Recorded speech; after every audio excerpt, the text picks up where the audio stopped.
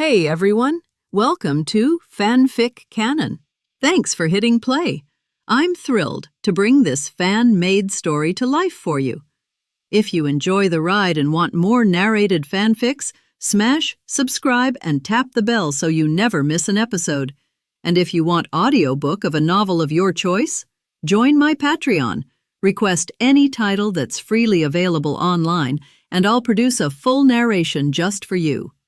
Now, let's dive into today's adventure. King's Landing had its faults, mainly the smell and the crush of people, but it also had everything Arthur had traveled for.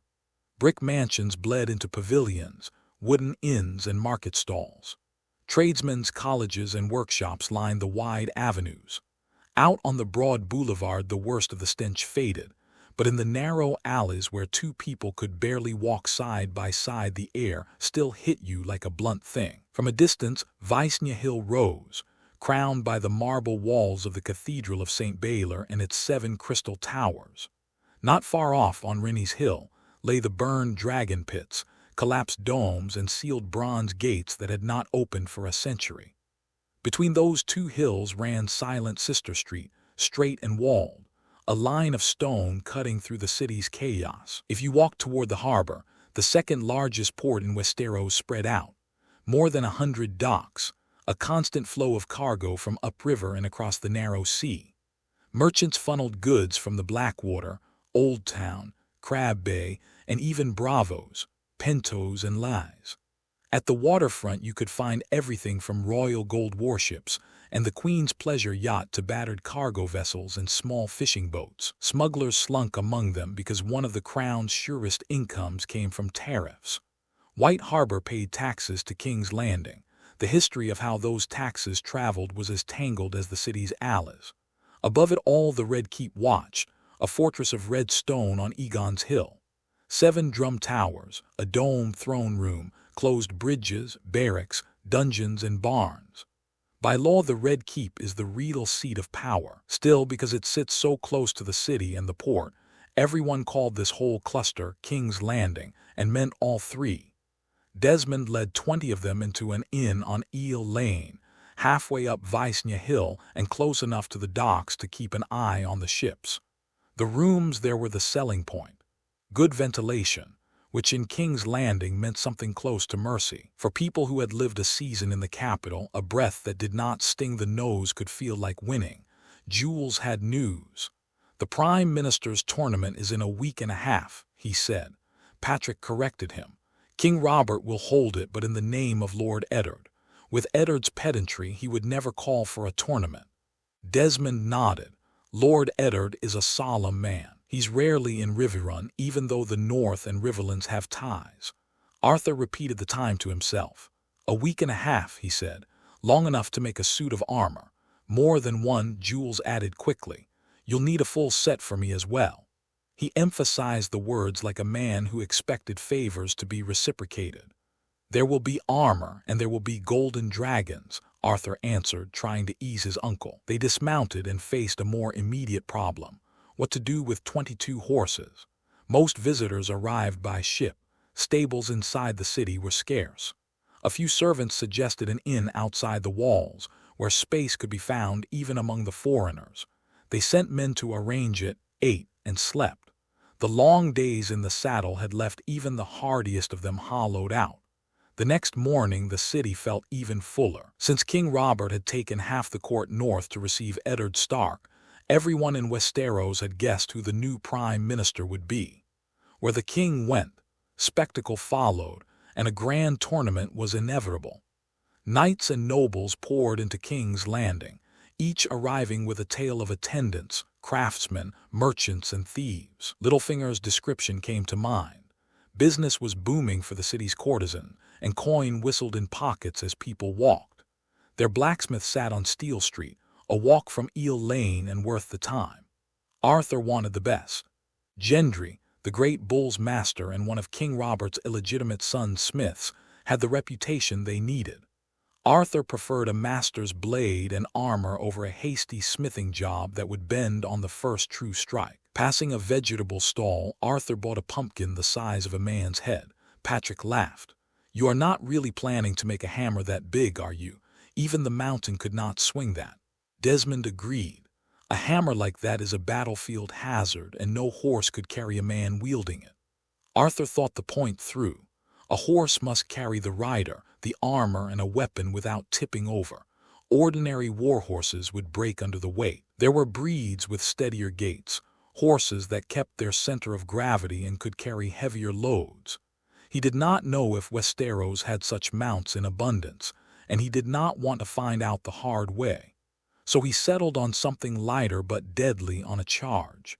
A heavy slashing blade, a polearm in spirit if not in exact form. He thought of the green dragon crescent blade of another land, the ceremonial polearms of old, and decided on a guandao-like weapon that fit a mounted fighter's needs. The golden shield and red horse had never suited him.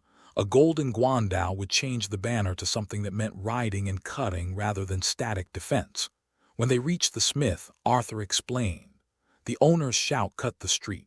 "A pumpkin-sized hammer. Can you lift it?" "Watch your tone," Patrick said sharply. "You're talking to a noble." Arthur didn't flinch. "Who cares if I can lift it or not? You don't want paying customers, is that it?" Tobho Mott, the best blacksmith in King's Landing, forced a polite smile. "Of course, my lord, I'll make it. Perhaps we could add rivets around the hammerhead. It'll make it deadlier." He still assumed these young nobles were just amusing themselves, commissioning an oversized toy. Few men alive could lift such a hammer, let alone fight with it. Still, Tobho was a craftsman. Offering advice came naturally. Arthur shrugged. "Do it your way, I trust your skill." Then he added, "I'll also need a full suit of custom plate armor." Tobho's forge stood high on Vicenia Hill, prime ground, expensive rent, fine work. It was the right place for Arthur's own armor. For his companions, like Jules, he could find other smiths farther down Steel Street. There was no shortage of them here. "Any special requests for the plate? Etchings, designs?" Tobho asked. "Patterns raise the price, but they look splendid." "No, I want practicality, not decoration," Arthur said flatly. He had more than 800 gold royals in hand.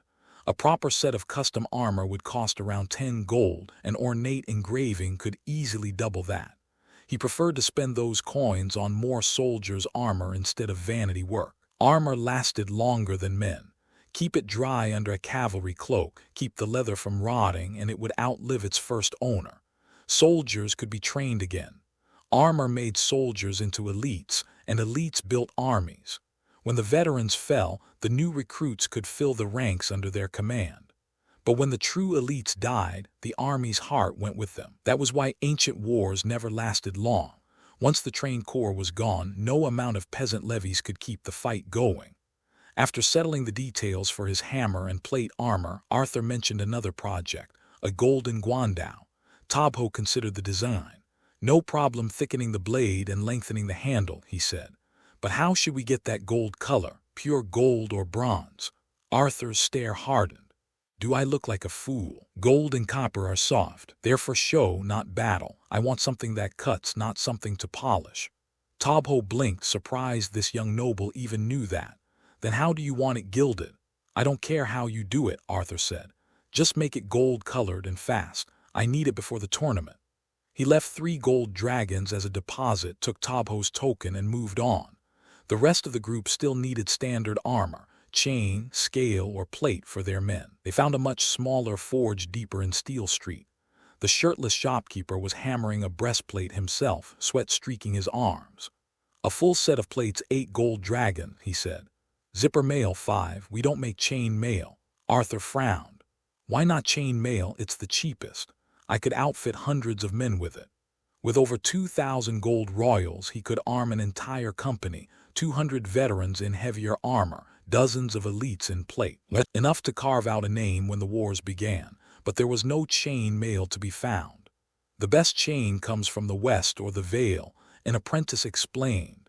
"Cheaper, tighter, and faster to make. Here we only do plate and lamellar, and we're flooded with orders for the tournament." Arthur nodded. "Fine. Can you handle 200 sets of lamellar armor?" That would cover every fighting man in his territory. If war came, fallen soldiers' armor could be reclaimed for new recruits. The smith's eyes lit up. 200, please sit down, my lord." He barked for benches and hurried to flatter them. Our shop can handle it, but the delivery will take time. Many orders lately, but we'll manage."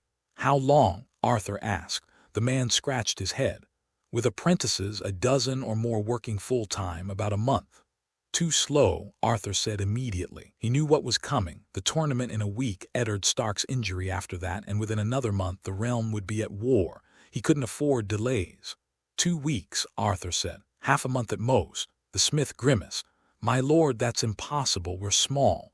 The big workshops in the west." Arthur dropped a handful of gold dragons on the table. "Then give it to someone who can, or I'll find another forge."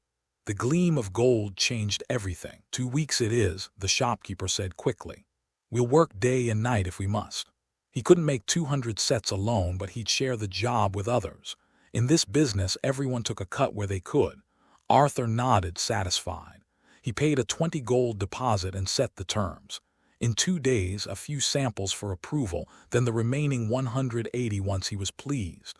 After taking the shop's token, Arthur and his men left the forge. They had been on their feet since morning, and by now, the smell of roasted meat and ale from a nearby tavern was too tempting to ignore.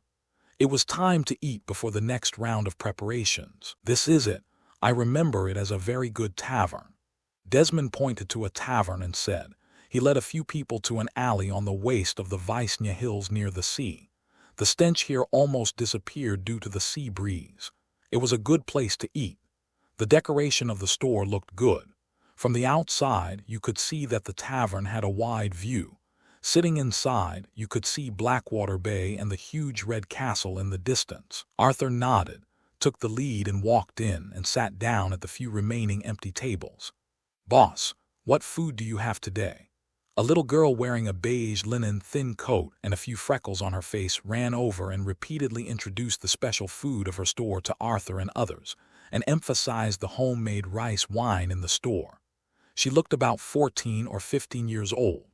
Although she looked immature, she was already very skilled in dealing with customers. "Then give me a large grilled steak, 2 roasted pigeons, 2 pieces of bread, and a small barrel of rice wine. Let these gentlemen and the gentlemen at that table order by themselves." According to the eating habits of Westeros close to the Renaissance, there are basically no other methods except boiling, roasting, and stewing. And the way of stewing a large group of ingredients in one pot made Arthur lose his appetite. Only grilled steak and grilled lamb chops could make him want to start cooking. "Okay."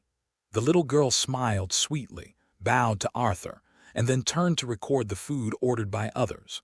After all, she was a person in King's Landing, and she could bow to the noble customers when ordering a meal. Thinking of the villagers in his territory who would only smile foolishly when they saw him, Arthur's impression of this little girl suddenly improved. He took out 4 or 5 copper coins and stuffed them into the little girl's hand after she finished recording the food of everyone in the group. The little girl was very smart. Seeing that her parents were not looking at this side, she hurriedly stuffed the copper coins in her hand into her trouser pocket, and winked at Arthur playfully, turned and left. It was dinner time, and there were many people in the tavern. Arthur and the others followed the trend and chatted with people from all over the world. "Hey, I think King Robert will definitely win the group battle, not to mention his natural strength. Who dares to fight the king?" "That's not necessarily true. He's so fat that he can't wear his plate armor. Can he still fight?" Due to Robert's extremely relaxed rule, civilians and wandering knights in the streets and alleys can talk about their king. There are even people with strong competitive spirit. After recording which female worker in the technical academy Robert had slept with, they also ran to be a fellow traveler with the king, and ask whether you are taller or the king is taller. This length is not only physical, but also time. In this atmosphere, knights and small nobles relish talking about some of the king's private affairs and get a certain sense of pleasure from it. Arthur was not interested in this. He took the initiative to start a conversation. "Who do you think will be the champion of the lance competition?" After all, this is what he should care about. The lance champion will receive a reward of 40,000 gold dragons. If he gets this, he will have achieved most of his purpose of coming to King's Landing. If he can get in touch with a big family in the south, it will be even better if he can get thousands of sets of armor. After hearing this, the customers in the same room expressed their opinions. It must be Loras the Knight of Flowers. Last time he shot down the Kingslayer with one shot, and he stole the limelight. Loras Tyrell is the third son of the Duke of Mace, the Guardian of the South. He is named the Knight of Flowers because he likes to put a vest full of flowers on his mount. It's true, the flowers can't even beat the Hound. How can it beat the two fierce men of the Clegane family? The Hound is the younger brother of the Mountain, named Sandor Clegane.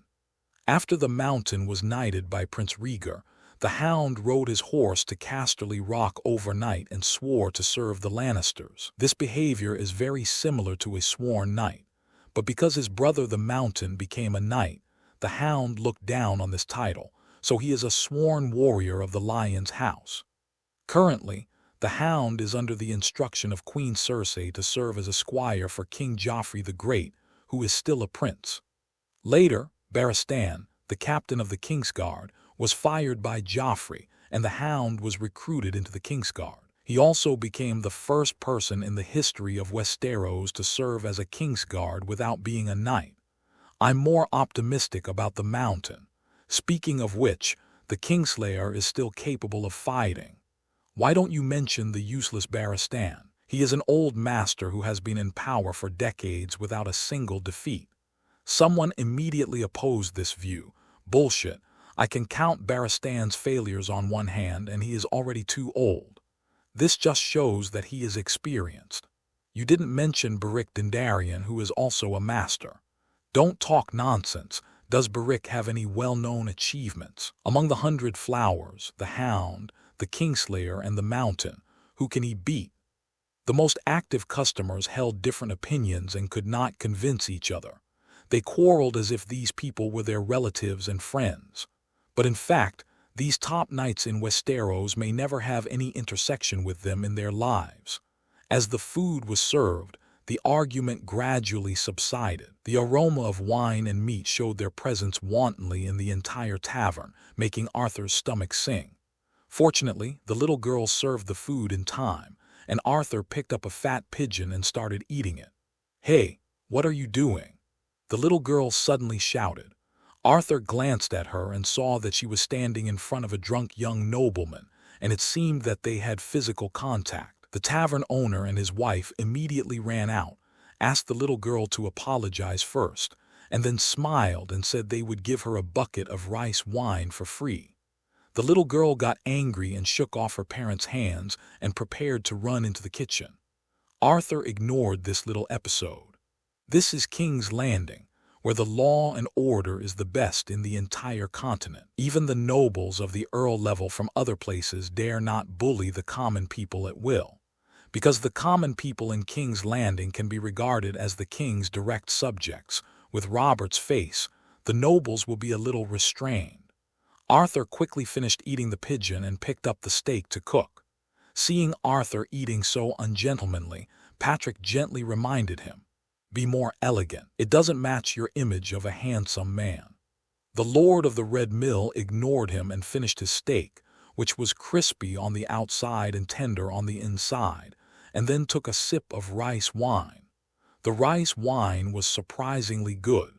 He burped comfortably and said to Patrick, "It's because I'm handsome that I don't need to pay attention to my image. People like you who are ugly can only rely on elegant behavior to support it."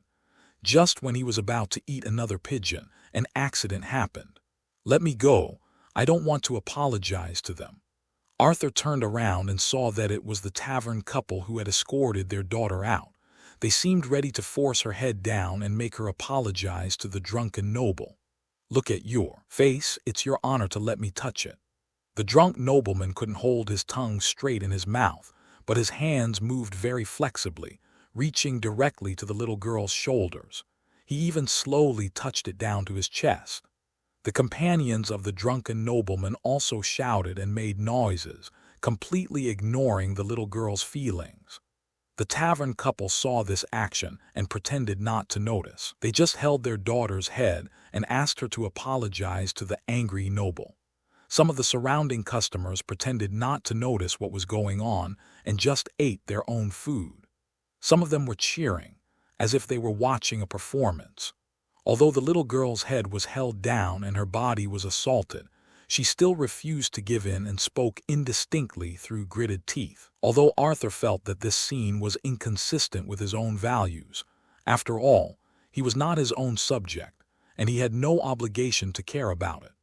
It was King Robert who had to deal with this, but apparently the king was spending his evenings with the female workers at the Red Keep or some technical academy.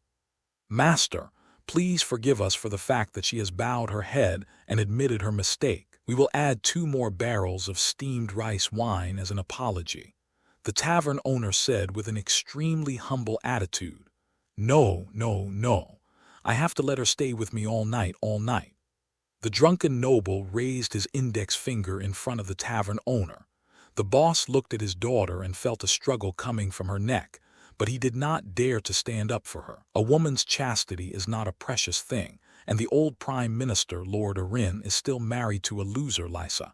He comforted himself like this. Although according to convention the Golden Dragon used to open up new land is definitely not in hand, it is still a good choice if this disaster can be avoided. The tavern owner nodded. "Just one night then." Then he relaxed his grip, allowing his daughter to raise her head. "I don't agree. I didn't do anything wrong. Why are my parents apologizing and asking me to?" The little girl's words were obviously crying, and she burst into tears at the end of the sentence. When the drunken noble saw this, he became even more excited and hugged the little girl on the spot. It seemed that he couldn't bear it anymore. "Let me go, I." The little girl bit the drunken noble's arm hard, and then flexibly escaped. She stumbled all the way and fell down next to Arthur's table. After climbing several times and unable to get up, she cried even louder. "7 gods, someone come and save me, save this poor man like me." The drunken noble heard the little girl crying and shouted, and he staggered over. "I asked you to run, you are mine, you. Can you escape?" He staggered to the little girl's side, smiled extremely obscenely, and then unbuckled his trousers. Although his pants were still hanging, it was obvious that this could not stop him from acting like an animal. The little girl was crying. She couldn't count on her parents, and the golden robe that protected them was assigned to the nobles. Her beautiful life had just begun, but it was interrupted by this sudden conflict. The drunken noble stretched out his paw towards the little girl, ready to start his wonderful enjoyment. But a hand like the hardest iron reached out at the right moment and tightly held his claws. "That's almost it, ah." Arthur raised his head at him and said coldly. The drunken nobleman was delirious, but animalistic desires drove him to react. He tried his best to pull his right hand out of Arthur's hand, but he couldn't get it out. So he ordered, "Hit him, hit him." Several of his followers rushed over. "Where do these country folk come from? Do they know who we are and dare to mess with my lord? Let go of my master, or you won't be able to reap the benefits. You are the only one who is worthy of being in contact with my young master's noble body. Why don't you let him go quickly and kneel down to apologize?" Arthur forced the half-eaten fat pigeon into the drunken noble's mouth. "I'll let you sober up first."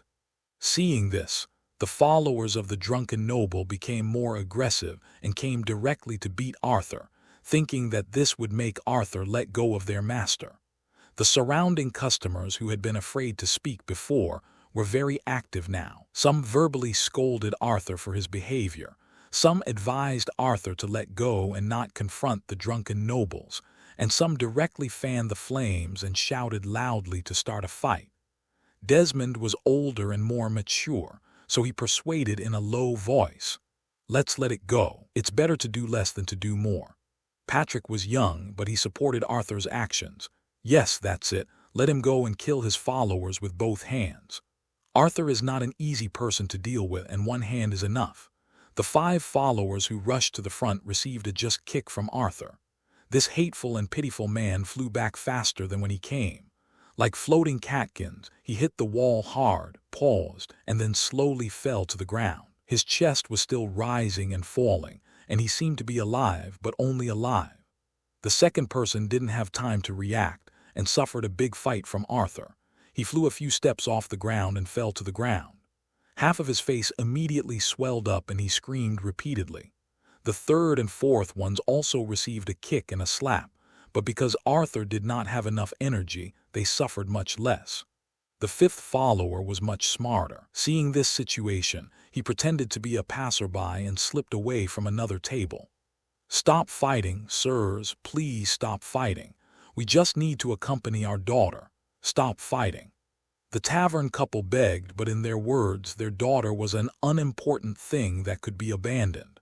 The customers in the tavern had different reactions as before. Some people advocated giving him face and releasing the drunk nobleman. Some people cheered for Arthur's actions, and some people threatened Arthur and wanted Arthur to receive the punishment he deserved. Arthur glanced at them coldly and shouted, "Shut up." The customers were concerned about Arthur's strength and stopped talking. The tavern suddenly became quiet. Then he looked at the drunk noble. "Are you sober? Do you know that this is King's Landing, not your little territory?" The drunk noble's eyes were clearer at this time, and after reacting, his attitude became more fierce. "Where did you come from, you little country noble, and you dare to stop me from doing good things? Let go or I'll break your dog's paw. Her parents have agreed to let her spend the night with me. Why are you pretending to be a good person here?" The little girl sobbed softly, and when Arthur stood up for her, she said intermittently, thank you, master." Arthur ignored the drunk noble's barking and asked the poor little girl, "What is your attitude?" He stood up for this little girl. If she gave in, he would let go and leave it alone. "It was him who touched me first. Why do you want me to apologize? I don't want to spend the night with him, not at all." The little girl's attitude was very firm. Arthur nodded, "Okay, I know." Then he turned and stared at the drunk noble, saying word by word, "I've said it all, that's enough, you don't understand, right?" "Ah, tilde. The drunken nobleman screamed like a slaughtering pig, which really made those who heard it cry and heard it sad. "Sir, have mercy on me, please have mercy on me. I know what it means, it's almost done, I understand tilde." Being grasped by Arthur's iron hand, the drunken noble immediately begged for mercy. He felt like the finger bones on his right hand had been shattered. "But this is not enough. Admit that you touched the little girl first and wanted to take advantage of the opportunity to blackmail her, and then promise not to cause trouble to the family again, and I will let you go." Arthur demanded. I did it. I promise not to look for trouble, not to look for trouble." The drunken noble shouted repeatedly, fearing that Arthur was increasing his strength. The pain in his right hand was so intense that he could agree to anything. If someone pinches him again, even if he is asked to admit that he killed Mad King Ares Roman II, he will nod without hesitation. Arthur let go, and Jean repeated what he had just said. Drunken nobles are not fools, and after this whole experience, they have almost sobered up. So he repeated what he had just said and promised never to retaliate again. It would be strange not to take revenge, the drunken noble thought in his heart. Seeing that this man's attitude was quite sincere, Arthur waved his hand and asked him to leave. The man's 4 followers also stumbled over, helped their master up, and helped him sit down in a corner to relax. They can't beat anyone, so they can only suffer in silence. Thank you, sir." The little girl also recovered, stood up and thanked Arthur repeatedly. Although Arthur also enjoyed the gratitude of others, he pretended to be indifferent and said, "It's okay, it's just a little effort." Seeing that the situation here had eased, the tavern owner and his wife came over cautiously. They first knelt down and apologized to the drunken noble, and then scolded their daughter severely, causing the latter to run to the kitchen in tears before walking to Arthur's table. "Front. Thank you for your help. You don't have to pay for today," they whispered, fearing that the drunken nobles would hear them and get angry at them again. Arthur was not very satisfied with the couple's attitude. He is a very particular person, and he stood up for the little girl just because he disliked this ruffian noble, not for a free lunch. There are many things that can be easily solved as long as one person stands up and says, "It's almost done." That's no need. Arthur glanced at the unit price written on the wall, took out 3 silver deer, and paid for several people's meals in advance. Along the way, the eldest son Patrick, who was traveling with him, had no idea of paying. Desmond was both a veteran and the head coach of Riverrun, the Lord's castle in the river. He always seemed to be paying for nothing wherever he went. Only Arthur, who couldn't stand it, paid every time. It's not Arthur's character to bully these civilians who make a living by selling food. Although the tavern owner said he didn't need it, he still accepted it without giving any change. The group finished eating quickly and prepared to get up and leave. Why, you want to run away after causing trouble in King's Landing? Several golden robes walked into the tavern and the leading captain shouted, "The golden robes are King's Landing's garrison and are responsible for maintaining law and order. Do you think we are just living for a living? Isn't it?" Arthur complained in his mind.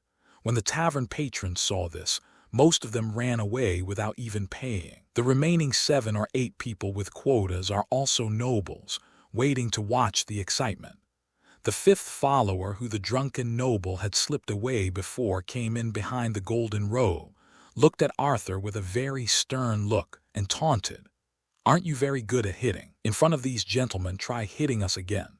When the drunken nobleman saw the golden robe coming, he immediately gained confidence, stood up and shouted, "Just a wild man from nowhere dares to attack me, Jinpao. Please take them down for me." When the captain of the golden robe saw that the victim and the victim were both there, he sneered and said, "What a coincidence, I just got it." Then he turned his head and looked at the drunken noble flatteringly. "My lord, I'm sorry for not being able to protect you." The following golden robes were ordered to catch Arthur and the others when they came over. Arthur smiled helplessly and was about to start talking about fists. These veteran-level golden robes are not his opponents yet. Just then, Patrick stopped him and turned to the golden robe. "Open your eyes and see what my family crest is." As he spoke, he shook his collar to make the purple-backed silver eagle's Haejeong City logo on his collar more conspicuous. The little soldiers in golden robes may not recognize this sign, but they also know that it is a noble lord and cannot be touched by their group of big-headed soldiers. "Didn't you say these people are civilians?"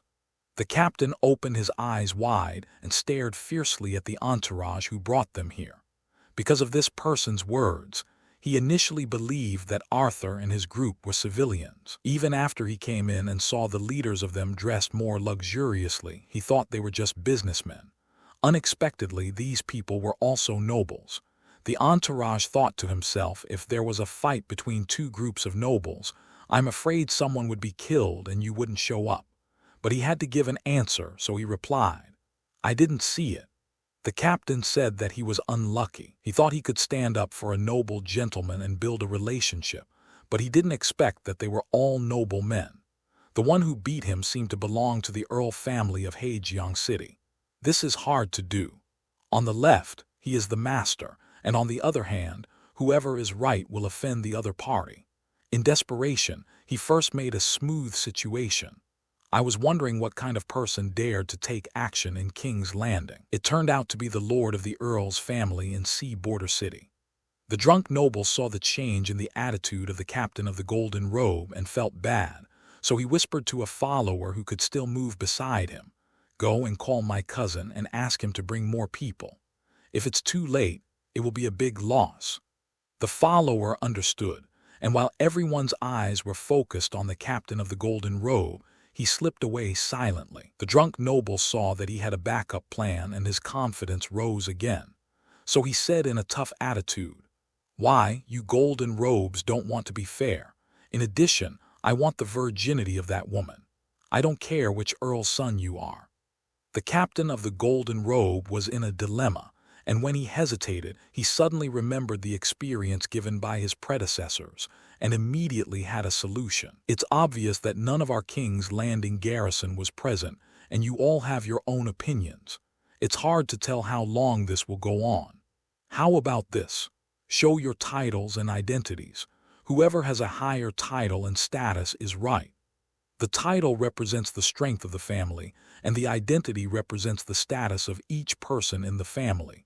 It is the fairest to deal with it this way." Patrick saw that the family emblem of the drunk noble was not from a big family and said confidently, "You, the the Golden Robe, are reasonable.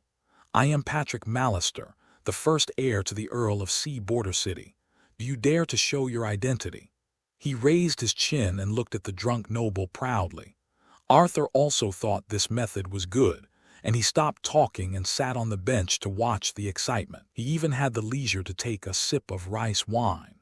Although the drunk nobleman was not very confident at this time, he became arrogant again when he thought of his cousin Cleos Frey. Cleos Frey is the eldest son of Emmon Frey, and Emmon Frey is the second son of Walder Frey, the head of the Marquis of the Twins. In other words, his cousin is the son of the second son of Marquis Frey. Originally, this relationship was not very reliable, but his cousin has a very unusual relationship. Cleos is the cousin of Queen Cersei, Kingslayer Jaime of the Kingsguard, and Tyrion, because Cleos' mother is Jenna Lannister, the sister of Duke Tywin. Of course, she should be called Jenna Frey now. His cousin's cousin is the queen, and he is also the queen's cousin. With this relationship, he feels that he should walk sideways in King's Landing. Of course, it is a bit disadvantageous to show his title and identity at this time. Because he was just the heir of a small viscount, he had no power in King's Landing. At least he had to wait until his cousin came to support him, so that he could completely overwhelm this group of people. So he pretended to be confused, suddenly covered his head, and groaned. "Ouch! This dog hit my head, my noble head." The captain saw this situation and knew how to deal with it. The nobleman who was beaten was obviously a small nobleman. His status could not be compared with the first heir of Haejeong City, so he pretended to be crazy and stupid. Both parties were nobles, and they could not hurt their face too much. If the Haejeong City party who beat people did not pursue it, the matter would be over. It seems that Lord Patrick is right. If you have no doubts, you can leave. The captain changed the object of flattery. His idea was to let the people of Haejeong City go first, and then let the nobleman who was beaten go. In this way, neither side would be offended. But things did not go as planned. Patrick nodded and was about to turn around and tell Arthur to leave, but he saw his companion motioning him to sit down and watch the show. The Lord of the Moulin Rouge looked at the captain of the Gold Robe. "Didn't you want to take us down as soon as you entered the door? Now we are in the right. I want to see if you can take down those who are not in the right." Arthur made up his mind to watch the excitement. See how this Gold Robe who judges the right and wrong with his title will deal with the drunk nobles. Hearing this, Patrick also felt that he should vent his anger.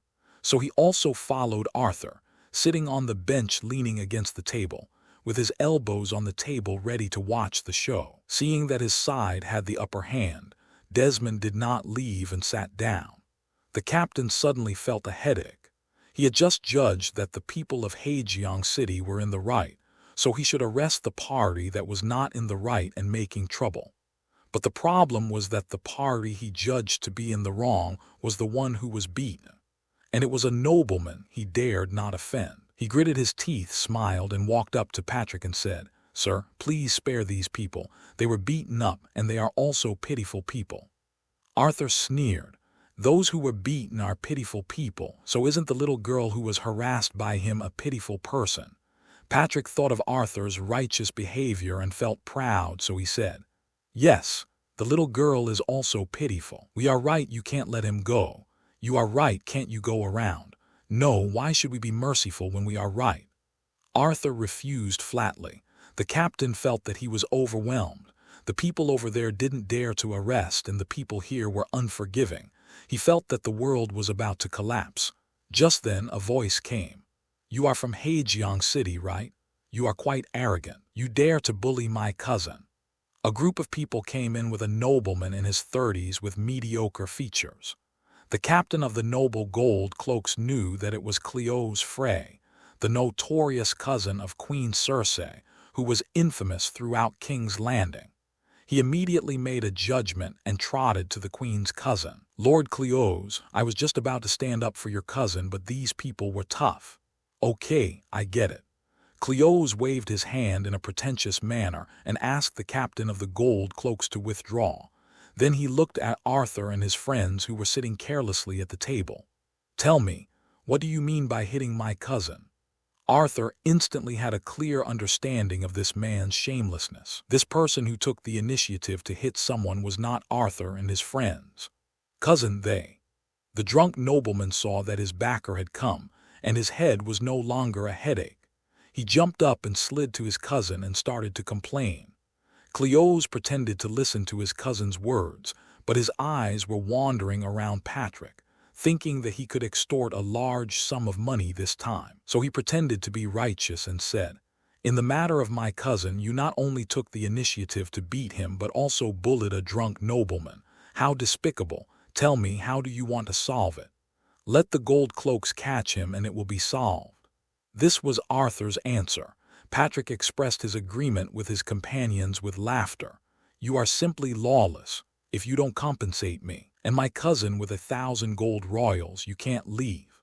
Cleo wanted to ask them to compensate him with 1,000 gold royals, but when the words came to his lips, he realized that his cousin was the victim, so he changed his words. "Not only that, I want that woman too." Cleo's cousin shouted at the right time, "I don't have money, but I have fists. If you have the guts, come and get them." "How dare you fight me?" Cleo was furious when he saw that this group of people didn't care about his threats at all. "I want to let you know the value of the Marquis family." He asked the 20 servants around him to rush up and teach this group of people a lesson, and at the same time instructed several gold robes to go up and fight. The captain of the gold robes suddenly felt that he was unlucky to encounter such a scene today. He should stop the fight now, but he didn't dare to offend the queen's cousin, so he walked forward slowly, praying that Cleo's men would hit the people of Haejeong City first. In this way, they didn't have to fight and took a neutral attitude. The few customers watching around saw this situation and also persuaded Arthur and his men to bow their heads. It's a small matter to pay a few gold dragons, but it's a big matter to offend the queen's cousin. "Oh, don't be so arrogant. There are more than 20 of them and you are only 5 or 6. You can't beat them. Young people should not be too arrogant. You should bow your head when you should." Arthur glanced at the people watching the fun and shook his head with a smile. "A frog in the well is not worth getting angry. I will let you know the value of the Marquis family now, and that is to be beaten by me." He stood up first, raised his fist and hit the first person. Patrick followed, and he now thought Arthur was unbelievably handsome. Desmond was mature. He realized that Cleo wanted to extort money, so he didn't rush up at the first time but repeatedly advised Arthur not to do it. But the situation in front of him was beyond his expectations.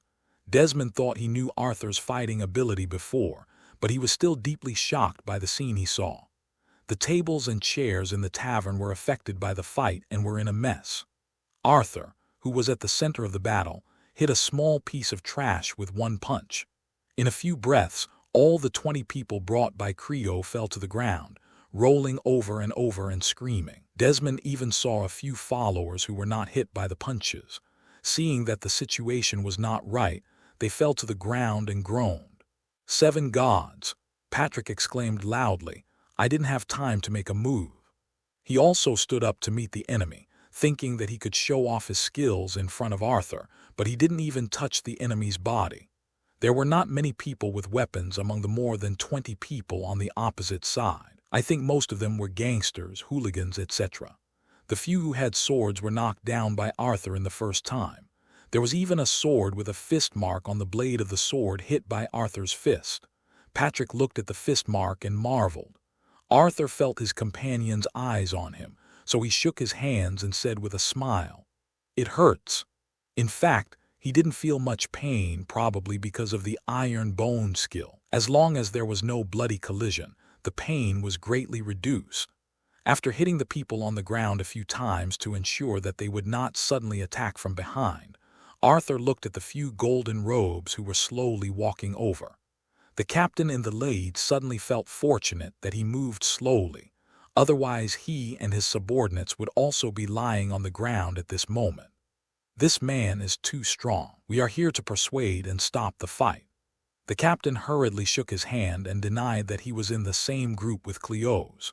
Then he pretended to be righteous and said, "Sir Cleos, your act of instructing people to beat people is not in accordance with King Robert's law. I suggest you go to the throne room of the Red Castle and confess your guilt to the king or the prime minister." The meaning of his words was to let Cleo's run quickly. Otherwise, he might be beaten like his drunken cousin. He turned his head and saw Cleo's eyes were dull and his mouth was wide open, as if he had seen a white walker. Impossible, absolutely impossible. Cleo kept muttering, even if it was the mountain, it would be impossible for him to defeat so many people so quickly. "How can the mountain compare to me?" Arthur boasted, then strode forward and walked to Cleo and his cousin. The two were deeply shocked by Arthur's bravery and had no idea of running away. In fact, their legs had begun to tremble, but they themselves did not react because of fear. Arthur grabbed one person's neck with one hand and threw them hard, knocking their heads onto the table next to him. "Sir, don't fight anymore, this is the Queen's cousin." A spectator reminded. "That's right, Cersei's cousin is not someone you, a country noble, can fight. Get away if you get the upper hand, don't let the gold cloaks arrest you." Arthur glared at the chattering spectators fiercely. "He is the king of the world and I can beat him if he falls into my hands, not to mention that he is just a relative of the Queen." "Well said, beat them up." Patrick cheered for his idol on the side. Yes, from this moment on, he decided to change his idol from Arthur Dane, the Sword of the Gods, to Arthur Bracken. The Sword of the Gods only exists in legends, but Bracken is a record of seeing and hearing. Arthur turned his head and ignored the spectators. "Let's talk about you first. If you hadn't been so naughty and touched that girl, and then acted so coquettishly that I couldn't stand it, would I have been able to punish you?" Arthur pressed Cleo's cousin's head on the table and banged it hard for more than a dozen times, and stopped only when he felt that he had let out a breath. "Besides, you came here to extort 1,000 gold royals. Do you think I can't hear it? If I don't teach you a lesson, do you think I'm easy to bully?" Arthur hated extortionists the most. After giving Cleo and his cousin the same treatment, he let them go. Their foreheads were bleeding. After being released, they sat on the ground. They didn't dare to leave, and they couldn't leave, because their legs were shaking so much from fear that they couldn't stand up. The captain of the gold robes looked at this scene very awkwardly. According to his duty, he should stop it, but he didn't dare to get too close to him after seeing the man's fighting power. While he was embarrassed, he caught a glimpse of his superiors outside the tavern with a large group of gold robes. "What are we going to do next?" Patrick asked excitedly. "Of course, we're leaving." Arthur waved his hand, signaling his companions to run away, but more gold robes rushed over and blocked the door. "You dare to hit someone in King's Landing, you are so brave." The leader shouted loudly to establish his authority. Then he saw the purple-bottomed silver eagle embroidered on Patrick's collar. "Oh, it turns out to be the Lord of Sealand City. Are you not injured?" He immediately became amiable. Patrick was still young and didn't know how to deal with it, so he raised his proud chin and remained silent. Desmond was mature and immediately went up to explain. The leader of the Golden Robe saw this scene, and also glimpsed the Queen's cousin Cleo's lying on the ground, and then saw the embarrassed look of his captain, and immediately understood the general situation. It seemed that two groups of nobles were fighting, and his men didn't dare to stop them. He rolled his eyes and immediately had a way to deal with it. Let King Robert make the judgment. Unlike the madness of the late King Ares Roman II, King Robert was an extremely peaceful ruler. Even the noble families that were enemies of him in the War of the Usurper could retain their territories as long as they swore to submit to him. At most, they would be reduced in titles and titles. This was also the reason why he quickly established a unified kingdom in the Seven Kingdoms. The leader of the Golden Robes first made a round. "Your subordinates are really good at fighting. They actually defeated opponents who were several times their own," he said to Patrick, but he didn't see that Arthur was the core of this group. "This matter has made a big fuss. I dare not make a judgment. Why don't we move to the Red Castle and let the king make the judgment in the throne room?" Although he spoke in a tone of suggestion, he had already ordered his men to help up the people who fell to the ground, arrested the couple and the girl in the tavern, and surrounded Arthur and others. It seems that not going to the Red Castle is not an option. Patrick looked at Arthur, and after getting the idol's consent, he nodded, indicating that he agreed to go to the Red Castle to listen to the king's judgment. The group went to the throne room. The idol people, wandering warriors, and small nobles who heard the news gradually joined in. When they arrived at the gate of the Red Castle, hundreds of people gathered. The throne room is the hall where the symbol of the King of Westeros, the Iron Throne, is located, because it is the place where the king listens to the complaints of the people and announces the judgment. The throne room sometimes allows civilians to enter. So the golden robes, Arthur and other victims, and hundreds of civilian nobles who were watching rushed in together. 7 hells. King Robert sighed loudly. If there's not enough of a reason, I'm going to kiss your ass hard with my boots. He was disheveled, sitting on the edge of the bed, staring at the man in gold robe. The man in the golden robe who reported the news to the king kept his eyes fixed, pretending not to see the few ladies behind the king, and loudly reported to Robert about the fight between 2 groups of nobles. It's this stupid guy Cleo again. Is the Lannister family just so troubled? Robert shouted loudly, with displeasure written all over his face. He may have forgotten that Cleo is only a cousin of the Lannister family and does not share the same surname as the Queen's family. In the Golden Robe's narration, he only captured the key information about the Queen's cousin, and then naturally thought that this was another bad thing done by the Lannister family. Although he was unhappy that his bonding process with several women was interrupted, he quickly put on his clothes and prepared to go to the throne room to deal with the dispute. Robert even made up his mind that as long as Cleo, the Queen's cousin, was a little bit unreasonable, he would make the Lannister relatives pay the price. To pay the price of interrupting his pleasure, and having Jaime the Kingslayer standing outside the door listening to his calls. When King Robert took the Kingsguard and other attendants to the throne room, a large group of people had already gathered inside, chattering about the matter. I think the people in Haejeong City are reasonable. Fart, it's just a commoner being bullied. The one being beaten is a noble, and one of them is the Queen's cousin. How can Haejeong City be justified?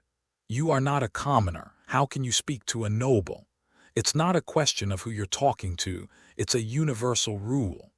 Most of the nobles also believed that the people in Haejeong City were unreasonable. After all, what Arthur and the others did violated the interests of most nobles. Robert walked into the throne room from the back and nodded to Lord Eddard, Hand of the King, who had already sat down but stood up after seeing him. Then he walked up the steps and sat down on the huge iron sword, on the finished chair. The touch from his butt was so uncomfortable that it made Robert feel even worse. Quiet, he shouted. Perhaps a born warrior, Robert had an unusually loud voice. After this loud shout, nearly 1,000 people inside and outside the throne room immediately shut up, and the surrounding area became quiet. The one who was beaten tells the story first. Robert naturally believed that Cleo was the one who beat the person, so he let the person who was beaten speak first. This way you can avoid preconceptions. But when he saw Cleo with blood on his forehead standing up and telling how he was beaten, he couldn't help but be slightly stunned. Then his mood brightened a little. Being able to see the Lannisters in ruins would make the king simply happy. 7 hells, I know you have to pay. After listening to Cleo's story, Robert let out a loud sigh. It's not that I didn't pay. It was because she soiled my clothes first that her parents wanted her to spend the night with me. Cousin Cleo defended in a low voice. In the story of Cleo and his cousin, the little girl soiled his clothes, and her parents thought of spending the night with him to compensate. As for the subsequent fight, Arthur got angry and beat them up, and it was without any preparation on their part. If we are fully prepared, we can win, Cleo said without confidence. Then I still didn't pay. When I was young, I knew that I had to pay a golden dragon. Robert looked at the man with disgust and then asked the attacker to come out and defend himself. Arthur and the others looked left and right and pushed out the experienced Desmond. That's the situation, mister. Arthur dealt with him out of justice. As for the subsequent conflict, it was completely that Mr. Cleo wanted to blackmail us. He only brought the blame on himself. Desmond overturned Cousin Cleo's lies very concisely and told the reason of the matter pertinently. I also want to believe you, Sir the Master of Riverrun. Robert glanced at the mentioned Arthur, but it's hard to convince me that he defeated 20 people by himself. In Robert's eyes, Arthur was just an ordinary little nobleman with a tall, thin body and a handsome face. How could one person defeat 20 people in a few breaths, and that was with bare hands, although he also wanted to make the Lannister relatives suffer? Your Majesty, you still have witnesses you can summon. Desmond pointed to the couple in the tavern. Robert nodded and let the three of them speak. Cleo stared at the tavern couple secretly, causing the latter's expression to change. Under the watchful eyes of the audience, the couple in the tavern considered the words and hesitated for a long time, and they actually matched what Cleophon said. You see, even the client's statement in your mouth is different from your statement. Robert tried very hard to defend Desmond's words.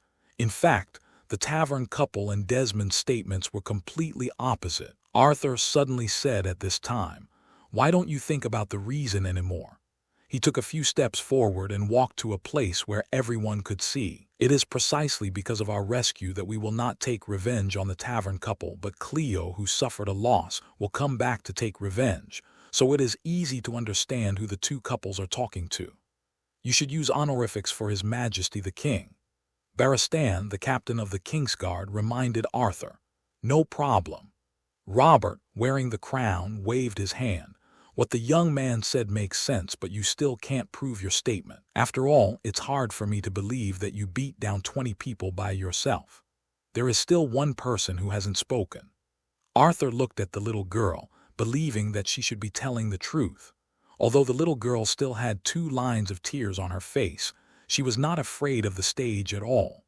She stood up and told how Arthur saved her from the clutches of the devil, and then how she fought back against Cleo's righteously. I'm so confused. Robert looked at his good brother, Duke Eddard. What do you think? It sounds more reasonable for Mr. Arthur, but I can't believe that one person beat down 20 people in a blink of an eye. Although Duke Eddard hated the behavior of his cousin Cleo's, he also doubted the words of Arthur and Desmond. As the guardian of the North, he has always believed in the old gods, but he firmly opposes the Lord's right to the first night, and for this reason he even issued an order for the northern nobles to abolish this right. This is easy. The parties are all here. Let them fight again. Robert's brother, Lord Renly of Storm's End, came at some point and suggested with a chuckle. Great. Arthur also agreed. He also wanted to beat up Cleo's and others again. Can't you be more serious? The king glared at his younger brother. Is it right to let a group of people who have been beaten get beaten again? Lord Renly smiled elegantly at his elder brother and stopped talking. Loras Tyrell, the Knight of Flowers, followed behind Renly and was amused by the two's words. After glancing at the two coldly, Robert turned to Arthur and others in front of the Iron Throne. You all have your own opinions, and I can't tell who is right and who is wrong. Let's put it this way, Sir Arthur. As long as you show your strength to defeat these 20 people, I will believe you. Robert felt that this was the greatest privilege he could give. First of all, I'm not a knight, I'm a small noble. Arthur pointed out a mistake in Robert's words. Sir is the title of a knight who has been granted a title, and it does not apply to nobles with fiefs. Secondly, I am very happy to use my own strength to expose the lies of Cleo's and his followers. Arthur now dislikes Cleo's and others. Just now he was as cowardly as a grandson in the tavern, and now he is full of lies, without blushing or beating his heart. Maybe this is the basic cultivation of nobles. If possible, Arthur really wants to deal with Cleo's and his cousin again. You are alone and have not put on armor yet. How to arrange it? Robert asked. Whatever, my strength is here. Just follow what Lord Renly said and fight them again. Alas! Robert looked at Arthur helplessly. Then let one of my Kingsguard take off his armor and fight you. If it's a draw, I will consider what you said to be true. The Kingsguard is a knight who swears to protect the king for life. The oath is almost exactly the same as the oath of the Night's Watch on the wall: never marrying, not having a fief, and not having children. The biggest difference between the Night's Watch and the Kingsguard is that only powerful knights who have become famous in Westeros can join the Kingsguard, and the number of people is generally fixed at 7. The king announced his idea, but he didn't expect that this remark would cause discussion among the onlookers and nobles. Sure enough, they only helped their own people. Isn't this too bullying, mister? Arthur should have done the right thing, but he just exaggerated it a little. Look at the king. He is biased towards the relative of the Lannister family who made his queen the Lion family. How can this young man tie with a Kingsguard? The troublemaker Lord Renly made a new proposal at this time. Brother, I think this is very unfair to Arthur. Everyone knows what the strength of the Kingsguard is. Your method is to judge that Arthur and Desmond and others lied. I also think it is unfair. Letting a Kingsguard fight Mr. Arthur is really bullying.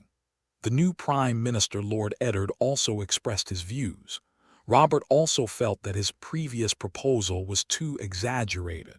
An unknown young man would definitely not be able to beat a Kingsguard in his prime. Even the old ones, such as Barristan, may not be able to tie. Young man, I'd better change people to fight with you. Sterling, you pick a strong captain to fight Mr. Arthur. John O. Sterling was the commander of the Gold Cloaks. After hearing the king's order, he turned around and picked the weakest captain from behind him. He could still understand King Robert's intention. Ah, that's not important. Arthur refused. My strength is here. It's nothing to fight with a Kingsguard. The Lord of the Red Mill was just trying to test his skills. He estimated that he might be second only to the top masters of the continent like Barristan or people like the Mountain who are naturally strong. In the Kingsguard, except Barristan, the rest are only at the level of the first-class knights in Westeros. Even if Arthur's skills are not good enough, his strength is enough to make up for this shortcoming. You know, his current strength is 17 points, which is only 3 points away from the upper limit of 20 for normal humans. The onlookers and nobles couldn't understand what Arthur said. Don't be so stubborn, young man. You can't beat the Kingsguard. Let's follow the king's suggestion. Let him fight with a white robe and lose face in front of so many big men. Robert was also dissatisfied with Arthur's rejection of his second proposal. The young man's evaluation in his heart was reduced a lot. Since you insist, let a Kingsguard fight you. Meryn Trant, take off your armor and fight this gentleman for a few moves. Don't bleed. A Kingsguard standing on the steps of the Iron Throne responded, turned around and bowed slightly to the king and left through the back door to take off his armor. Which kind person can lend me a big sword? The heavier the better. Arthur asked. His hammer and big sword New Moon was still in the inn halfway up Vicenya Mountain. At this time he didn't have a weapon in his hand. Hearing this, the crowd laughed out loud. After all this trouble, you don't even have a sword. Why are you still pretending? You want to challenge the Kingsguard without a sword. Because the second proposal was rejected, King Robert didn't want to help Arthur. The scene suddenly became awkward. How about this? I'll lend this gentleman my ice sword. Lord Eddard said. Ice sword is a Valyrian two-handed sword passed down from the Stark family, and it may also be the most famous Valyrian steel sword. According to the original book, after Eddard was beheaded by King Joffrey, this sword fell into Tywin's hands and was melted and forged into 2.5 swords, Widow's, Wail, and Oathkeeper. Arthur's action of standing up for an unrelated little girl was very much in line with the new Prime Minister's wishes, and he asked his guard, Captain Jory, to deliver his sword. Thank you very much, Prime Minister. Righteous people always attract each other. Arthur nodded to Eddard to express his gratitude, then took the steel sword, waved it, and felt that the weight and length were just right for him. If there is a chance, after Eddard Stark was beheaded by Joffrey, help the Wolf family keep this steel sword. After all, it is a family heirloom, and it cannot be recast by the old lion Tywin in vain. Not long after, Meryn Trant also took off his armor and changed into gray pants and a linen shirt. You two just need to fight a few moves to prove that Desmond and Arthur did not lie about defeating these 20 people. Don't cause bloodshed. Captain Barristan of the Kingsguard reiterated the rules of the fight. A large group of golden cloaks surrounded the onlookers and circled a fighting area. The two nodded, walked into the circle, and began to observe their opponents. "Ed, who do you think is right?" Robert asked with his head tilted. "Although I hope Arthur wins, it is clear that Sir Tran has a greater chance of winning." Duke Ed gave his opinion. As soon as the voice fell, the two began to fight in the eyes of nearly 1,000 people in the audience. "You will regret rejecting the king's second proposal," Malin Tran said suddenly when the two started wrestling together. "I will definitely not regret it." Arthur still held back his strength in his hands, but he didn't want to fall behind others. HMPH. Malin Tran sneered and began to use his strength. After preparing to block Arthur, he ended the farce with a sword.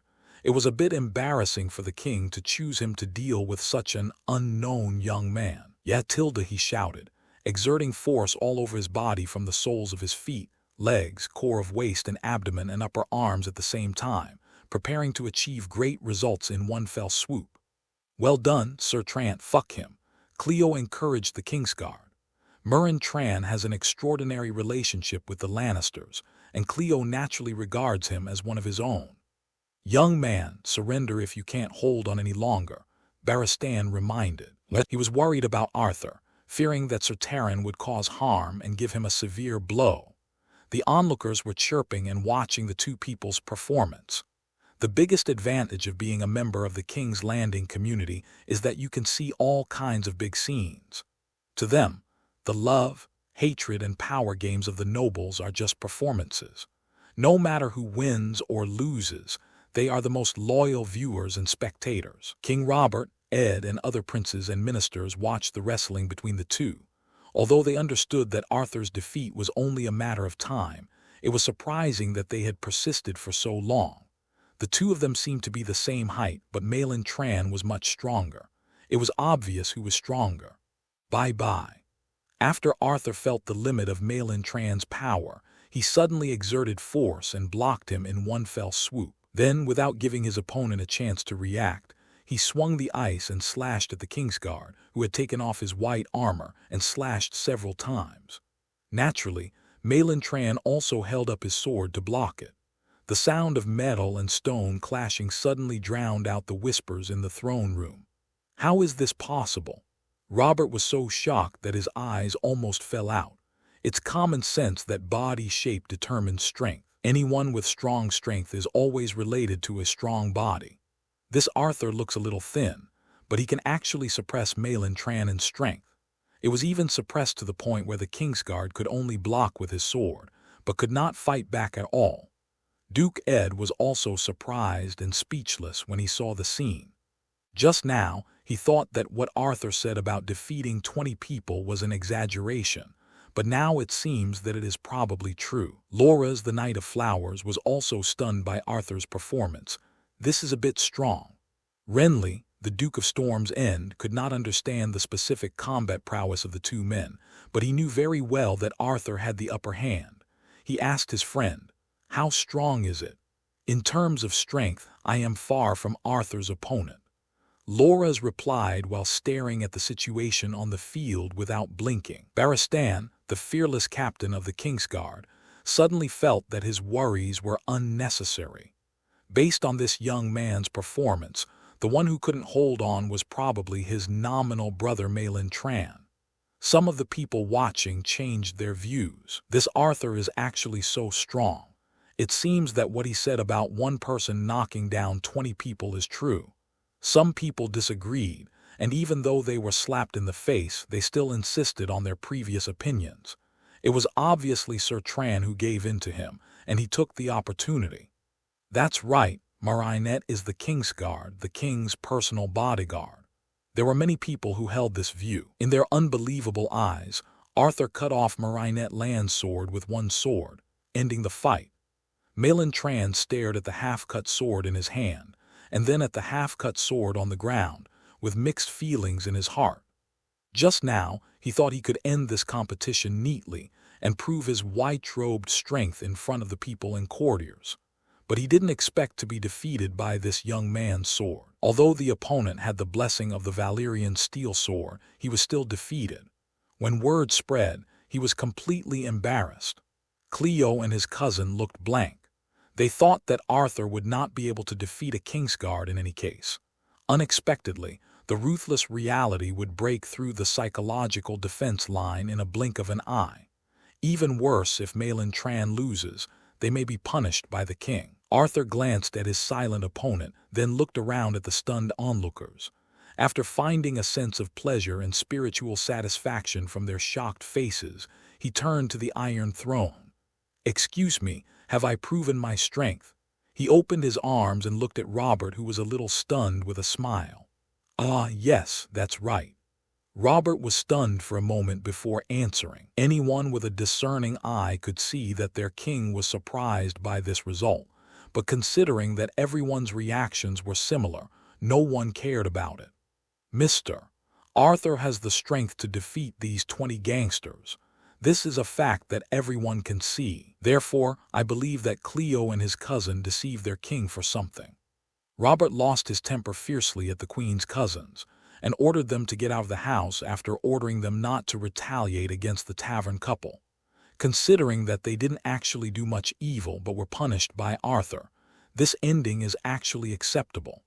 As for the rest, Robert was too lazy to deal with it, leaving everyone to pat their butts and slip away. There are still a few beauties in the room waiting for him to visit. When Barristan and other Kingsguards followed the king out, most of them looked at Arthur carefully before leaving. It seemed that they were confirming that this tall and thin handsome guy really defeated Meryn Tran. Arthur didn't care about these. He personally handed the ice back to the Prime Minister, Duke Eddard, who walked down the stairs. "This big sword is very sharp, worthy of being a Varsteel sword." After Eddard took the sword, he hung it around his waist. "I'm sorry for questioning you before. From the previous and subsequent situations, you are an upright, kind, strong, and brave person." Now the Prime Minister spoke more politely. As the adopted son of the Eagle House Arryn, whose family language is high as glory, he actually has a bit of moral cleanliness. He has a good impression of people like Arthur who help him. "I just did what a normal person should do. After all, anyone who saw the situation at that time would say that it was almost over." Ed nodded seriously, agreeing with Arthur's statement. "You can leave now. After such a commotion, I think the Queen's cousin will definitely not dare to bother you again." Arthur smiled and said goodbye. He wished that Cleo and his cousin would come to his house again and let him beat them up again. As for the onlookers, they gradually walked out after the king slipped away, and now almost all of them have left. "Sir, can I follow you?" Just as Arthur and Patrick and others were walking out, a voice came. Arthur turned around and found that it was the daughter of the couple in the tavern. "I can be your maid. I can do needlework and keep accounts." Seeing him looking at her, the little girl hurriedly promoted herself. "Look, I sewed all my clothes myself." Arthur glanced around and found that the couple in the tavern had left. It seemed that they didn't care much about their daughter. "But I don't need a maid," Arthur replied. "Just kidding, they were all big men, and it was really inappropriate to take the little girl back." The little girl was so anxious that she almost cried. "You are an upright person, just take me in, otherwise I will be sold to a technical college by them." Arthur looked at this little girl who looked like a junior high school student in his previous life. If he left her, she might really be sold by her parents. Then she would live a life that was not human. Thinking of this, the Lord of the Moulin Rouge felt a little uncomfortable. "Then come with me." "What's your name?" "Haley, my lord, thank you, may the 7 gods bless you for life." The little girl hurriedly thanked him. Arthur turned around and walked outside, catching a glimpse of Patrick's smirk. "So you like this?" The Lord of Haejeong City felt that he had discovered something incredible. "Don't talk nonsense." Arthur denied it immediately. "I only like beautiful ones." Arthur's mate selection standards are not high, long legs, thin waist, firm chest, hips, white skin, and beautiful appearance are all fine. As for hairstyle, he can accept big waves, princess cuts, ponytails, waist-length hair, etc. It doesn't matter whether it's long, short, straight, or curved. As long as it's a beautiful girl or sister, Lord Arthur is not picky. As for this Haley, take her back to be a tailor, accountant, or something.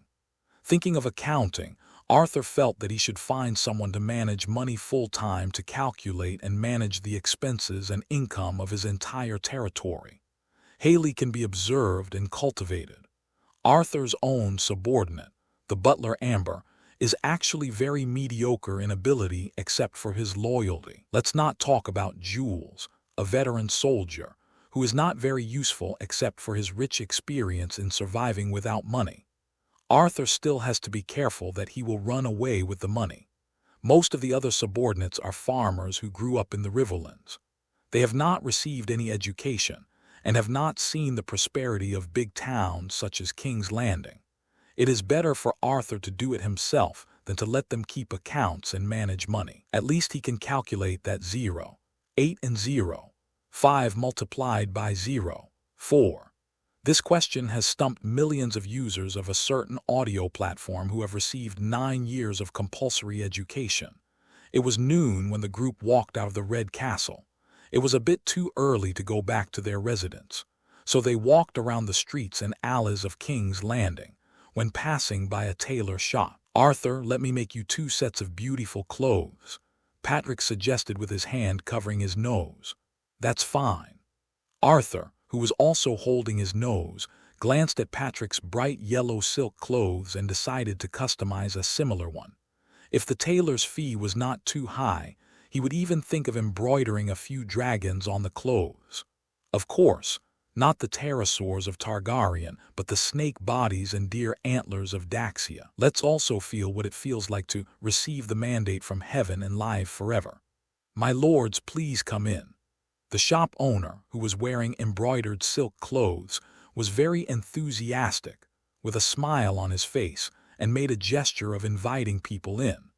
Although a large number of outsiders poured into King's Landing, most of them brought business to the blacksmith shop, and the tailor shop could only watch helplessly. After all, the life of a wandering warrior depends on the armor, and he would like to pile all his wealth on it.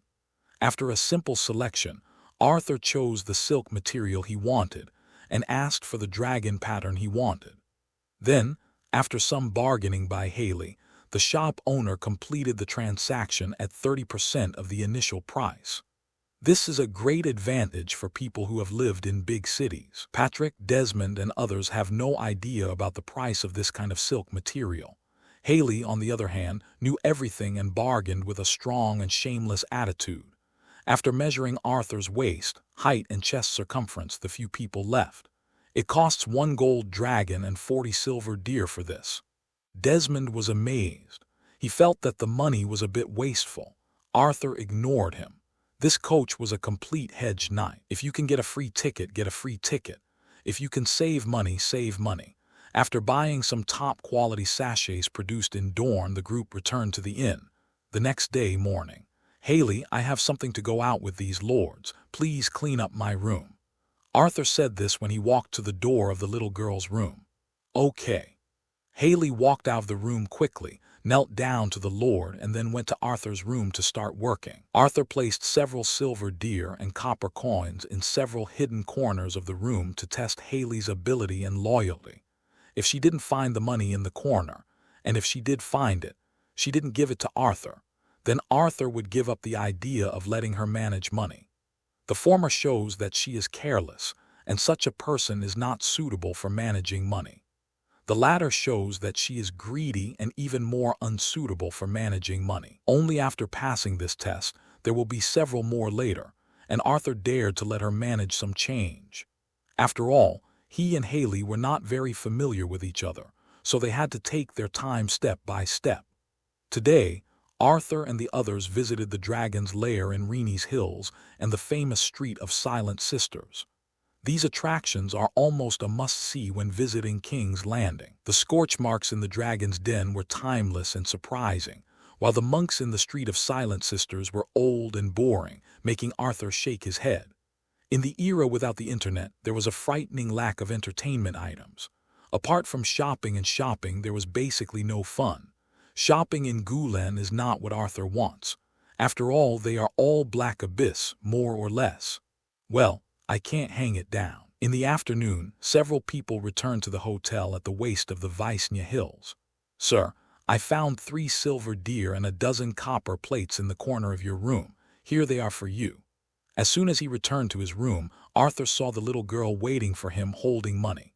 The Lord was very satisfied with this first test. At least in terms of carefulness and initial loyalty, Haley passed the test. I'll reward you with copper coins. You've done a good job, go ahead. Arthur picked up 3 silver deer and waved Haley away. After Patrick outside the door asked Haley to go out, he came in and said, "It's so boring. It would be great if there was a gathering of nobles." Arthur also felt that this day was very boring. It would be great if there was a tourney practice. After all, riding a lance is very skill-based and he needs to practice. At this moment, Desmond opened the door and came in. Knight Loras Tyrell invited us to the competition venue by the Blackwater River to have some normal martial arts exchanges. The following is the main text. On the morning of the second day, the Blackwater River was crowded with people from King's Landing who were enjoying the cool and avoiding the stench. Hundreds of tents were scattered in the woods by the river. Servants carrying fruit plates and wine waiters holding wine barrels came and went. This is also a good place. After feeling the breeze and the barely audible stench, Patrick sighed. In fact, the Red Keep is a good place to go, but our status is not high enough, so we can't live there. Desmond said so. The coach of Riverrun was telling the truth. Generally speaking, if a noble from outside comes to King's Landing, the king's servants will arrange accommodation in the Red Keep. For example, Beric Dondarrion, the Earl of Blackhaven in the Stormlands, can live in the Red Keep because he is a vassal of the Baratheon family of the Deer.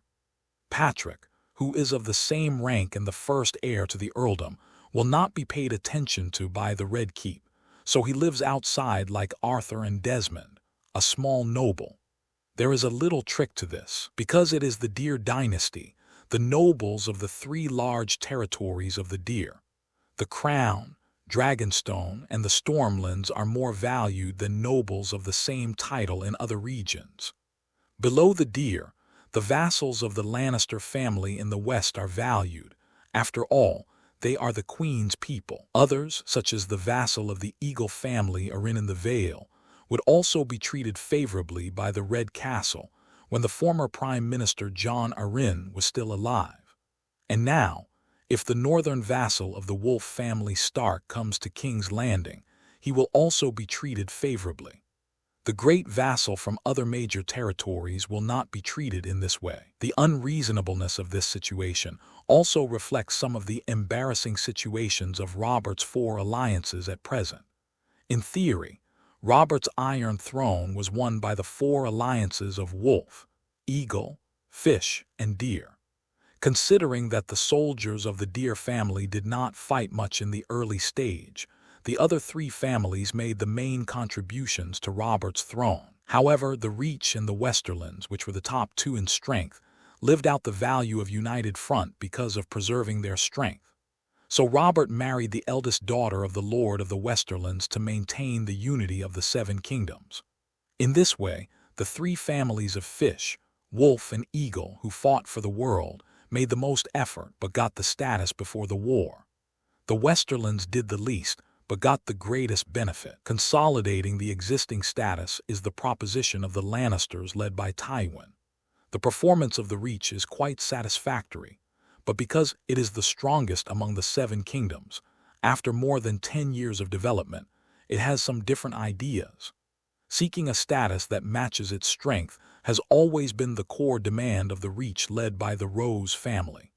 Considering that they cannot overthrow the throne, all they can do is to marry the king. But if the king changes, they will also support the candidate who is willing to pay a high price.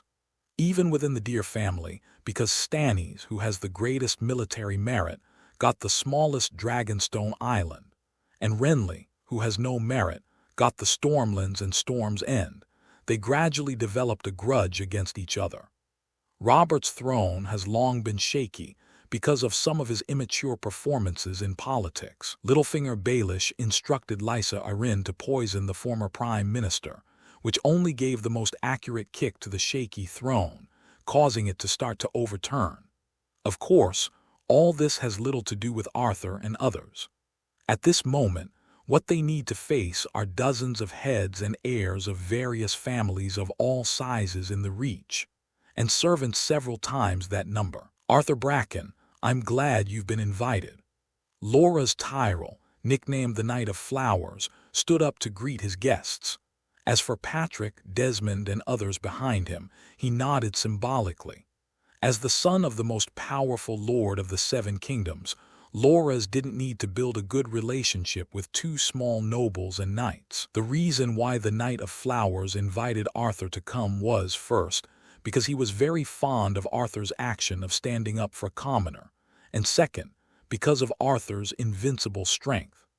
I was just thinking about practicing lance, and your invitation is really a wonderful act of handing a pillow to someone who is sleepy. Arthur responded. Although the full body plate armor he ordered has not been completed, it is also good to ride on a horse to find the feeling of sprinting with a lance. In the lance competition, the only condition for winning is to knock the opponent off the horse while you are still on the horse. In order to allow both sides of the competition to smoothly achieve this condition, the shields used in the lance competition are different from the convex shields and flat shields used in normal battles. The round concave shield is the shield for lances.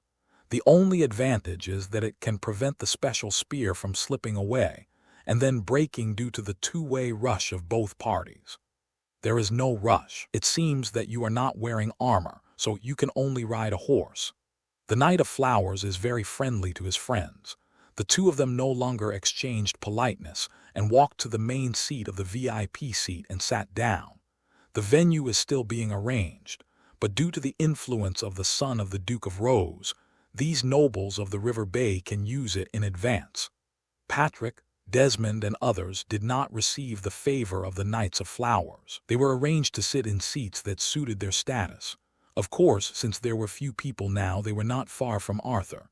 I would like to ask, is your strength natural or cultivated or a blessing from some god? Loras asked politely, and at the same time signaled the servant to serve Arthur wine. Of course not natural, this is all the strength I have cultivated through hard work. Arthur said proudly. His current expression was as if the system did not exist. Loras was in awe.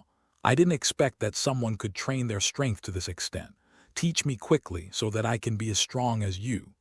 Arthur suppressed his smile and explained seriously. First of all, the most important thing is to train the core, that is, the power from the waist and abdomen, which is the source of your strength. And to train the core, there is only sit-ups, plank support, and other methods. Of course, you also need to eat enough meat to supplement protein, etc. He briefly introduced his fitness experience in his previous life and fooled around first. Loras didn't understand, and his admiration for Arthur increased a little. Are these all words you came up with yourself? They sound very advanced. Ah, that's right. I have been thinking about how to make my power bigger since I was a child. What I just said is just an insignificant but very basic part of my huge theory. Arthur began to talk nonsense. It seems that my invitation is correct. You can teach me a lot of knowledge beyond my imagination. Loras saw the servant coming with a wine pot and a wine glass, and he personally picked up the wine glass and poured Arthur a glass of Kingting wine. The two talked happily until they were interrupted by a shocked voice. What? How could someone kill more than 300 people? Desmond looked at the surprised reaction of the River Bay nobles and the misbehavior of several people around him, and he was immediately quite proud. Even if you are all Earl heirs, Viscounts, etc. Haven't you heard of Arthur's legend? Too outrageous, I can't believe it. If I killed dozens of enemies, I can still explain that I am ignorant and try to accept it. But 300 people, isn't this too fake? Several noble children in the River Bay did not believe Desmond's words. Desmond raised his index finger and shook it, pretending to be indifferent. In the final analysis, it's still you who stay in the river bay and don't come out, and you don't know the wonders of this world. You know, Mr. Arthur is a real god of war, the kind of one-man army. The coach of Riverrun boasted about the Lord of the Red Mill, but it didn't convince people. Loras was attracted by the exclamation before. After listening for a while, he found that they were talking about some experiences of the handsome young man next to him. So he asked directly, "It sounds like this coach of Riverrun is talking about your story." Yes. Arthur did not deny it and briefly recounted the conflict with the Blackwood family a month ago. He emphasized that he was the victim, and then went to Riverrun to complain, and the subsequent war. "In fact, I killed only 100 enemies on the spot, and the rest were killed by the hot and humid weather and quack doctors. You also know that those monks and bachelors who followed the army were the doctors with the least skills. It was simply difficult to rely on them to heal cuts and arrows." Arthur restored the situation at that time more objectively. There is another reason for saying this. That is, the Rose family is also a noble family that treats civilians better, and the Knight of Flowers is a middle school boy with a strong sense of justice. This can win the other party's favor. Throughout the continent of Westeros, there are many families that are nobles who value reputation and cherish their reputation. Not only do they have low taxes, but they also love their subjects. For example, the Stark Wolf family in the north, the Mormont Bear family on Bear Island, and the Tyrell Rose family in the River Reach can barely be counted as such. Although Arthur guessed that his family's move was to win over the hearts of the people, after all, the Rose family's historical heritage is not very deep, and there is no gap with other great nobles in the River Reach. Only in terms of being close to the people, his family is at the forefront of the nobles in the River Reach. But it also really benefits the subjects. In terms of deeds, not heart, the Rose family can still get along. I admire your courage. If it were me, I would not dare to fight with 500 people and enemies 3 times my own. Loras had a better impression of the man in front of him, but he still had some doubts in his heart, but he didn't show it. After all, those who can kill 3 or 5 enemies are already top players on the battlefield. And those who can kill about 10 enemies can be worthy of being a vanguard general. If he could kill dozens of people in one battle, he would definitely be famous throughout the continent, and the bards of later generations would also sing his story. As for people like Arthur Dayne, the Sword of the Gods, who knocked down his 5 Kingsguard brothers while peeing, he could be the ceiling of the entire continent for a period of time. Of course, the Sword of the Gods is the best in the continent in single combat, but in a crowded battlefield, warriors like Arthur Bracken and Robert, who are able to perform miracles with great strength, have stronger lethality, because the hammer is inherently better at breaking armor than the greatsword. Loras did not doubt Arthur's words on the surface, but it was obvious that others were still not convinced. But we haven't seen Mr. Arthur show his might, so how do we know this is true? That's right, I only saw this Baron cut off Sir Marin Tran's sword with one sword, which doesn't prove what Desmond said is true. Everyone can brag, including you Rivermen. As the foot-binding cloth of the 7 kingdoms, the Riverlands may only have one man, Sir Brynden Tully, the Blackfish, and the rest. A group of first- and second-tier nobles in the Riverlands around Arthur expressed their contempt. It's no wonder they reacted like this, because the Riverlands were originally the lowest end of the 7 Kingdoms war power contempt chain. If it was someone else who was despised, Arthur might have endured it, but he was questioned, and he felt angry. He turned to the River Reach nobles who spoke very aggressively. "Why, do you want to test my skills?" A tall brown-haired knight stood up. "Try it. Don't think I'm afraid of a little baron like you." Another man who looked very similar to him also stood up and kept in line with the people around him. "It's just cutting off a sword. What's the big deal? And now you want to deceive Sir Loras with a false story that I don't know how to make up. I really can't stand people like you." The 2 men were very resentful that Arthur sat next to Loras as soon as he arrived. They were relatives of the Knight of Flowers and the core children of the first-line nobles in the River Reach, but they only sat in a row behind the main seat. These are the twins Horus and Hopper of the red wine family. The Knight of Flowers first explained to Arthur softly. Then he turned to the two of them and made peace in a calm tone. "Two sirs, treat our guests in a friendly way and don't let them think we are barbarians like the Dothraki. Although these three are knights, the difference in status is easy to show." After Loras spoke, the two twin brothers obviously restrained themselves. Although they still looked dissatisfied, they sat down obediently. "Let's continue to talk about ways to increase strength." Seeing that the situation had eased, Loras returned to the previous topic. Arthur shook his head. No. I think it's time to give these two knights some life experience, so that they know not to rush to question what they don't understand." The Lord of the Red Mill wanted to show his true strength in front of Loras and many noble children of the River Bay, first to convince this group of people, and second to cultivate his own fans. Like Desmond and Patrick, the fans of the tap water will publicize their achievements wherever they go. After making a name for themselves, many things will be easier to solve. Loras was puzzled and his handsome face was full of doubts. He asked, "Are you going to challenge one of them?" After hearing what Arthur and the Knight of Flowers said, the two brothers became restless again. "Why you still want to fight me? Any one of us brothers can beat you, a liar full of lies." Arthur shook his head. "You misunderstood my meaning." After a pause in the shocked eyes of many nobles in the bay, he said to the two, "You two come together. I, Arthur, have nothing to fear." As soon as these words came out, the nobles of the Reach immediately exploded. "Who do you think you are, Hopper and Horus, who dare to challenge us? You are really overestimating your abilities. Marine Tran is a well-known bastard among the Kingsguard. Do you think that if you can defeat him, you can defeat the Red Wine twins? The people from Hedgian are very good at fighting, but they are also very good at talking." He just relied on Sir Loras's preference for him and expected that he would not be able to fight, so he was so presumptuous. When Patrick saw that his new idol was being provoked and the people of Hedgian were so insulted by them, he became furious. Arthur is a man who can kill 5 or 6 wild boars. How can he be afraid of 2 little knights? Defeating them is a piece of cake for Arthur. There is no difficulty at all. But obviously this remark caused new controversy. "Look, he's bragging again.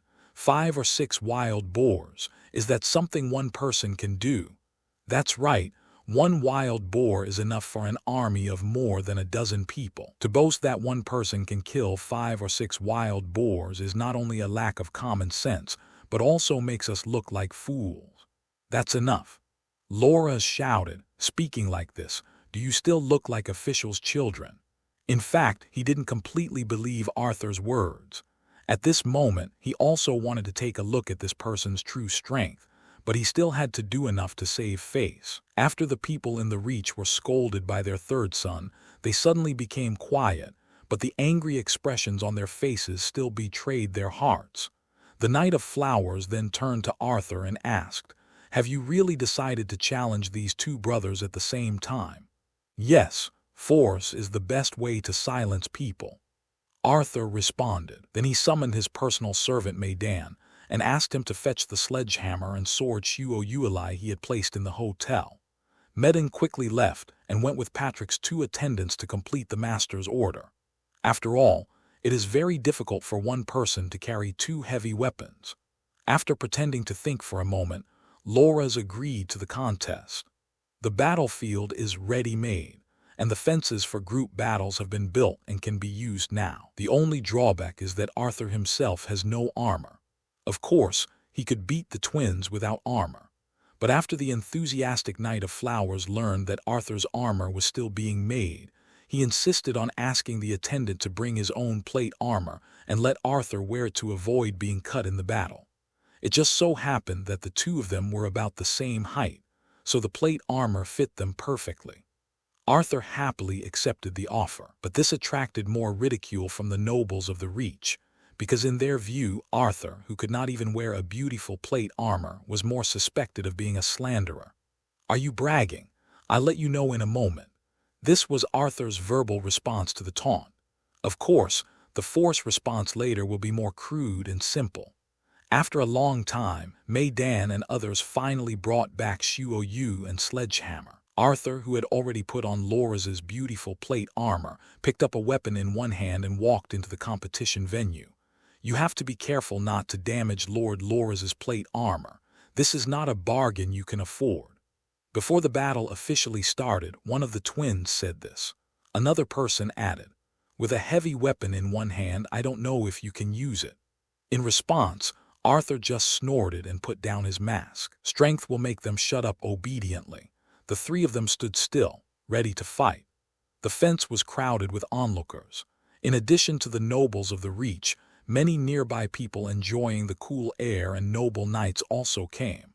The latter was attracted by the gimmick of the tournament, but it would be a week before he could officially watch the battle. Now was the time to be extremely itchy. Any battle will ignite their desire for violence and blood. I don't know if he is an older brother or a younger brother, but someone with a shield in one hand and half a sword in the other took a few steps forward and took the lead in testing. The other person was holding a two-handed sword and was preparing to retreat. It seems that these two people are not completely without tactical awareness. Arthur said this about his opponent. He held Shuo in his left hand and a hammer in his right hand, and struck at the person in front of him. First, use a hammer to break open his five-pointed shield, and then use Shuo and the hammer to give him a few hard blows to temporarily force the person away, then turn around and engage the opponent behind him. This is Arthur's plan. After all, he has not yet mastered the ability to use both distraction and concentration to fight two enemies with a sword in his left hand and a hammer in his right hand. The situation was not much different from Arthur's imagination. Arthur's strange strength and hammer smashed the iron-covered five-pointed shield in one fell swoop, leaving a big hole in the middle. Then Shuo and his opponent's half-swords collided violently, creating a series of sparks. "Hey Tilda," this was the response of the onlookers to Arthur's blow that broke the shield. Obviously, they liked this kind of visually impactful picture very much. Arthur's strength is already great, and Hopper, who also holds a weapon with one hand, is no match for him. The effect of the first impact between Shuo and Hand Banjian already satisfied Arthur. Because the man in front of him could no longer bear the strength, he had no choice but to guide the sword in his hand to the ground to relieve his strength. How could this person be so powerful? This was the only thought in Hopper's mind. Just when Arthur was about to pursue the victory and expand the fruits of victory, the attack from behind came. He waved the new moon in his left hand to block the sword, then changed his steps and turned half his body so that his hammer could attack the opponent. "Die!" Horus shouted, and used his two-handed sword to force it, as if he was ready to kill Arthur with this sword. Two-handed against one-handed, I don't believe you can still hold on. But obviously Arthur's arm strength exceeded his imagination. A few breaths passed. Arthur's left hand holding the sword did not move, but his right hand holding the hammer turned around.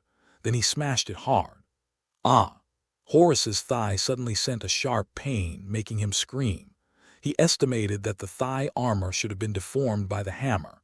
How could this person be so powerful that he could use two heavy weapons that ordinary people could hardly wield flexibly with one hand? Horus hurriedly pulled away and limped back 2 steps, but this caused new trouble for his brother.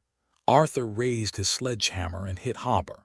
Amid the exclamations of the crowd, the hammer completely broke the wooden shield and hit Hopper. The moon also chopped the enemy at the same time. The two violent collisions at the same time made Hopper lose his balance and fell to the ground.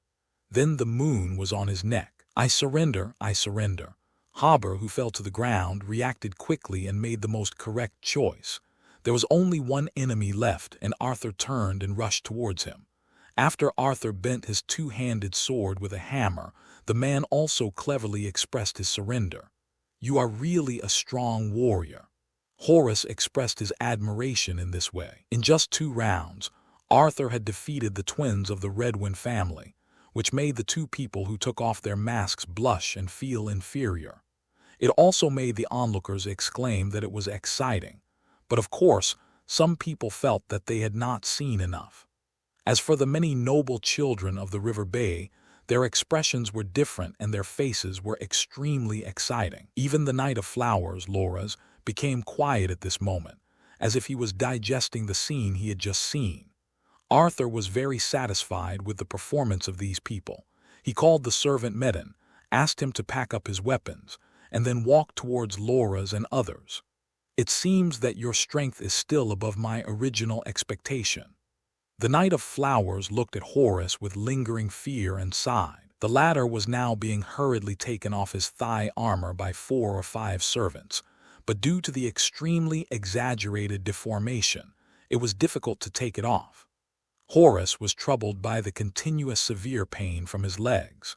Before the Meister's poppy milk was delivered, hoarse roars and painful groans were the only 2 things he could do. "It's just that they are too weak." Arthur took off his mask and helmet, took the cloth handed over by the servant and wiped his sweat. To defeat these 2 people depends on absolute strength and leading agility.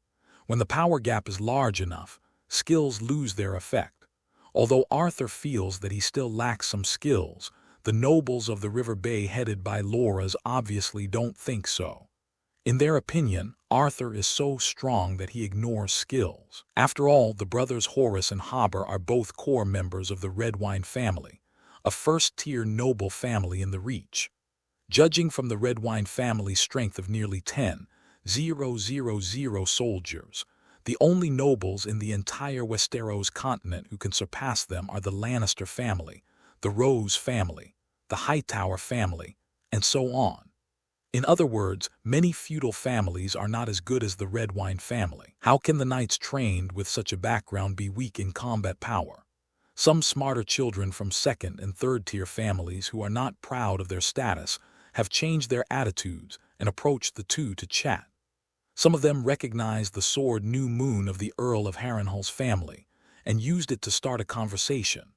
Arthur openly admitted how it came into his hands, which also confirmed what Patrick said before about killing the wild boar. So the people in the Reach had a different impression of Arthur. It turned out that what he and his companions said was true, without exaggeration or falsehood. The clown was actually me. This was the feeling of quite a few nobles present. After today, I'm afraid that the reputation of Arthur, the newly promoted powerful warrior, will gradually spread throughout King's Landing, and he will be on par with many first-line knights in Westeros, such as the Kingslayer, Barristan, and the Knight of Flowers. There may be people who are curious about whether Arthur's strange power is stronger or the power of the mountain is greater. Before the 2 of them officially fight, there must be a lot of such arguments. After chatting for a while and riding a horse to get a feel for the lance, and having a free lunch, Arthur, Patrick, Desmond, and others left. They will use the afternoon to prepare for the invitation of the Knight of Flowers in the evening. Yes, the Knight of Flowers invited them to a party in the evening. The life in the Reach is rich, and the Lord Rose family is a relative of the first-line nobles Redwine, Hightower, Rowan, and other families, and they have frequent exchanges. Therefore, the Rose family's home castle High Court often holds grand parties, such as masked parties and costume parties. This custom was also brought to King's Landing by them. Tonight, there is a small but extremely high-end party. The participants were all the core children of the 1st and 2nd-tier families in the Reach, as well as the top and 2nd-tier family members of the other 6 countries recognized by the Rose family. Patrick, the 3rd-tier Earl heir from a more remote area, and Desmond, the sworn Knight of Riverrun, were not able to enter such a gathering, but the Knight of Flowers also invited the 2 of them for Arthur's sake. This made them feel quite honored. There are still benefits to following a tough guy like Arthur. "You look like a rich man." This was Desmond's evaluation of Arthur. At this moment, they were heading to the vicinity of the Red Castle. Arthur, dressed in bright yellow silk clothes, had an upright figure and handsome appearance and looked very noble. Along the way, he attracted quite a lot of people to look back. The oriental dragon pattern embroidered on his body made the people he met along the way speculate that he was a prince from somewhere or a top foreign tycoon. After all the big families in Westeros are well known by the spectators of the Game of Thrones, but this deer horn snake body pattern does not belong to any of them. And Arthur's demeanor and appearance cannot be unknown. Then he can only be a distinguished guest from the eastern continent, which is the common view of many people. I am made to look like a little follower. Patrick looked sour. His clothes are made of the same material as Arthur's, but they don't have that glamorous feeling which makes the air of Haejeong City full of lemons and old vinegar. I'm just an ordinary little noble. Arthur said modestly. The eyes of the people on the road and the envy of his companions are not in his heart. How to build a good relationship with the great nobles in the River Bay is the problem he focuses on. The top few families in the River Bay, the Rose family has more than 10,000 troops. The Hightower family has more than 10,000 troops. The Redwine family has nearly 10,000 troops. The Rowan family has about 5,000 troops, and the other small families are countless. With the standing military strength of these 4 families, it might be a bit difficult for each family to produce hundreds of sets of top-grade armor, but if each family produces 100 or 200 sets, it would be easy to collect 500 or 600 sets. Arthur fantasized that if he could establish a relationship with all 4 families, and then use his prize money from the tournament to buy hundreds or thousands of sets of armor, it would be really great, even if he had already placed an order for 200 sets of iron armor. But in the coming troubled times, who would think that too much armor? Moreover, their armor is ready-made and made by large workshops, so the quality control is guaranteed. The armor produced by the blacksmith shop in King's Landing must be made on the spot and made in sets, so the quality is not very stable. The party of the Knights of Flowers was held in a courtyard not far from the king's home castle, the Red Castle. This is enough to illustrate the embarrassing position of the Rose family. On the one hand, they are the most powerful feudal family in the Reach, so they are rich enough to buy a large courtyard outside the Red Castle. On the other hand, they are not in the power center of King's Landing, but are infinitely close to it. You must be Lord Arthur Bracken. Please follow me. A dozen servants were waiting outside the courtyard early. One of them was obviously ordered to guide Arthur and his companions. After seeing the bright yellow unfamiliar pattern and the sign of Seaside City, he immediately stepped out and came forward. Arthur nodded, and in the eyes of the servants and passers-by on the street, which had different meanings of envy and jealousy, he went in silently with his companions. After passing through the long and narrow corridor, they were able to enter the courtyard, and then walked into the building. After walking a long way, they finally arrived at the door of a hall. This shows that the area of this courtyard is quite large, which fully demonstrates the financial strength of the Rose family. The servant who led the way opened the door for them and made a gesture of inviting them in. As soon as Pooh opened the door, the noisy voices in the hall reached Arthur's ears.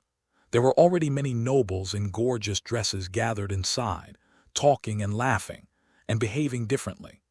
The maids with beautiful faces and outstanding figures came and went with fruit plates and fine wine, and were occasionally touched by some playboys.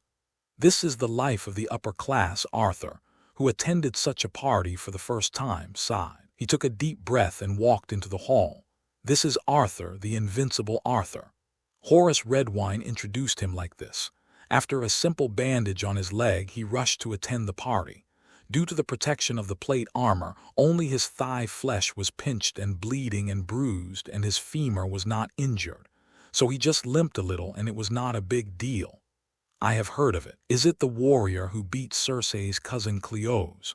Yes, a true warrior is not afraid of power.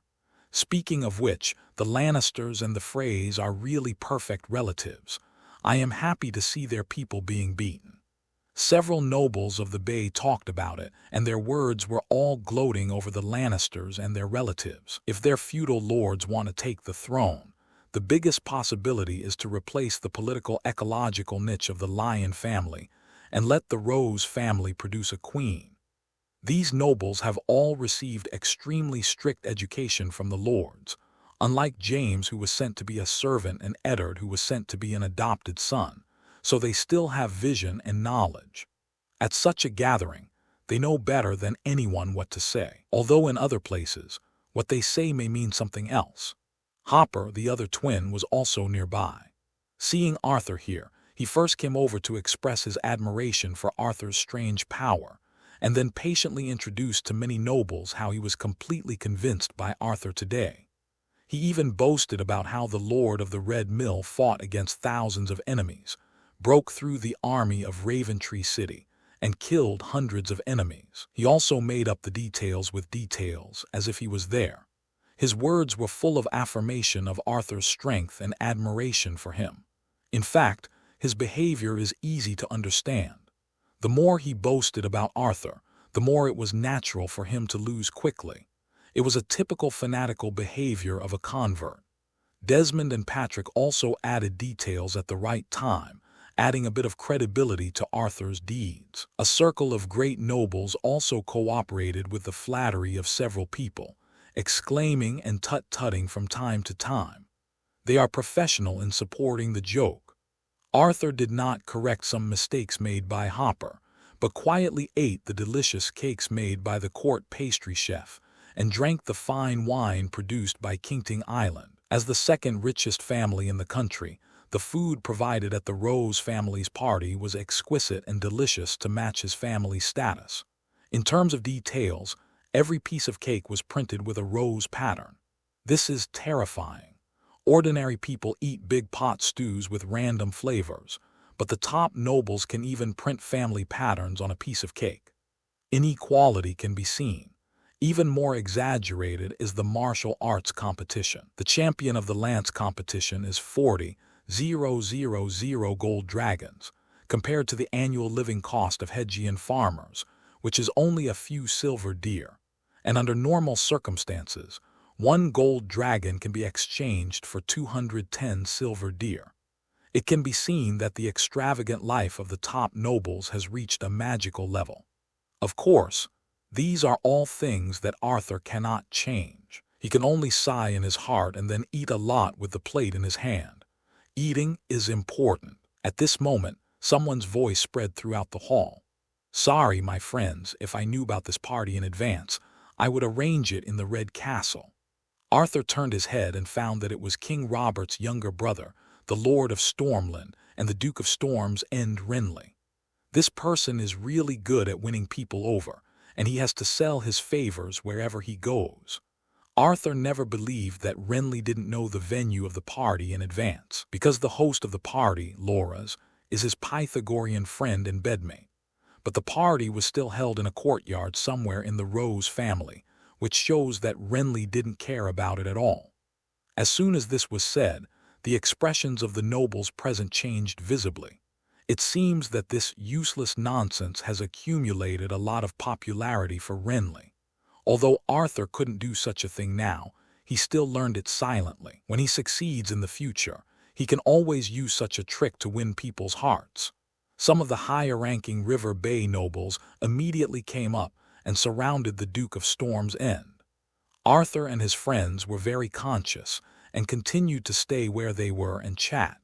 After all, they really didn't have much in common with people of the level of the prince's brother and the duke. In addition to the interesting things they experienced, recalling their ancestors and discovering the relationship between their ancestors were also important topics for many nobles to talk about. Fortunately, although Arthur's title was a bit low, the history of the surname Bracken was long enough. In fact, considering that most of the noble families of the River Bay can be related to the long-lost River Bay King Gardener family, and Bracken was once the king of the river in the period of the ancestors at least they claimed to be.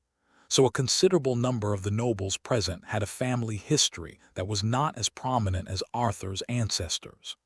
After having a common topic, the relationship was always brought closer very quickly. Coupled with the Redwine twins' efforts to promote Arthur to their circle, and Arthur's obvious anti-Lannister stance, the Lord of the Red Mill became the focus of the party when most of the party was over.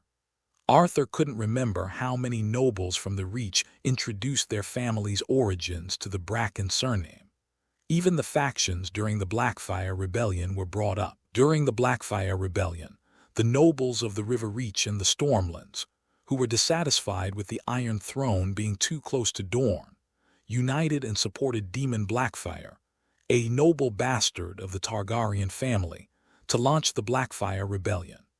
Even though the Blackfyre rebellions were suppressed several times, the Black Dragon Party and the Red Dragon Party that supported the Iron Throne mostly disliked each other. The legendary knight Blackfish Brynden Tully's refusal to marry the daughter of the Black Dragon Party Redwyne family is a perfect example, because the Tully family is a Red Dragon Party.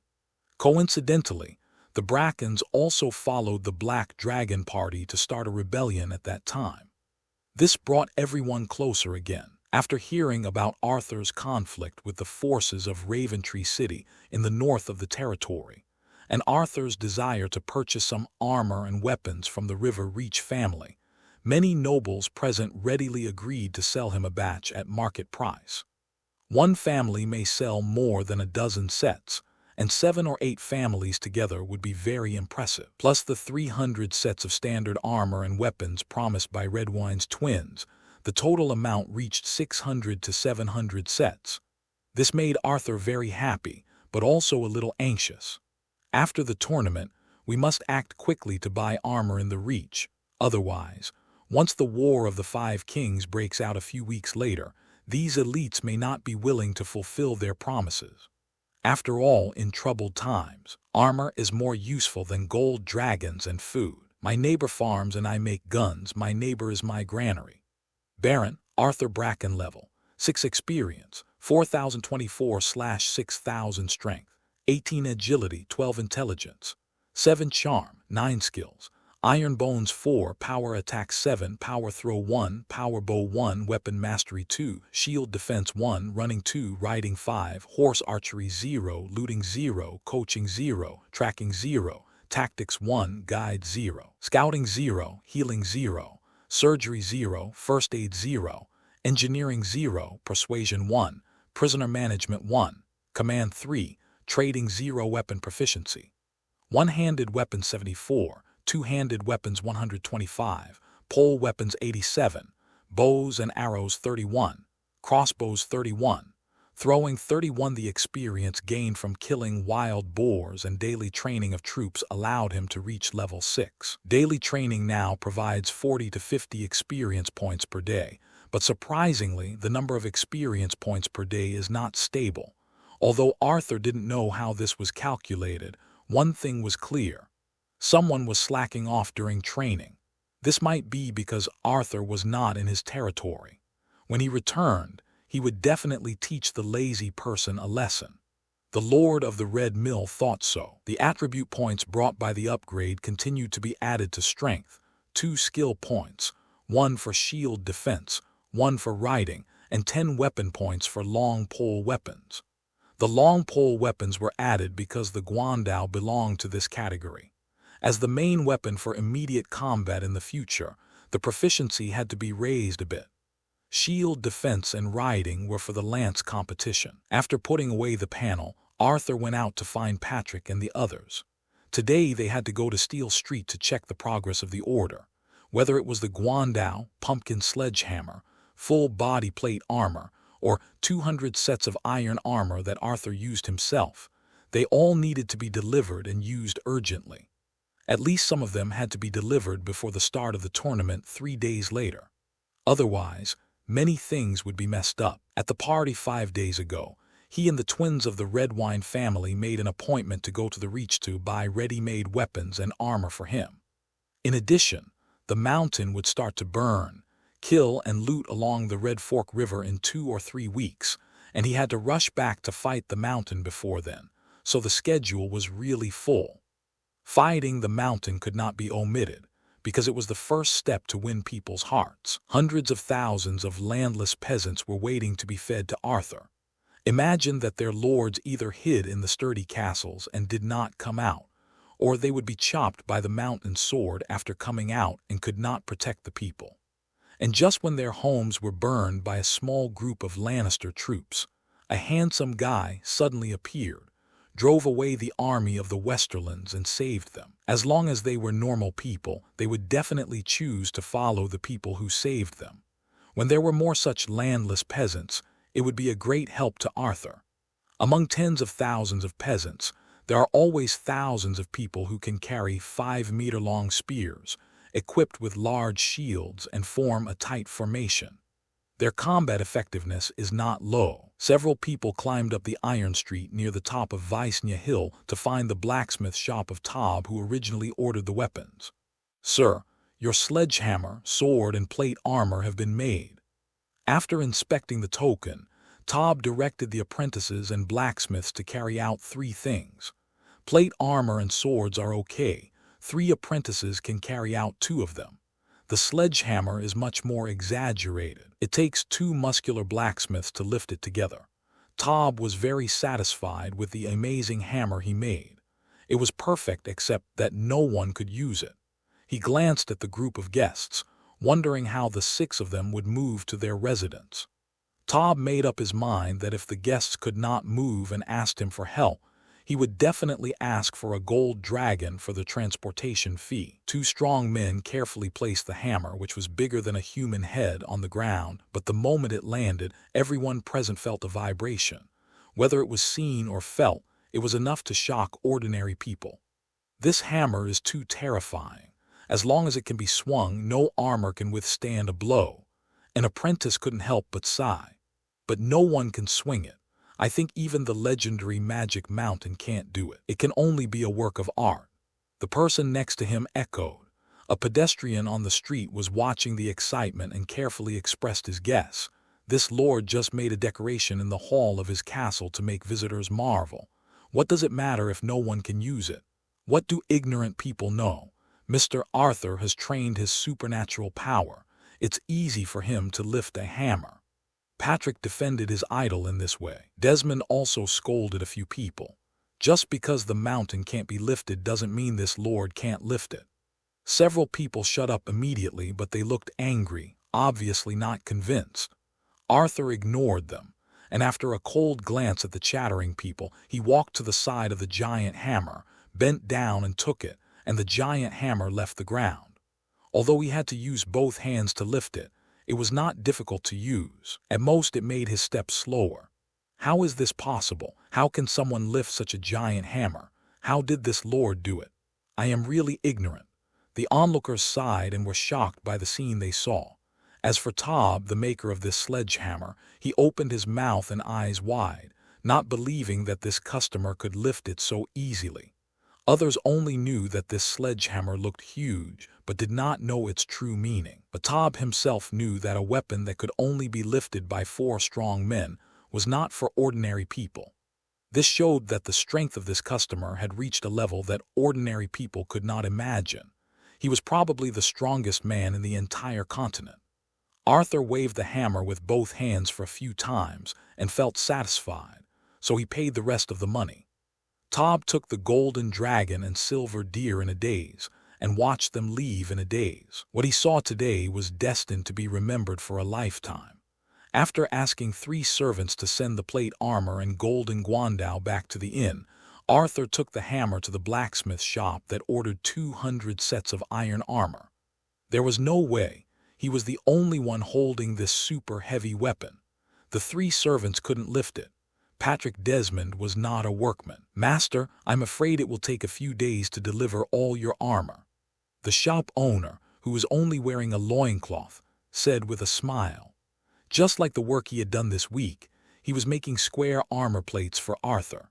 However, all the masters, craftsmen, and apprentices in the nearby blacksmith shops were swinging their hammers until they were smoking, and the progress was still a little behind. After all, the number of armor plates for 200 sets of iron armor was still a bit too much. Arthur threw the giant hammer in his hand on the ground. As expected, there was a strong vibration from the ground which made the shop owner's face suddenly look ugly. As a blacksmith, he knew the weight of the hammer very well. Before the customer could speak, he surrendered first. "Please rest assured, I will deliver it on the time I said before. Even if I don't eat, drink, or sleep, I will definitely make enough armor plates for you. Just remember your words." After Arthur left this, he carried the hammer and left with his companions. Now they have to buy 2 strong and tall horses for Arthur to use as mounts for lance competitions and future battles. "Are you sure you want this horse?" the owner of the racecourse asked uncertainly. He is the owner of the largest horse farm in King's Landing, and he is currently watching the horses with the newly arrived nobles. The tournament will start in 3 days, so it's actually a bit late to pick a mount now. Therefore, the business at the racecourse is a bit slow, so he can accompany customers to carefully select. Arthur looked at this giant red horse that looked very much like the Shire horse in his previous life, nodded and said, "That's it." After he put the sledgehammer in his residence, he and his companions took their attendants out of the city to buy horses. Arthur is not short anymore. There is basically no one taller than him on the street, but he is only as high as the horse's shoulders, which shows how tall he is. What's even more exaggerated is that the horse's muscles are about as strong as those of a bison, but taller. Even a half-ton camel looks much thinner in front of it. But this horse's shoulders are too wide, and it will be very uncomfortable to ride on it. Desmond was the trainer of Riverrun, so he naturally knew why such giant horses were not used as war horses by the army. He kindly reminded his companions. "That's right, besides, this horse is too clumsy. It can only walk and trot but can't run, so it's much slower than other types of horses." The owner of the racecourse added, "Normally, a horse has several steps such as a 4-beat canter, a 2-beat trot, a 3-beat canter, and a 4-beat gallop, with the speed increasing in sequence. As for special steps such as walking horses, only a very small number of war horses who have been trained since childhood can do them. They are not beneficial to increasing speed, but are just for shock absorption and appearance." Originally named Horse Treading on Flying Swallows, this bronze vessel is now renamed Bronze Galloping Horse.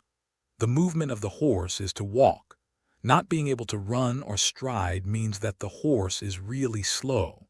But it was just right for Arthur, because it was able to move Arthur, who was heavily armored and carried several heavy weapons. It was just a giant horse like this. "Don't worry about speed. I will just buy a faster war horse and use it as a daily riding mount. This horse is specially used for battlefields. By then, I will be fully armored, carrying a sword and a sledgehammer. It's not okay to be too thin." Seeing that the customer was determined, the owner of the racecourse did not dissuade him. "As long as you can ride on it, I will sell it to you cheaply." Patrick, who stood aside to observe the giant horse carefully, asked curiously, "Why do you have to ride it before you can sell it?"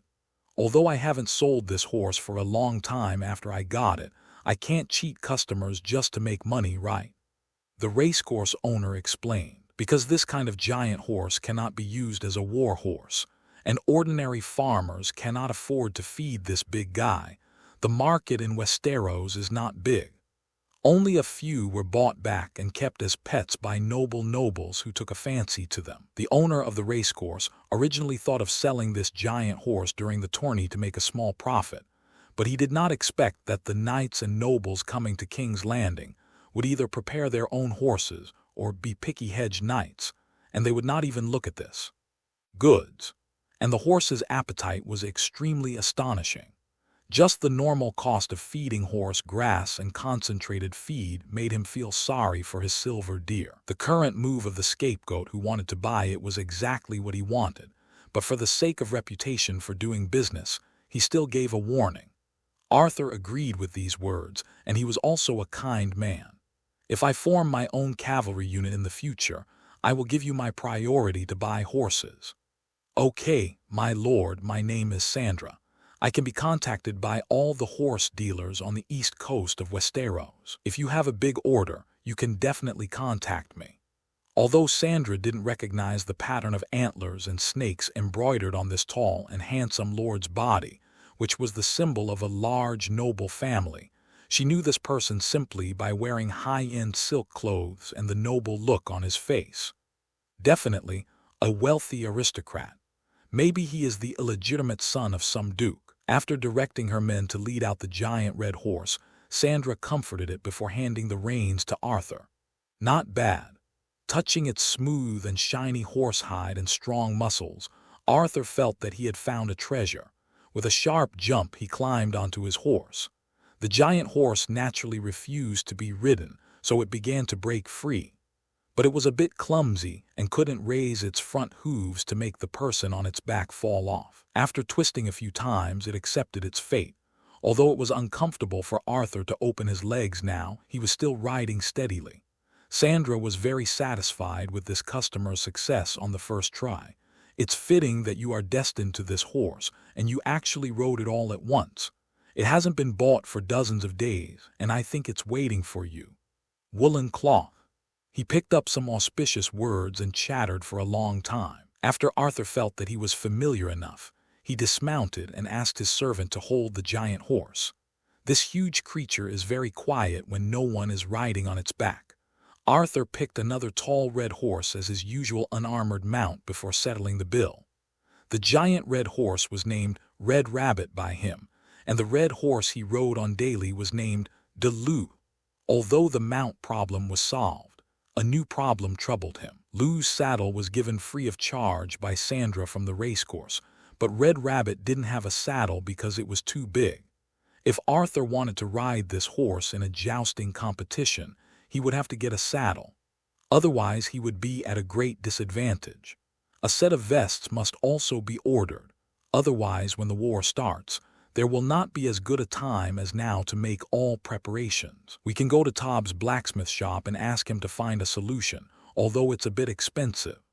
Desmond suggested. Arthur also thought it was feasible, so he asked the servant to lead the horse into the city through the Gate of the Gods and go to the steel street on the top of the hill. It's not easy to make a vest for this big guy. Besides, we are a blacksmith shop and don't make special saddles. What's more, there are only 3 days. Tobb declined. Arthur took out 3 gold dragons and slapped them on the table in front of Tobb. This is not a matter of money. Although we can make it, there is not enough time. Arthur took out 3 more gold dragons. The vest will be made within 3 days, and it will be the same color as your golden sword. As for the saddle, 2 more gold dragons appeared on the table. This time Tobb's eyes could no longer be moved away. The vest is not a huge job. It can be completed in a hurry, and the saddle can also be made by one of his carpenter friends. Don't worry, you can come to pick up the goods the day after tomorrow, no, tomorrow night, and it will not delay your participation in the lance competition. I can already see how you, riding such a giant horse, can defeat all opponents with one shot and become famous in the entire King's Landing and the 7 Kingdoms. While motioning the apprentices to measure the size of the giant horse, Tobb complimented. You are absolutely right, and I couldn't agree more. Arthur accepted the flattery calmly. At present, basically all the preparations have been made, and we are just waiting for the martial arts competition to be held. The first event of the tournament was the lance competition. The competition was held on a long strip of ground, separated by a wooden fence in the middle, and 2 contestants attacked from one end on horseback. The fully armed knight held a concave shield in his left hand and a lance in his right hand, and held the butt of the lance under his armpit to fix the hollow lance. In fact, the lance used on the battlefield is not only solid, but also much shorter than the arena lance. The only thing they have in common is that they are both disposable. Every time you charge and stab, you have to replace it with a new one. And in order to avoid hurting yourself, it is usually easy to break. The arena lance is made hollow to reduce damage. Of course, the lance of the winged cavalry is also hollow, but that is to deal with unarmored peasant soldiers, so the strength is reduced in exchange for length. If it is to deal with armored infantry, the lance is much shorter and harder. Nearly 100 Westeros knights and nobles participated in the lance competition. Commoners and wandering warriors basically did not participate in this, as lance riding was not an event they could afford. Most of them were preparing to sign up for archery competitions and team battles. According to the practice of the Targaryen dynasty, registration fees could be charged for the tournament. But King Robert, in order to show his generosity, waived all fees, and increased the prize money for the champions of the 3 competitions to tens of thousands. Moreover, the contestants' travel expenses and board and lodging expenses in King's Landing could be reimbursed by the subordinates of the Minister of Finance. This shows Robert's sincerity in spending money. Now, the first-generation king of the Deer family, who spent 6 million gold dragons, and the Targaryen dynasty's 300 years of accumulation in 15 years, was sitting in the VIP seats with most of the courtiers, royal nobles and marquises, earls, and official ladies who came after hearing the news, waiting for the start of the lance competition. Thousands of people were crowded in the long open space opposite the VIP seats, guessing who would be the champion this time and who would become famous. The nearest tournament was the 12th name day tournament of Crown Prince Joffrey. The biggest dark horse in that tournament was the Knight of Flowers, whose vest was covered with hundreds of roses. He defeated the Kingslayer Jaime Lannister with one shot and became famous throughout the continent. In this competition, the public had different favorites, but most people had the same view, that is, the handsome nobleman riding a giant red horse with golden armor would make the audience remember his name, because the golden red horse was really too big. It was so big that it was visible even when surrounded by nearly 100 riders. Of course, the rider's handsome face was also conspicuous. "Aren't you tired riding this horse?" The Knight of Flowers, Loras, lightly squeezed the horse's belly and strolled to Arthur's side. "Except for the strange posture, it's not very tiring." Arthur, who was almost splitting his legs, answered. The saddle he sat on was made by a skilled carpenter found by Tob in less than 2 days, which gave Arthur a day to get familiar with the giant horse. Although the saddle was well made, the horseback was a bit wide and not very comfortable to sit on. The servants Medon, Jules, and Piper had helped him put on the vest before arriving at the competition venue. This was done under the guidance of Desmond. After all, none of them had ever come into contact with such advanced things as vests, although Arthur felt that this golden vest was a bit coquettish, even coquettish than Loras's vest covered with roses. But when he thought that everyone's eyes were on me, he accepted this fact with peace of mind. Sansa Stark, a girl who loves beauty, will definitely see him. Looking at the roses on Loras's vest, he suddenly had an idea. "You don't mind if I use one of your roses? Take whatever you want, I have plenty of roses," Loras said. He was asking his servants to help tie the throat guard and didn't care much about what Arthur wanted to do. The Lord of the Moulin Rouge picked the biggest rose, stuck it on his golden vest, and then lined up to wait for the stage. There were not many good riders in the previous competition, and the competition was uneventful. So when Arthur rode on a giant red horse with golden armor, the entire VIP seats and the public became agitated at the same time. After all, this was a player that impressed everyone. Some people with strong memories even recognized that this was the man who defeated a certain Kingsguard a week ago. Arthur's opponent rode a much smaller and thinner horse, which made the result seem almost certain. Both sides put down their masks and charged after the referee signaled the official start. "This game is really boring. Where is your mountain? I want to see him fight this red horse rider," Robert asked Queen Cersei beside him. "I don't care where a guard is," Cersei replied coldly. She did notice that the red horse rider was extremely handsome, not much different from Jaime when he was young.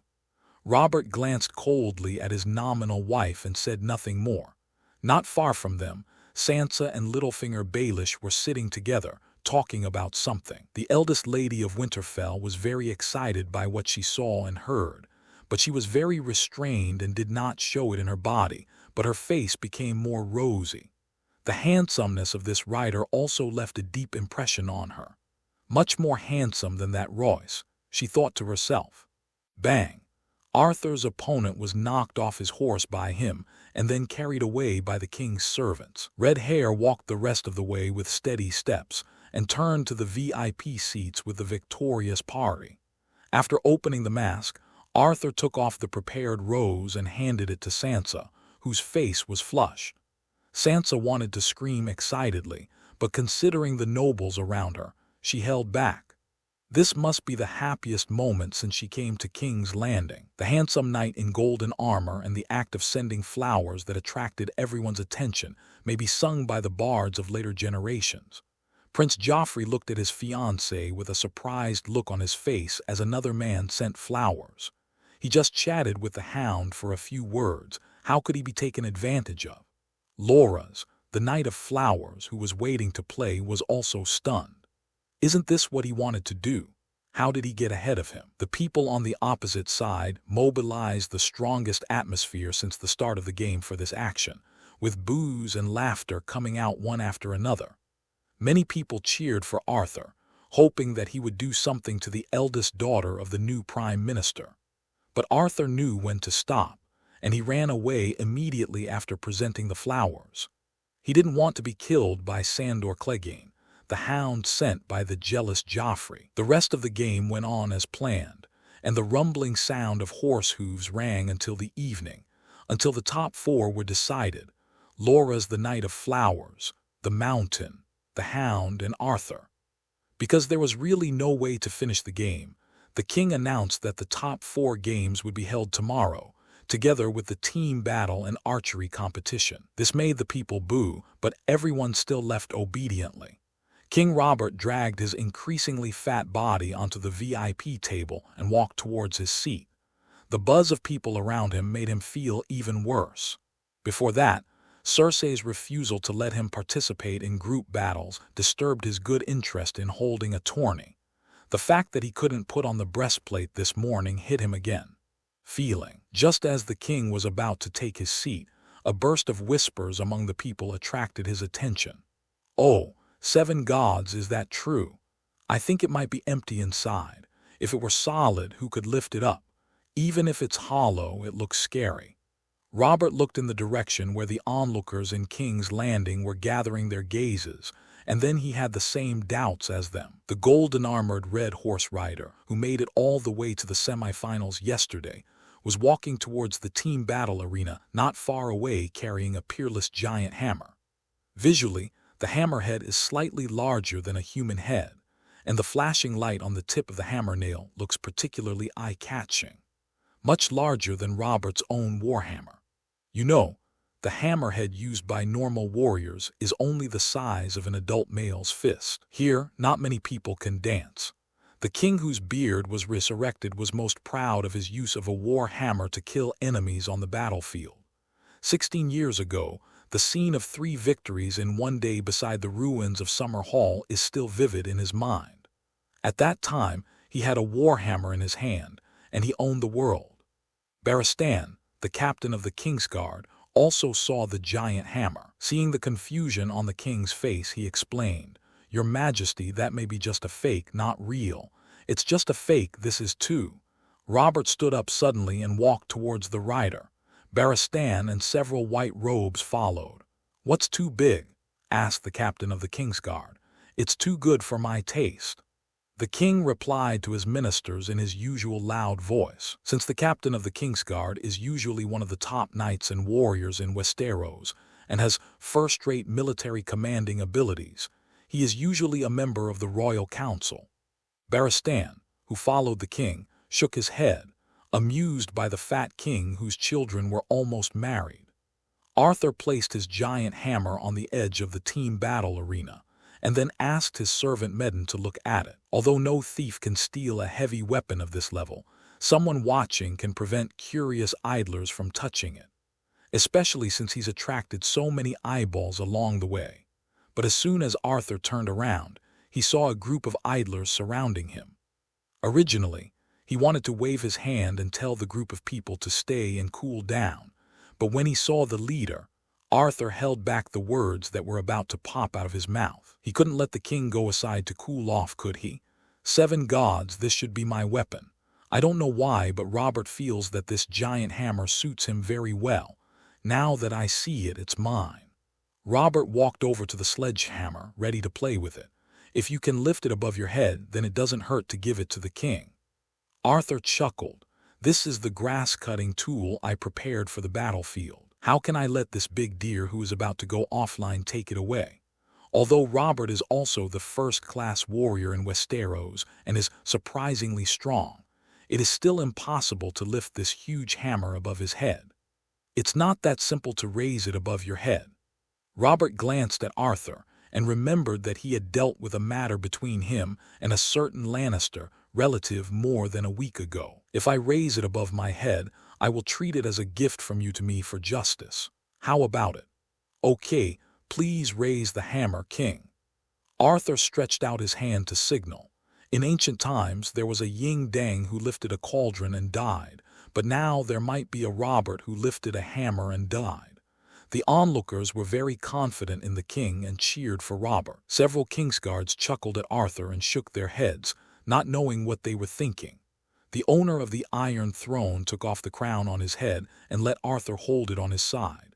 Then he bent down and grabbed the handle of the hammer and took a deep breath. "Get up, Tilda." Robert used all his strength and his face turned red, but he could only lift the sledgehammer a hand's width from the ground. Is this giant hammer really solid? The king, who felt a little embarrassed, thought to himself. After trying to exert force again and confirming that he really couldn't lift it, Robert let go and let the hammer hit the ground hard. The image that the people expected of the king lifting up easily did not appear, and they only felt the vibration of the ground. "Isn't this too exaggerated? Your Majesty can't even lift it. What kind of group battles are there? With this kind of sledgehammer, whoever gets hit will die." The knights and free warriors who were watching were talking a lot. The Kingsguard had previously been frightened by the fact that Robert couldn't lift his sledgehammer. Could it be a real giant hammer? Barristan stepped forward quickly, wanting to try it too, but his performance was even worse than Robert's, only reaching half a hand off the ground. Considering that he is already 50 years old, it is remarkable that he can still maintain this strength. "How strong is your power?" Robert stopped mentioning the hammer and asked after taking the crown. "Maybe it's #1 in the entire continent." The king nodded. "Even the magic mountain can't do it so easily." The people were silent for a while, but soon someone asked, "Is it really solid?" Robert, who was about to leave, glanced coldly at the person who asked. "I can't even lift it. How can it be fake?" The king is less than 40 years old now, in his prime. Although the stiffness has made him lose a lot of physical strength, his explosive power is not much different from that of his peak. "I would like to try it." The man carried a bow as tall as his body, wearing a dirty, sleeveless leather armor, revealing his exaggerated arm muscles. "Then come and try it," Arthur invited. The man was not polite. Under the gaze of the king and a large group of knights and people, he walked out of the crowd, ran to the giant hammer, bent down and stretched out his hand to start lifting the hammer. His performance was much better than Robert and Barristan. He barely raised the hammer to his chest, but he couldn't go any further. He let go, and the hammer that fell to the ground caused a more violent vibration than before. "What kind of team battle is this? One hammer will turn them into meat paste." The man sighed. Robert thought this made sense. Cersei's proposal not to let him participate in the team battle last night suddenly became reasonable. The bad mood also improved a lot. The king walked back to the VIP seat and decided to be a spectator today. This episode passed quickly, and Arthur rode on red hare to prepare for the earliest lance finals of the day. What he didn't know was that because of his amazing hammer, quite a number of people gave up the idea of participating in the afternoon group battle. The draw for the lance finals was very interesting. Loras, the Knight of Flowers, still faced the Mountain, and Arthur had to fight the Mountain's brother, the Hound. The first battle was between Arthur and the Hound Sandor Clegane. The two sides waited at the two ends of the field. After signaling to the king, Arthur and the Hound pressed their visors almost at the same time. Then they charged on horseback. Because red hare was one head taller than ordinary horses, Arthur had a great advantage in the lance competition. His center of gravity was much higher than his opponent. When the two sides charged, if the opponent wanted to knock Arthur down, he had to tilt his lance upwards a little. Otherwise, he would poke the red giant horse. According to the rules of the competition, if the opponent's horse was stabbed to death, he would be judged out. So Arthur's opponents had to try hard to raise the tip of their lances, but they could never knock this handsome man off his horse. The same was true for today's game with the hound. The prince's personal guard broke his lance when he charged for the first time, and also used a concave shield to block Arthur's lance. But neither side fell off the horse. So after rushing to the other side, Arthur and the hound changed their guns and started to repeat the previous behavior. Until the fourth time, the hound's mount ran a little off, so he didn't control the strength well and was knocked off the horse by Arthur. Bang! The huge sound spread throughout the venue, and even a deaf person could know what happened because it was accompanied by vibration. The hound lay down for a long time before turning over. The audience who were closer clearly saw that his dog-shaped mask was deformed. Go and help him. Let him take off the mask and helmet and rest for a while. The kind-hearted Duke Eddard gave an order in a loud voice.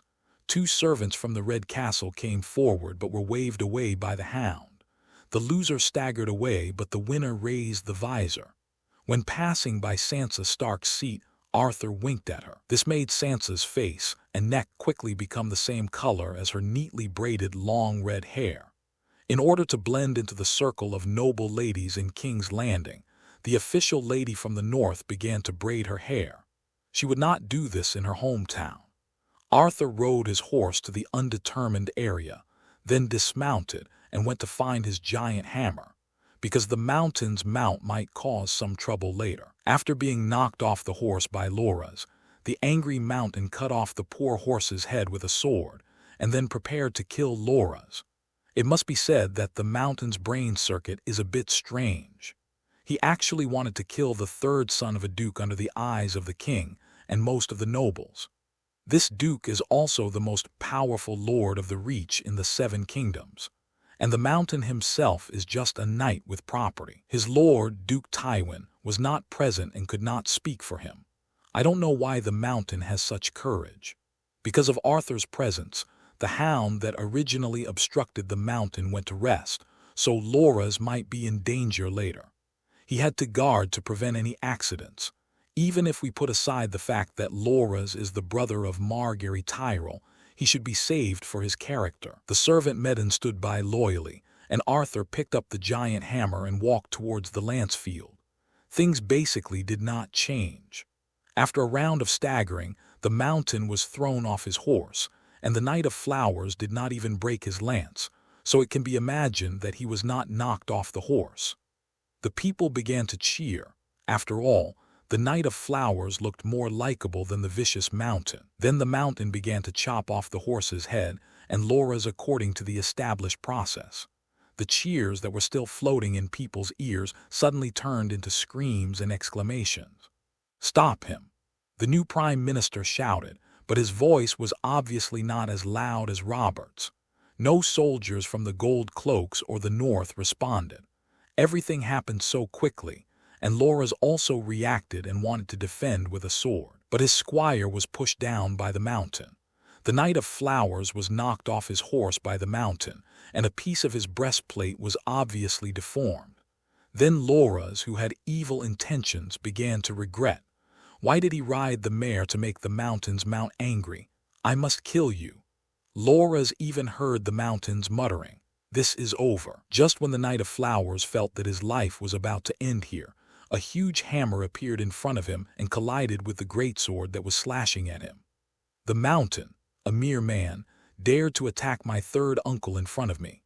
Arthur silently thought in his heart, blocked the sword with the hammer, and then swung the hammer to start forging iron with the mountain. Of course, hammers are always more resistant to collisions than greatswords. After the mountain's 2-handed greatsword was bent by the attacks of the two, King Robert's order came. "In the name of your king, stop it immediately." The mountain ignored Robert's words and continued to swing the crooked sword to chop at him. Arthur was not a loyal hound, and he used all his strength to dance with the huge hammer to meet it. The mountain's sword hit the handle of the hammer and was cut off by him. Then Arthur took advantage of the situation and hit the mountain's foot with a hammer. This made the foot wearing the iron boot sink deeply into the mud softened by the horse's hoof. With the protection of the iron boot, Although the foot was not broken, the mountain should not be in good condition. Arthur, who had the upper hand, wanted to hit him with a hammer, but the mountain was obviously not a loser. He pulled out his foot very quickly and limped away. By the way, he pushed Barristan, who was surrounding him. "Brave Arthur Bracken," Sansa said with emotion. After receiving flowers yesterday, she learned the name of this handsome noble from Littlefinger. Lord Ed nodded and approved of his daughter's words. He recalled what happened a week ago and said to his daughter casually, "This person is full of kindness and justice, and is a friend worth making friends with." Sansa remembered this. After Laura stood up, the onlookers began to cheer again, as if the screams just now did not exist. But this time, their cheers were directed at someone else. Arthur accepted it all calmly. The Knight of Flowers, who was slightly injured, was helped up by his servants and walked towards the tent in the distance. A few minutes later, Laura's, who changed into a linen suit, returned here again. "I owe you a life, Sir Arthur. You will get the friendship between me and Highgarden." The third son of the Lord of the Reach announced this. Then King Robert also helped Arthur get the title of champion and a reward of 40,000 gold dragons. According to the competition process, Arthur had to compete with Laura's, the Knight of Flowers, but the irrational behavior of the mountain saved the Lord of the Red Mill a lot of trouble. Of course, he also gained more. The friendship of Highgarden cannot be ignored. There was still a long time in the morning, so the archery competition went on quickly. Arthur was not lucky in this game. A mercenary won the championship and 10,000 gold dragons. It was lunchtime when the archery competition ended, so thousands of people and nobles found ways to eat. Some ladies and officials had already left. The horse lance competition that attracted their attention the most had ended. The group battle in the afternoon was not what they wanted to watch. Arthur and others were invited by Laura's, who was still in shock, to have lunch with the fans of the Rose family. The host Laura's was not very interested. After expressing his welcome to Arthur and others, he buried his head in eating silently, so the people at the table did the same. After eating and drinking, the Lord of the Red Mill suddenly thought of someone. Angai, the champion of the archery competition. Speaking of this mercenary, Arthur was a little familiar. This man came from Dorne. In the morning, he raised the hammer to his chest. According to the original novel, Angai followed the Red Monk Thoros, the Lightning Lord Beric Dondarrion and others to fight the mountain, and later became a core member of the Brotherhood without banners, driving out the burning, killing and looting western and northern armies for the farmers in the Riverlands. He is a righteous and good man. After glimpsing that Jules behind him had also stopped eating, Arthur stretched out his hand to call him over. "What's the matter?" Jules is now in a happy moment. The set of plate armor promised to him by his nephew has arrived and is now on him. This makes him look like a brave knight, although he is so cowardly that he doesn't even dare to sign up for a group battle. In the morning, Jules met some mercenaries who had been with him before, and the beautiful armor on his body made him feel very face-saving in front of these people. And Jules's entry into the tent of the Duke's family Tyrell for lunch made his fellow mercenaries drop their jaws in shock. I have said that I am a real noble. This is Jules' farewell to his former partners. There are still benefits to following the nephew. Jules now likes Arthur more and more. The archery champion, the one called Aang, you go find him now and remember where he is. I will find him at night. Arthur said so. Aang should be the top sharpshooter in Westeros, and it is perfect for him to serve as long-range firepower beside Arthur. It is right to have an archer behind the tank. Archery champion Aang. Jules instantly grasped the key words. I understand. Aang is equal to 10,000 gold dragons. This is Jules' only thought. Could it be that the nephew wants to rob these 10,000 gold dragons? Oh, and are the mercenaries with you reliable?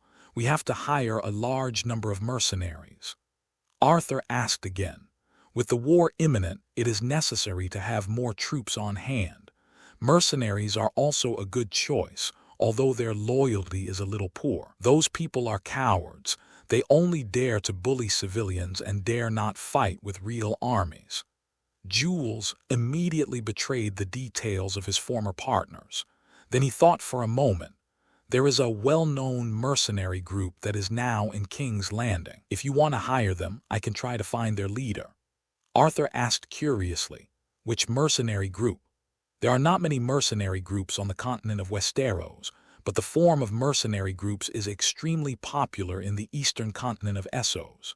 Famous mercenary groups include the Golden Group founded by the remnants of the Blackfire Rebellion, the Second Sons Group founded by the Second Sons, the Windblown Group, the Long Lance Group, etc. A strong mercenary group can have tens of thousands of troops, with elephants, cavalry, and infantry fighting together. The ones that are a little worse are all kinds of things, but at least their combat effectiveness is stronger than the newly armed peasants. The Warriors Group, also known as the Blood Troop, is a group of mercenaries composed of people who cannot see the sun. Most of the members are murderous and cruel, love strange clothes, but love money very much. Jules replied. Arthur remembered this mercenary group. At the beginning of the War of the Five Kings, they responded to the call of Casterly Rock and joined the army of the Westerlands, but then they rebelled and became the subordinates of Roose Bolton the Flayed. They were the ones who cut off James' right hand. As for loyalty, it seems that they are only loyal to money. But they defected from the Lannister side to the poorest north, which Arthur couldn't understand. Such people can be used as cannon fodder or do some dirty work. Go and contact them. I will meet their leader and members tonight or tomorrow. You can also look for other scattered mercenaries. As long as they are qualified in combat effectiveness and loyal enough, you can call them. Now we have enough gold dragons, and it is very cost-effective to hire 100 or 200 people to defend the territory. According to Arthur's idea, between the time when the Mountain finished horse along the Red Fork River and Tywin sent troops, he would gather tens of thousands of landless peasants. At that time, pick out the young and strong ones to form his own real team. From now until then, these mercenaries and the troops in the original territory will be used for a transition. Jules nodded, indicating that he understood, and then went out to do business. My friend, is the lunch to your taste? After Loras finished eating, he recovered a little and began to chat with the visitor. Not bad. Arthur was full and burped and responded to the Knight of Flowers. The two brothers Hobber and Horaz were also there. Their great-aunt was the Queen of Thorns Olenna Tyrell, the grandmother of the Knight of Flowers and the real helmsman of the River Reach. One of the twins asked, Lord Arthur, do we really have to go to the River Reach to buy you armor in the next 2 days? Many of the nobles of the River Reach don't want to leave the prosperous King's Landing, and the armor they promised to give you may not be available. The two brothers promised to help Arthur buy a batch of armor, so they had to follow Arthur back to the Reach. We must leave the day after tomorrow at the latest. This was Arthur's answer. According to the Mountain's living habits, after losing the lance competition, he returned to the territory of the Westerly, and then responded to Lord Tywin's call after the imp was captured, and went to Casterly Rock to gather. These events happened so fast that the world could not react, so Arthur had to hurry up. Otherwise, the Mountain's troubles were over. What would he use to win the hearts of the people? Arthur turned to Loras, speaking of which, there is something I need your help with. Please tell me, I will do my best. The Knight of Flowers said. He had already gone from being kind to Arthur to being grateful, and in his heart he was very impressed with this little lord who was more handsome than him. I need to deposit the gold dragons in my hand with you, and then cash them in at High Court in the Reach. Since there are no banks on the continent of Westeros, coins such as gold dragons are carried on their own. But going to the Reach to buy armor must be done quickly, and it is not realistic to carry several large bags of gold dragons. So Arthur thought of using the Rose House to realize the bank's remote deposit and withdrawal function. That is, he gave the gold dragons in his hand to Loras in King's Landing, and then went to Highgarden to withdraw part of it. The rest was kept. Highgarden has not been affected by the war and is a good place to save money. With the financial resources of his family, the second family in the Seven Kingdoms, These tens of thousands of gold dragons are still easy to handle. Arthur explained for a long time, and finally made this knight who only had how to knock people off their horses understand his intention. No problem at all. I will write to my grandmother and father, and the raven will bring this news. The Knight of Flowers cooperated very well, and Arthur solved another problem of his own. The team battle held in the afternoon went very smoothly. At least that's how it seems to Arthur. The competition was held inside a wooden fence surrounding a circle. More than 30 warriors poured into it, mingling in a noisy manner. Most wore a full set of plate and pierced armor, while some poorer warriors wore a layer of chain mail. Weapons are also varied, ranging from two-handed swords, spears, hammers to scimitars. However, all types of weapons combined could not attract as much attention as Arthur's giant hammer. The people watching were either arguing about who could defeat Arthur or discussing how heavy the hammer was. Due to the absence of the mountain and the hound, Arthur seemed invincible. Most of the knights and nobles participating in the battle knew in the morning that a warrior with a heavy hammer would participate in the group battle, so they wisely avoided Arthur and let others go first. Coincidentally, that's what most people think. So after Arthur broke some unlucky guy's leg with a hammer, no one dared to challenge him. This left him standing alone in the middle of the fence circle, watching the other players who would rather fight to the death than step forward to challenge Arthur. Go up and fuck him. Go knock down the guy with the hammer. Why are you so cowardly? Let's have a fight with Arthur. There were cheers outside the court, all asking the remaining people to have a fight with Arthur. But this kind of shouting continued until there were only a few people left in the field, and it was not necessarily possible that anyone would actually challenge again. Arthur noticed that King Robert, who was drinking ale and shaking his fist, shouted the loudest. Finally, there were only 2 people left in the field. Thoros the Red Monk from Mer Arthur.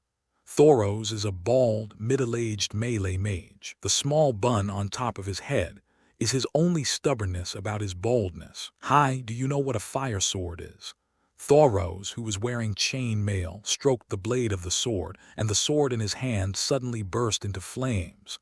Then do you know what a giant hammer is? Arthur raised his hammer and walked towards Thoros. Metal bends easily when heated, so Arthur is a sure winner in this game.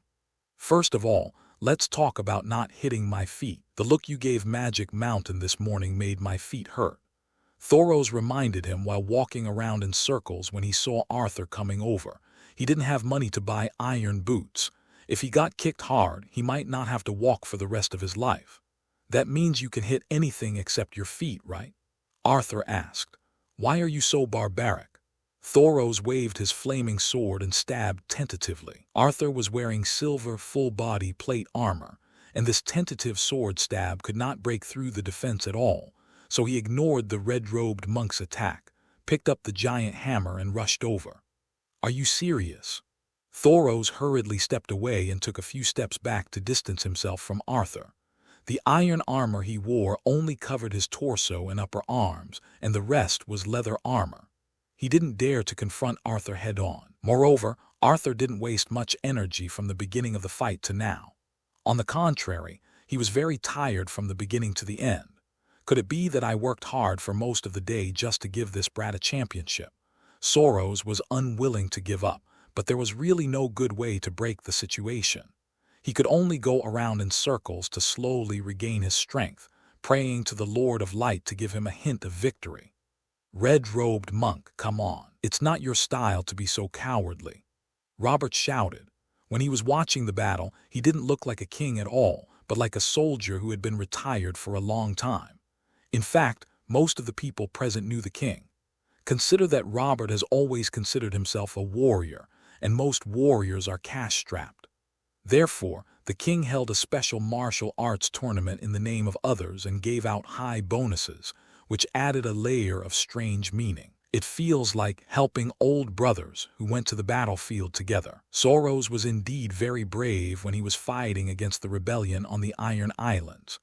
Barristan recalled, but against this Arthur, bravery cannot solve the problem. Duke Ed nodded. Soldiers like this who are fully armored and hold heavy weapons are best defeated with crossbows and trebuchets, otherwise they will be killed with human lives. But if Thoros keeps sneaking away like this, Arthur may not be able to hold on for a while. After all, wearing plate armor and holding a giant hammer takes far more physical energy than holding a sword with a half handle. Barristan put it this way. His white hair showed his experience, which was recognized by most people around him. Let's make a bet and see who wins. Lord Renly's brisk voice sounded. Loras, the Knight of Flowers, followed behind his shit stick, because Renly was defeated by the Hound yesterday and Loras was severely attacked by the Mountain. Both of them were absent from the team battle.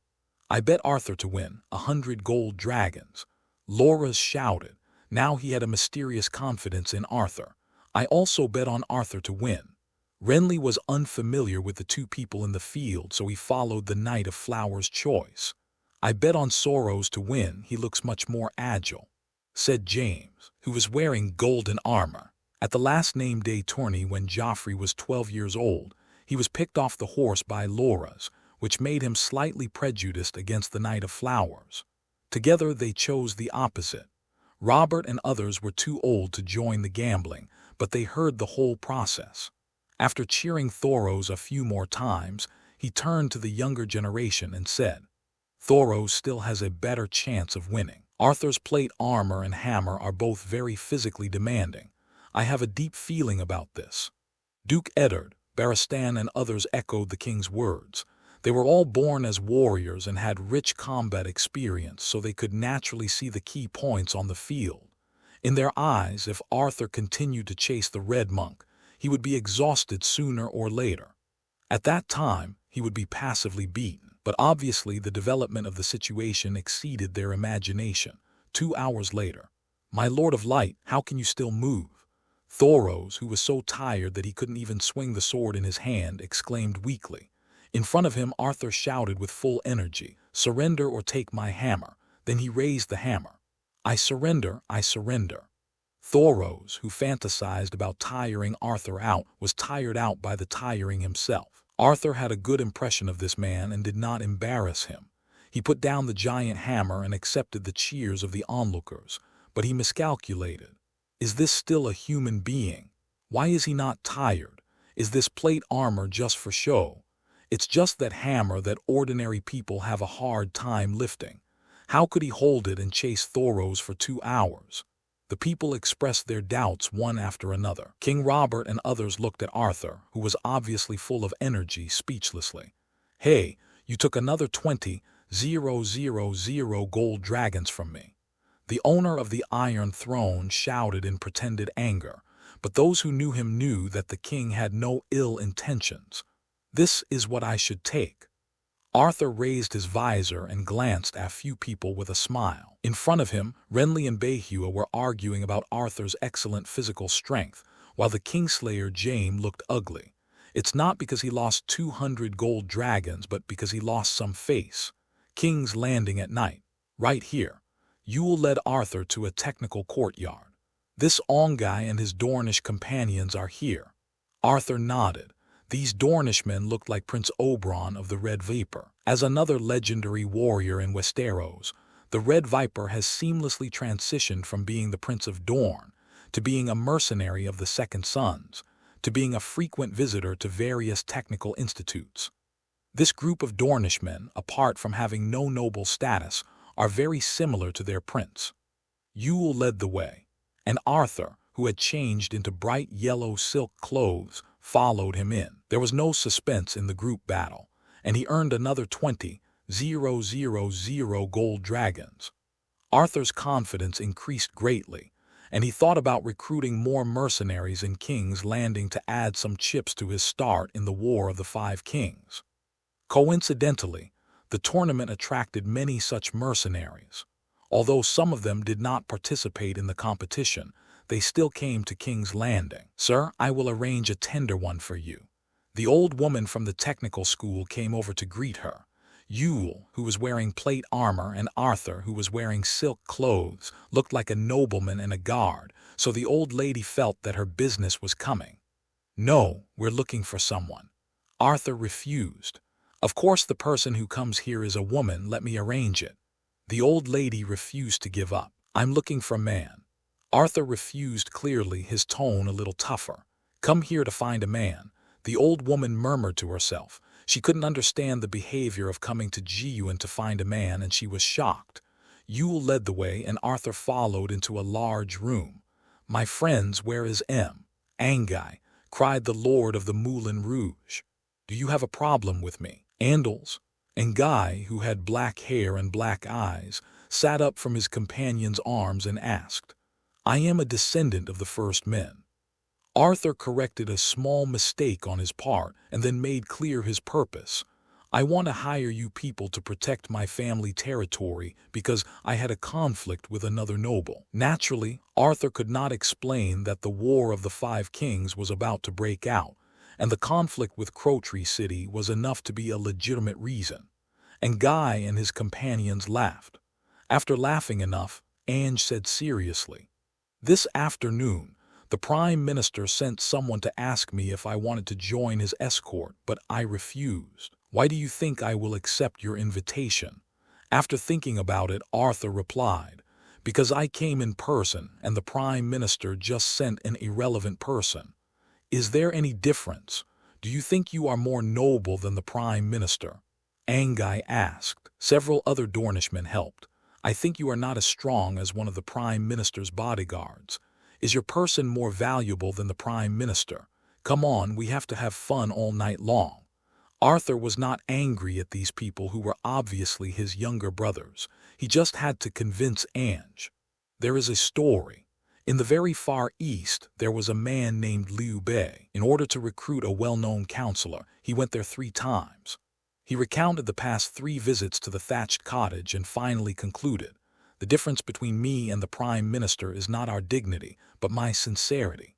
He sent a bodyguard here just to recruit you as his bodyguard, but I came here personally to recruit you as a partner, a brother who will live and die together and share weal and woe. In terms of honor, your prince, the Red Viper, is the younger brother of the Lord of Dorne, and the Prime Minister is not much more noble than him. Doesn't he do the same thing as you? Has he ever said that he is looking for are you a guard? After Arthur finished speaking, he paused and let Ange figure out the reason. If you want to recruit such a truly capable person under your command, you can't do it without some sincerity. Tell us in detail why you don't have good relations with the nobles next to you. And Guy did not express his choice immediately but raised another topic. It's like this. The heir to the Earl of Crowtree City to the north of us pretended to be bandits.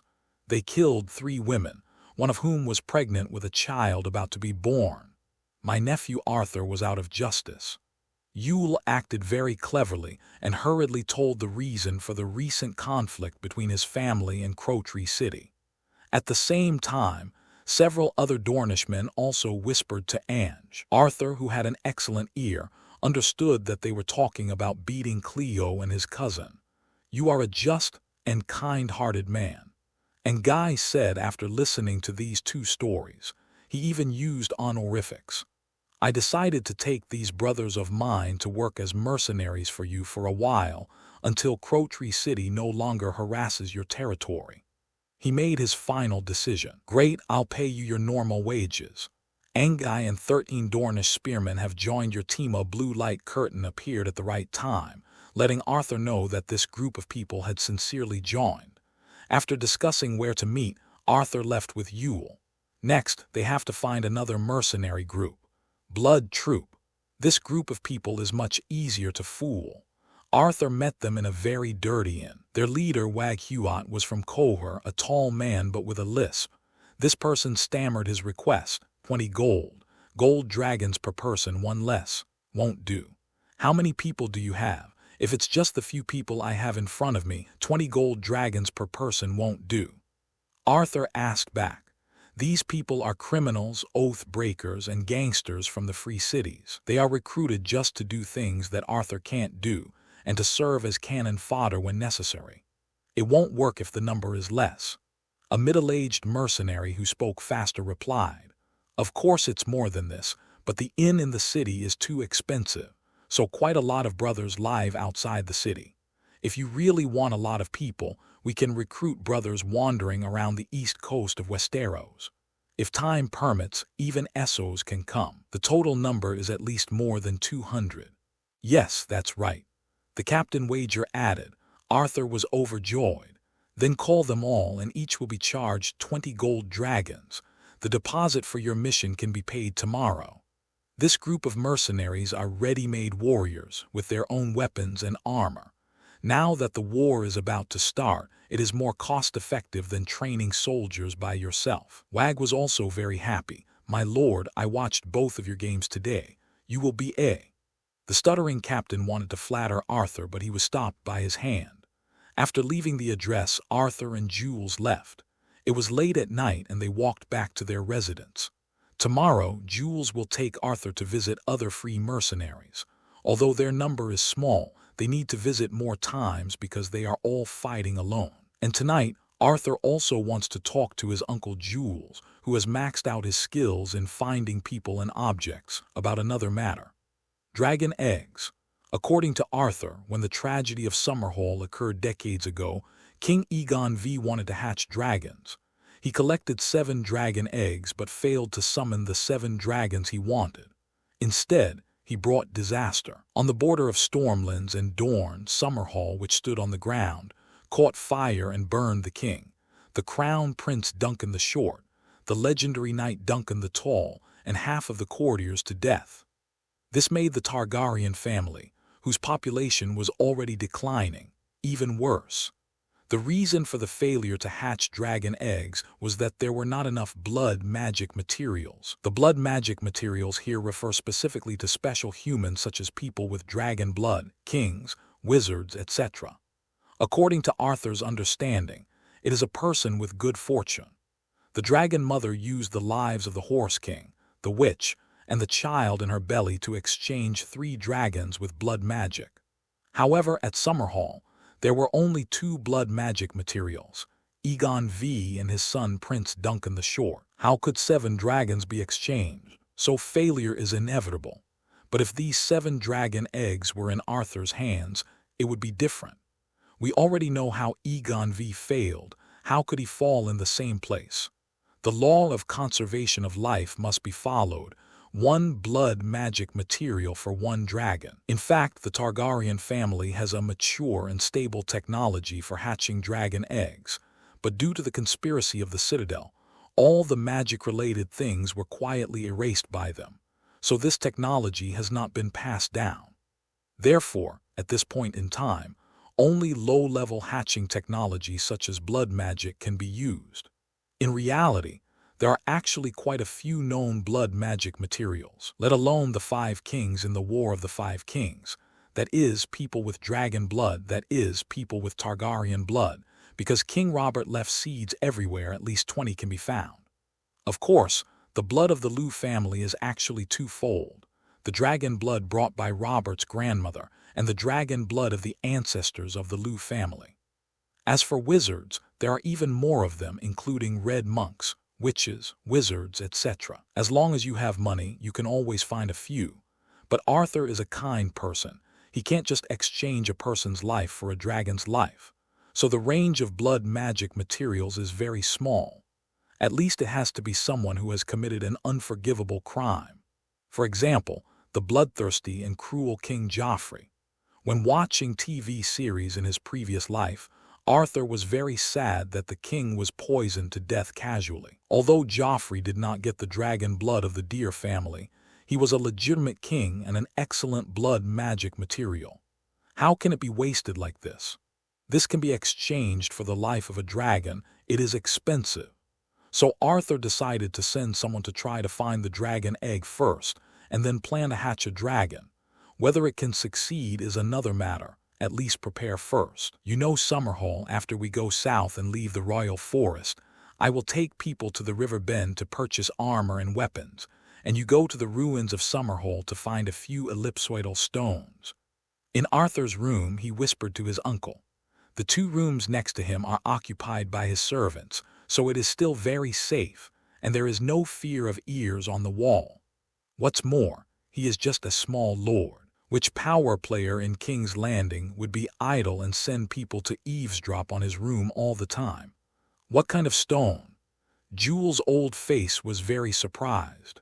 What kind of hobby is this that the nephew actually wants stones? It's an ellipsoidal shape, usually one color with very regular scales on the surface, shining with pearls, and it looks very expensive at first glance. Arthur described it, and then carefully exhorted, "This matter is very important, and it is very critical to the revitalization of our family. You must pay attention to it. Go to Summerhall to look for it for a few months or a year. In short, you must find it, at least one. In fact, there is no difference between finding one and finding 7, because they are all put together." Jules was confused for a long time, then asked cautiously, "Is this stone you are talking about also called a dragon egg? As long as you understand it, you must find it anyway. I will send Soldier Piper to accompany you." Among the 4 people Arthur brought to King's Landing, only Jules and Soldier Piper have combat capabilities. Medon and the stable boy are not combat units, so it is useless to send them to go with them. More people will easily attract the attention of local nobles and people. And Piper grew up in his own territory, similar to the family son among the servants in the previous life, and his loyalty is unquestionable. Letting him follow Jules can avoid any unexpected problems. Jules nodded and asked again, "There are actually dragon eggs in this place, how did you know?" "Don't worry about how I know. Find the dragon egg, and when I become king, I will make you a marquis, duke, or even a prince. You can choose any castle on my fiefdom." Arthur tempted. Anyway, he has nothing now, so he just promised the title and castle casually. It was impossible to promise Jules money or gold dragons, because he really had tens of thousands of gold dragons. Also, this must be kept secret.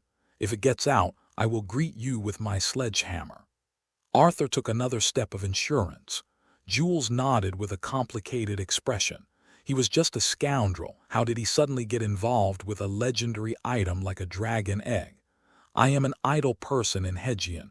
What does a dragon egg mean to me?" After discussing the details for a long time, Jules left with an unspeakable heavy heart. Following his nephew, he also had to work. Arthur went to find the soldier Pip in the next room. He didn't need to tell him what to do with Jules, just told him to keep a close eye on Jules. This was a family soldier who had never been out of the river, and he resolutely followed the words of Lord Arthur. This night passed like this. The next day, Jules and Arthur met with dozens of free mercenaries without stopping. Many of them with excellent reputations were accepted by Arthur on the spot, and some who were in Arthur's eyes were also hired. In the afternoon, the Blood Troop also met with Arthur and others outside the city. There were a total of 113 people. According to their members, the rest were on their way on horseback. Arthur didn't believe it. For a period of time before, the continent of Westeros was extremely peaceful. This group of mercenaries had no business at all, so the members should leave and find their own way out. Moreover, these people are from the bottom of society. Without a means of communication like ravens, how could they be quickly summoned? But these 100 people are enough. Together with the 97 people hired in the morning, Angai and 13 Dornish spearmen, Arthur's recruitment plan in King's Landing has come to an end. The Bloody Troop and 97 free mercenaries join your team before the evening. The 200 sets of armor from Steel Street were also delivered. The convoy that will transport this batch of armor back to their own territory has been hired and can set off tomorrow. At that time, the 97 free mercenaries and Desmond, Patrick and others will accompany this convoy, escort it back to the Red Mill, and then arm the trained peasant soldiers with armor. Everything went as planned. On the morning of the second day, Arthur said goodbye to the team heading north at the Gate of the Gods in King's Landing. 97 free mercenaries, the accountant girl Haley, and a caravan carrying 200 sets of iron armor formed the main force of the team, and Desmond, the coach of Riverrun, was responsible for leading them to the Moulin Rouge. The letter to the butler Amber was also handed to Desmond, and Amber would arrange for those who arrived at that time. The giant horse Red Hare was taken away by the team heading north. Its speed was too slow and it was not suitable for going south. The giant hammer was also taken north, because Tob thought that the giant hammer was for decorating the house when he made plate armor for Arthur. He did not install a fixed point on the plate armor. The golden guandao has a fixed point on the back, so if Arthur went south with the giant hammer, he would have to hold the giant hammer in his hand all the way, not to mention whether the Mount Lu could bear it. Even Arthur himself would feel tired. Patrick's father, Lord Jason Mallister, was also in the team. He arrived at King's Landing before the tournament and participated in the lance competition, but was eliminated on the first day. With a great noble like him, and the safe road along the King's Road, and nearly 100 mercenaries, Arthur was very relieved. I don't think anyone would want to take advantage of this team. The team heading south was much more complicated.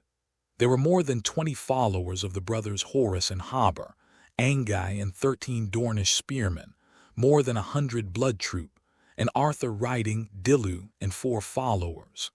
The letter of the Knight of Flowers had also been written, one of which was carried by Arthur, and several others were sent to the Rose family's castle high court by Raven. Arthur won 2 championships and 60,000 gold dragons at the tournament in King's Landing. He spent more than 3,000 gold dragons on making plate armor, a giant hammer, a guandao, 200 sets of iron armor, King's Landing's consumption for more than a week, and the down payment for hired mercenaries. Since he brought more than 2,000 gold dragons when he came, he still had more than 59,000 gold dragons. After leaving 58,000 gold dragons to Laura's in King's Landing, Arthur set off with more than 1,600 gold dragons. They first crossed the Blackwater River to the south bank, and then went south along the Rose Avenue. The Royal Forest, the second largest primeval forest in Westeros, is the first challenge that the team going south needs to face. Although there are some small inns along the Rose Avenue through the Royal Forest, they are far apart, so they need to bring enough food and water. Fortunately, there are 244 horses in the team, and there are only 153 people, so there is no need to worry about transportation capacity. The problem of food and water was solved in a small town entering the Royal Forest. At Arthur's insistence, the group set out without resting in the town. This made some veterans of the Blood Troop complain, but for the sake of Arthur's golden guandao, they obediently accepted the employer's order. The third day in the Royal Forest. "Take a break, Lord Arthur," Horus suggested. He was really a little overwhelmed. "That's right, there is less than half a day's journey to get out of the Royal Forest.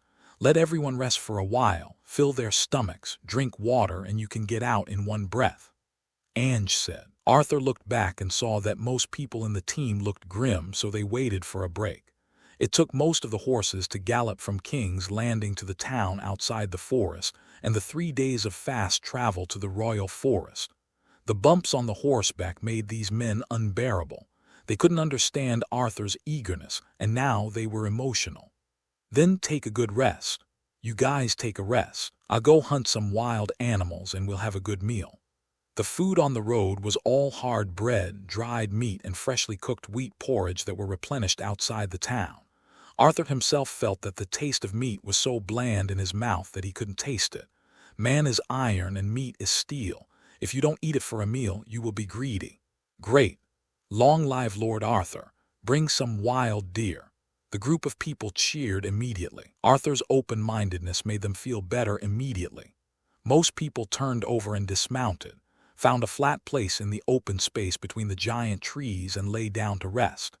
Except for the 2 brothers of the Redwyne family and Arthur and Jules, the team was all civilians, and they had all done the behavior of hedge knights. Sleeping in the open space was very common. Hedge knights are the folk collective name for free knights, wandering warriors, and mercenaries. Because this group of people are reluctant to stay in the hotel, they often sleep under the trees and by the fence for a night. Arthur asked a few people who looked energetic to be on guard and then went hunting with a few good players. Half an hour later, "Hey, why can't we see wild boars in this forest?" Ange wondered. Maybe the smell of Mr. Arthur's wild boar killer made them hide. Hopper, one of the twins, explained. He was much more energetic than his brother, and he also came to hunt. Ange asked, "What is a wild boar killer?" Hopper then explained in detail Arthur's deeds of eliminating wild boars in Harrenhal. This made Ange and several other mercenaries marvel. Lord Arthur's bravery is beyond our imagination. An ordinary warhammer can kill a wild boar, so wouldn't the giant hammer be hard to beat in the entire continent? I think the huge mountain can fight with you. At least he can withstand the beating. Arthur agreed with this statement. If the mountain wears chain mail and full plate armor, he might be able to withstand my giant hammer. If I fight him again, it will be a matter of who can't stand the beating first. The small conflict with the mountain in the tournament gave Arthur a clear understanding of his own strength. Weaker than the mountain, but not by much. And because of the added agility, Arthur is much more flexible than the mountain. The mountain can probably swing that giant hammer, but it's limited to swinging. After he was clumsy and took a heavy weapon like the giant hammer, he had no time to change his moves in the battle, so he chose a much lighter two-handed sword. This made him as flexible as an ordinary plate armor knight. Arthur's advantage is that he can still be flexible and agile while holding the giant hammer. So now, his combat power should be equal to that of the mountain. If he adds the advantages of physical strength and injury resistance, the mountain can't survive him. In short, Arthur was looking forward to the next battle with Gregor Clegane. Hush, there's a white deer. As a top archer, Ange had amazing eyesight and he spotted a white deer in the distance. Then several people slowly gathered around, and at the right distance, Ange drew his bow and shot an arrow but missed. But coincidentally, the white deer actually rushed towards Arthur. Then it died under the sharp blade of the new moon. What a rare color, I don't know what it means. Someone sighed. Disaster and fortune, who knows? Arthur firmly believed that this was a good omen. Baratheon lost his deer and Arthur got it. The hunt lasted for more than half an hour. With the sharpshooter Angai, they shot 2 wild deer, 9 fat rabbits, 12 pheasants, and some birds. When the prey was brought back, the people who stayed had already built a fire and set up a rack. Some mercenaries immediately began to skin, dissect, clean, and then roast. Since the main members of the team were mercenaries, they were very experienced in surviving in the wild, and the blood mummers and Dornishmen had their own command system. So Arthur didn't have to worry about many things. But there was also a small problem, that is, when the interests of their team conflicted with Arthur's own interests, these people might obey the orders of their leader, rather than the orders of their employer Arthur. Dornishmen were okay. They were all relatively upright and open-minded people. Even if they were unhappy in the future, they could just pay the money and leave. The blood mummers were different. This group of people was notorious, and most of their members belonged to the evil and chaotic camp, so they had to be on guard. Arthur was thinking whether he should take the core members of the blood troop to fight with the small group of the mountain to consume their strength. Then he could send someone he trusted to be the leader, so that he could control this group of people. After a while, the smell of meat began to spread throughout the camp, making many people drool. After the meat was divided according to status, Arthur got half a scorched and oily deer hind leg and started to make. After the meal, the whole team was in high spirits. After packing up, Arthur ordered to set off. In the evening, they walked out of the royal forest. Due to the flat road and wide view, the whole team's forward speed suddenly increased.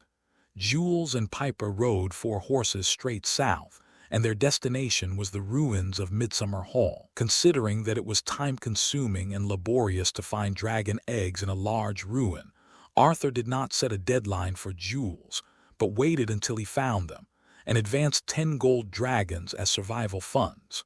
Summerhall is located on the border of Stormlands and Dorne. The largest noble family nearby is the Dendarian family of Black Harbor. Their head, Earl Beric, is the famous Lightning King in the future. After the outbreak of the War of the 5 Kings, the Lightning King gave up his good job as an earl and formed the Brotherhood without banners with the Red Monk Thoros. specifically to avenge the river farmers who were robbed and killed by wandering soldiers. This shows his noble character. Near the territory of such nobles, Jules and his companions should not be in any danger. They only need to concentrate on their mission. Arthur led his men all the way west, through the Bitter Bridge, crossed the Mander River twice, and then arrived at Highgarden.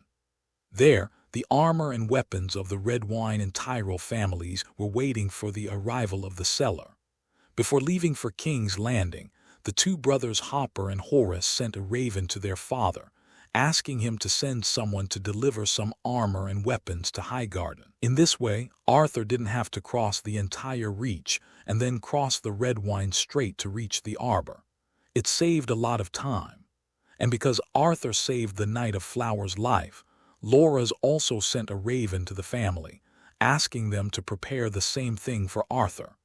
With these two families, there was no need to visit the other small families in the Reach. After all, the nobles of the Reach who promised to give Arthur weapons and armor were still staying in King's Landing. If they went to their door, their clansmen might not fulfill their family's casual words at a cocktail party. Arthur still had an intuitive understanding of the face of these nobles. There were actually very few nobles like Duke Ed who believed in high as glory and used secular morality to restrain their behavior at all times. So few that it could be said to be an exception. Even the nobles with the best character like the Knight of Flowers would do some tricks in the tournament for the championship. Not everyone can think of riding a mare to drive the opponent's mount crazy and win the race. 8 days later, a huge white marble castle stands on a hill on the south bank of the Mander River. Even from a distance, you can see 3 circular walls and a giant plant maze between the first and second walls. This is Highgarden, the most beautiful castle in Westeros. One of the twins introduced it. They are so similar that even Arthur couldn't tell who is who quickly after traveling with them for 11 days. This is just the superficial knowledge of you people in the Reach. Obviously, the most beautiful castles in Westeros are Sunspear and Water Gardens. Angai said, they each nominated their own lord's castle as the most beautiful castle in the continent. If there were people from the Vale, I'm afraid the Eyrie could be added as the object of debate. The only big castles Arthur had seen were the Red Keep in King's Landing, Harrenhal and Highgarden in front of him. The original owner had been to Riverrun, but that castle was a little small and could not be compared with these 3. Frankly speaking, Arthur thought all 3 castles were good and he liked them all. As a person with difficulty making choices, he felt that if necessary, he could take all 3 castles for himself. Only children make choices. Adults want them all. After leaving most of the members of the Bloody Troop and 13 Dornish spearmen in the town near the ferry, Arthur took a few people, and the people of the Redwyne family to this giant castle. The twins brought all their followers into the city. The Queen of Thorns Olenna Tyrell was their aunt, and they had a lot of time to live here, so it could be said that it was half a home. It looked close, but it was still far to walk on horseback. After another half-day, when the moonlight invaded the world and the stars rose, they barely reached the first wall of the castle. The horses were naturally handed over to the servants who came. With the 2 faces of the twins, the guards let them in without checking, and 4 soldiers and a servant led the way. The plant maze between the first and second walls occupied a large enough area. If there was no one to lead the way, I was afraid that I would die of exhaustion and still not be able to get out. This reminded Arthur of the plant maze in Jackie Chan's movie, The Chinese Zodiac. Only by flying can you get out of here without anyone to lead the way. It took another half-day of walking to reach the second wall. Here, all of Arthur's followers were stopped, and only he was allowed to enter. The twins of the Redwyne family also left most of their followers and only brought 2 personal servants in. Arthur accepted it calmly. After all, it was someone else's territory, right? Compared to the last time I went to Harrenhal, and the time I beat Cleos and entered the throne room of the Red Keep, entering Highgarden seems to be a complicated process and full of rituals. This not only demonstrates the strong strength of the Rose family, but also reveals some of the owner's psychology. On the one hand, the Tyrell Rose family is close to the common people to win the hearts of the people, and on the other hand, it imposes complicated rules on the nobles who enter the family castle to gain a certain sense of superiority. In the final analysis, it is still the lack of historical heritage of the Rose family that makes their members somewhat unconfident. It was past midnight, and after meeting the steward Gars, they were arranged to live in residences suitable for their respective identities. Tomorrow, some transactions will be carried out. It was probably the most comfortable sleeping experience he had ever had. This was Arthur's first reaction when he woke up. The soft feather bed was sunken into a human shape, carrying him through the night. As soon as I woke up and went out, there was a valet waiting at the door, and then a tub, towels, and other items for washing were brought over. After Arthur rinsed his mouth with salt and water and dried his handsome face with a towel, the servant took the tools and left. He said someone would come and guided Arthur to the hall for breakfast. The Lord of the Moulin Rouge put on his plate armor during this interval, without helmet or visor. Originally, according to normal aristocratic etiquette, when visiting someone else's house, you should not wear armor when dining, but should wear everyday home clothes such as silk robes or woolen blouses. But Arthur didn't bring such clothing, so he made do with plate armor. The returning servants guided Arthur through the long corridors, stairs, and up 3 floors before reaching his destination. To be honest, Arthur felt that a joke from his previous life aptly described the size of Highgarden. My doorman and the chef broke up, and the reason was long-distance relationship. The place where guests have breakfast in the High Court is a very spacious hall. It was visually estimated that there could be enough room for hundreds of people to stand, but in fact there were only a few dozen people there now. A long table lay in the middle, with chairs on both sides, and rows of male and female servants against the wall. There were already more than a dozen nobles sitting at the long table and starting to eat breakfast. The noble emblems on their collars were various, and most of them were unfamiliar to Arthur. "Master Arthur, please sit next to us," cried Hopper. This time the Lord of Moulin Rouge finally separated the two. He accepted the invitation because he still wanted to ask for some details. A piece of bread, half a chicken, 2 small fish like this, and a large glass of ale. After sitting down on the chair, Arthur said to the manservant who came over. The clever servant nodded and hurried to get the food. "Who is the person in your family who comes to trade weapons and armor?" This was Arthur's first question. "My father packs the red wine. He happened to be invited to attend a party in Highgarden. The Queen of Thorns is Paxter's aunt, and the 2 parties have frequent contacts. If it was the governor of the Redwyn family who came, Arthur would feel more at ease. According to rumors, the twins were very fond of Lord Paxter. According to the plot of the original book, Hobb and Horace stayed in the capital after the tourney in King's Landing, and after the war broke out, they were taken hostage by King's Landing. Therefore, Earl Redwyn was afraid of fighting against the alliance between the Lion family and the royal family, and declared his neutrality. Redwyn of the Arbor Island is one of the first-tier nobles in the entire Westeros continent. His family has more than 10,000 soldiers, and a fleet of 200 longships. For comparison, the entire Wang family fleet only has more than 200 ships. Such family neutrality caused Renly, who was supposed to crush Stannis in all aspects, to lose his maritime advantage in the narrow sea. This is also the direct reason why Storm's End Castle was besieged by 5,000 troops of Stannis' Earlu after the war. Now that the twins have been brought back to the Reach ahead of time by Arthur, and the Redwyn family is a traditional strong ally of the Rose family, his family's fleet will inevitably join the future battle. Therefore, after the war begins, the 2 brothers of the Deer family should fight for a few rounds on the narrow sea first, so that the entire fall of the Reach to the Lannister family will be greatly delayed, or may not even happen. It will be much easier for the Fish and Wolf family to deal with the Lion family and the King's leader. Arthur himself also had a chance to develop. Otherwise, If the Rose family and the Lannister family join forces in the future, the number of retired soldiers will reach 100,000. No matter how strong he is, Arthur can't defeat him. Even if he wins, he will be left alone.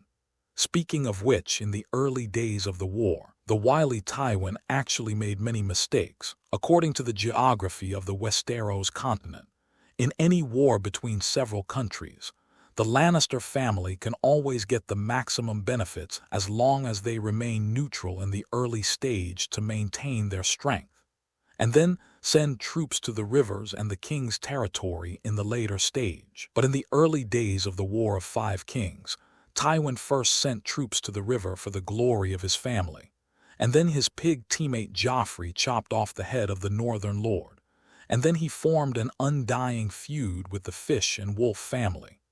Being dragged through the mire of the riverlands and unable to free my feet, even though the Western Territory was half harmed by young Wolf Lord Robb, Tywin still led 20,000 main troops to Horde on the Eastern Front and did not rescue his hometown. This mistake of sending troops to the river for his dwarf son could have been avoided, but Tywin still made the mistake despite knowing it. If he didn't do it, he wouldn't be the arrogant Lord Tywin, and he wouldn't be the governor of the Lannister family who revived the pride of the Lion family and controlled everything. His pride would not allow anyone to infringe on the Lannister name. What qualifications do wolves and trout have to judge a lion? Arthur thought generally for a long time, and then asked his second question. If I spend money to hire them, how many reliable warriors can I recruit in the Reach? The kind that can really go on the battlefield. The Riverlands is the origin of the night culture of the entire Westeros continent. Compared with the Riverlands, another large grain-producing area, the people in the Rose family's fiefdom are very martial. In addition, with the largest population among the 7 countries, there are a lot of warriors to recruit.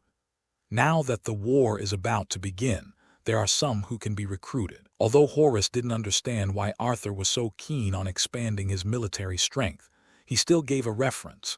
It's near Highgarden. It's no problem to mobilize 200 or 300 people with golden dragons. If you have time, you can go to Old Town. There are more free warriors and wandering knights there. Old Town is one of the 5 major cities on the continent. It is also the location of the Citadel and the Starry Temple where Aegon I was crowned. Naturally, there are more idle people gathering there, but Arthur felt that there was not enough time. The tournament had been over for 12 days. The little devil might have been captured. In the next 2 or 3 weeks, the Mountains set out from Casterly Rock and took 200 or 300 people to wreak havoc along the Red Fork River. It would take more than 2 weeks for Arthur to go north to the Riverlands with weapons and armor. It would be too late to go to Old Town again. If 200 people could be recruited near Highgarden, it would be a good result. Arthur nodded, indicating that he knew, and then buried his head in eating. The quality of the food provided by this top noble family is very high, and it's always right to eat more. After breakfast, all the nobles in this hall were taken to another room that was equally exaggerated. Here, Lord Mace Tyrell, nicknamed Inflatable Fish and Lord of the Reach, will handle their affairs. After waiting for a long time, Arthur's affairs finally came. The Raven from King's Landing has explained the situation. I decided to let you go to the armory to choose the armor and weapons you need. No more than 300 sets will do.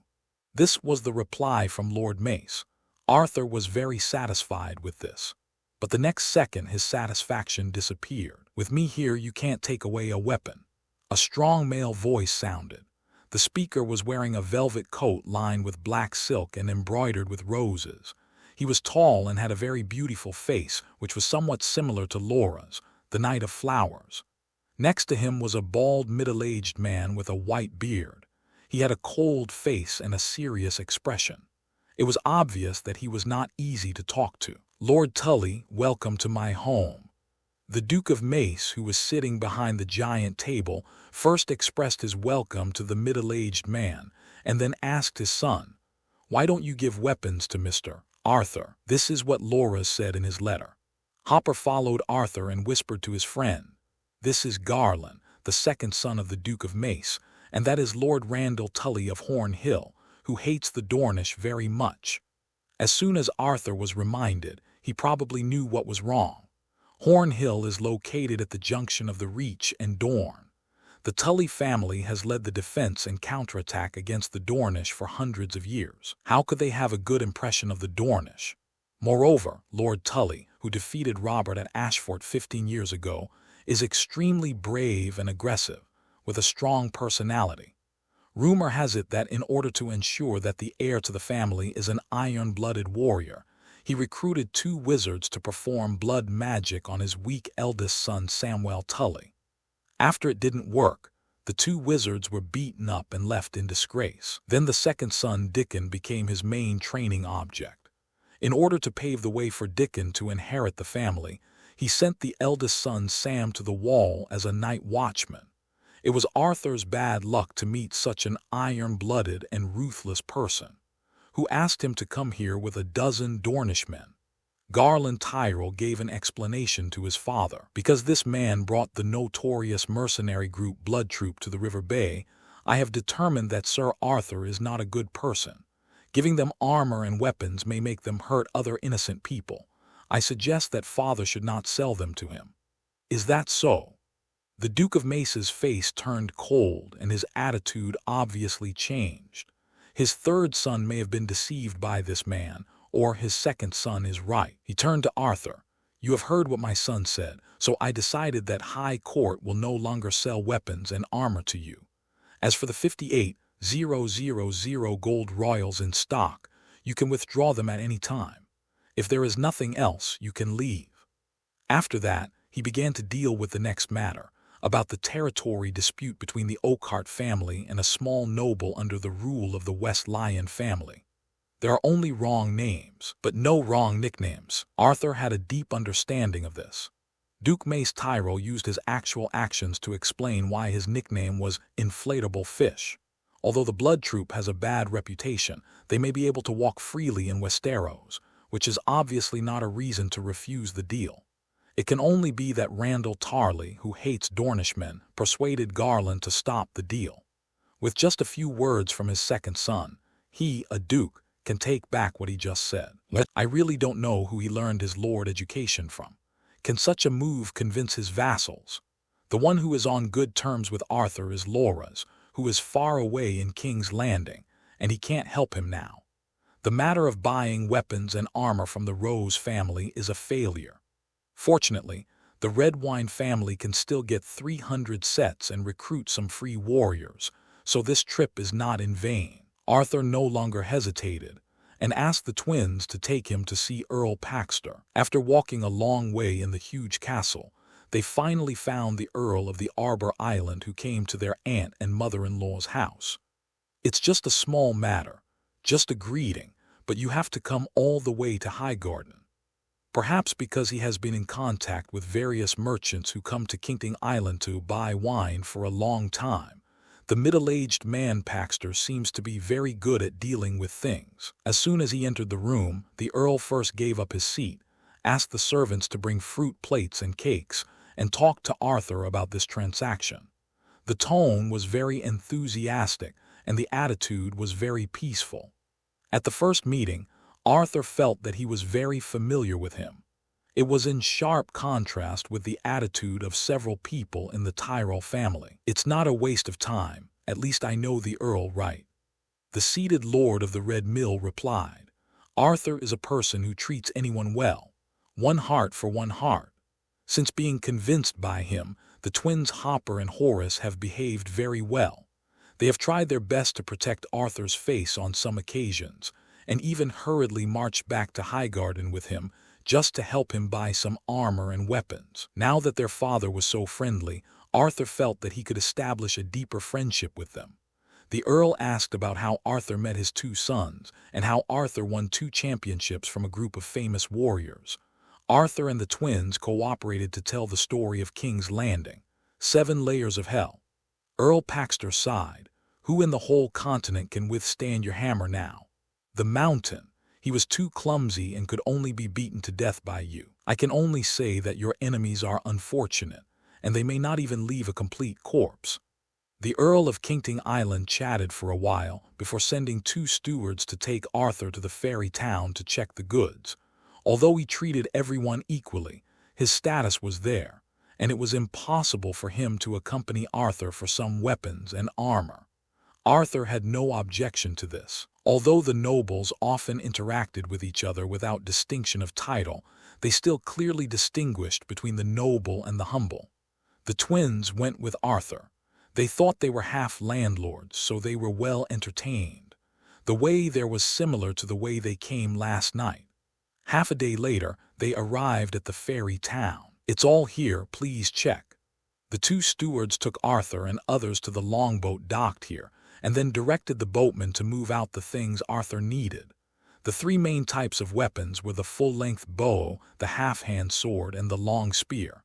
The armor was mainly chain mail covering the torso and neck, and there were 30 sets of full plate armor. "You are sincere. Your father is really an honest man." Arthur was very satisfied with the armor given by Kingting Island. Just these 30 sets of plate armor covering from head to toe were worth the trip. Chain mail is for the big soldiers, lapel armor is for the veterans, and plate armor is the real elite equipment. With Arthur's fighting power, with hundreds of organized plate armor troops, he can break through the infantry formation of tens of thousands of people several times. These weapons and armors cost a total of 100 gold dragons, and ordinary small nobles can hardly afford so much money. But compared with the 60,000 gold dragons Arthur got for his 2 championships, it was a piece of cake. This also made Arthur feel again how much Robert loves to spend money. The prize money of a tournament can arm a powerful army. After the inspection, everyone went to the town for lunch. Of course, they went to the best tavern in the whole town, and then the twins recognized a few acquaintances. "Cousin, why are you here?" Their cousin was naturally Margaery Tyrell, nicknamed Little Rose. She smiled at Arthur, a stranger, first, and then greeted her cousins. Her gentle eyes, like those of an elk, seemed to always be smiling, and the corners of her mouth were raised from time to time, showing her good mood and making her gorgeous face even more dazzling. Her long brown curly hair lazily draped over her shoulders, highlighting the whiteness of her arms. Due to the usual high temperature in the River Bay, she wore a very cool, dark-colored ankle-length skirt, and the cyan belt outlined her peerless figure. Of course, what also attracted Arthur's attention was the rich capital on her chest. He only knew such a big thing now. In short, Margaery deserves the title of peerless beauty. Compared with Sansa, who still only looks at the face, Margaery, who is much more mature in dealing with people, is actually very feminine. Arthur has begun to struggle over whether to marry her or Sansa, although in fact he is still a little far from the level of these 2. After struggling for a long time, Arthur came to his own conclusion. It is not impossible to marry both of them as his wife. One can get the entire North, and the other can get the support of the Riverlands and a generous dowry. If you dream, you have to be bolder. This is Arthur Bracken, Halper was still thinking about introducing his cousin but was interrupted by her. "I know, it's the champion of the lance competition in the tournament of Lord Stark." She said this, but her eyes turned to Arthur. "In the past few days, your name has made my ears callous. Who wouldn't like a handsome and powerful knight?" There is a problem with this statement. Arthur is not a knight, and many people know this fact. The small loophole shows that Margaery is not very concerned about Arthur, but routinely remembers current events and pretends to be familiar with him. This made the Lord of the Red Mill a little disappointed, but he quickly adjusted. Who made him just a small noble now? When he raises his own army and dominates the entire continent, Little Rose will surely remember every rumor about him clearly. It is my honor to let a lady from an official family like you hear my deeds. Arthur also made a polite remark. After all, we just met. It is impossible to have a deep relationship with her. There will be a chance to have a deep relationship with her in the future. After the routine greetings, several people sat together at the table and their followers found seats to sit down. "Are you going to the school you run again? Stay away from the common people. They are very barbaric. The two brothers seemed to know what Margaret did in the morning and advised her. Little Rose smiled faintly. How can the cousins talk? As long as you treat them well, the common people will treat you well. Arthur agreed with this. That's right, one heart for one heart. They are also human beings and they will be influenced. You see, this Mr. Arthur is very sensible. The purpose of my school is to influence the common people from an early age. You and I have known each other for so many years, but your awareness is not as good as that of Lord Bracken, whom I just met. Margaret echoed Arthur and refuted the attitude of the cousins. The twins knew the style of their cousins and did not entangle with her on this topic. Arthur really wanted to chat with her. Firstly, for her, and secondly, he also wanted to run a school or something, which is a magic weapon to brush up his reputation among the common people. Can you tell me about your school? Arthur asked. Of course, Lord Champion. Margaret used to suffer from her actions not being recognized by the upper nobles of the River Bay. Now that she saw someone who agreed with her, she immediately told the story happily. Arthur listened carefully for a long time, and then summarized the situation of the school. The teachers are all educated and gentle monks, and the Rose family provides food and accommodation. Margaret did not mention the salary of these monks, and Arthur was not easy to ask. The location is in this fairy town. The students are the teenagers and farm girls nearby.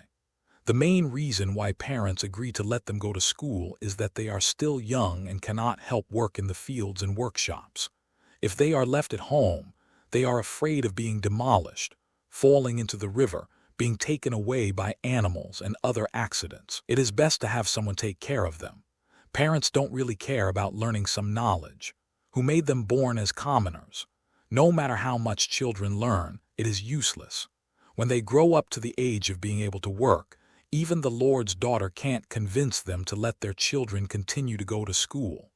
Fortunately, the things taught by the monks are also very simple, and they can be completed in 1 or 2 years. In other words, this school not only serves the function of a school, but also has some functions of a nursery. This allows parents who are engaged in production to work with complete peace of mind, without worrying about their children being left unattended. This is a great initiative, liberating parents who are tired of taking care of their children, and also giving children a safe place to go.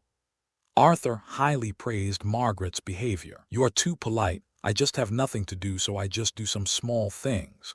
Although Margaret was very modest, she was still happy in her heart. Finally, someone can understand my behavior, and he is a handsome man. A young lady from an official family like you who cares about the people, and the people is worthy of being a queen. The two in the Red Castle are actually very. Arthur mentioned it again, but Margaret signaled him to stop. Queen Cersei and King Robert are both qualified rulers, and I am loyal to them.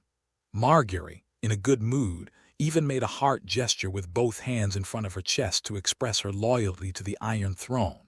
She liked Arthur more and more. This man not only recognized her behavior of holding a school, but also said what she wanted to be in her heart. Queen is her goal. I want to be the king's woman. Arthur carefully observed Margaery's expression. Although she denied her ambition from some flashes of her eyes, he could still guess little Rose's ambition. In these flashes of eyes, the left eye was full of power, and the right eye was full of desire. It was very different from her usual peaceful and gentle eyes. Speaking of which, I also want to hold a school in my own territory, which is a great thing for the people. There are some questions that I have to ask the experienced Miss Margaery for advice. I hope you will give me some advice. Arthur said so. This is actually a lie. The War of the Five Kings is about to break out. How can he have time to do these things? But Margaery is very fond of this. During the time before the dishes were served, she told Arthur in detail about the troubles she encountered and the problems that should be paid attention to in running a school. Arthur admired Margaery's beauty while echoing her remarks. The two brothers of the red wine family could not interrupt and had to listen silently. Your experience has benefited me a lot. When I return to the territory and deal with the disputes with my northern neighbors, I will open a school. This is the ending of Arthur's experience to Margaery. Your northern neighbors still have disputes with you, Can you tell me about it?" Little Rose was really interested. Now the twins have a chance to speak. The two of them competed to tell their cousin about the recent conflict between Arthur and Raventree City, and worked hard to praise the peerless combat power of the Lord of the Red Mill.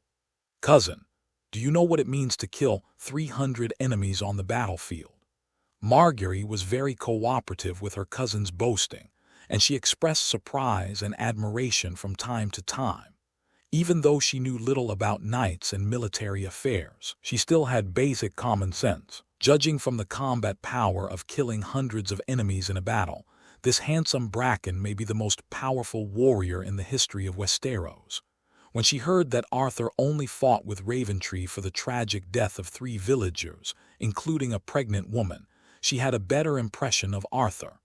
"Evil Raventree and Brynden," Little Rose exclaimed. Arthur felt that she looked at him differently. "So in order to prevent the revenge of the Blackwood family, I tried my best to expand my army. In addition to purchasing weapons and armor in the River Bay this time, I also hope to hire a group of brave River Bay warriors. It's just that my uncle doesn't support Mr. Arthur very much," Hopper said. "The Duke of Mace is his real uncle." Horace added, "I think it might be Randall Tarley's doing. He has always had a good relationship with my second cousin." "Why?" Marjorie asked curiously. She couldn't understand how Arthur, who had only been in Highgarden for half a day, could offend Lord Hornhill in the south. "It should be that I brought a dozen Dornishmen here, and then Randall Tarley, who was visiting here, knew about it, so he stopped the bloody mummers in the name of being hired by me," Arthur explained. Hobber followed up. "Even if the bloody mummers have a bad reputation and the Dornishmen are annoying, they are still going to defend Mr. Arthur's territory. Lord Hornhill is really a bit of a bully. He completely put the blame on Randall Tarley, without mentioning that it was his cousin Garland Tyrell who stopped him. Help relatives, not help others. My father sometimes can't distinguish right from wrong." Although Marjorie felt that her father was overdoing it, she kept her elegance. After all, with Arthur, an outsider, around, she couldn't express her contempt for her father freely. "After you go home and wait for me in the afternoon, Mr. Arthur can follow me to see my father. I will convince him." "That's great." Arthur didn't expect that there would be a turnaround in this matter. To be honest, for the feudal lord family of the River Bay, which has more than 10,000 professional soldiers, 300 sets of weapons and armor are not a problem at all. But for Arthur, these equipments are still very impressive. The fragrant food was brought up by the tavern boy, and the group quickly solved the problem of hunger. Then Little Rose continued to teach the children to read in the school she founded, and Arthur and the twins went to the town center to recruit warriors. The price of the mercenaries of the Blood Opera Troupe is 20 gold royals per person. The warriors of the River Bay are stronger and more capable. I suggest that Mr. Arthur set the price at 30 gold royals," Hopper suggested. "It's better to divide it by person. Those who bring their own weapons and armor can be given higher, and those who don't have equipment can be given less." His brother Horace gave his own opinion. Several people were standing in the center of the town. The mayor, who came after hearing the news, was responsible for maintaining order at the scene. As one of the 3 top nobles in the River Reach, the twins of the Redwine family played a big role. Attracted by the blue grape logo of his family, 20 to 30 mercenaries have arrived. Among them, there are mostly stragglers, and there are only 2 groups at most. To be honest, Arthur has a little psychological resistance to stragglers, because these people are not easy to pay or command. The most important reason for mercenaries to form a mercenary group is that they are afraid that they will be eaten up by their employers, and they will not get the money. But there are still a considerable number of people who choose to work alone, such as Bronn, the luckiest mercenary in the Game of Thrones world. He went to the Eyrie for Mrs. Stark's bounty. After the bounties of the Starks and the Arryns did not satisfy him, he immediately jumped to the side of the little devil. Arthur felt that he should avoid this situation. "Let's talk about the price. What I need now is loyalty and obedience." The leader of the blood troop wager, followed Arthur and helped to screen and identify. He had a goatee and wore a black plate armor that was different from the Westeros warriors, which made him look very gloomy.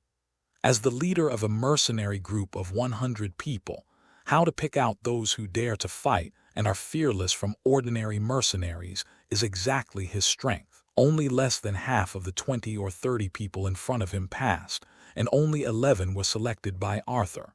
Anyone with a little bit of insight could see Arthur's dissatisfaction. The number is really too small. I think you can issue a conscription order, so that people who are not here can. Wager suggested with a stutter, but his stumbling words sounded very uncomfortable. One of his assistants stepped forward and explained quickly. Mercenaries often have their own circles, and information circulates quickly. You can issue a conscription order and you can get a few silver deer for the interview. This will quickly attract powerful warriors from hundreds of leagues nearby. Yes, in just 1 or 2 days, the number of mercenaries will double, and it won't take up much of your time. The mayor said with a smile. This is also a method. Arthur agreed. Anyway, he now has more than 50,000 gold dragons, and 1 gold dragon can be exchanged for 210 silver deer. It is still very cost-effective to spend a few gold dragons to get a large number of mercenaries to come for the interview. Arthur ordered. Then all the mercenaries who come for the interview will be given 2 silver deer. They must be armed with regular weapons and will be valid for 2 days. Please help spread this news. Then he threw a gold dragon to the mayor as a reward for him. No problem, I'll do it right away. The ravens are very fast. A large number of armored warriors will come to you tomorrow morning. The mayor was about to turn around to do his work when he was stopped by Arthur. Help me find a convoy that can transport hundreds of sets of armor to the north bank of the Red Fork River in Hedgian. The price is negotiable. For the sake of a gold dragon bounty, the mayor agreed. No problem at all. You can see such a convoy when you come to interview the mercenaries tomorrow. Arthur nodded and waved him away.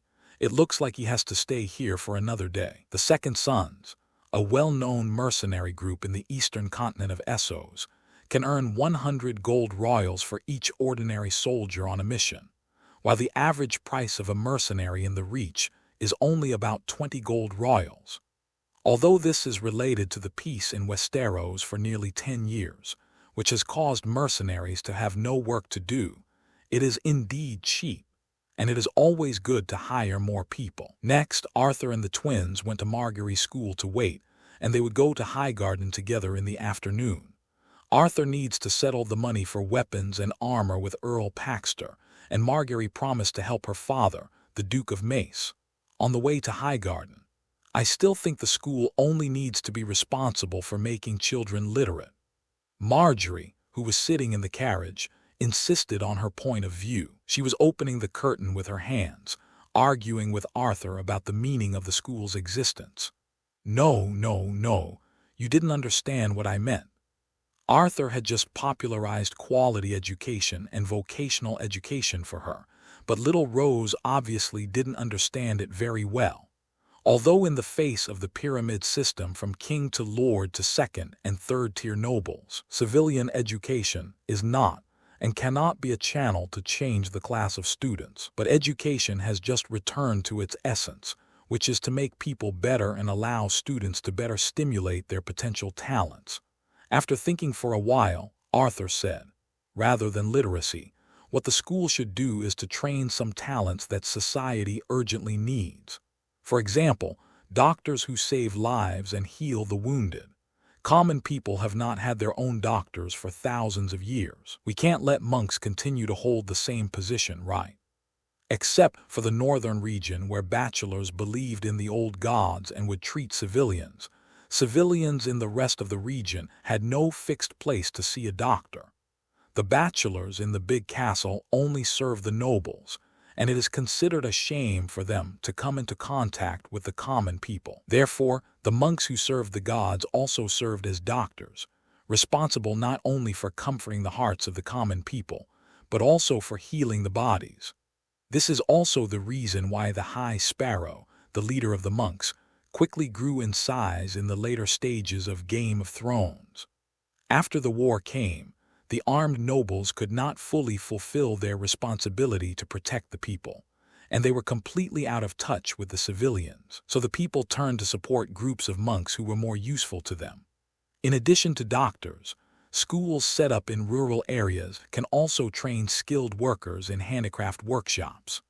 The brewing and textile workshops in the Reach, the metal workshops in the West, and the furniture, jewelry, and daily necessities workshops in the Riverlands all require a large number of workers. Their training can be carried out at the school stage, and then they can skip the apprenticeship stage and become full-time workers as soon as they enter the workshop. It is somewhat similar to vocational education in previous lives, but simpler. As a modern soul, Arthur still has awareness about education. In other words, he is smarter than the current people of Westeros in this kind of place. Civilians do need medical treatment. Marjorie agreed. The level of monks varies, and most of their treatments rely on herbal medicine and poppy milk. The twins rode up to catch up and join the conversation. In fact, the common witch doctors on the continent of Essos are a good example. Their training costs are much lower than our bachelors. Yes, the cost of treating the disease is also lower, and herbal medicine can cure the disease. Due to Kingting Island's developed foreign trade exchanges, the two brothers knew a lot about areas further east. Bachelors in Westeros are all trained in the school city of Old Town, and the time and capital costs are extremely high. Arthur's impression is that it takes more than 10 years for a bachelor to graduate and then go to work in various castles. And due to the inconvenient transportation, in order for the bachelors to better assist the nobles, the bachelors are all-rounders and know everything. This is a waste. Society needs division of labor. I think Margaery can convince the Duke of Metz to train a group of doctors similar to witch doctors in your River Bend to treat the common people. The level does not need to be too high. It only needs to be able to treat simple fevers and diarrhea. Arthur suggested. He has a small territory and no bachelor to serve him, so he cannot conduct such an experiment. This kind of witch doctor-like doctor is more like the red-footed doctor in his previous life. He only needs to know a few simple common diseases. The popularity of doctors at this level is enough to double the average life expectancy of civilians, because most people die from common diseases and infections after injury. Little Rose nodded. You two are right. I will suggest it to my father. After thinking for a while, Marjorie said again, Actually, Mr. Arthur has more profound thoughts. What I am doing now is actually meaningless. It has no effect except to enable the children to write their own names. The meaning of the existence of the school is to cultivate talents, talents who can cure diseases, and talents who can cure diseases. Talents for farming, talents for manual work. Her beautiful face showed a hint of seriousness, and it seemed that she really took this seriously. Margaery, who had the highest status, fell into deep thought and the conversation stopped. The group of people walked in silence until they arrived at Highgarden. After listening to his daughter's words, the Duke of Metz, who was still sitting behind the huge carved wooden table, said this. I was impulsive this morning. Since Mr. Arthur is an upright and kind-hearted nobleman, the Tyrell family, will do our best to help. It's already getting late. Tomorrow you can go to the arsenal and choose whatever you want. The price is better than the market price, a little lower. There was some sincerity on his round face, but Arthur couldn't help it. This person doesn't care about his face at all and can take back whatever he says. Among the lords and heirs of the Seven Kingdoms, only Edmure Tully of the Riverlands can compete with him. Coincidentally, both of them have soft ears. After settling Arthur's matter, Margaery decided to speak her mind. After Mr. Arthur's explanation, I feel that the school I run is really useless. As long as you know, among the common people who go to school, only one who can write his own name is really useful. The others are a pure waste. Duke of Metz said, But I have another idea. We can organize a group of civilians who are familiar with herbs. Let the bachelors who are familiar with pharmacology and know how to treat diseases teach them, and train some people similar to witch doctors to treat civilians. Margaret said quickly.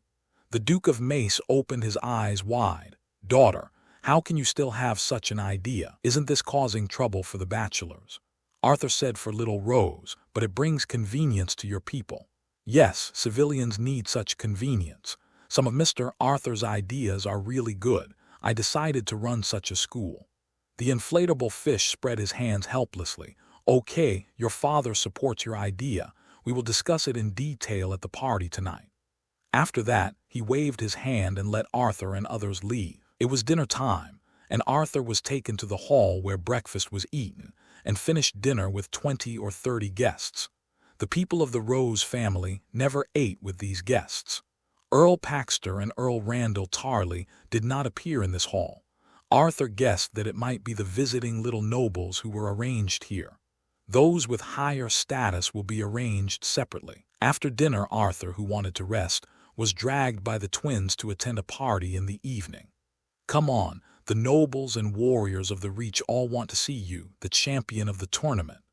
That's right, show everyone your handsome face. If you are familiar with Highgarden, you will know that this is a very ordinary party.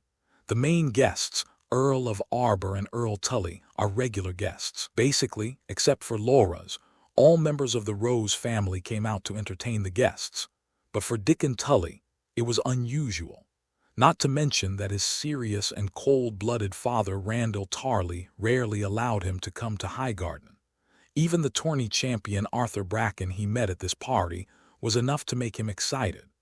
This is the champion of the continent-wide martial arts tournament, as well as the champion of lance competition and team combat. Based on these 2 points, Arthur will definitely have a place in the bard population of later generations.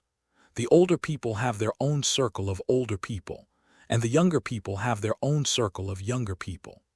Dickon and many young men from the Reach families gathered around the Redwine twins, listening to them brag about how Arthur had smashed the mountain sword with several hammers and saved Laura's. At that time, my heart was in my throat, thinking about how Laura's, who fell to the ground, could escape from the magic mountain sword. And then Mr. Arthur appeared carrying that peerless hammer.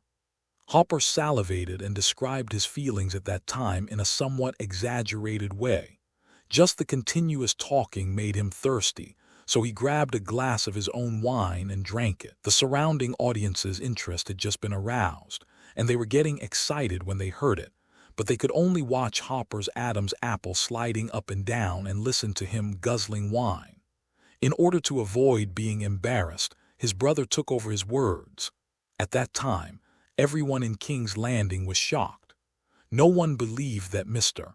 Arthur could rescue the Knight of Flowers. After all, the Magic Mountain had a reputation for being vicious, but after just a few confrontations, the Magic Mountain fled because his great sword was Mr. Arthur hammered it off. And unlike the stupid people of King's Landing, I knew the moment Mr. Arthur appeared that it was only a matter of time before the mountain lost. My vision has always been accurate. Most of the River Bend nobles made a sound of surprise, regretting that they could not be there to witness such a famous scene. But someone curiously asked Horace, "Why did you think so in the first place?" The protagonist in their mouth, Arthur, was eating a plate of grapes. After hearing this, he replied vaguely, "Because he has been beaten by me and knows that everyone is equal under my sledgehammer." Everyone laughed. Horace's face turned slightly red, and the atmosphere became cheerful. Dickon looked at Arthur with complicated eyes.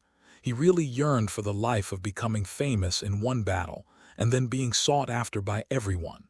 He also longed for Arthur's free state. He heard that he was a minor nobleman, but he could go to King's Landing and Highgarden to play. Dickon himself is not good. He is still young, and his rigid and serious father will only let Dickon follow him obediently and will not let him leave Horn Hill and wander around the continent. It would be great if I could follow Lord Arthur for a while.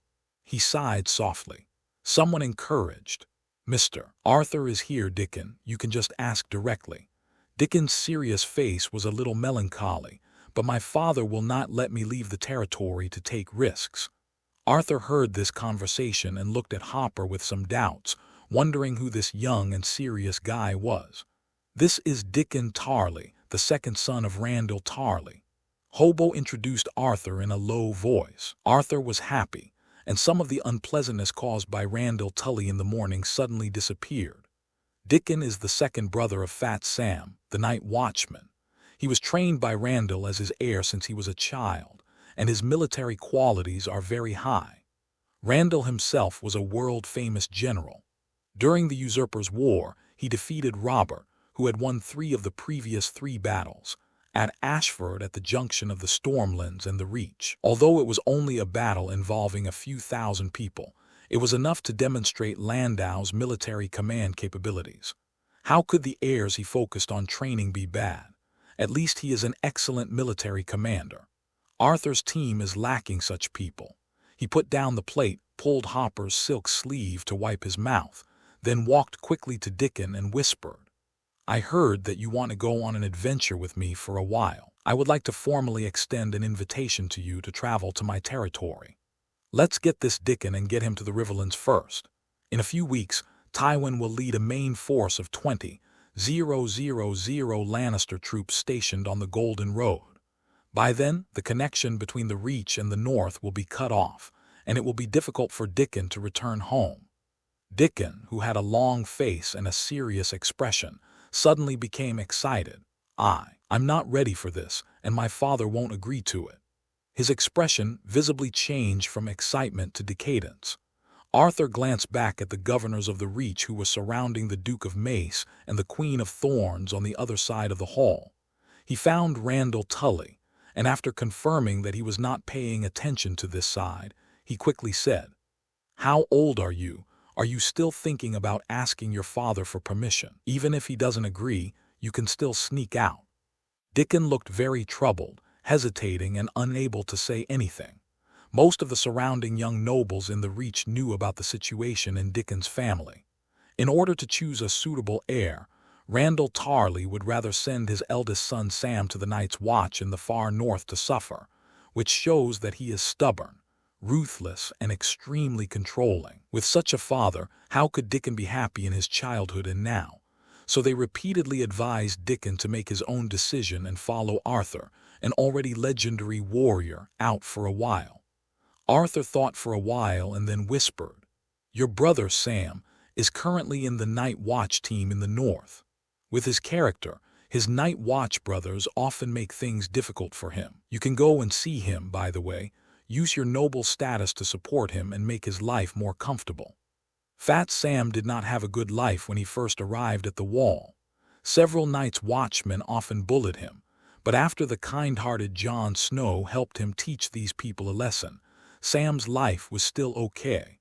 Of course, Arthur would not tell Dickon these things.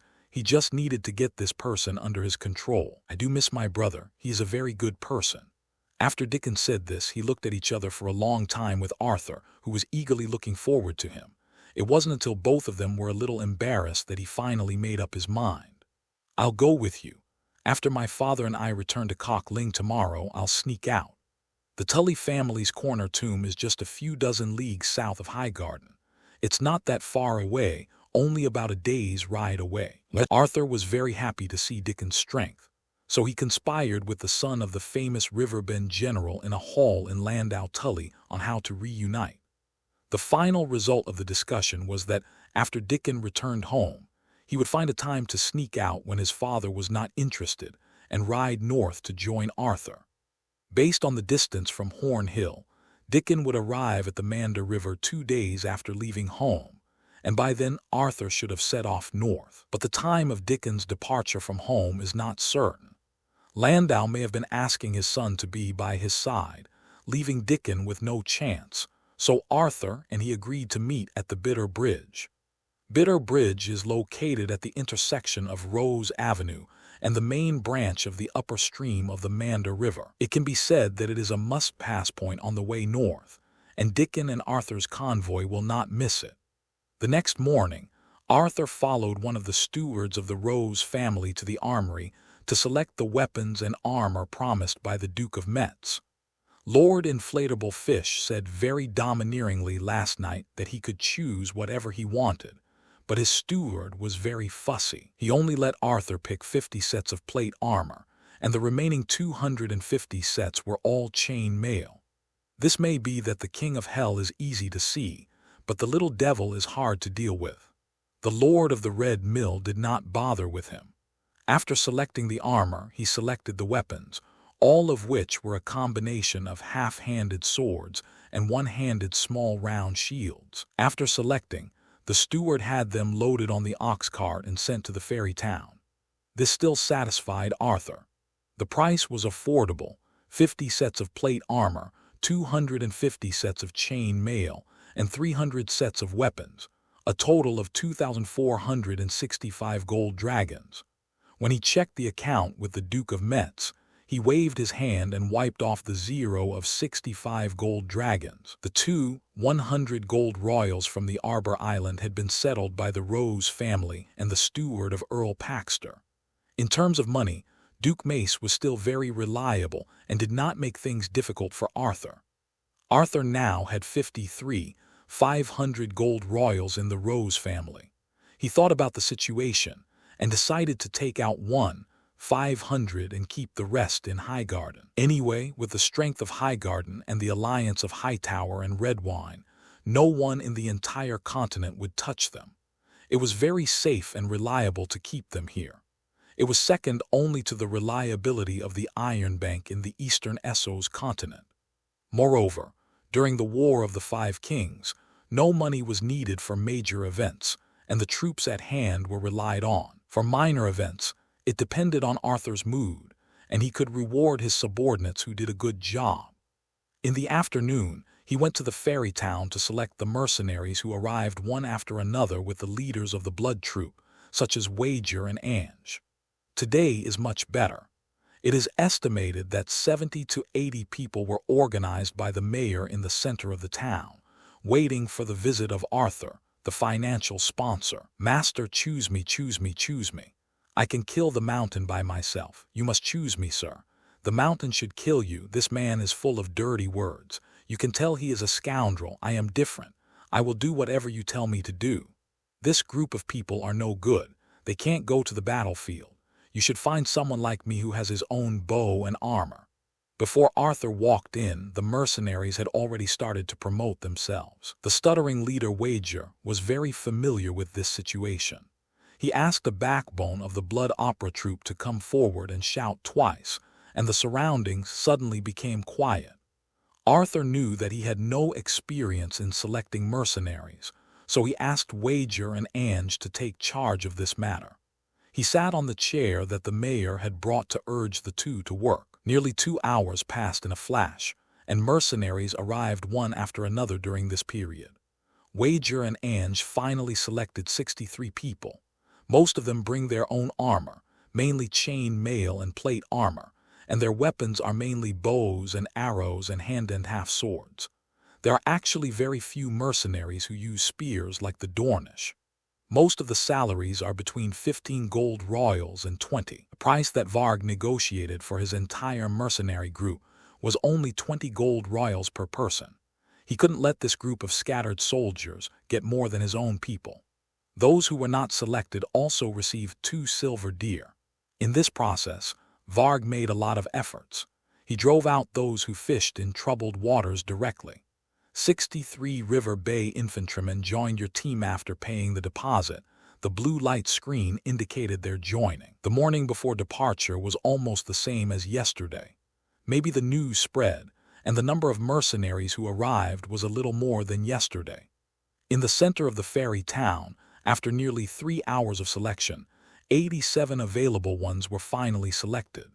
According to Ange, except for facing the mountain, this group of people can fight on the battlefield, burn villages, and collect taxes just like the family soldiers. After all, Westeros has been at peace for nearly 10 years, and there are very few jobs for mercenaries, so this business is still quite competitive. Those who can be picked are all available. 87 River Bay infantrymen join your team. The convoy that the mayor found is also ready. 600 sets of armor and weapons are placed on more than 20 ox carts, and the rest of the carts are full of food. It takes 2 to 3 weeks to go north to the Riverlands, and it is not possible without enough food. After everyone had lunch, Arthur ordered to set off. This time, in addition to the urgently needed armor and weapons, we also found 161 mercenaries with combat experience in Highgarden, which is still a good deal. 6 days later, beside the Bitter Bridge, "Lord Arthur, I am here as promised." Dickon, wearing silver plate armor, caught up with Arthur and others who were waiting here with 2 followers. Arthur noticed that the 2 followers were wearing chain mail, carrying bows, holding half-swords on their waists, and wearing the robes of the walking hunters of the Tully family. It is rumored that the family motto of the Hornhill family is "Strive for the first on the battlefield." From these 2 followers, it can be seen that this family is really martial and warlike. When the 2 sides approached, Dickon's serious face actually showed a hint of liveliness. "Where is your caravan?" Dickon asked after reining in his horse. Arthur did not waste time, and after motioning him and the 2 followers to continue on their way, he said, "Let's set off first." In fact, because the mercenaries in the Reach were all infantry, and the speed of the Oxcart caravan was extremely slow, the time consumed was much longer than Arthur expected. It took them 6 days on the Rose Avenue to reach the Bitter Bridge. Then, Arthur let the caravan go first, and he took Ange and a few others to wait for Dickon. Half a day later, the young man from the Tully family came to the appointment. Arriving at the Bitter Bridge, they had only walked 1/3 of the way north. Next, they had to go straight north to the Golden Road, and then cross the Blackwater River to enter the scope of the Riverlands. At that time, Arthur could learn about the movements of King's Landing, the Westerly army, and the small forces of the mountain from the people on the Golden Road. "Look, what am I holding?" Dickon was a little excited and rode to Arthur's side and raised his sword to him. Arthur took it, weighed it twice, and felt that the big sword was unexpectedly light. "This is the Vulcan steel sword, the one in your family. Broken Heart."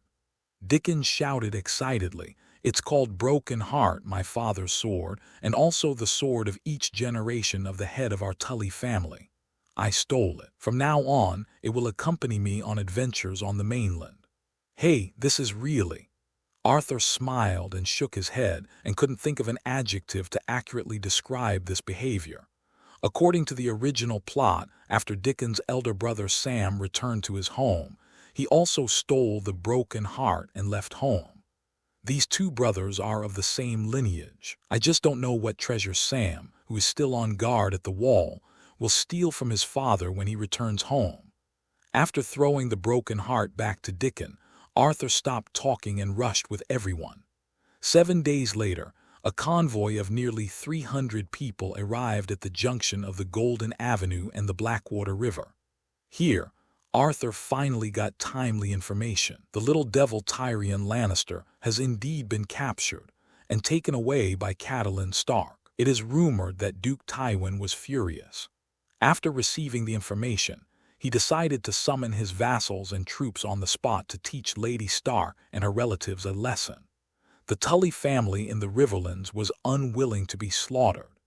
Edmure summoned a large number of vassals and their troops in the name of his father, and assembled near Riverrun and Tenderstone River upstream of the Red Fork River. The 2 families were on the verge of a fight and were ready to start. At the intersection of the Blackwater River, which flows from northwest to southeast, and the Golden Road, which stretches from east to west, an inn is operating at full capacity to receive guests.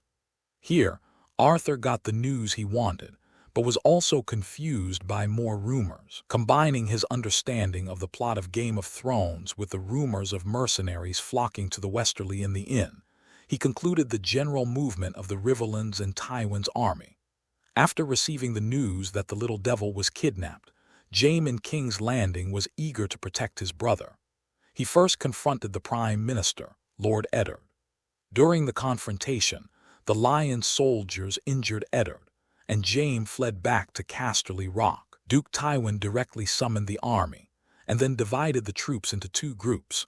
One group consisted of Lannister family soldiers and a small number of elite vassal family soldiers, about 20,000 people, directly commanded by Tywin, starting from Casterly Rock, heading east along the Golden Road, and then heading north near Deep Caverns, and stationed troops near Horndale.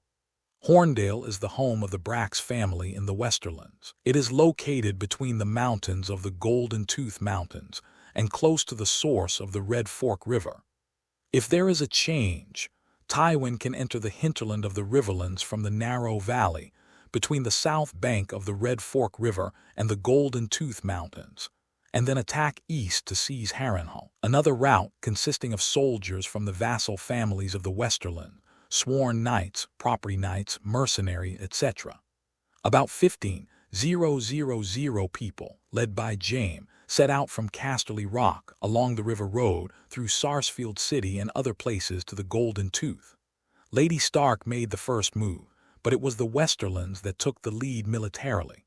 The response of the Riverlands was a bit disorganized. Edmure first sent 4,000 soldiers from the two earls of the Piper family in Pink City and the Vance family in the City of Travelers to the vicinity of the Golden Tooth, trying to block the River Road and prevent the Westerlands army from entering their own territory from here.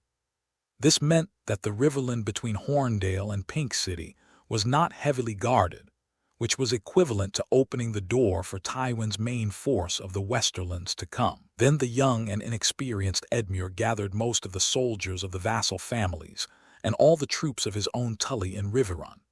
More than 3,000 people from the Blackwood family in Raventree, more than 3,000 people from the main family of Bracken in Stonehenge, more than 1,500 people from the Mallister family in Sealand, more than 1,000 people from the Vance family in Iran, more than 1,000 people from the Ryger family in Willowwood, all the earls and nobles above the entire Riverland, except for the Frey family in Twins who continued to sit on the fence, the Mooten in Maidenpool in the east who did not arrive because the journey was too long, and the Riverrun family who really had no troops, all arrived.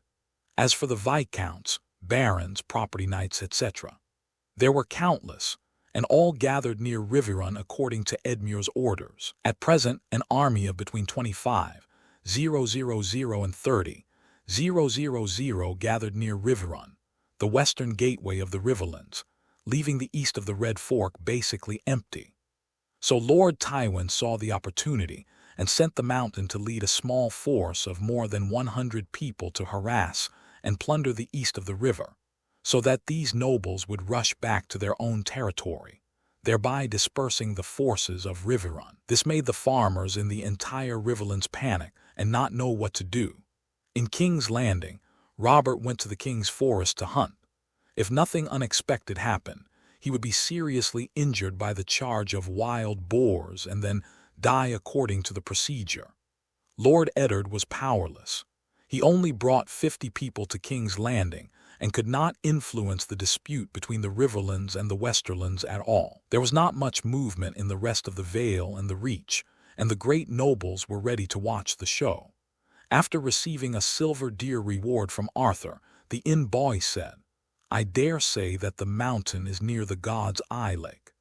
The God's Eye Lake is the largest lake in Westeros, and its area is far beyond the imagination of ordinary people. According to Arthur's experience, only the legendary Yunmeng Lake in Asia and the 5 Great Lakes in North America can be compared with it.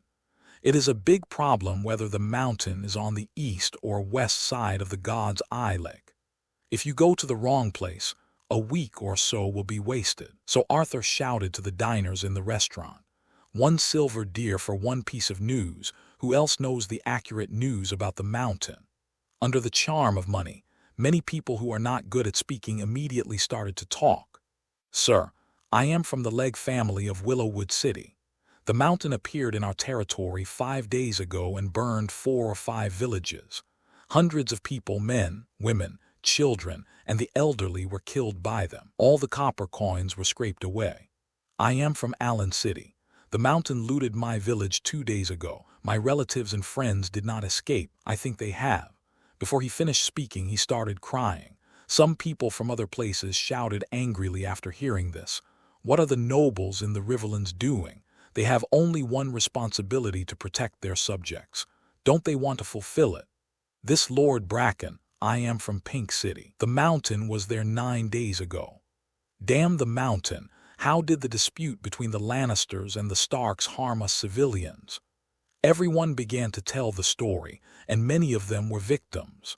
From their words, Arthur gradually described the trajectory of the mountain's activities. He set out from Tywin's main army in Horndale City, followed the valley of the Red Fork River into the Riverlands, and after killing his way through the territory of Pink City to the north, he went south to wreak havoc on the earldoms of Willowwood City and Allen City. Then the mountain bypassed the south side of the God's Eye Lake and headed to the east side of the God's Eye Lake. After throwing a dozen silver deer to the group, Arthur nodded and said, "Very good, your information is very useful. I will go hunt down the mountain now. You can also help me spread the word that Arthur Bracken, the Lord of the Moulin Rouge, will protect all civilians who come to his territory." Then he led people out of the inn and summoned all the important people in the caravan. "Dickon, help lead the caravan straight north to my territory, Red Mill. My servant Maiden will lead the way. The 161 people recruited in the River Bend will be under your jurisdiction. After arriving, train the new recruits at full speed. Angai, you also follow Dickon north with your 13 spearmen. After arriving in my territory, you will be responsible for training archers, and the spearmen will be responsible for training the newly recruited militia to practice spears. Wag, you select 30 or 40 elite players from the Blood Troop. We will go to the east of the God's Eye Lake to do something.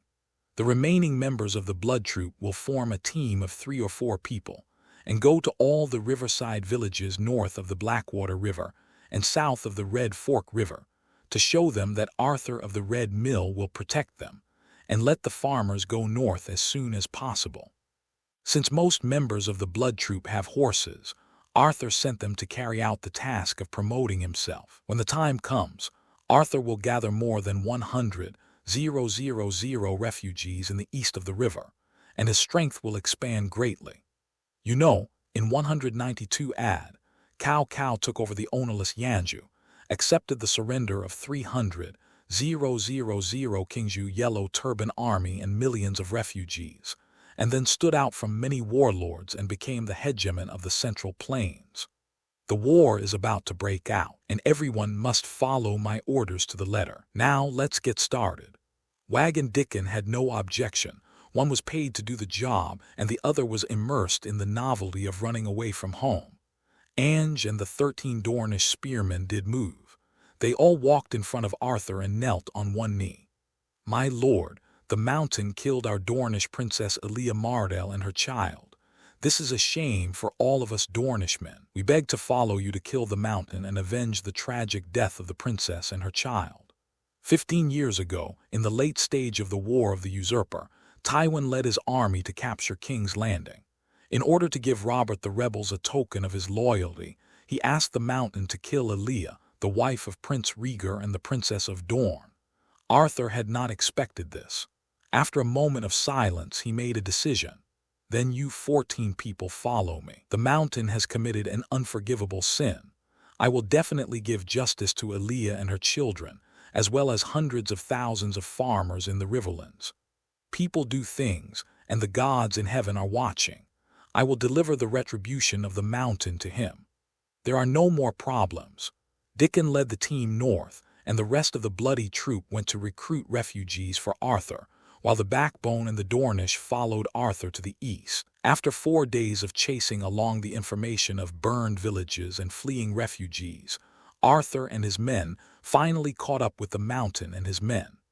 The wind was blowing and the rain was falling. The Westerland troops, wearing robes of various colors, were attacking the stone outer wall of the village in the rain under the command of the mountain. Although they did not wear the scarlet cloaks of the Lannister family, but disguised as bandits, the lion-shaped half-helmets had clearly revealed their identities. Who else would wear such a helmet except the Lannister soldiers? Arthur looked at the village called Shell, and suddenly a sense of fate rose in his heart. just like the sense of fate that Hodor had spent his whole life just to block that door. More than a month ago, when he was on his way to King's Landing with Desmond, Patrick, and others, he passed by here and fostered a tired red horse here. At that time, he had just crossed over not long ago. Although he had a sense of justice in his heart, he was self-righteous and invincible with the system. But he had no awe. The gods and prophecies, he casually said, were even more laughable. In the past few days of chasing the mountain, everything he saw slowly made him understand the fear. He was not omnipotent. There were many things he could not do, and he was too late to stop them. For example, saving the villagers who were killed before. Just the ones he encountered, there were more than a dozen villages that were killed and burned by the mountain. Men, women, white-haired old people, and children, once living people, turned into corpses in front of him and his companions. Some of them may be villages that have strongly resisted.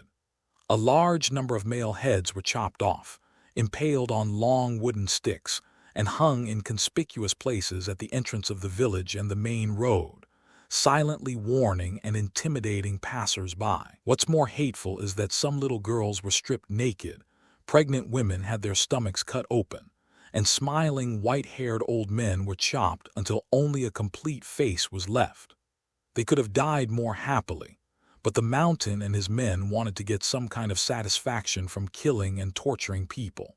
So they made them suffer in life and never kept their bodies intact after death. Even the leader of the famous bloody troop, Var, said that compared to the extremely evil Mountain, all the members of the bloody troop were kind people.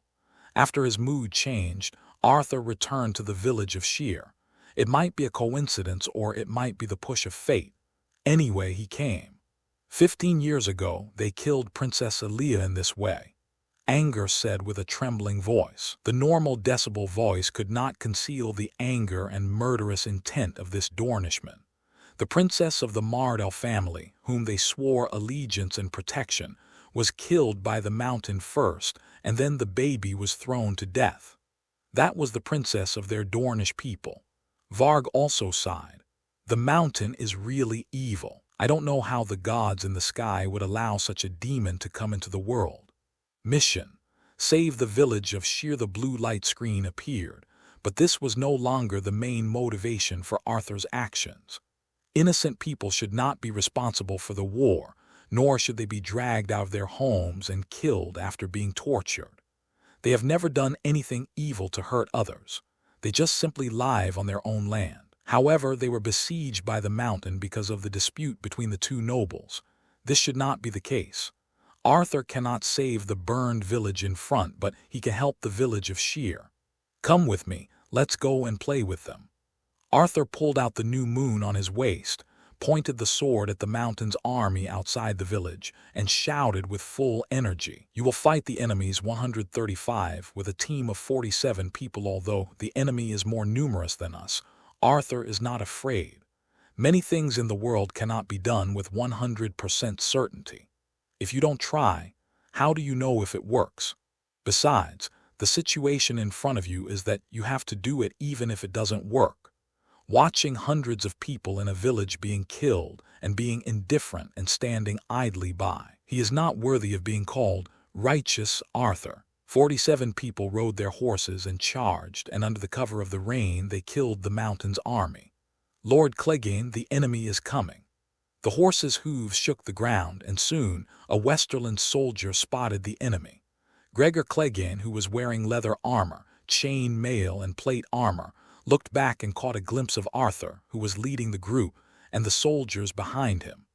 "Only these few people want to attack us." The Mountain sneered and then ordered, "Notepad, sweet-mouthed Raff, you two take 50 people to continue attacking the village, and the rest of you follow me. Let them know how powerful our Westerland soldiers are." The Mountain asked his 2 trusted men to lead the team to attack the village, and he led his men to meet the enemy. Soon, the 83 people on the Mountain's side and the 47 people on Arthur's side faced each other in the open space in front of the village. The Dornish were spearmen, not used to fighting on horseback, so they dismounted just now and then ran to charge.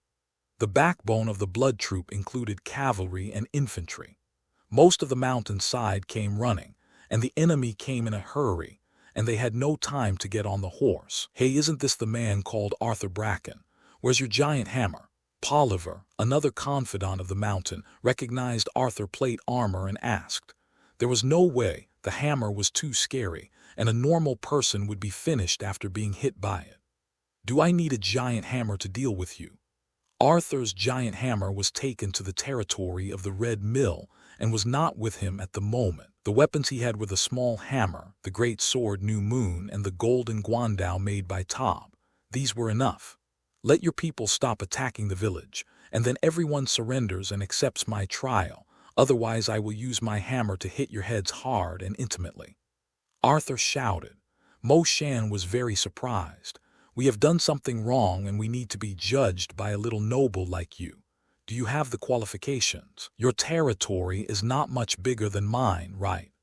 While he was directing the troops to maintain their formation, he was bickering with Arthur. Arthur dismounted, holding the sword in his left hand and the hammer in his right hand, and replied, "Based on the burning, killing, and looting you have done along the way, anyone with a sense of justice can judge you, let alone 15 years ago when you killed Princess Ilya and an innocent child." I thought it was something. Seeing that Arthur really didn't have that giant hammer, Moshan felt relieved and his tone became brisk. "These are Lord Tywin's orders. I just follow them faithfully." Arthur also asked the backbone of the Blood Troop and the Dornish people to maintain the basic formation. "Faithful execution. Your tone is still very proud." "Yes." The mountain replied, "Have you seen my family crest? I am Lord Tywin's dog. He gave me the castle and territory and gave me glory and wealth. Naturally, I will do whatever he asks me to do. Besides, I made those villagers die happily. From this point of view, I am still a kind person. Glory and kindness, do you have anything to do with these two words?" Ange, a Dornishman, couldn't bear it when he heard this and asked, "You are also a knight who has been anointed with holy oil. What have you accomplished in the 3 requirements of the knight?" "A little. I have done it all. Cut off their heads with a sword and prevent them from suffering. Is this kindness? Be loyal to your lord, loyal to the oath I swore to him, and use your own life to protect the Lannister family and me. The glory of the Clegane family, I have fulfilled the 3 requirements of the knight." Seeing that his array was almost ready, Arthur felt it was time to start fighting. "You can't escape punishment by sophistry," he said coldly. "Because of all the sins you have committed before, I sentence you to death." After saying that, Arthur took the lead in charging. The Westerland army commanded by the Mountain is the core elite of the Lannister family soldiers. Clegane himself is usually just Tywin's guard, and often lives in his family castle near Silver Mountain. In other words, the two are not familiar with each other. So after the fight, the ordinary Westerland soldiers cooperated well in 2s and 3s, while the Mountain himself only had 2 men, Dunson and Polliver, guarding the flanks. Originally, Arthur wanted to fight with the Mountain and these 2 men, and the others would fight the Westerland soldiers. But because the Dornish really hated Clegane, it became Arthur and 5 Dornish spearmen to fight the Mountain and 3 men. As for the sharpshooter Angai, he rode a horse to output on the periphery and also served as a supervisor. After all, Arthur's main force is the Blood Troop, whose loyalty is only full to the Golden Dragon, and they will not do anything that will definitely cost them their lives, so Angai's supervision is very necessary. The 8 extra quivers in the team were given to Angai. With 160 arrows, at least 40 to 50 people could be killed. Arthur held the New Moon in his left hand and the hammer in his right hand, and began to fight head-on with the Mountain holding a great sword. Because he was wearing an extra layer of chain mail, the Mountain's movements became more rigid, but without the consideration of defense, he could fully unleash his size and strength advantages. This allowed the Mountain's attack damage to be directly maximized. In several rounds of attacks, only one of the 3 people on the Mountain side, Polliver, was stabbed, and the rest had no record of injuries. On Arthur's side, a Dornish spearman who wanted to kill the Mountain with 1 blow rushed forward and was directly split in half by the Mountain from the left shoulder to the right thigh. The Dornishman was split, But when he fell, he was still glaring at Clegane. Anyone could see that he did not regret his recklessness, but hated himself for not killing the mountain. The hatred between the two sides was evident. Arthur was also inspired by this warrior. His strength was much stronger than this man, but he didn't have the courage of this Dornishman.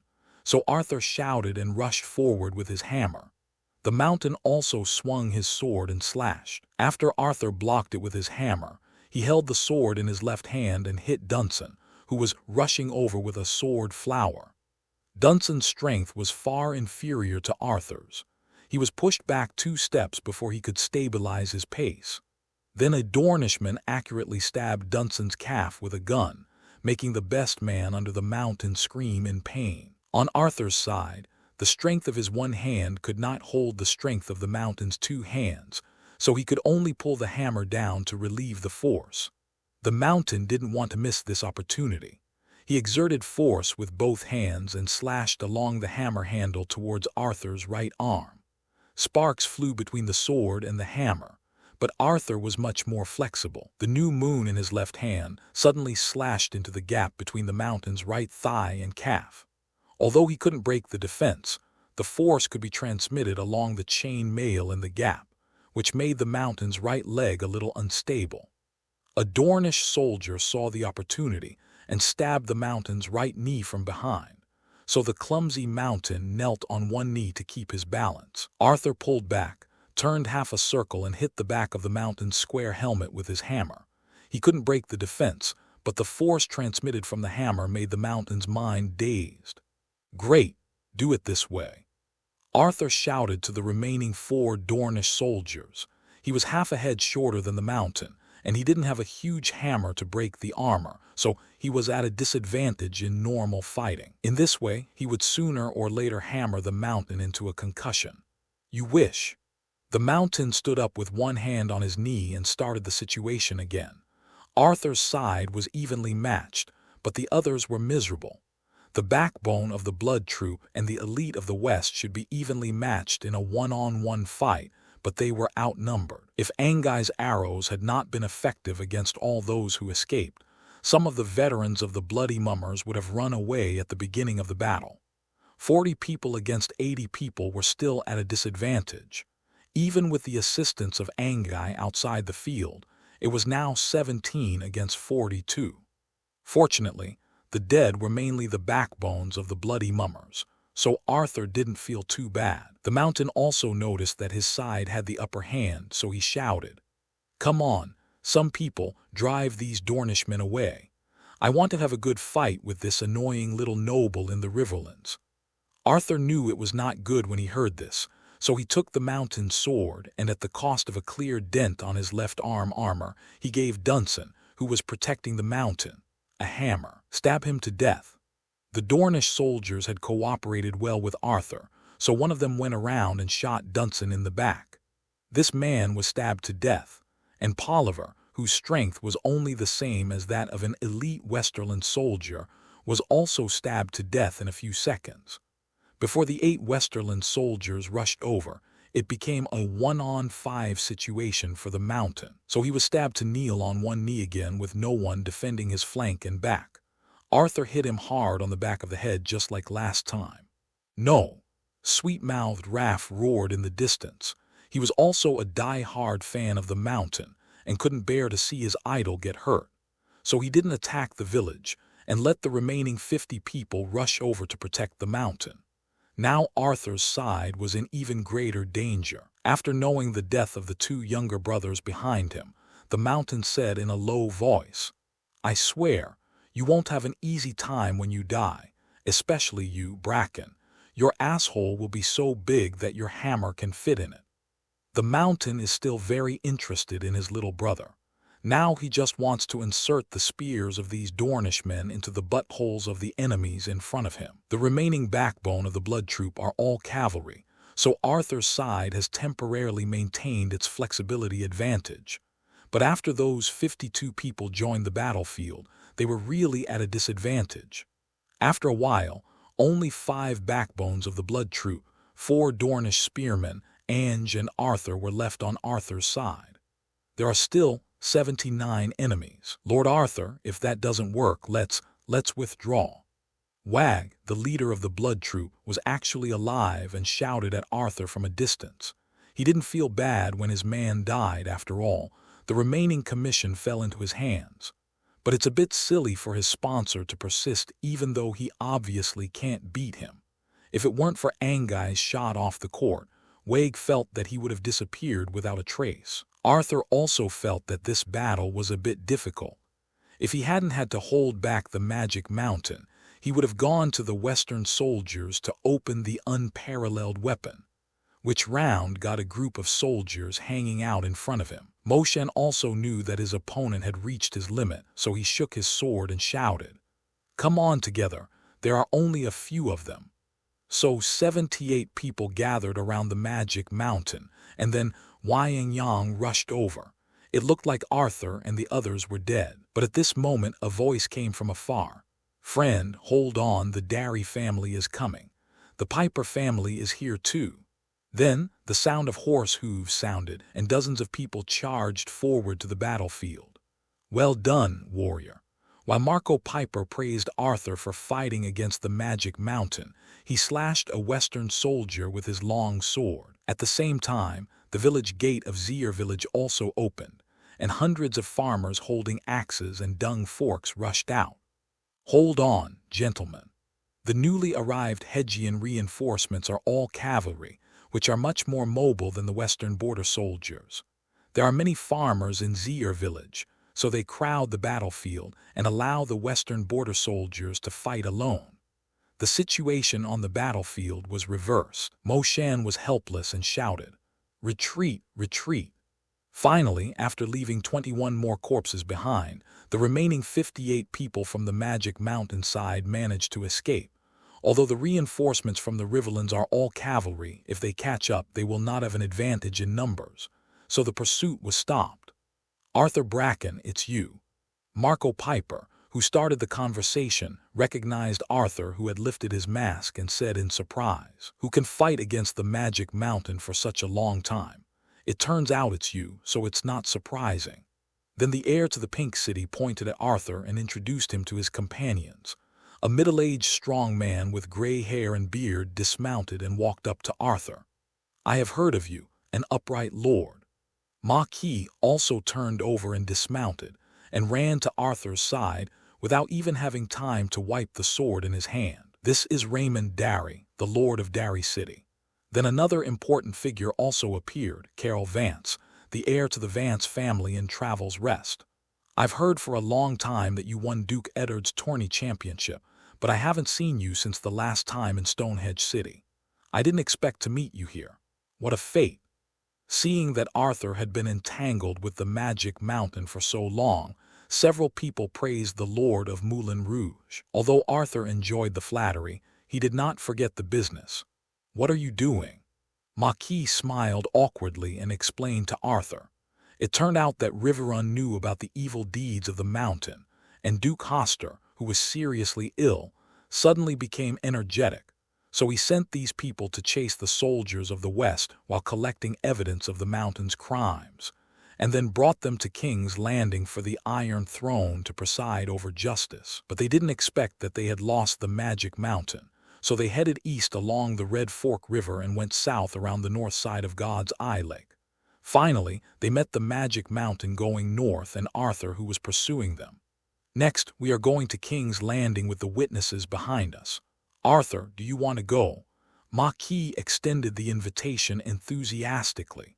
Arthur curled his lips disapprovingly. If Robert were still alive, the alliance of the 4 families of fish, wolf, deer, and eagle would be enough to crush the Lannister family, and Duke Hoster's move would be justified.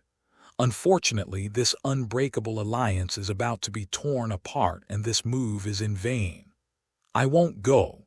Magic Mountain is still absconding. I have to chase him to prevent him from continuing to harm the people in the river, so I need some people." He made his request. Raymond, the head of the Darry family, was the oldest and was obviously the backbone of the group. After thinking for a moment, he replied, "We have 53 cavalrymen and a dozen servants. The mountain has gone north, and there is no danger in King's Landing. All the cavalrymen are given to you. We just need to take the servants and witnesses to see the king. Yes, now only the brave Arthur can tie with the mountain. Give him all the cavalrymen." The straightforward Marco shouted. This earned Arthur his second title, Brave. Also, this is an order issued by Duke Hoster. Raymond took out a roll of sheepskin with the common language written on it and the trout seal of the Tully family printed on it. With it you can get the help you want from any noble village or town in the Riverlands.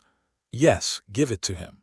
Marquis patted Arthur on the shoulder. The important task of chasing the mountain is left to you.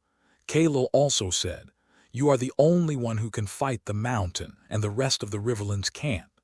Arthur took the parchment and carefully read the common language on it. He found that it only asked the Riverlands to provide help but did not say what to help for.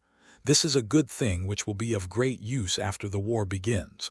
Arthur accepted it with peace of mind. "My lords, there is one more thing." The leader of the blood opera troupe, Wager, squeezed next to a few people and rubbed his right index finger and thumb. "My backbone died. 27 of them died. Shouldn't I give the remaining gold dragons?" When it comes to gold dragons, Wager's speech is much smoother. According to the agreement, each person will receive 20 gold dragons, which includes compensation for death in battle. Arthur had previously given Wag a deposit of 565 gold royals, and the remaining 3/4 would theoretically be paid after the mission was completed. But since someone had died, it was reasonable to pay in advance. 27 people, 15 gold royals each, that's more than 400. Arthur muttered, 405, my lord. Wag smiled as soon as he heard the money. This made his wrinkled old face come alive. You are so optimistic. You are not in a hurry even though so many of your men died. Raymond next to him sighed. If they die, the money will be mine. Of course I am happy, my lord. Wag explained. I only have more than 20 gold royals on me. Do you have any money? Lend it to me first and pay Mr. Wag. Arthur took out his small purse from under his plate armor but only found some. He put the rest of the money in a cowhide bag and followed the caravan to the Moulin Rouge. Marco, Raymond and others also took out money, but only collected more than 200 gold royals. Wager was visibly unhappy, but he quickly adjusted himself. The financier in front of him won 60,000 gold dragons in the tournament, so he still had money, and he could get it by following him. Arthur looked at the mercenary leader who was not sad for the death of his men, and suddenly remembered something. He was a cohort from the free trade city-state of Essos, where mercenaries were very popular, and he thought he could recruit more Essos mercenaries through him. Arthur told him about this idea. Wager immediately patted his chest and guaranteed, "No problem, I can recruit more mercenaries, as long as there are enough gold dragons." The backbone who translated Wager's meaning also died in battle, which made Arthur have to listen to the stuttering words of the leader all the time. Wager meant that he had his own way to get people, but he had to send someone to the east of Essos. Arthur agreed. So one of the 4 remaining people around Wager was sent to do this. This person will go south to King's Landing with Marquis, Raymond, and others, and then take a boat across the narrow sea to recruit people in Essos. In 1 to 2 months, at least 200 mercenaries will follow, said Wager. Raymond, Marquis, and others also have to take the witnesses to King's Landing, so they picked 2 villagers who speak fluently from the village of Sheer to add to the witnesses. After several people said goodbye to Arthur, they got on their horses and left with their men. And Ange, Wager, and others have to rest in the village of Sheer for half a day before they can set out to chase the mountain. After all, these warriors don't have abnormal physical fitness like Arthur. Task: complete the rescue of Sheer village. Experience plus 500. The favorability of all villages in the Riverland plus 5. And the favorability of Sheer village plus 30. Arthur looked at the sentence. The favorability of all villages in the Riverland plus 5 on the blue light screen, and suddenly had a strange feeling. It was the kind of surprise that was not expected but came unexpectedly. Mission experience, combat experience, and troop training experience, allowed him to successfully reach level 7. Baron Arthur Bracken level 7 experience, 6,107/10,000 strength, 19 agility, 12 intelligence, 7 charm, 9 skills, iron bone 5, strong attack 8, strong throw 1, strong bow 1, weapon mastery 2, shield defense 1, running 2, riding 5, horse archery 0, looting 0, coach 0, tracking 0, tactics 1, guide 0, scouting 0, healing 0, surgery 0, first aid 0, engineering 0, persuasion 1, prisoner management 1, command 3, trading 0, weapon proficiency, one-handed weapons 74, two-handed weapons 125, pole weapons 97, bows and arrows 31, crossbows 31. Throwing 31 attribute points should still be added to strength. Strength is essential when fighting against the full level strength of the mountain man. One skill point is to strengthen attack, and the other is to add iron bone. These two can make Arthur's attacks more penetrating and strengthen his defense. Weapon points were added to long pole weapons. In the future, we will have to use Gwandao more in the battle. The Lord of Derry City and the heirs of Pink City and Travelers Rest City left, but Arthur still had to clean up the battlefield. He called the old village chief of Sure Village and ordered, "Take off the armor of all the dead, and then send a caravan to my territory. The Red Mill is in the middle of the Red Fork River. There should be a lot of people there now. You can find out with a little inquiry." The mountainside left more than 80 corpses, and Arthur's side lost more than 30 people, which means more than 100 weapons and armor. Can't waste it here. Arthur thought of the mountain's 3 layers of armor, so he asked the old man to watch him strip a larger chain mail. A real man wears 2 layers of armor. He couldn't fit more into his plate armor. "Okay, my lord. You are our god now. We will do whatever you ask us to do." The old man agreed happily, and then shouted to the villagers to come out to entertain Arthur's 10 people and 53 cavalrymen. The rain had stopped long ago, so everyone had a very sumptuous meal in the open space in the center of the village of Sure. From roasted tender lamb, stewed chicken to roast goose, all kinds of meat that can be taken out in this village were taken out, and there was plenty of beer, bread, and fruits. After eating and drinking, Arthur put on the chain mail that was picked and put on the plate armor again. Then he called the village chief and carefully instructed, "Duke Tywin is preparing to attack the Riverlands, and this place will not be safe in the future. After we leave, you will immediately organize the villagers of Sure to go north, take all the food, clothes, and money, and take refuge in my territory. I swear, I will protect you." The old man nodded and accepted it all silently. Rumors that the Lannisters were preparing to start a war were flying everywhere, and all the farms in the Riverlands were in a panic. The farmers in the territory of the Harrenhal family were even worse. Their lords were weak and could not stop the army of Lord Tywin. Now there was a nobleman with superior military power who promised to protect them. How could he, the village chief, let the opportunity slip away?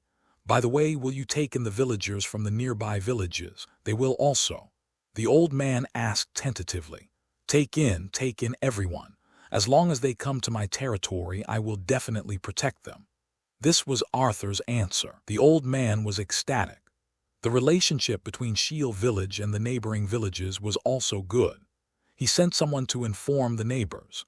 After a good rest, Arthur set off with 4 core members of the blood troop including Varg, 5 Dornishmen including Angai, 53 cavalrymen from Pink City, Derry City, and Travelers Rest, and the red horse that was previously fostered here. Their target was the mountain and the Westerland soldiers who were still on the run.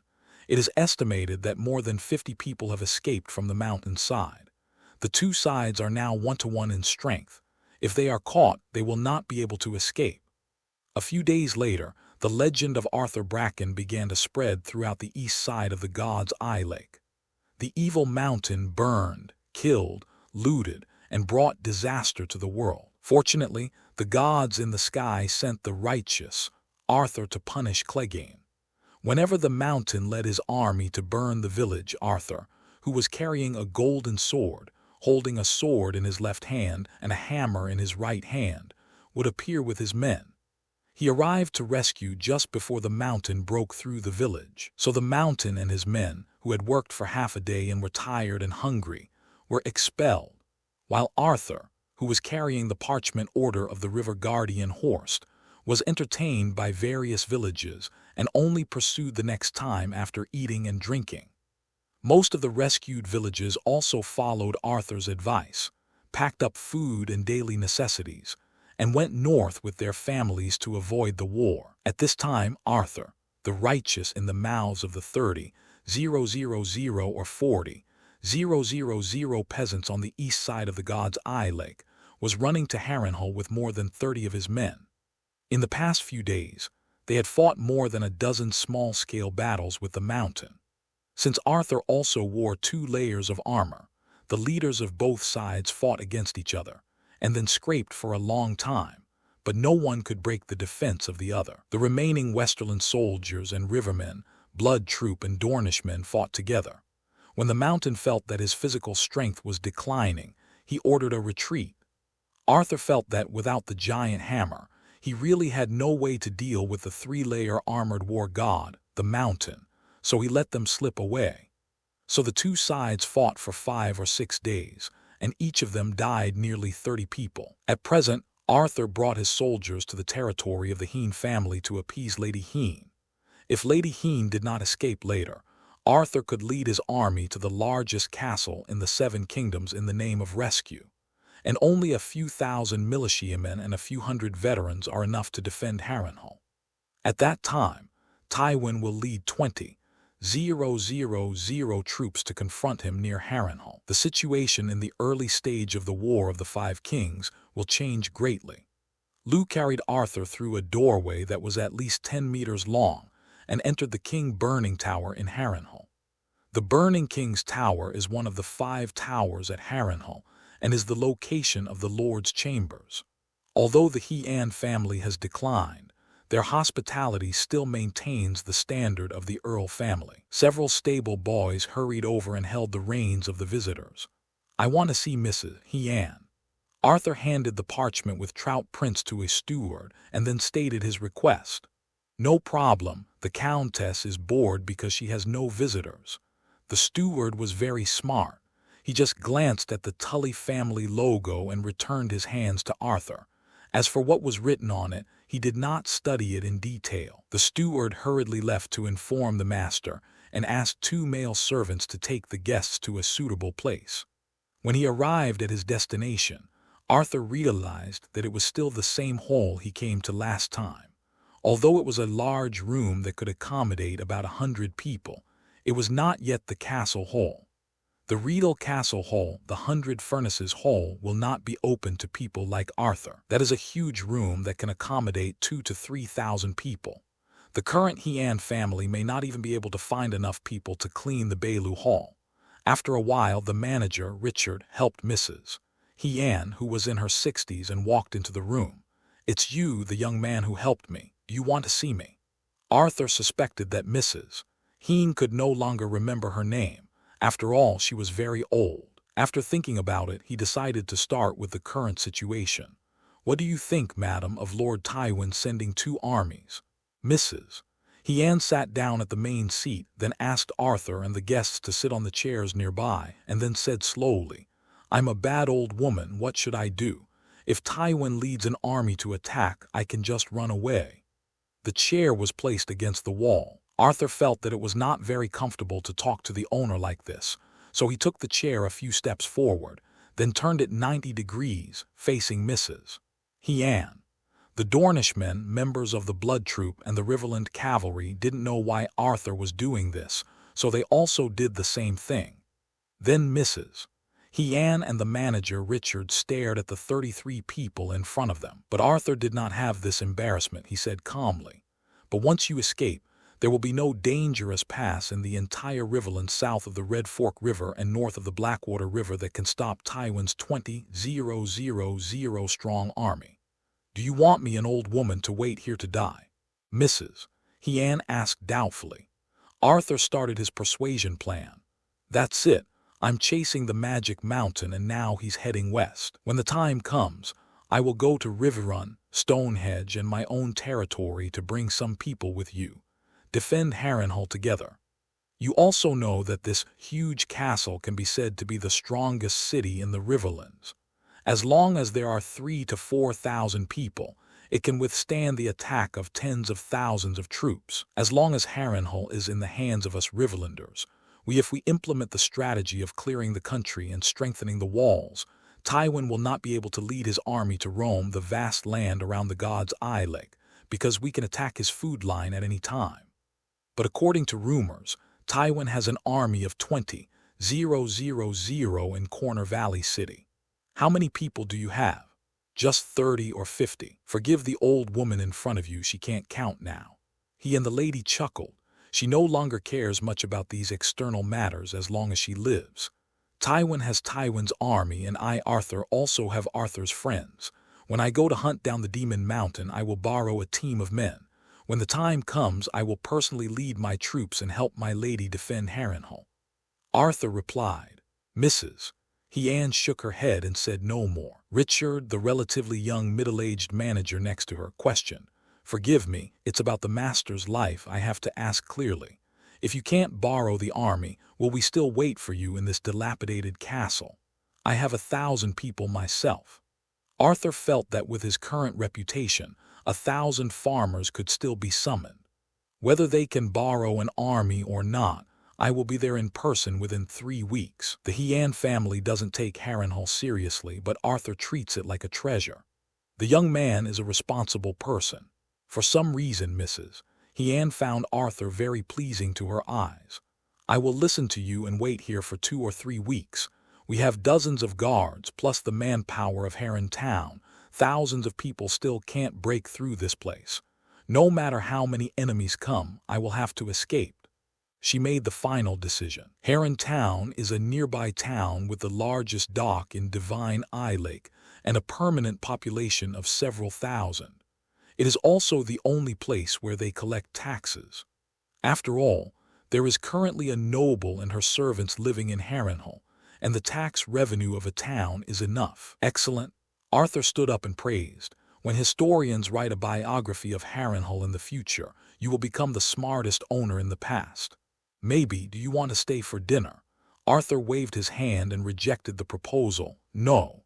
In order to get here, we deviated a little from the trail of the magic mountain, and we have to catch up with them as soon as possible.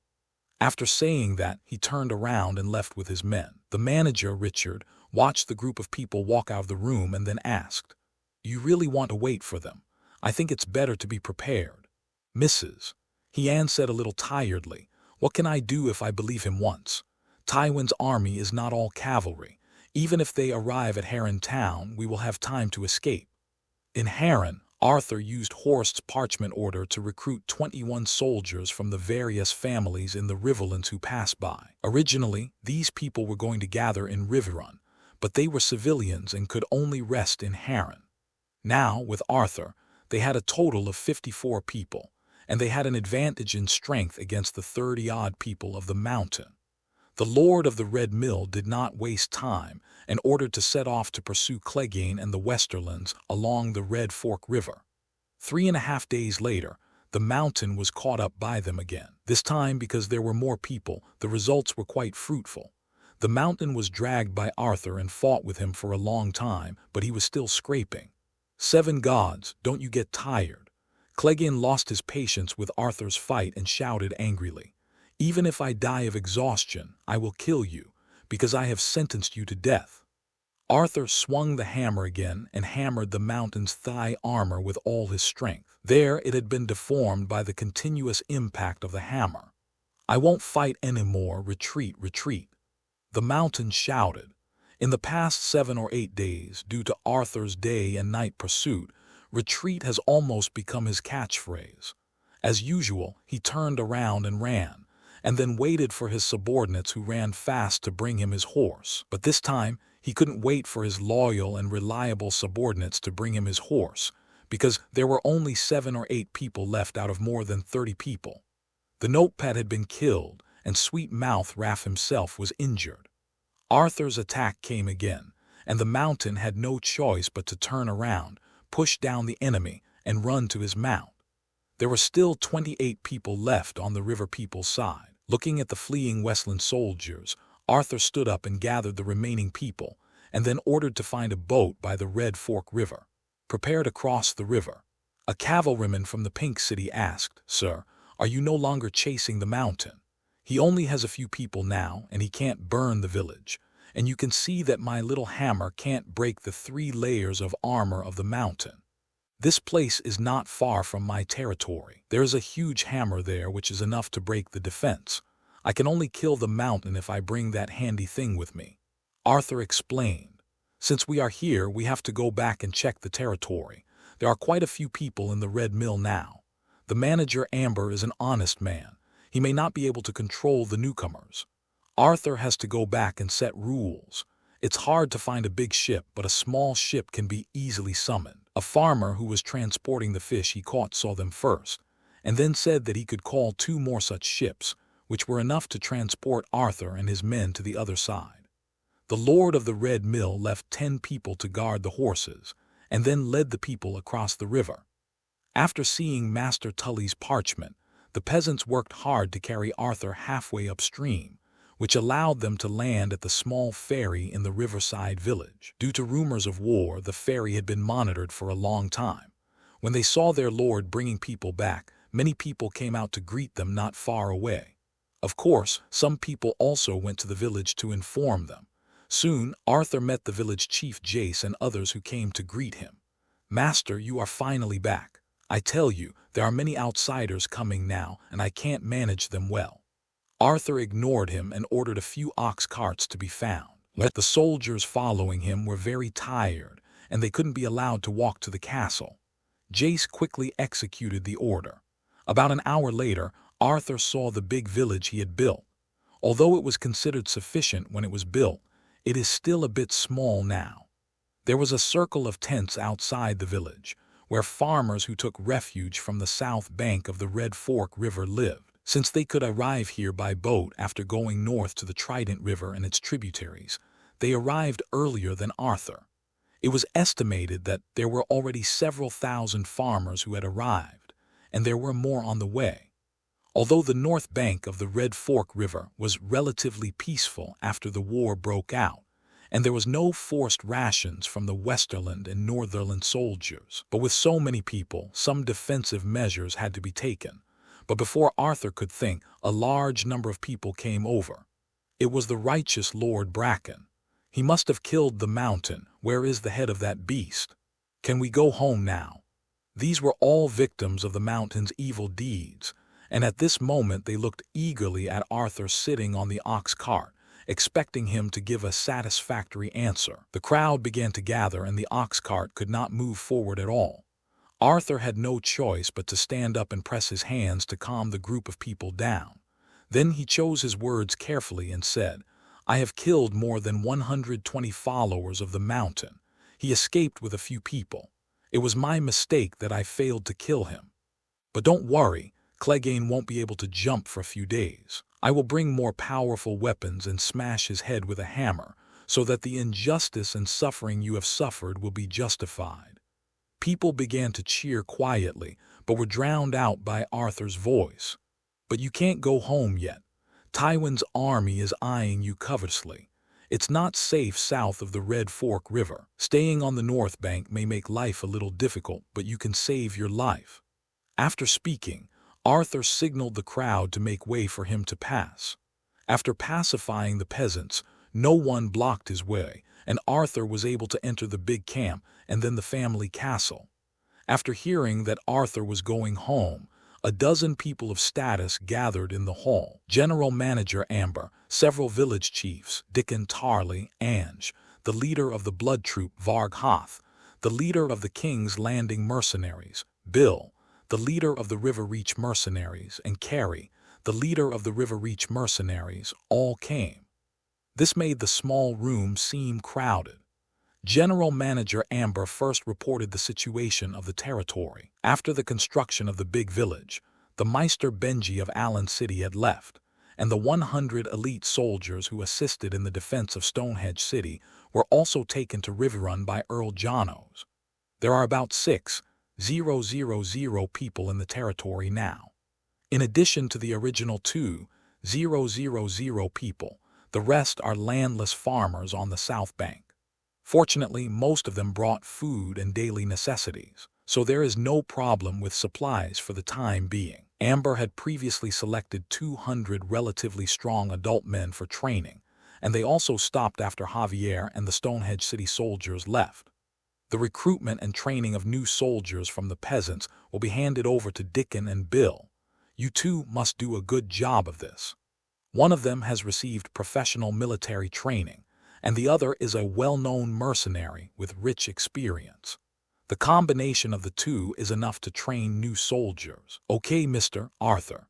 As you wish, the two replied.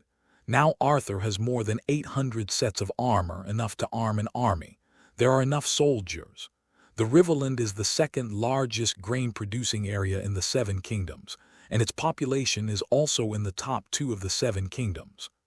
Amber is responsible for asking the farmers to hand over their farm tools and then forge them into round helmets and spear tips. New soldiers who have not been assigned full armor will be equipped with long spears and iron helmets, and let them practice the long spear and large shield formation as soon as possible.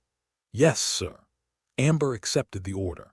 After giving instructions for a long time, Arthur asked someone to carry his giant hammer away. The giant horse Red Hair was transported to the south bank by the chief steward Amber. It was big enough with a golden vest to carry Arthur's giant hammer. A lot of members of the blood troop have gathered, and Arthur took 20 of them to fight the mountain. Wager also went with him. He had no objection to Arthur's consumption of his men, and he had no moral burden.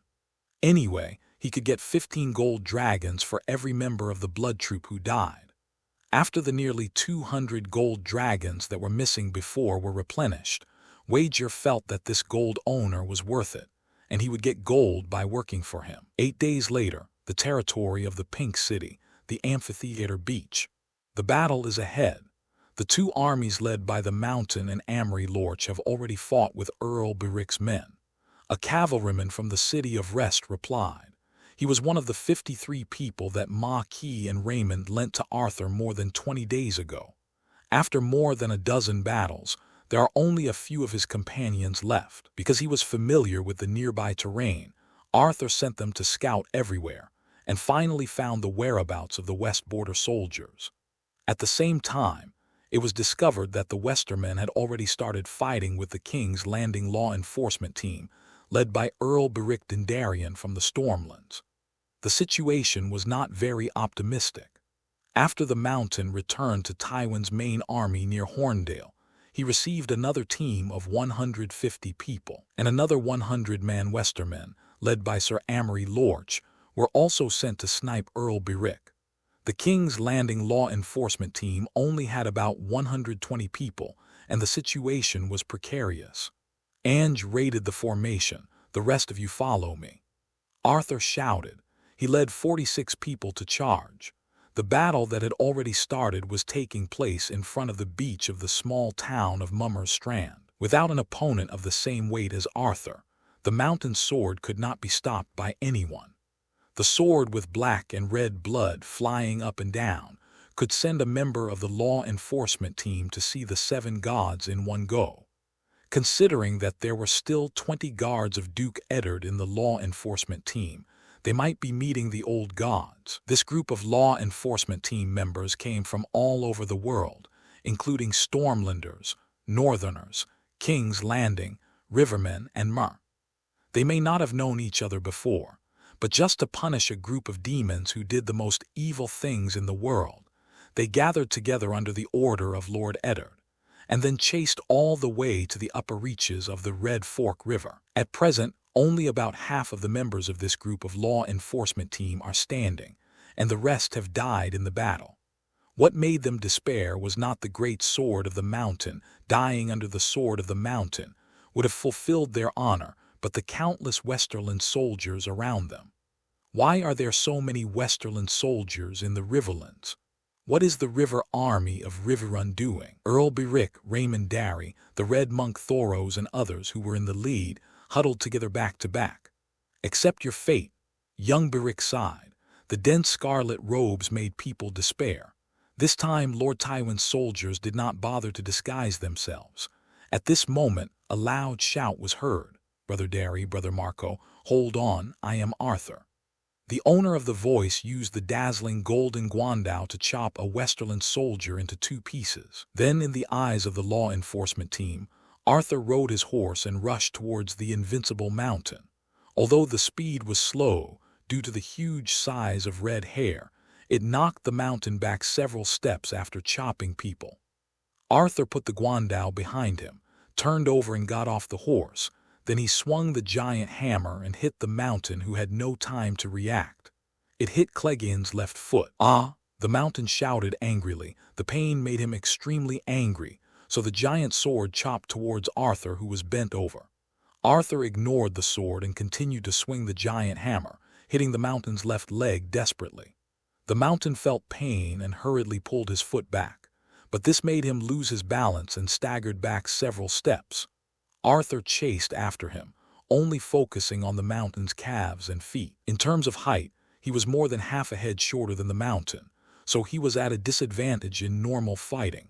But after Arthur bent down and hit the mountain's feet, the mountain was at a disadvantage. After all, he was too tall and slow. After hitting the mountain's thick iron boots and calf armor 7 or 8 times, Clegane finally couldn't hold on and fell to the ground.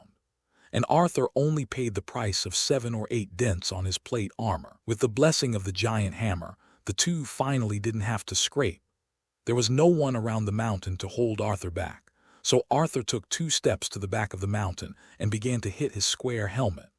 Although the square helmet was large, it was still a little fragile compared to the solid giant hammer. In just 2 or 3 breaths, when the mountain tried to stand up, a large part of it had already been dented. Hoo. After being hit on the head 5 or 6 times, Clegane still didn't stand up. The continuous heavy blows to his head almost made him lose control of his body. He roared in a fuzzy voice but couldn't fight back and slowly fell down. Arthur learned his lesson and hit the square helmet of the mountain more than a dozen times, smashing the square helmet flat, and the pale brain and red blood flowed out. After confirming that he was really dead, the Lord of the Red Mill ended the battle with the mountain and turned to support the members of the law enforcement team. To use a giant hammer to deal with ordinary Western soldiers wearing only 1 layer of iron armor is like using a butcher knife to kill a chicken. Moreover, the situation on the field is serious. The law enforcement team and the people brought by Arthur only add up to more than 70 people, and 20 of their own soldiers have been killed. The Mountain and Amory Lorch's manpower combined are still around 200. It is too late to use a weapon like a giant hammer that delays Arthur's dexterity. So he put the giant hammer in the hole where the Mountain's helmet was smashed, then picked up the golden guandao and rushed towards the Western soldiers wearing scarlet cloaks. Originally, Arthur thought that the vertical chop was the most handsome, and it could cut the enemy in half at once, but the efficiency was not as high as the horizontal chop. The golden guandao was originally a heavy weapon, but in Arthur's hand it was as flexible as a wooden spear. After a moment, the Western soldiers immediately felt the fear of the members of the King's Landing law enforcement team being dominated by the Mountain a few minutes ago. With a sweep of the guandao, Arthur could often push 2 or 3 people who hit the blade to rotate half a circle, and then knock down other Western soldiers. In this way, Arthur's people around him could be gathered together, and then he could send them to see the gods in the sky with 2 strong cuts. This behavior is a bit like harvesting wheat, gathering a handful of wheat together with one hand, and then cutting it off with a sickle. Arthur's efficiency in harvesting the lives of enemies suddenly increased a lot. He's now just an ordinary old farmer.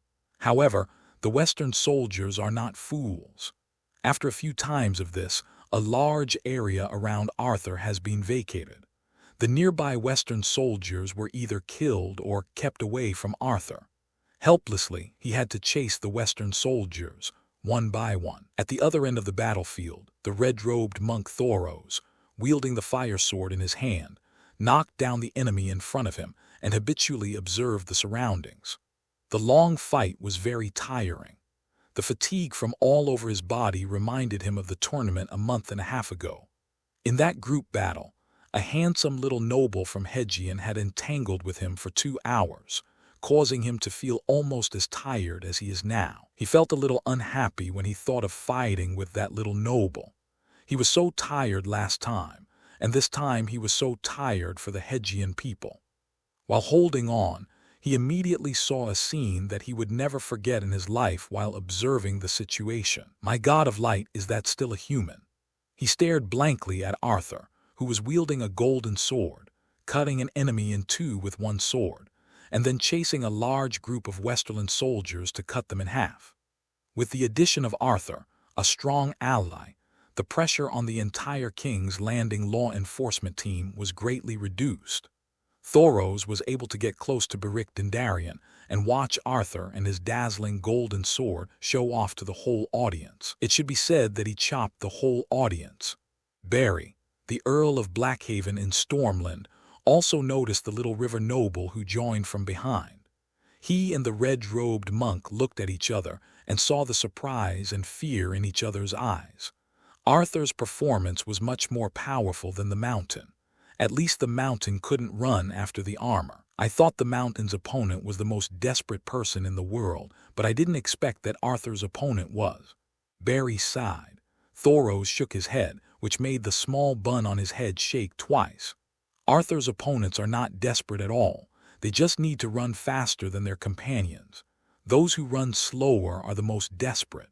After Arthur killed a few of the Westerland soldiers, the situation on the battlefield had reversed. Although the Lannister soldiers still had the advantage in numbers, they could not withstand Arthur's attack, so these ordinary soldiers of civilian origin stayed away from the battlefield and Arthur. Amory Lorch was still alive. Seeing that the mountain was killed, he knew that he was not Arthur's dish, so he shouted to retreat. Those who survived until now were all the most responsive veterans, and their escape speed was amazing. After hearing someone shouting to retreat, both the mountain's men and Loki's men ran away to the south. They took off their armor while running to reduce their weight. Their speed, flexibility in taking off their armor, and abundant physical strength were enough to make people doubt whether they had really fought hard just now. The King's Landing law enforcement team and Arthur's men added up to less than 100 people, and they were not at an advantage in catching up, so they rested on the spot. The others were already lying on the ground tired, but Arthur was still very energetic. While checking the battlefield, he stabbed the seriously injured Westerland soldiers a few more times and put his own bodies together. When Arthur came to the red-robed monk, he was about to stab Thoros, who suddenly opened his eyes and stared at him. "I'm not dead yet. What are you going to do?" Arthur put down the golden guandao. "I thought you were a mercenary from the west. After all, the law enforcement team from King's Landing are all nobles from the Riverlands and Stormlands. They are all dressed very elegantly, not as sloppy as you." He recognized Thoros from the small bun, but he couldn't recognize him by face because the blood and scars covered his facial features. The law enforcement team members lying around sat up when they saw Arthur coming. I knew Arthur could kill the mountain. The 2 championships in the tournament are not to be underestimated. Arthur has a lot of blood on his body. Are you injured? Fool, that's the enemy's blood. Arthur is a tough guy wearing 2 layers of armor. A group of people chattered and chatted. Arthur looked around and found that they were all familiar faces. Raymond Darry, Marco Piper, Khalil Vance, Thoros, Lord Barry, and many more. It can be said that everyone's lives were saved by Arthur and the people he brought, so some people want to repay the favor. I see that your plate armor has been cut into holes and is no longer smooth and beautiful. Lord Barry stood up, walked around Arthur, and then said, "When I return to King's Landing, I will find someone to make you a new pair of plate armor, make it gold, and form a set with your sword and vest." Maki agreed with this idea and nodded. Yes, Arthur's giant hammer is black and not worthy of this set. I will find someone to get you a golden giant hammer when I have time.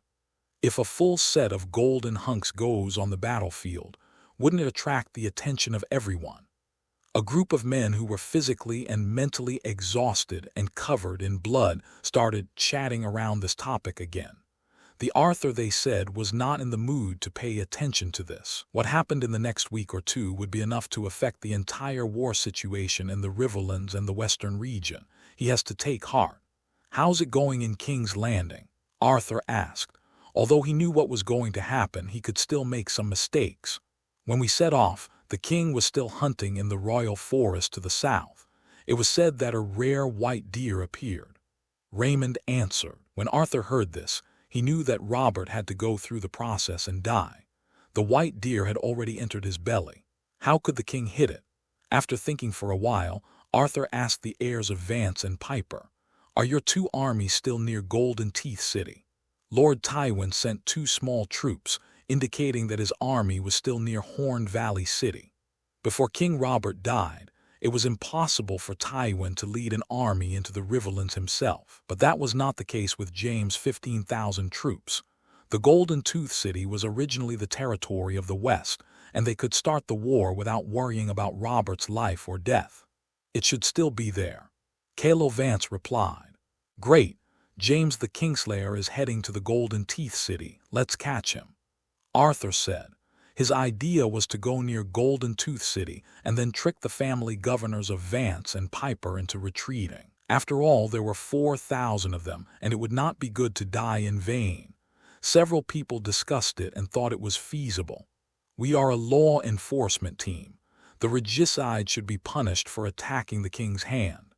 And Jaime is still a member of the Kingsguard. He fled back to the west without the king's permission. He has violated the oath of the White Robes and should be arrested." Arthur was very satisfied with the reaction of these people. Then, without further ado, let's cross the river and set off now.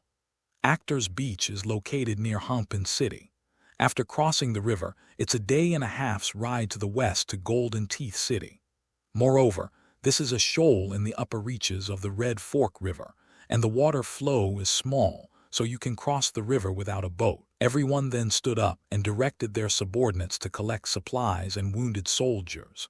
Half of the small town of Actors Beach was destroyed by the Magic Mountain, and the remaining 200 to 300 residents were called out by Marco Piper, the heir to Pink City, to take charge of cleaning the battlefield and taking care of the wounded soldiers. "After we leave, you also cross the Red Fork River and seek refuge in Riverrun," Arthur ordered. "Tywin's army will pass through here soon, and this place is no longer safe." When the residents of Actors Beach saw that he was a companion of the young master, they agreed. After gathering the 62 people who could still fight, everyone went to look for the body of Magic Mountain. Some people spit, some people urinate, some people stab them hard with a knife, and some people fart at the Magic Mountain. Magic Mountain, who was rampant when he was alive, no longer feels these kind greetings. In short, everyone who survived vented their anger in their own way. "Cut off his head and I will use it as a urinal." Someone shouted, "Brother Arthur has smashed it flat. It may not be able to hold your urine." "Earl Barry has the highest status and is relatively stable," he said. "The head of the Magic Mountain is Arthur's honor and should belong to him. His headless body can be propped up on the river beach to shock the passing Western soldiers and refugees." "Bandit." Someone obeyed the order, so Arthur got the smashed head of the Magic Mountain. Fortunately, what he hit was the back of the head. Although the face in the front was a little flatter, the facial features were very clear, and he could recognize that this was Gregor Clegane. There was no problem anymore. After bringing some food given by the residents of Actors Beach, everyone crossed the river on horseback and galloped towards Golden Teeth City. 2 days later, Golden Tooth City. "God of Light, why are you starting to fight again?" Thoros said helplessly. After traveling hundreds of leagues, they finally reached their destination. But the picture in front of them made them feel bad. Crimson robes all over the mountains and plains are attacking the 2 camps next to the Hedgian Avenue. The castle not far away stood silently, watching the stupidity of human beings killing each other. My dad is inside. I have to go in and save him. Marco Piper has a straightforward temper. Seeing that his family's soldiers were surrounded and his dad was still trapped inside, he immediately became anxious and was about to rush in with the people from Pink City. No hurry. Arthur stopped him. Look, Jaime the Kingslayer is over there. There are only a few hundred people around him. Let's rush over and kill him. He pointed at James, who was commanding behind the army. Someone keenly noticed that something was wrong. There are not just a few hundred people. It would have to be described as too many. Arthur waved his riding crop and said, "That's what it means anyway. Shoot the horse first if you shoot the man. Capture the king first if you capture the thief. My idea is that if James is captured, the army in the west will be in chaos." By then, after defeating Vance and Pye, the Bye family was encircled and the enemy commander was captured again. Thoros looked at the hundreds of Western soldiers pointed by Arthur and suddenly felt frightened. There are only 62 of them. Even if they fight 1 against 3, they can defeat less than 200 people. The remaining enemies will have to go to heaven to meet the gods. It's better to rescue Vance Piper's camp. We'll find friendly forces after we kill them through a road and then bring them out.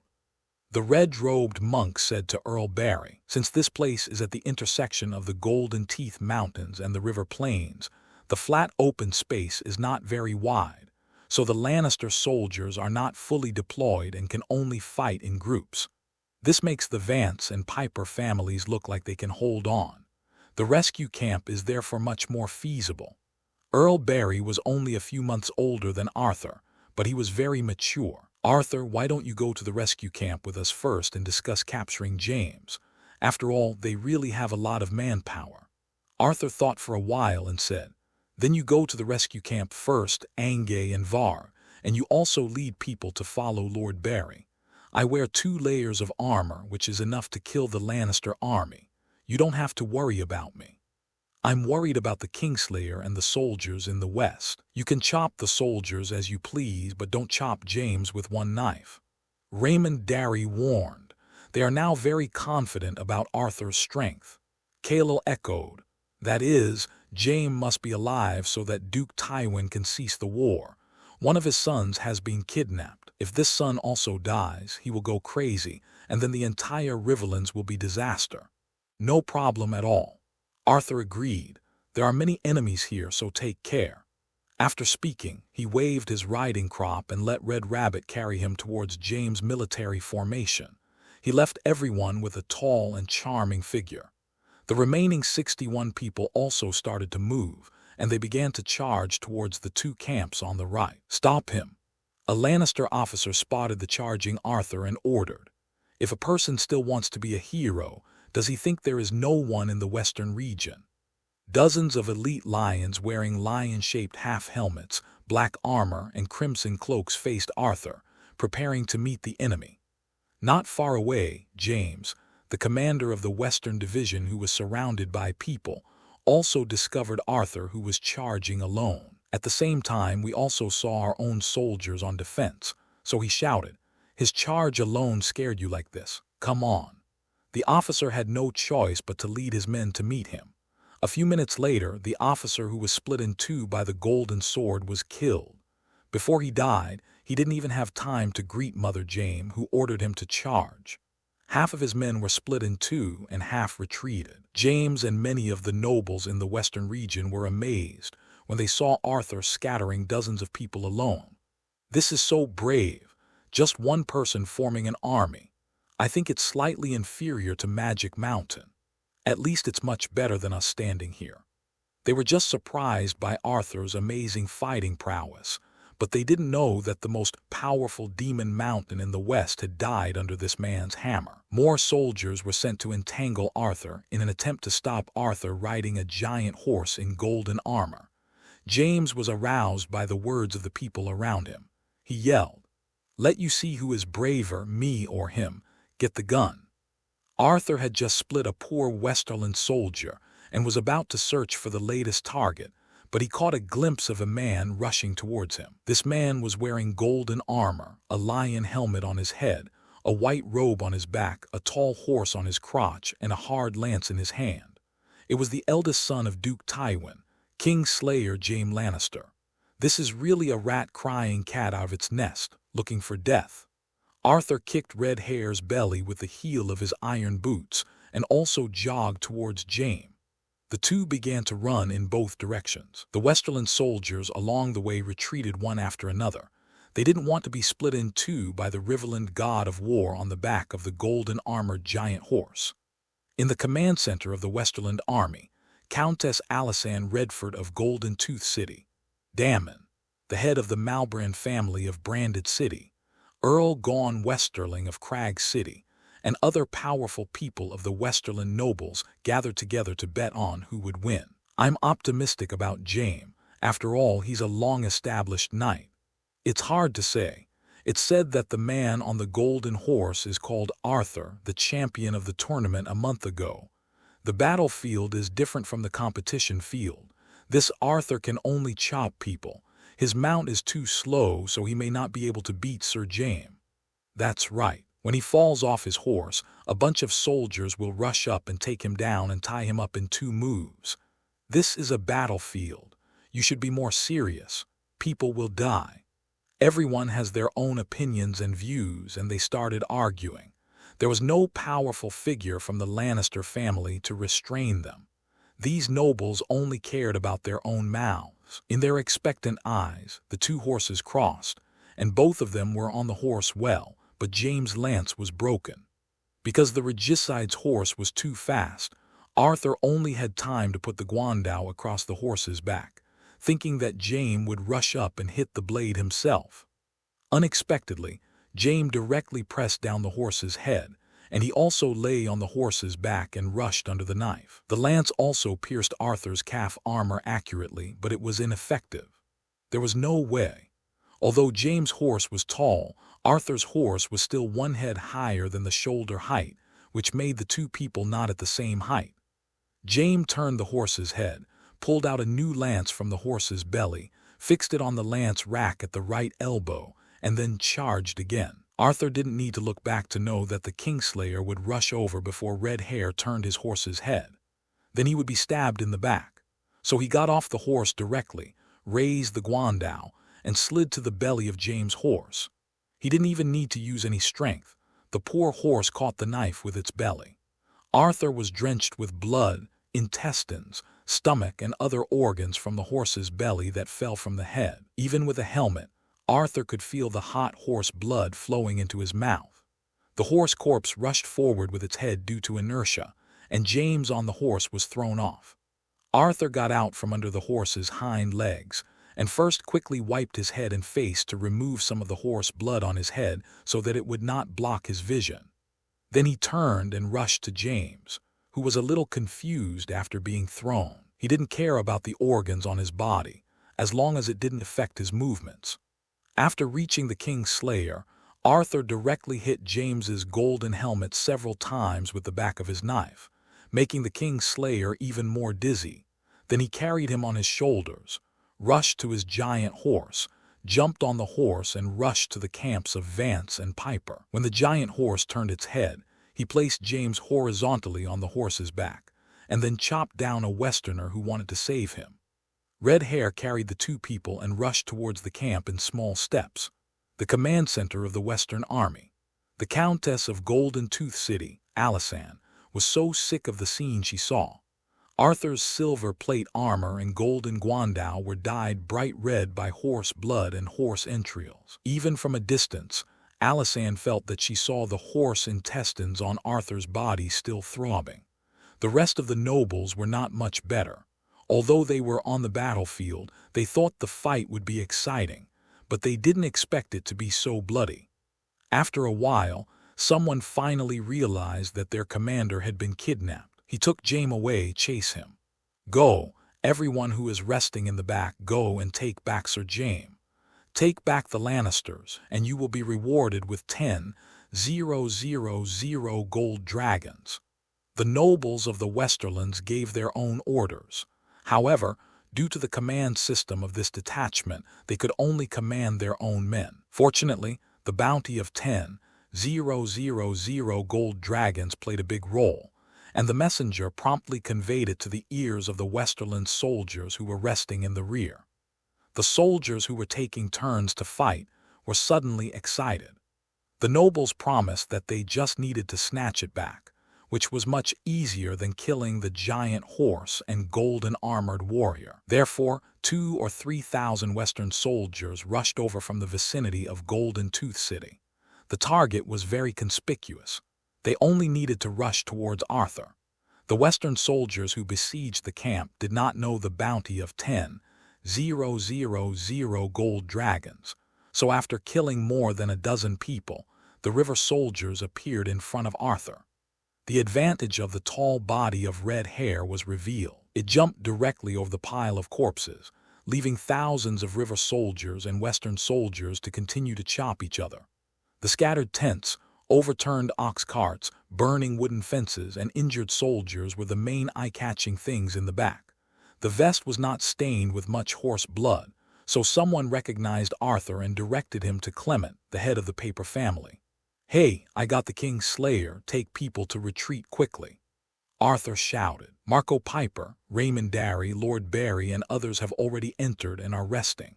They looked up and saw Arthur, who was covered in blood with a piece of intestine and several pieces of meat hanging on his body, and James, who was still struggling on the horse. They were all shocked and speechless. This scene is enough for them to remember for a lifetime. "God of Light, how many people have you killed?" Thoros muttered to himself. The Earl of Pink City, Clermont, who was here before, was also frightened by the visitor. Is there really such a strong general in Hedgian? He asked himself in disbelief. "What are you doing standing still? Retreat. The Western soldiers behind have gone crazy. They want to take James back." Arthur shouted again. Only then did this group of river nobles and storm land nobles who had never seen the world react. The Earl of Clermont ordered a retreat. Count Vance of Travel's Rest has been seriously injured, and he is now commanding the armies of the two families. After the messengers galloped to give orders, the soldiers from the two families finally responded to the order to retreat.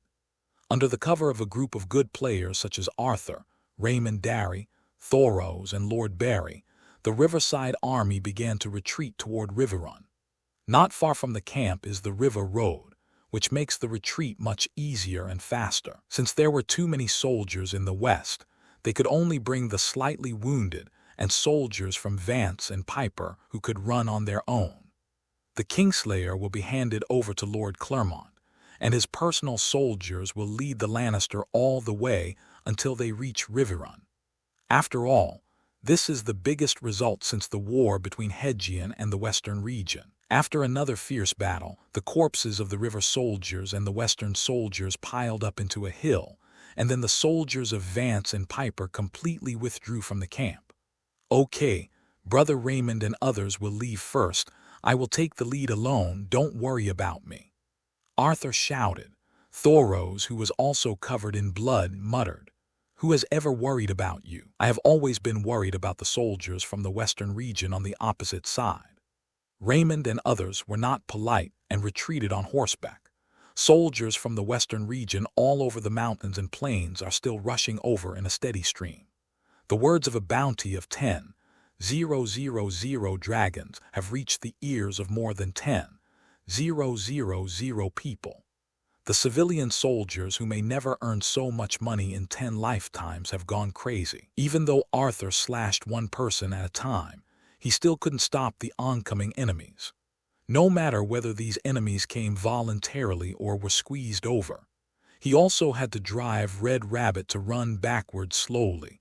Otherwise, when there were too many corpses piled up, Red Rabbit and horse would be squeezed. I don't know how much time passed, but when Arthur felt that the guandao in his hand could not be held due to the accumulation of blood, the Western soldiers were still rushing towards him. At this time, another pile of corpses had been piled up in front of him. Guessing that the Hedgian army had gone far, Arthur thought it was time for him to slip away. "Hedgian Arthur is here, who dares to fight to the death with me." He reined in his horse and shouted. Maybe the Western soldiers were finally tired of fighting, or maybe his invincible momentum suppressed the Western soldiers. The entire battlefield suddenly became silent. The cries of the crows in the Golden Teeth Mountains were clearly audible, echoing with the echoes of Arthur's shouts in the Golden Teeth Mountains. The infantrymen of the western region finally realized that they were facing the unrivaled Hedgian war god. Although 10,000 golden dragons were tempting, their own lives were also important. So they all stopped moving forward. Although the people coming from behind slowly pushed them forward, they still stopped the attack. Behind them, the great nobles of the western region saw that their soldiers' attacks had stopped and said angrily, "Fuck me, fuck me." Arthur laughed when he saw the western soldiers who did not dare to step forward and the western nobles who shouted to me. Laughter and echoes spread among the Golden Teeth Mountains, falling into the ears of the western soldiers and into the hearts of the western nobles. This made the western nobles who had a bad start even more frustrated. "Why are you laughing, little noblemen of the Riverlands?" someone asked loudly.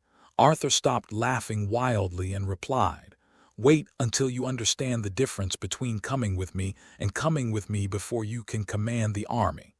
Looking at the western soldiers who stopped for him alone, he felt very happy. This is what a man should do. "Who dares to fight to the death with me?" Arthur asked again. Still no response. There were more than 10,000 people in the entire western region, but it was as quiet as if there was no one there.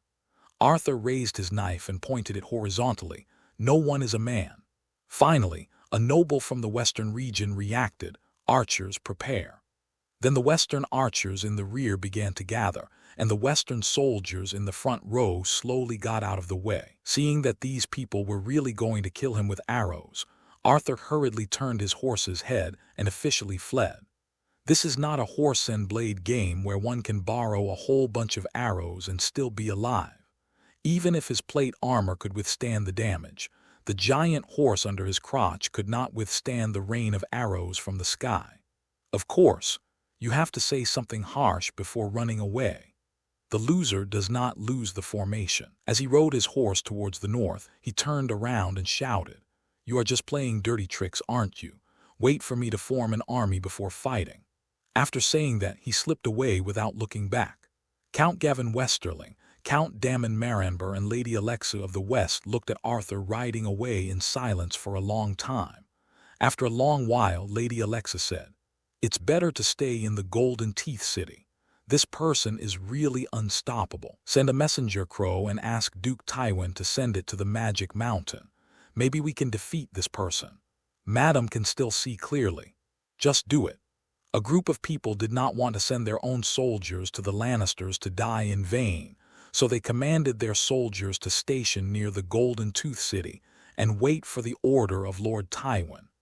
After 2 hours of riding, Arthur caught up with the retreating river army. "There are only more than 200 people left. My family lost 800 people, and the Vance family in the City of Journeys lost 1,000 people. His family head was seriously injured." Maquis said to him. Arthur thought, "Isn't there more than 2,000 people left? If it were according to the original book, these 4,000 people would have all died outside the Golden Tooth City." With heavy losses and no results, everyone was silent and quietly hurried along the river road. 3 days later, River Run. This second-tier city in the river stands at the intersection of the Tanshi River and the Red Fork River, right at the node of a horizontal Y. And the two rivers are already very wide near the river, so the army cannot easily cross the river.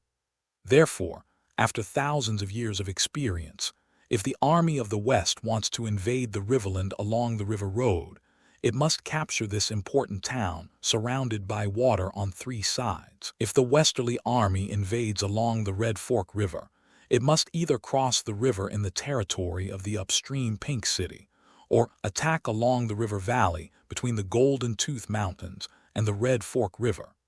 This is exactly the meaning of the existence of the Pink City and the City of Travel.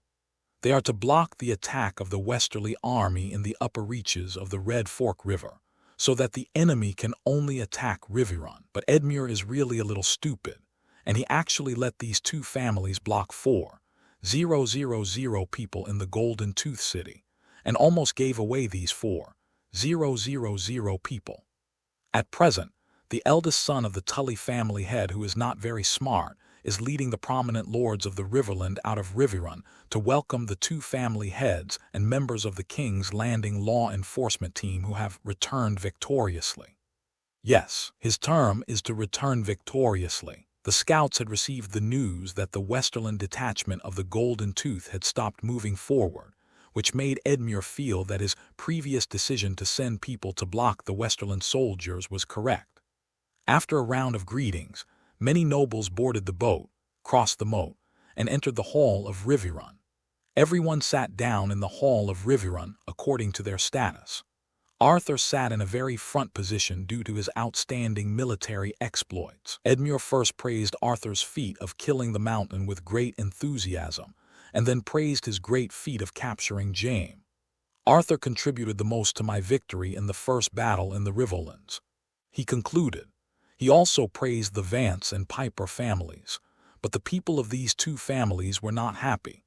The head of the Vance family had been seriously injured and died, and Carl inherited the title and territory. The Pink City of the Piper family had been burned by Tywin's army, and the entire earldom had been destroyed beyond belief. The king has passed away, King's Landing is in chaos, and now we have to resist the Westerlands on our own, Edmure said. He briefly introduced the current situation. In the 5 or 6 days when Arthur killed the Mountain and went to the Golden Tooth in King's Landing, Robert died after being wounded by a wild boar, Lord Eddard was imprisoned, and Renly and the Knight of Flowers escaped with only a few followers. Robb Stark of Winterfell has summoned the army of his vassals and is preparing to go south to rescue his father and sisters. They will be a great help for the Riverlands. The nobles of the other major kingdoms, the Reach and the Stormlands, have begun to gather their forces, and only the Vale and Dorne have temporarily remained on hold. As for the Westerlands, Lord Tywin led his army north, captured the Pink City, and is now attacking the city of Travelers' Rest. It is said that Stafford Lannister of Casterly Rock was sent to take over the detachment of the Golden Tooth, and there are 3,000 people coming with him. This brought the Golden Tooth's troops to 16,000. Tywin's cavalry had already passed Stonehenge last night. Their target should be the defenseless Harrenhal. Lord Janos Bracken added. The Raven from his own territory reported the news to him. Arthur was shocked. Tywin's speed was too fast. How many people? He asked his distant uncle. The spies said at least 1,000. He didn't dare to get close and could only watch from afar. Janos replied. Arthur remembered that he had set out from Harrenhal to chase the Mountain. He ran day and night, and it took him 3.5 days to reach the middle of the Red Fork. Tywin's army had more people and was much less mobile than the small force he led, so it took them more than 5 days to reach Harrenhal. Although Riverrun was farther away, the speed of water transportation was also faster. Although the ships on the Red Fork were not large, there were many of them, so it was no problem to carry some soldiers eastward. 5 days is enough to take over Harrenhal before Tywin's cavalry. Edmure, I have to rescue Harrenhal. Give me enough troops, Arthur said. Perhaps because of the initial victory, Edmure looked a little happy. Don't worry, while everyone is here, let's discuss the next situation and tactics. Then the heir of Riverrun expressed his thoughts. We now have 18,000 people, plus more than 2,000 people from the Vance and Piper families. A total of 20,000 people, which is enough to compare with the Westerland detachment of the Golden Tooth City. So we can fight the Golden Tooth City first, and then go back to fight Tywin. Edmure had previously gathered most of the family soldiers in the Riverlands, and the number reached nearly 30,000 at that time. Afterwards, the Mountain and Amory Lorch's small forces successively burned, killed, and looted the Riverlands, so Edmure asked some nobles to return to their territory with their own soldiers for defense. After that, he received the news of Tywin's march and summoned his vassal soldiers again. But the number of people who came the second time was much smaller. Many noble heads of houses had selfish motives and left some soldiers in their own territories and did not bring them to Riverrun. But Edmure still had 20,000 people in his hands. You can say that you will turn around and fight Tywin. Arthur was amused. If Tywin really took Harrenhal, your nephew Robb would have to go south from the twins. Otherwise, the soldiers of the north would have to fight with the soldiers of the west in the narrow area between the Green Fork and the Mountains of the Moon. The military status of Harrenhal is far more than just controlling the south bank of the Red Fork. In fact, controlling Harrenhal basically controls all traffic north of the Blackwater River. If the North joined the war, they could either go south along the King's Road or go around the Twins. If the Vale sent troops, they had to go out from the Bloody Gate and then cross the Ruby Shoals before they could go south. Even the rivermen themselves, without Harrenhal, could only live north of the Red Fork. Some people supported Arthur's point of view and wanted to lead troops to rescue Harrenhal. Others supported Edmure's point of view, first fighting a decisive battle with the 16,000 people of the Westerland army, and then turning back to fight Tywin. More noble heads of families were silent. They were convinced by the seriously ill Hoster, and the words of Edmure, the young man, and Arthur, the young boy, could not convince them.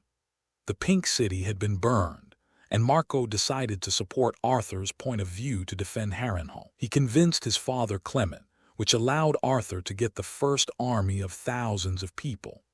Carol of the City of Travelers was immersed in the sorrow of his father's death in the battle, and he had to worry about whether the family castle he had just inherited would be taken down by Tywin's army. So he did not speak out. Raymond of Derry City agreed with Arthur, but he had too few troops and was not influential, so he did not have a big impact on the positions of the nobles present. Others, such as Earl Beric, were not good at interfering with the military strategy of the Riverlands because he was a noble of the Stormlands. The Red Monk Thoros was only regarded as a warrior by everyone present. After a period of stalemate, finally a noble with enough influence publicly expressed his support for Arthur. I agree to send troops to defend Harrenhal, and I will give him my 500 people. The statement from Janos made the scene lively. The Frey family of the twins did not come, so Raventree and Stonehenge were the two strongest families present except the Tully family. The head of the main family of Bracken was enough to make some people who were waiting and watching make up their minds. 2,500 people. Lord Bracken only brought these people this time, right? If you give them all to Arthur, wouldn't it mean that no one from your family will come to defend Riverrun? My master is just seriously ill, but he hasn't. Well, don't forget the oath you made. Desmond, the head coach of Riverrun, said. Although he has a close relationship with Arthur, the Tully family is the one he swore to. In such an occasion where most of the river lords are present, he still knows who to speak to. That's right. It's impossible for your family to not come to defend Riverrun. You must leave some of the 2,500 people. Edmure also expressed his thoughts. Lord Bracken is a relative of Arthur. If he insists on dividing the troops, Edmure can't restrain him, but at least he can make him leave some people. Who said I want to give all the people here to my nephew? Janos was calm and composed, and he even had the leisure to sip ale. There are still 1,000 people in Hendry's hands in Stonehenge. I will let these people and the 1,500 people in Riverrun follow Arthur. There are also 1,000 people who will stay here with me to guard my feudal lord. Originally, the main family of Bracken had 3,500 people. More than 300 people died in the conflict in Arthur's Raventree Castle nearly 3 months ago, but they were quickly replenished. When Tywin assembled his army, Earl Janos was already summoning strong peasants in his territory, so there are still 800 peasant soldiers in Stonehenge who are being trained intensively. Because some of Edmure's actions did not suit Earl Bracken's wishes, he did not tell Tully all about his family's situation. But there is another condition. With these 2,500 people in hand, Arthur, you have to help me defend Stonehenge. Jonos turned his old face to his nephew. The farmers in the territory are like crops. After one crop is harvested, several crops will grow again in the next long summer. The western border soldiers can harm them as much as they want, but there is only one Stonehenge. Our ancestors passed it down to me. I can't destroy it in my hands, so you have to help me keep Stonehenge. I will send a letter to Hendry. After you appear in Stonehenge, you will replace him as the acting lord of the city. Jonos nags for a long time, and Arthur finally understands what he means. It turns out that the condition for him to borrow troops is that Arthur must keep Stonehenge. Mission: defend Stonehenge anyway. Tywin is still attacking Traveler's Rest. When he knows that his 2 sons have been captured, he will calm down for a while to consider the next move. The situation of Stonehenge is not very dangerous. Okay, no problem at all. Arthur liked his distant uncle who was very powerful. 1, 200 people from Pink City, and 2, 500 people from Stonehenge City. That's enough. If there were some cavalry, I could lead the troops to Tywin's tent and let the proud Westerly Guardian see the fierceness of us rivermen. No, you can't take all the troops from Pink City. Edmure still insisted on defending Riverrun first. He insisted on leaving some soldiers in Pink City, otherwise he would tell his father about the actions of the Pappers, so that the real Riverlords would control the disobedient princes. Earl Clermont had no choice but to leave 600 people in Riverrun and only let Arthur take 600 people. Arthur was very angry about Edmure's behavior, but after all, he was the only able-bodied male of the Tully family of the Riverlords, so he couldn't just fight back. Regarding the issue of cavalry, the Mallister family of Sealand and the Vance family of Allen City, who were friendly with Jonos, were willing to provide their cavalry to Arthur. But Edmure opposed it again. His reason was that the cavalry in the Riverlands was pitifully small, and it was impossible to take some of them away for Arthur.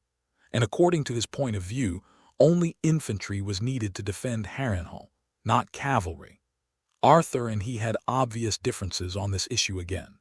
Both sides had many nobles to support them, but every time Edmure brought out his father to calm the situation, the voices supporting Arthur became much less. After arguing for a long time, the problem was still not solved, but it was time for dinner. So everyone agreed to eat first and continue the conversation in the afternoon. The lunch of the Tully family was still worthy of his family's status as a feudal family. The rare foie gras was a small plate for each person, and the staple food was roasted tender steak, accompanied by fried golden fish, which was enough to whet one's appetite. However, before the meal, Arthur was forced out of the castle hall by Patrick and others from the Sea City, and then taken to a bathroom to take a bath, because he was really smelly. The contents of James's mount were all poured onto his plate armor and body, but he only had time to simply rinse after the battle. The blood in the gaps fermented for a few days and became sour and smelly. If it weren't for the fact that everyone's attention was not on the smell during the morning meeting, Arthur would have been forced to take a bath by the nobles who loved cleanliness. After washing, wearing a linen robe given by the servant, Arthur walked into the hall to have lunch with everyone. "Where is the head of the Demon Mountain?" Jonos asked next to him. "It's hanging on my saddle, and it should be smelly now." After taking a bath, Arthur realized how bad he smelled before, so he didn't want to mention the smelly and rotten head of the Demon Mountain. "You shouldn't be so careless," Jonos reminded in a low voice. "You should have pickled the mountain's head early in the morning and hung it in a conspicuous place on the horse. You should also show it to this group of people during the morning discussion. This way, most of the nobles on the south bank of the Red Fork River whose territories were invaded by the mountain will support you." He gave his nephew some advice. Arthur thought about it and agreed. The princes of Hedong all hated the mountain to the core. After killing the mountain, he had already gained a group of allies. After thanking Jonos in a low voice, Arthur ate 2 mouthfuls of rice and went out to instruct the servants of Riverrun to pickle the mountain's head. In the afternoon, the mountain's head really worked. The Vance family of Allen City clearly wanted to lend their cavalry to Arthur. His relative, Carol, The head of the Vance family of the City of Travelers made the same decision. Although the cavalry of these two families added up to only 400 people, their attitude was enough to influence some people. Under the influence of the two families and the instigation of his son Patrick, Lord Jason Mallister of Sealand City also lent 400 cavalry. This made Edmure very dissatisfied. Anyone could see that the heir of Riverrun was ready to bring up his father again. Arthur knew when to stop. 100 infantry and 800 cavalry were enough. There were still more than 17,000 people left in Riverrun. Although the strength of the Westerland detachment in the Golden Tooth was evenly matched, considering the geographical advantage, the situation on the western front of the river should be very stable, as long as Edmure did not come to micromanage and command blindly. There is another question. Since you are going to fight the Westerland detachment in Riverrun first, there will be no one to command the two major areas of the east of the river and around the God's Eye Lake. I recommend myself to take on this role until you are free to lead the army across the Red Fork River. Arthur volunteered. The Red Fork River originates from the Golden Tooth Mountains, flows northward for half of the way, and then flows eastward until it merges into the Trident River. Therefore, the Red Powder City, Travel Rest City, Stone Hall Town, Stone Fence City, and other places on the east side of the upper reaches of the Red Fork River can be described as the east of the river. The areas around the God's Eye Lake, including Aran, Willowwood, Harrenhal, Darry, So's Corner, etc. From south to north are the lakeside areas. As for Maiden Spring and the coast of Crab Bay further east, they are really far away, and Tywin could not possibly reach them in the early stage. At present, except for Lady Riverrun, the 5 earls in the east and lakeside areas are all in Riverrun. Without Edmure's permission, they are not convenient to leave. So there are no powerful people in both places to preside over the battle, and there are no heavy troops guarding the castles. That's no problem. Edmure didn't want to fight with Tywin's main force of the Lion family in the east of the river in the early stage, so he agreed very readily. I'll let the South Bank nobles present send ravens to their own castles, and their subjects and soldiers in the territory will cooperate with you in the battle. This matter was decided. Then, Arthur and some people prepared to leave Riverrun. The members of the King's Landing law enforcement team have become wanted criminals, so Lord Beric of Stormland, Thoros of Mer, and the Wolf Guards of the North decided to go to the east of the river to protect the farmers from the westerly soldiers. Marco Piper, Raymond Darry, and others followed Arthur to the east. Patrick, the eldest son of Sealand, also clamored to go, so he also joined the team to defend Harrenhal. In order to save time, the east must go by water. However, all the larger ships around Riverrun were added together, and it was barely enough to send 500 people to the east. Considering that Tywin's cavalry advanced troops had passed Stonehenge, and the Red Fork River was still a distance from Harrenhal.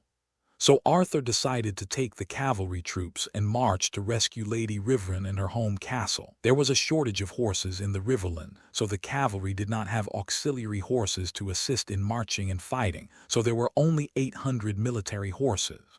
Let all the horses get on the big boats. It doesn't matter if they are a little crowded. The horses will sleep standing up. Just bring enough fodder. The soldiers get on the small boats first and then change to larger boats when they go downstream. Arthur ordered, so the nearby farmers who were conscripted were found again. All the canoes that could only carry 2 or 3 people were found, and finally all the necessary transportation tools were found. Everything was ready. Edmure and the river lords who stayed in Riverrun came out to see him off. At the ferry, they watched Arthur and 800 people and 800 horses squeezed on hundreds of large and small boats and go downstream. As for the 100 infantrymen in Riverrun, the boats that would return later were taken downstream of the Red Fork River. Edmure would not object to what had been agreed. A day and a half later, at the ferry of the Red Mill Riverside Village, send the head of the mountain to all the farmers on the south bank. Arthur ordered the butler Amber. Passing by his own territory, He led his men to deliver this pickled and smelly giant. This would make many landless farmers return to Arthur. Yes, sir. Amber immediately arranged this matter. My lord, a total of 100 people have been selected to form a new army. Dickon Tarley reported the training of the soldiers. From him, Arthur learned that there were more than 25,000 refugees in his territory. Of course, there were many more people in the noble territories on the north bank of the Red Fork River, and a large number of refugees were heading north, rushing to the peaceful north bank. Okay, you continue to train, and these ships will take you to Harrenhal in a few days. At that time, I will rebuild the entire army system. For different arms, you will use new training methods to train. Dickon nodded, and then realized something was wrong. Go to Harrenhal? Isn't that the next target of Duke Tywin? Isn't it dangerous for new recruits to train near there? Arthur smiled. Do you know how big Harrenhal is? The castle's main hall, the Hall of the 100 Hearths, is big enough for these people to train. It's very safe there. Ignoring the confused Dickon, Arthur gave everyone another warning before getting back on the boat and following the main force downstream. They had to reach Harrenhal before the cavalry from the Westerlands. The main entrance to Harrenhal, parked next to the 30 or so mounted guards, were 7 or 8 horse-drawn carriages and bullock carts. Mrs. Hyann glanced to the west and said, "Still not here. The cavalry from the western region has not arrived at Harren Town yet.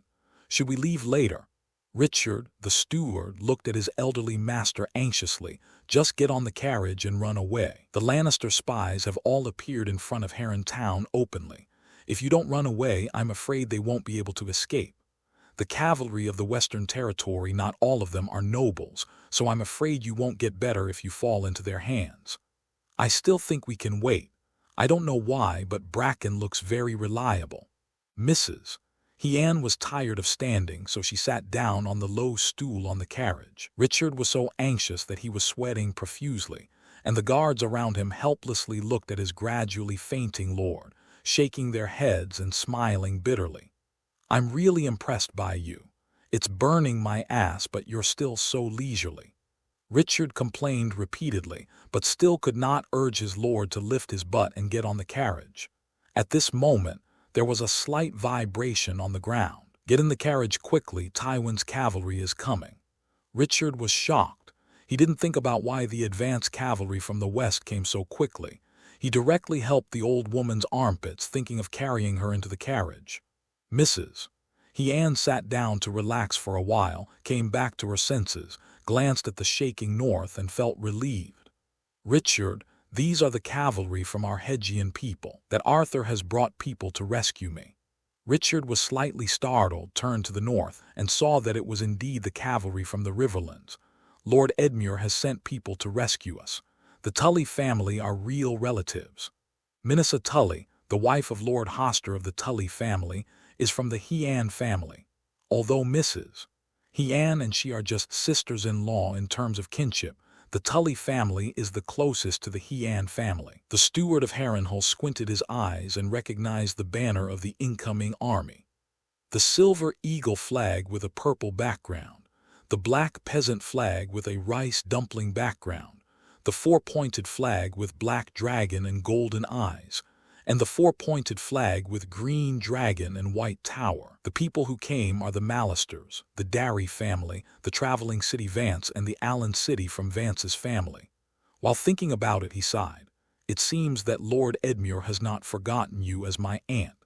After all, relatives are the only ones who are useful, that Arthur is not reliable at all. Mrs. Hyann shook her head and did not refute her manager. She insisted in her heart that it was the young man Arthur who came. The majestic Harrenhal stands in the distance. From a long distance away, you can clearly see the 5 huge towers reaching into the sky. As he rode on horseback and observed the surrounding situation, Arthur felt depressed for a while.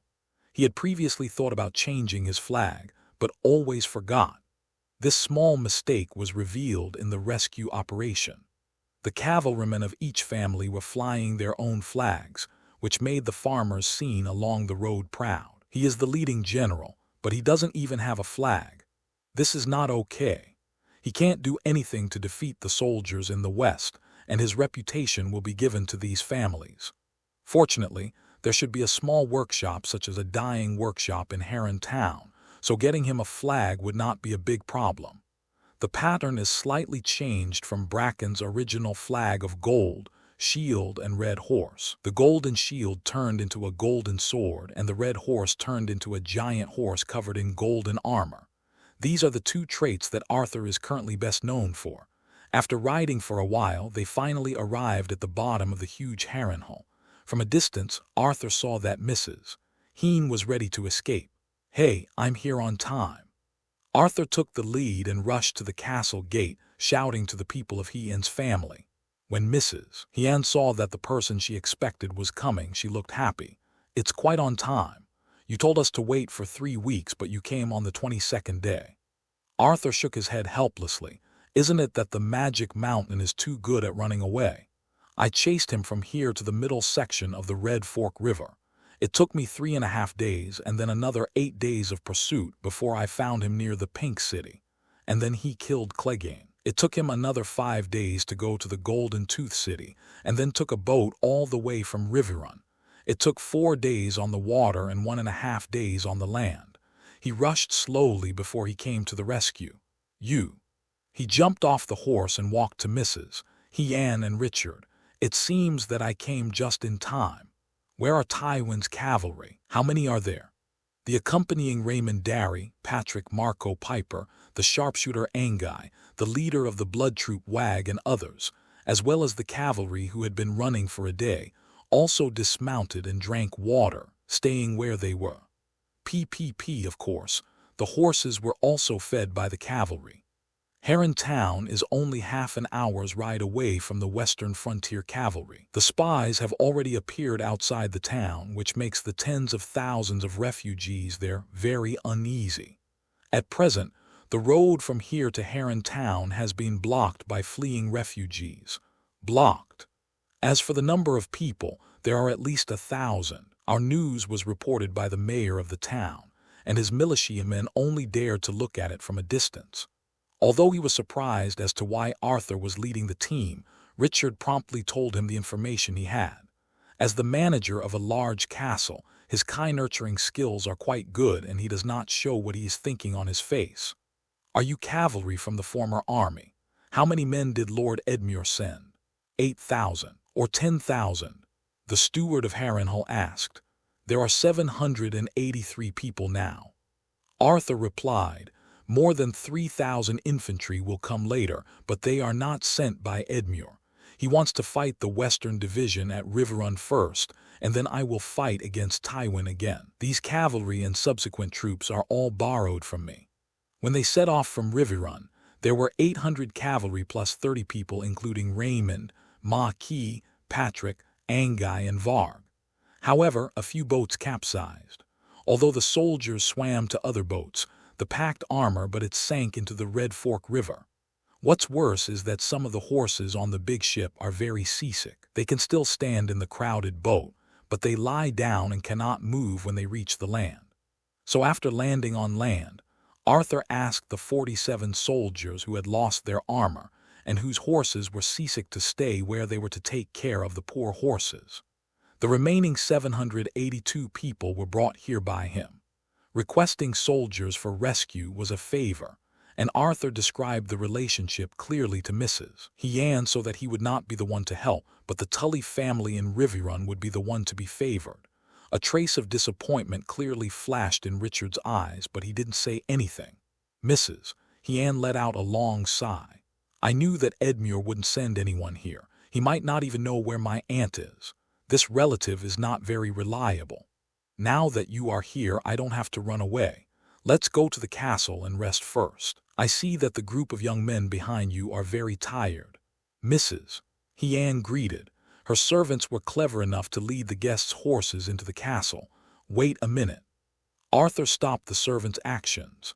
"Tywin's cavalry is not far away, and there are farmers fleeing on the road. The Western cavalry is coming in a hurry, and they must rob and replenish the army. I have to rescue them. Landless farmers." He turned his head towards the soldiers behind him. You are very tired, but Tywin's cavalry are even more tired. They have been running for 5 days in a row, and it is time to see the stars. Get on your horses before they can stand still. We gave them a head-on blow. Patrick, Marco, and other higher-status nobles also repeated Arthur's order, which made the soldiers who had just dismounted to rest put on their helmets and get on their horses. Arthur also jumped on his giant horse and shouted at Richard, "Don't close the door of Harrenhal. I want the civilians of Harren Town to come in and take refuge." Richard was stunned. "What are you talking about? Aren't you letting the soldiers from the western region come in?" He didn't want to carry out this order. After all, Harrenhal was his master's home fortress, not Arthur's, let alone the exiled civilians. "Do as he says." "Mrs." Anne stood up and walked to the reinforcements. "Young men, I wish you success in the first battle. We will win the first battle." Arthur turned his horse's head, raised his sword, and shouted. This not only responded to Mrs. Anne, but also improved the morale of the Hedgian cavalry. Must win. The cavalry were also infected by Arthur's majestic fighting spirit. They shouted, followed the first warrior in the river, and rushed towards Harren Town. Nearly 800 people marched together to face the invaders from the Western Territory. The tall back of the giant golden-armored horse at the front gave many people courage and allowed them to dispel the fatigue of pursuing them. The entire team's will to fight has reached its peak. Not far away, I saw a large number of civilians driving ox carts or pushing carts themselves, dragging their families towards the northeast. Go to Harrenhal, where the door will always be open to you. Arthur shouted. Some cavalrymen were sent out on a shouting mission. Some farmers heard Arthur's words and silently adjusted their direction. Some are different and still go northeast as before. Someone even reminded, "Gentlemen, you should go north quickly. Duke Tywin's army has thousands of people, and they are all coming towards this way." "That's right, how can you fight against Duke Tywin's men with just a few of you? It's more important to save your life. There is a man named Arthur the Righteous in the north. It is said that he killed the Magic Mountain. He will protect us." A group of fleeing farmers said to the passing cavalry. They were proud of the courage of this group of river cavalry to fight, but they did not want them to die in vain. "I am exactly what you call Arthur. Some people call me righteous, and some people call me brave." He reined in his horse and shouted, "If I leave you alone today because of insufficient troops, then I am not worthy of these 2 titles. Even if the enemy is outnumbered, I will still lead the army to attack until you all safely enter Harrenhal. Now, everyone take refuge in Harrenhal, and then watch us cut down the invaders from the west. Follow me." The last shout was to the river cavalry behind him. The speed of the entire team suddenly increased, and they rushed towards the west. After Arthur shouted, most of the refugees chose to go to Harrenhal. They were originally going to join Arthur at the Moulin Rouge. Since the real owner is here, there's no need to go north to cross the Red Fork River. Outside the town of Harren, a western spy is reporting to Amory Lodge, who is leading the army. Behind Rocky were 500 Western cavalry wearing crimson robes and black ring armor. A quarter of a league before his eyes, a large group of river cavalry was clearly visible. "Sir, there are about 800 incoming troops. They are flying the flags of Haejeong City, Darui City, and the 2 Vance families. They should be in Riverrun City, but they appear here for some reason. Professional spies are much more professional than Mayor Harren's militia.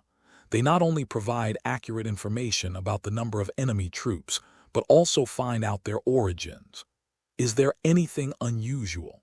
The sworn knight of Casterly Rock asked. "The mountain is dead, and he is basically the most capable sworn knight under Tywin, so it is his turn to seize the opportunity to seize Harrenhal. This is a great achievement. The leading general rides a golden horse and holds a golden sword. He is suspected to be Arthur Bracken in the Battle of Golden Tooth." The spy replied hesitantly.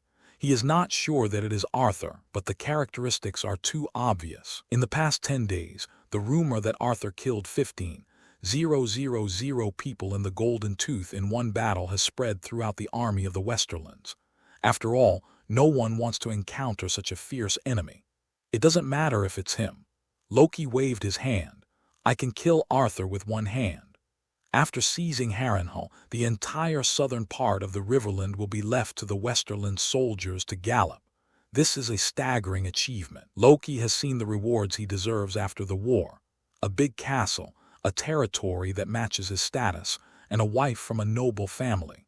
Shaking his head, he shouted, "We have twice as many people as them, follow me."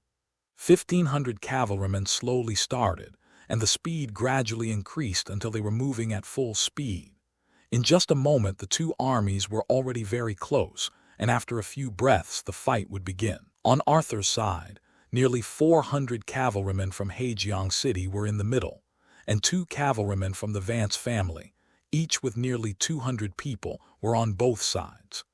The entire team, like a huge triangular scissors, fiercely inserted into the west border cavalry. But the one in front of Arthur was not the commander of this army. Although the soldiers around Loki were very curious about why the officer who was charging with a sword rushed straight to the flank of the river cavalry, they wisely did not question it. The 2 cavalrymen suddenly collided with each other, and the fight began.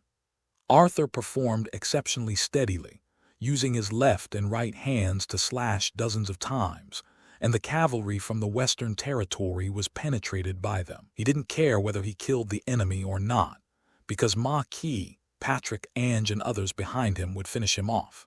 The current situation is that more than 700 cavalrymen from Haejeong followed Arthur, who was leading the way, to divide the Western Territory cavalry into 2 groups. The northern group, where the Western Territory coach Rocky was located, had about 1,000 people, and the southern group had more than 500 people. Arthur shouted, "Patrick Maquis Raymond, you lead all the Haejeong cavalry to besiege the 500 people in the south. Ange Wager, take your men. We will attack and kill the coach of the Western Territory cavalry." "Okay," Patrick responded briskly. Among the cavalry present, the most came from Haejeong City, so Patrick and others could lead the team to boost morale. So they turned around and headed towards the target after just completing the charge. Arthur was accompanied by Angai, 2 Dornishmen, Varg, and the core members of the Blood Troop, a total of 18 people. Led by the Golden Giant Horse, they charged towards the Western soldiers on the north side who had turned back. "The enemy commander is that Loki," Angai suddenly shouted. As a sharpshooter, his eyesight was naturally amazing. He recognized Amri Loki wearing a helmet from a long distance. "Old enemy." Arthur waved his knife and pointed at Loki. "I let him run away at the Mummers Beach last time. This time I will twist his head off and use it as a chamber pot. In front of them. Whoever kills the Knight of the Golden Giant Horse will be rewarded with 1,000 gold dragons by Lord Tywin." Loki shouted casually while charging with his sword raised.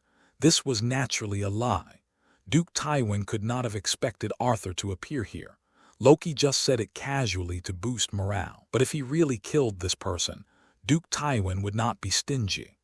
These people were all Lannister's self-employed cavalrymen, whose monthly salary was in silver deer, and 1 gold dragon was enough to exchange for 210 silver deer.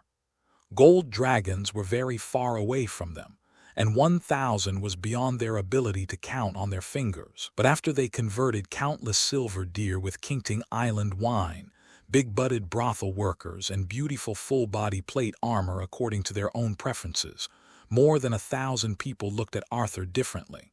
That was a walking treasure boy. "Give me your head. My gold dragon."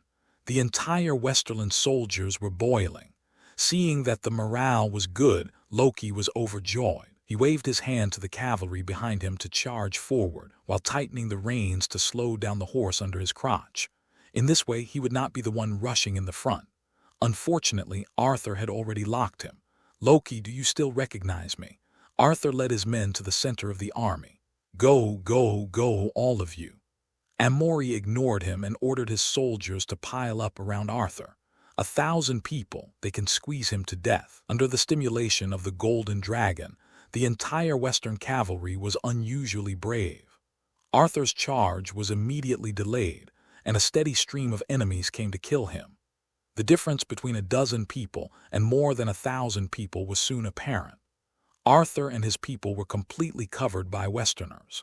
There were people on the left and on the right, and the human wall was so tight that the skyline in the distance could not be seen. Half an hour passed.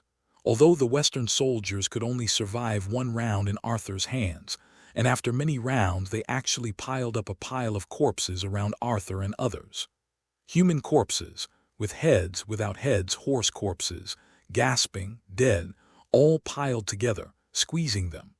There were only 5 people left around the River War God, including Ange and Wager. Ange had already used up all his hundreds of arrows, and now he was holding a half-handed sword to fend off the enemy. Wager and the others even stood directly on the pile of corpses to fight, and their mounts were buried underneath. Fortunately, Red Hair was high enough to carry Arthur without being squeezed under the corpses. "Arthur, where are you?" A shout came from outside. It seemed that Patrick, Maquis, and others had defeated the 500 people on the south side and came back to rescue. "Here." The stuttering leader Wager was very responsive and responded directly. "I see. Rush in and kill a way out." Loki was commanding the western border cavalry to dismount and climb onto the pile of corpses to fight Arthur, and suddenly noticed that the Hedgian cavalry was charging again, and hurriedly instructed the guards around him to block them. "How about our lord? Let's retreat." "That's right. There are another 300 fresh troops over there, plus this invincible Arthur. We will not get any good results today." But the guards cherished their lives very much and were unwilling to die. Amory glanced at Arthur, who was still killing people with his sword, and then looked at Harrenhal from a distance. "Retreat, retreat, retreat," he said somewhat weakly. Although the great achievement was in front of him, his life was still more important. He was better than the dead mountain, that is, he knew that he had to escape when he should. So the remaining Westerland soldiers were gathered by the messengers, and then quickly retreated to the west. Those who could survive until now had the ability to save their lives to the fullest, so in a dozen breaths, hundreds of people retreated cleanly. The corpses, the wounded, and the ownerless horses were all ignored. Finally, they were driven away. Wager said bitterly, "Master, you have to pay more." Arthur wiped the blood on his face and looked back at the uncle with a goatee. This man is still alive. Arthur's idea was to kill the backbone of the blood troop through fighting, and then send his own people to take over the command of the blood troop. But he didn't expect that Varg could survive so long. He is indeed a veteran who has been tested in the mercenary war in Essos, and he has experienced many battles. "Okay, I'll increase it. Seeing that you have worked so hard in the past few times, each member of the blood troop who came this time will be paid 50 gold dragons. Excluding the 5 that have been paid, the remaining 45 will be paid in the next few days." This time, 13 backbone members of the blood troop participated in the battle, and now only 2 are alive. Varg was overjoyed and laughed. Arthur shook his head at his heartless attitude, expressing his helplessness, and then said to the Dornish, "Your commission will also be increased to 50 gold dragons like them. The wages of the 12 Dornish soldiers who died in the previous battle will be led by you too. The only Dornishmen still alive are Angai and a spearman named Dutch. That's not necessary. You killed the mountain, and that's a big favor." Dutch said. Arthur waved his hand. "Golden Dragon should settle the accounts. When the war is over, you can find a way to send them to their families." The commission was settled. Patrick commanded the cavalrymen of Haejeong City to dismount and move the body so that Red Hair could come out. "Your performance this time is not as good as before," Patrick said to Arthur. There were more than 700 Westland cavalrymen who escaped. Arthur, Wager, Ange, and others killed more than 200 people together. "We are surrounded, and I can't do anything." The Lord of the Red Mill jumped on the pile of corpses and walked down first. Maybe he was hungry, and the smell of blood made him uncomfortable. After paying the price of more than 400 people, the Hedgian cavalry defeated more than 500 enemy troops. The task of cleaning the battlefield was naturally handed over to the residents of Heron Town, not far away. Thousands of cavalry suits can be obtained here, and Arthur is reluctant to leave them here. Although the equipment of the dead soldiers in the river would be taken back by their lords, the equipment of the Westerland soldiers fell into his hands. Horses were in short supply, and human armor could be equipped to infantry. When the cavalry was formed in the future, saddles and stirrups would also come in handy.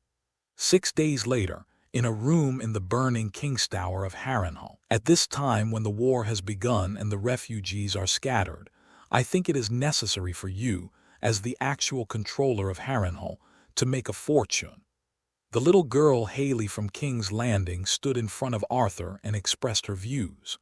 12,000 people have entered Harrenhal. We can collect some food from every refugee who enters the castle for refuge as tax, and then wait for them to eat up the food they brought, and then use the collected food to exchange for the copper coins on them until they are squeezed out.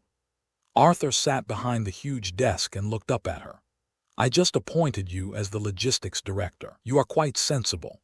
A day ago, the new army of the Red Mill, which landed at the Ruby Beach of the Trident River, arrived at Harrenhal. With them came Haley, who volunteered to come.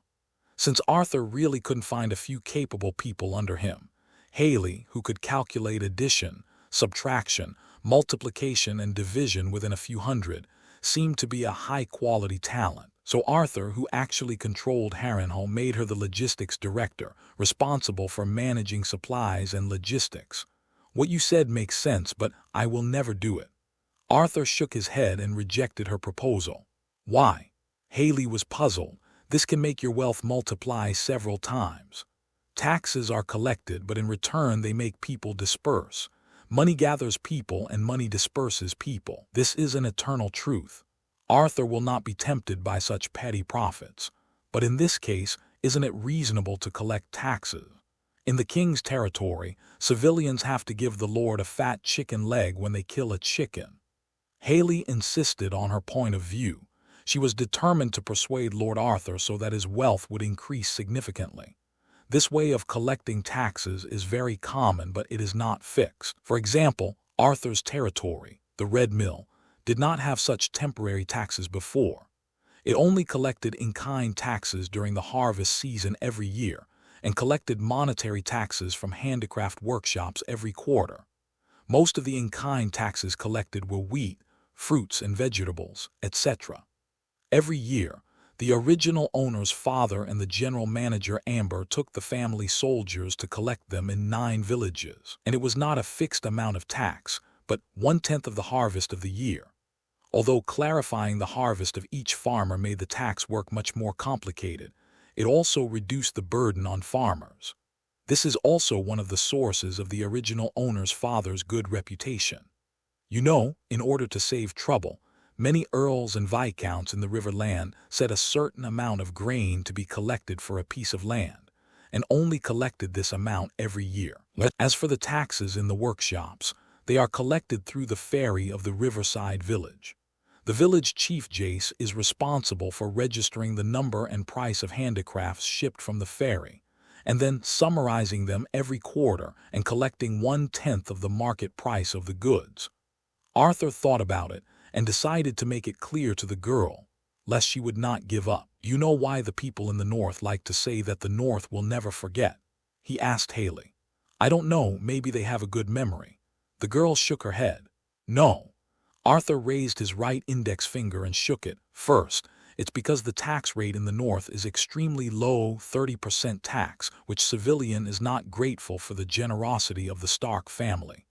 The entire continent of Westeros, except for the northern border, basically pays 1 tax per 10, although it does not seem high, considering that winter can sometimes last for several years, plus some voluntary labor for the lords. The tax is still very heavy. Kankin is the level that allows common people to live decently in the long summer and have enough to eat in the winter. There are 2 reasons why the tax rate in the North is so low: the long winter and the vast land and sparsely populated areas. The former requires that the nobles in the North cannot collect high taxes, otherwise the common people will starve to death in winter, and sometimes trigger civil uprisings. The latter greatly increases the cost of tax collection, because the tax collectors and soldiers sent by various castles can eat a lot of food on the road. Arthur held out the second finger of his right hand. The second reason is that the Wolf family is generous to their vassals. The Manderley family of White Harbor used to be from the Reach. After being defeated by their neighbors, they fled to the north. So the Stark family waved their hands and an earldom was established. Although it means to be wary of the Bolton family, the generosity of the Lang family can be seen. The Manderley family name evolved from the Mander River in the Reach. These 2 points, one satisfies the common people and the other satisfies the nobles. How can the Stark family not be supported by the people of the north? Now is a time when people are in panic. I ruin the reputation I have built up for a small profit. Isn't this too short-sighted? You think so? Arthur explained the reasoning to her and sent her away. Haley curtsied. Thank you for your teaching. Then he turned around and left the room. Immediately afterwards, Dickon and Bill, who were training the new army in the 100 Furnaces Hall, walked in. Bill was one of the 97 mercenaries hired by Arthur in King's Landing. He was elected as the leader by his peers and was responsible for communicating with the sponsors.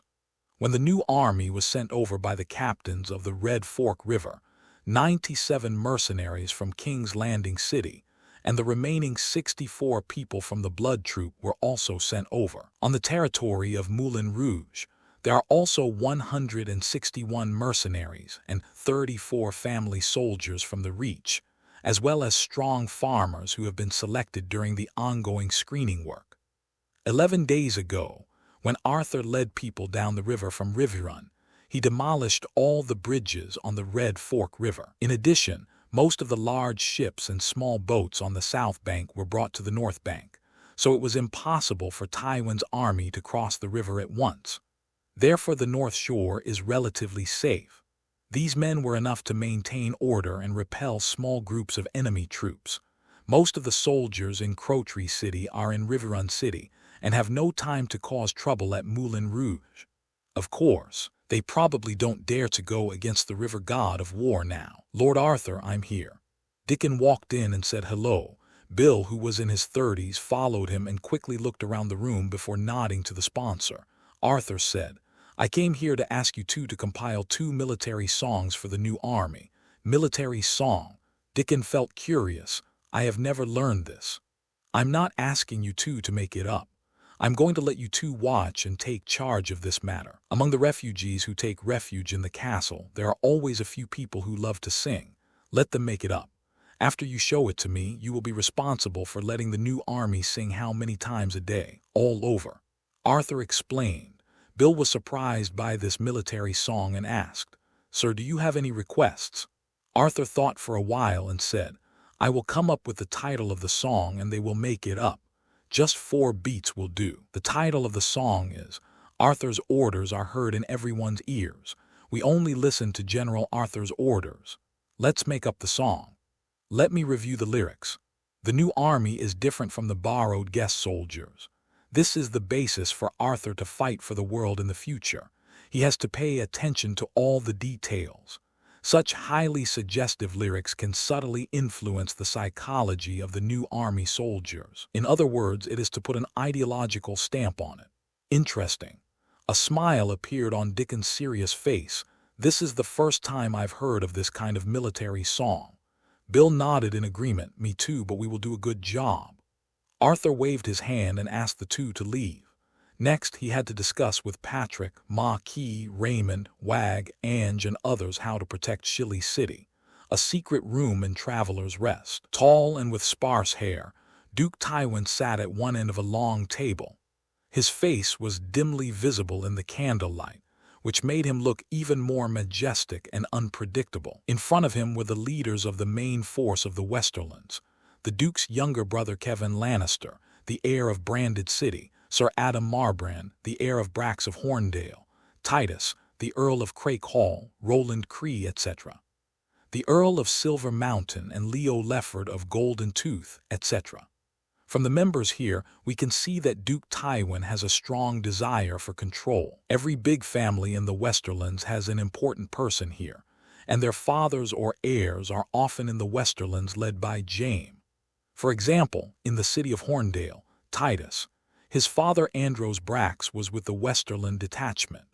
The same was true for Adam Marbrand's father, Earl Damon, and the Lefford family in the Golden Tooth City was even worse, with the couple being taken to two different places. Tywin placed his right hand on the long table, and his index finger tapped the beechwood table again and again. The sound of tapping echoed in the small secret room, making everyone even more restless. This was originally a top-secret meeting for the main force of the Westerland to discuss the next battle plan, but the atmosphere was a little wrong. Tywin's younger brother, Sir Kevan, coughed twice to break the weird atmosphere, and then reported to Tywin and everyone with the intelligence he had obtained. Sir Lorch, who was defeated in Harren 6 days ago, has led his army to retreat to Stonehenge. He and the advance infantry are stationed together, surrounding the home castle of Earl Bracken, waiting for the arrival of the main follow-up army. Although Adam Marbrand is young, he is appreciated by Tywin for his outstanding insight and excellent ability to read people's minds. He is currently in charge of the main 5,000 heavy cavalry of the Westerlands, so he sat opposite Kevan and on Tywin's right. After the first piece of information was said, the head of the Lannister family did not express anything. He was still knocking on the table, so the clever Adam guessed the Duke's intention and rebuked him harshly. Amory Lorch is not retreating, it is clearly a defeat. 500 light cavalry cannot beat 800 river cavalry, and half of the manpower has been lost. He let Harrenhal fly away in vain. It is really incompetent.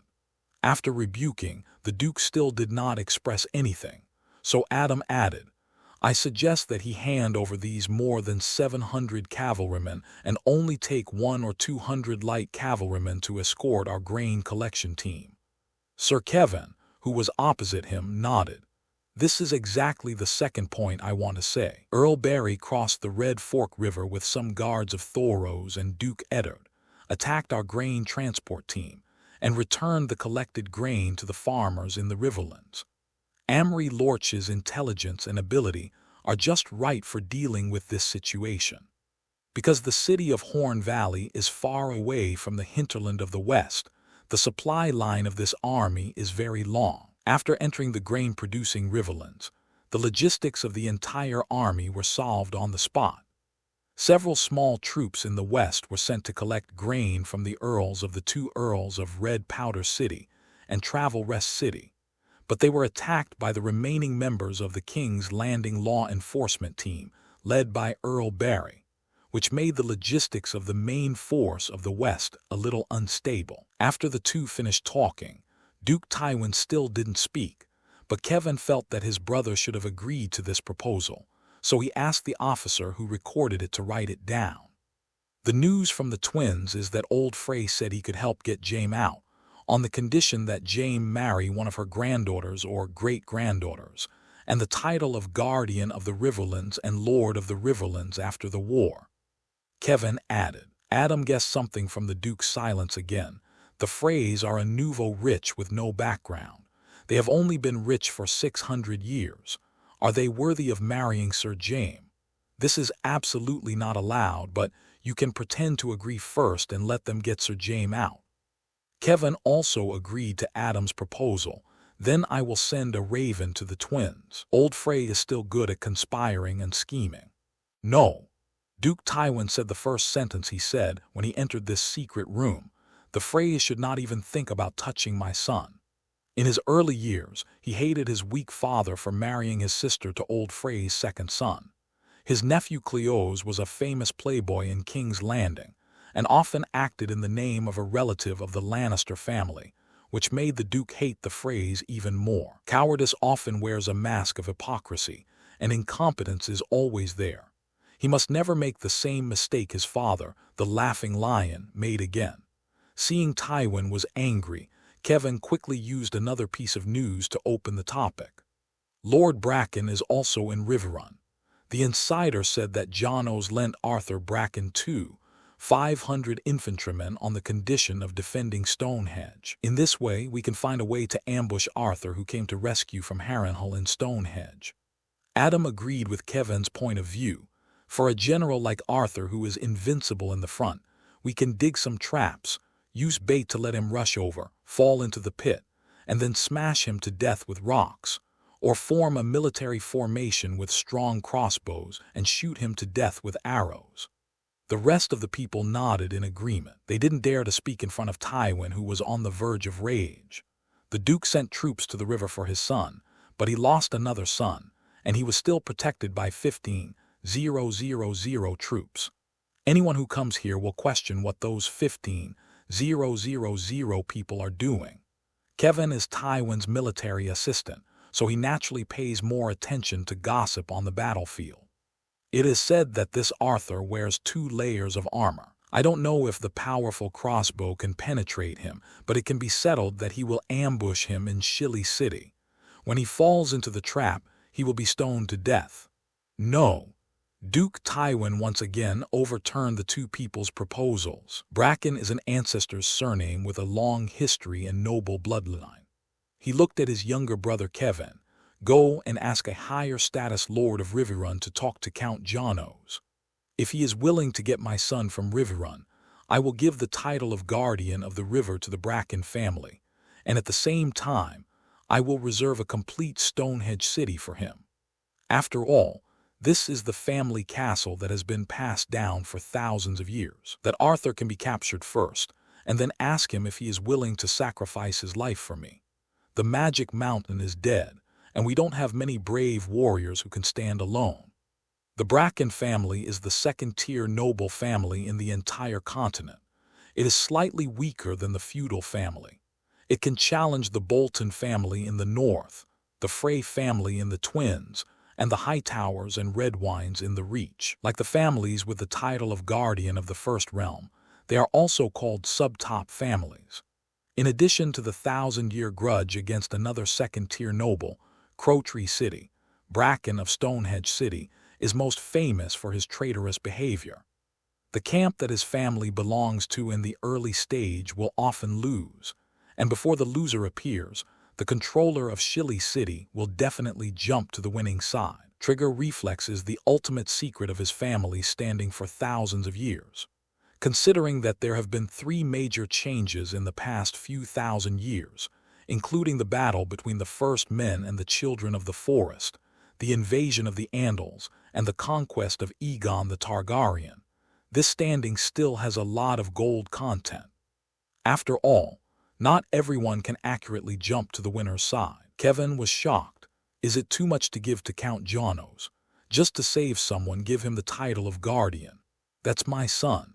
Tywin shouted angrily, like a lion about to explode. My only son who can inherit Casterly Rock. Although Jaime, who is still a member of the Kingsguard, cannot inherit private property, Duke Lannister will never give Casterly Rock to Tyrion. Adam saw that the 2 Lannisters had a disagreement, so he hurriedly reconciled the situation. It is more in line with our interests in the West to have Count Janos as the Guardian. The Bracken family is only 3 or 4 in the Riverlands. I think he will have to rely on us to control the 3 rivers in the future. This gives us a legitimate reason to intervene in the affairs in the Riverlands. The Tully family has fallen out, and the Frey family's position is not stable. Kevin was yelled at by his elder brother and accepted this obediently. I will let people contact Janos. He has 1,000 men in Riverrun, which is enough to save people.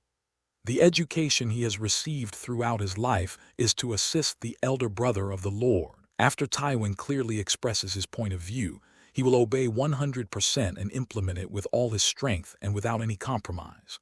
Tywin didn't say anything, stood up, turned around and looked at the map hanging on the wall.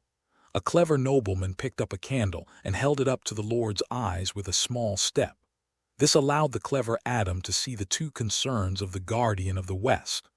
Bitter Bridge on Rose Avenue, the capital city of King's Landing. There are no big problems in King's Landing. Joffrey I has ascended the throne, and Cersei, the queen mother of the Lion family, is ruling there on behalf of her underage son. Stannis on Dragonstone was not strong enough, and most of his men were navy, so he was unable to capture the fortified King's Landing. Bitterbridge in the Reach is a bit of a problem. It is said that the nobles of the 2 southern territories have responded to the call of Renly, who has proclaimed himself king, and have gathered there. The Southern Alliance, which can summon an army of 70,000 to 80,000 people, is the biggest threat to the Lion family. There is no problem in King's Landing. As long as His Majesty Joffrey lets Duke Ed wear black clothes and serve as a night watchman, we will not be able to fight with the North. It is the South that we should be wary of, Adam said. Kevin agreed with Adam's words. The wise King Joffrey has changed his banner into a roaring lion and a crowned stag. Although his surname is Baratheon, he is our Lannister. The 5 or 6 people sitting in the secret room knew very well that Lord Tywin did not like his dwarf son, the little devil, at all, and sent troops to the Riverlands just for the sake of Lannister's reputation. He was so proud that he did not allow trout and wolves to insult the roaring lion. Now that James has been captured and war breaks out in the South, they have to change their next battle objectives. After all, they already thought that Joffrey of King's Landing was one of the lions, and the king's Iron Throne was being challenged by his 2 blood uncles. According to rumors, Renly and Stannis are not necessarily the king's biological uncles, but they are afraid to say it here. Tywin looked at the map for a long time and finally said something with a normal tone. Renly must be thinking that he is the real king now. We have the stupid green carrot and the weak Edmure to help deal with the most threatening person to him. He only needs to hold a tourney by the Bitter Bridge, waiting for the major forces in the north to decide the winner, and then lead all the troops in the south to defeat the enemy in one fell swoop. Adam nodded in agreement, but he is just a usurper. Even if the first battle is not smooth, the advantage is still on our side. The title of our ally Earl Baelish can be mentioned. Let him marry Lady Lysa of the Valley. We will be supported by 30,000 troops in the valley. Kevin said, the young widowed Lady Lysa has attracted most of the young talents in the valley. I should report that the Eagle's Nest is already crowded, and the Gates of the Moon at the foot of the mountain are also filled with suitors. If you marry her, can get the whole valley. Actually, I want to go there too. The title of Duke and Guardian of the First Realm is really tempting. Adam joked. This is just talk. He is the first heir to the Earl family, and there is no need to compete with hundreds of people for the position designated by Littlefinger. It's not urgent. Robb hasn't even fought. Everyone here can easily defeat this young boy. Tywin turned around and looked at everyone present with his deep eyes. Besides, the war situation is not going well now. If we use the good cards of Littlefinger and Valley at this time, the reward for him will increase. The valley has both the Minju Valley's large grain-producing areas and considerable mineral deposits. It also relies on specialty products such as incense candles and special spices, as well as its geographical advantages and close ties with the free trade city-states on the other side of the narrow sea. Its overall strength is second only to the Western Territory, ranked 3rd in the continent. If the valley is mobilized to the limit, it can recruit more than 30,000 troops, including the Valley Cavalry, which is famous throughout the continent. You know, the Knights of the Vale are a well-known knightly order that can be compared with the Kingsguard, the Knights of White Harbor, and the heavy cavalry of the Lannister family. Tyrion and Lady Stark are still missing, and neither the White Harbor spy nor the Freys have told us about them. We are still executing our plan to clear the Riverlands until we find my youngest son or fight. When the Tully family couldn't hold on any longer, they offered to exchange hostages. Kevin catered to his elder brother's idea.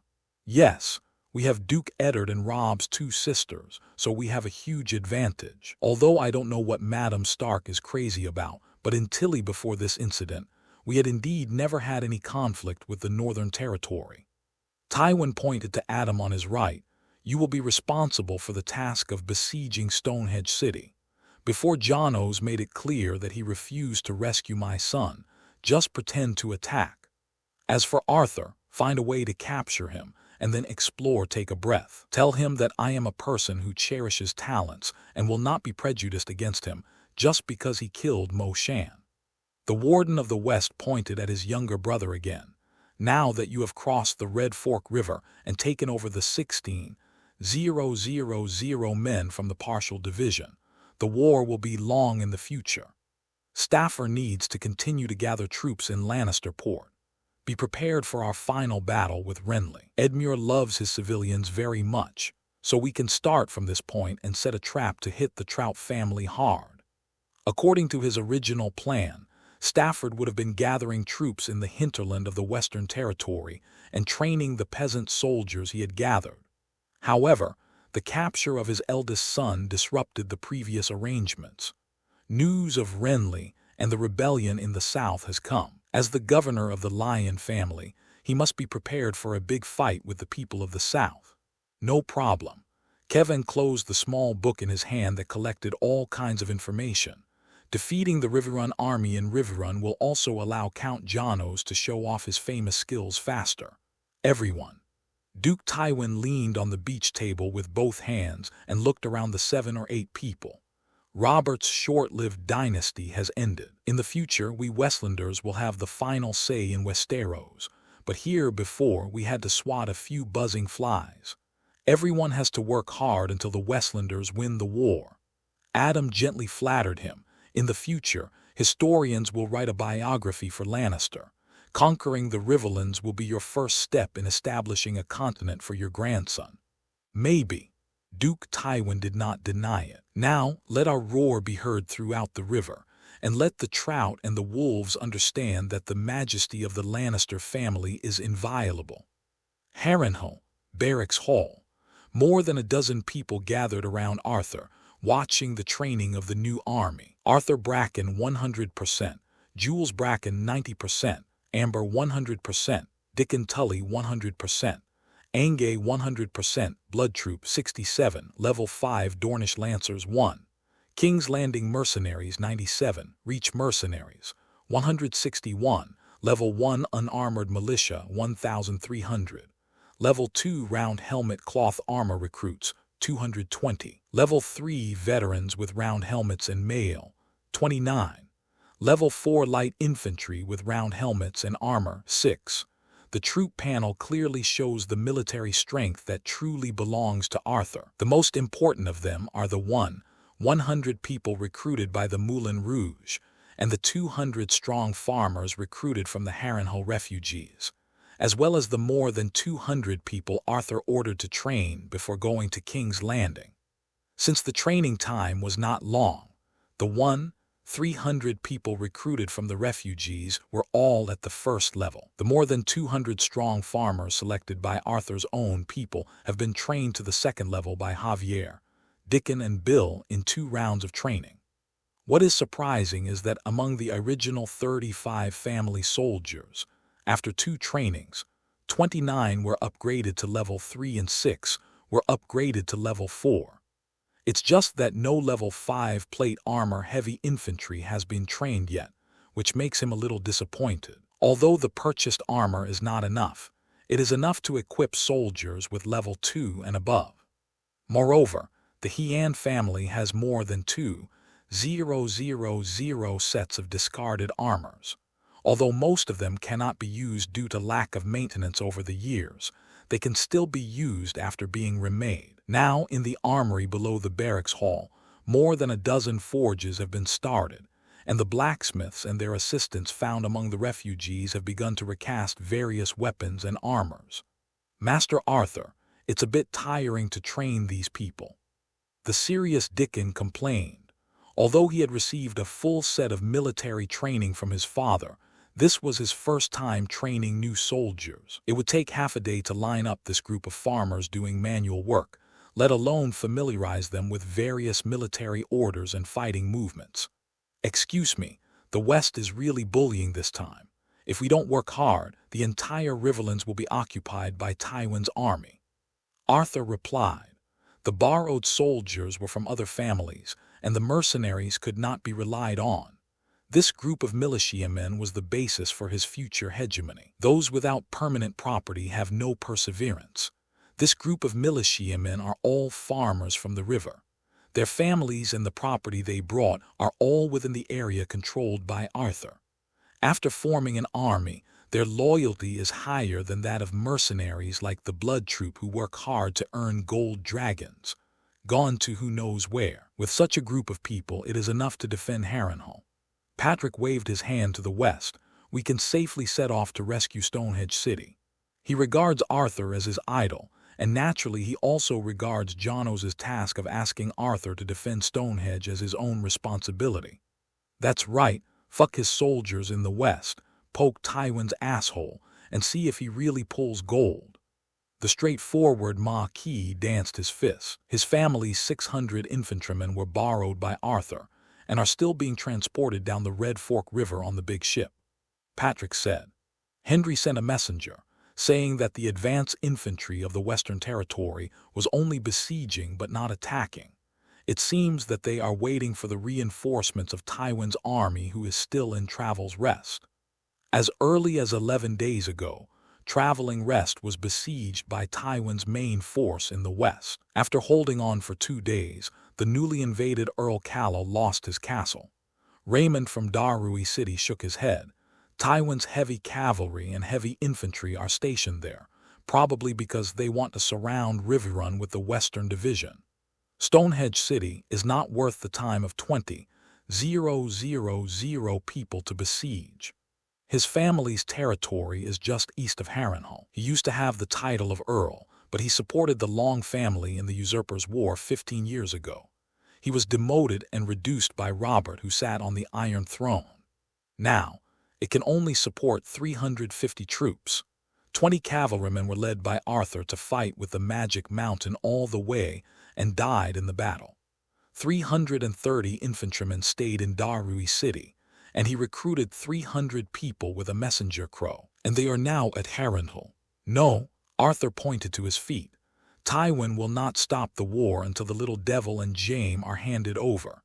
Now that Robb has led his troops south, he will definitely control Harrenhal and the crossing of the Trident River in order to gain the initiative to start a war with the Lang family soldiers.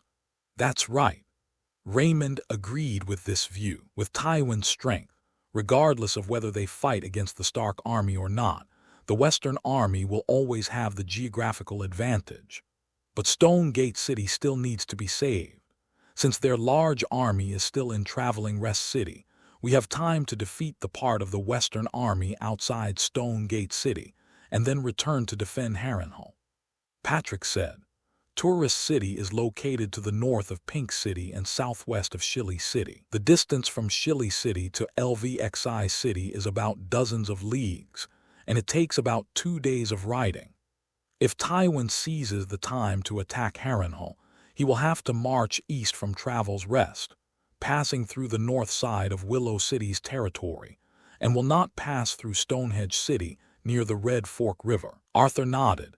Then, as agreed in the morning, we will lead the troops north, from Ruby Beach Ferry to the middle section of the Red Fork River, then land and approach Shilly City. The battle plan they had previously discussed was to go upstream from the waterway, intercept the fleet of 100 infantrymen coming down from Riverrun, and take them to Stone Gate City. Everyone nodded and approved the plan. So everyone involved got busy. The King's Landing mercenaries and Arthur's new recruits were all left to guard Harrenhal, and the 5th-level Dornish spearman named Dutch was also left behind. He was appointed by Arthur as the gun and club instructor of the new army. Dickon was in charge of Harrenhal's defense, and he was assisted by the sharpshooter Ange. All members of the Blood Troop, 320 cavalry, and 300 Darui City infantry were led northward by Arthur and the young nobles from the river to rescue Shilly City. 5 days later, outside Shilly City, the orange burning tree flag of the Malbrand family is juxtaposed with the roaring lion flags of the Lion family, the purple unicorn of Horn Valley City, the striped wild boar flag of the Crake Hall, and other Western nobles' flags are placed later. Under the flag, there are fully armed Adam and some nobles of the Western region, as well as their personal soldiers. Surrounding Shilly City are nearly 2,000 soldiers from these noble families, 2,000 infantrymen from the Lion family, and 500 heavy cavalry from the Lion family with heavy equipment, and 600 soldiers left by Amory Lodge. Light cavalry. The unlucky Rocky was deprived of the command of the light cavalry by Sir Adam, who led the army here. The latter asked him to lead more than 100 people to hunt down the Lightning King Barry, Thoros, and their men. The remaining members of King's Landing's law enforcement force should now be called the Brotherhood Without Banners, as Lord Berick's power quickly grew with the addition of riverland skirmishers, peasants, and minor nobles. This caused great trouble to the Western Army. Infantrymen equipped with various siege equipment were in front of the nobles of the Western region. The small trebuchet is testing the distance, and the battering ram and siege engine that can only be pushed by 20 or 30 people are put aside. Although it was a feint attack, Adam still made preparations and arrangements according to a real siege. A specially transferred battalion of crossbowmen was waiting in the northern open space for the nobles of the western region. They calmly adjusted the crossbow strings, and the quivers on their waists were filled with sharp arrows that reflected black light. In front of the crossbowmen, there are 3 rows of western heavy infantry armed with large shields, spears, and battle axes. They are responsible for protecting the long-range attack comrades behind them. Behind them, there was another group of soldiers with ropes and large rocks piled at their feet. Stones were used to crush the river cavalry if they did not surrender.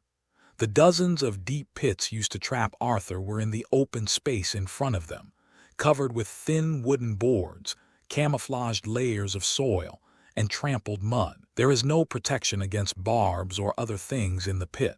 So if you fall down, you will only break your muscles and bones, but not kill anyone.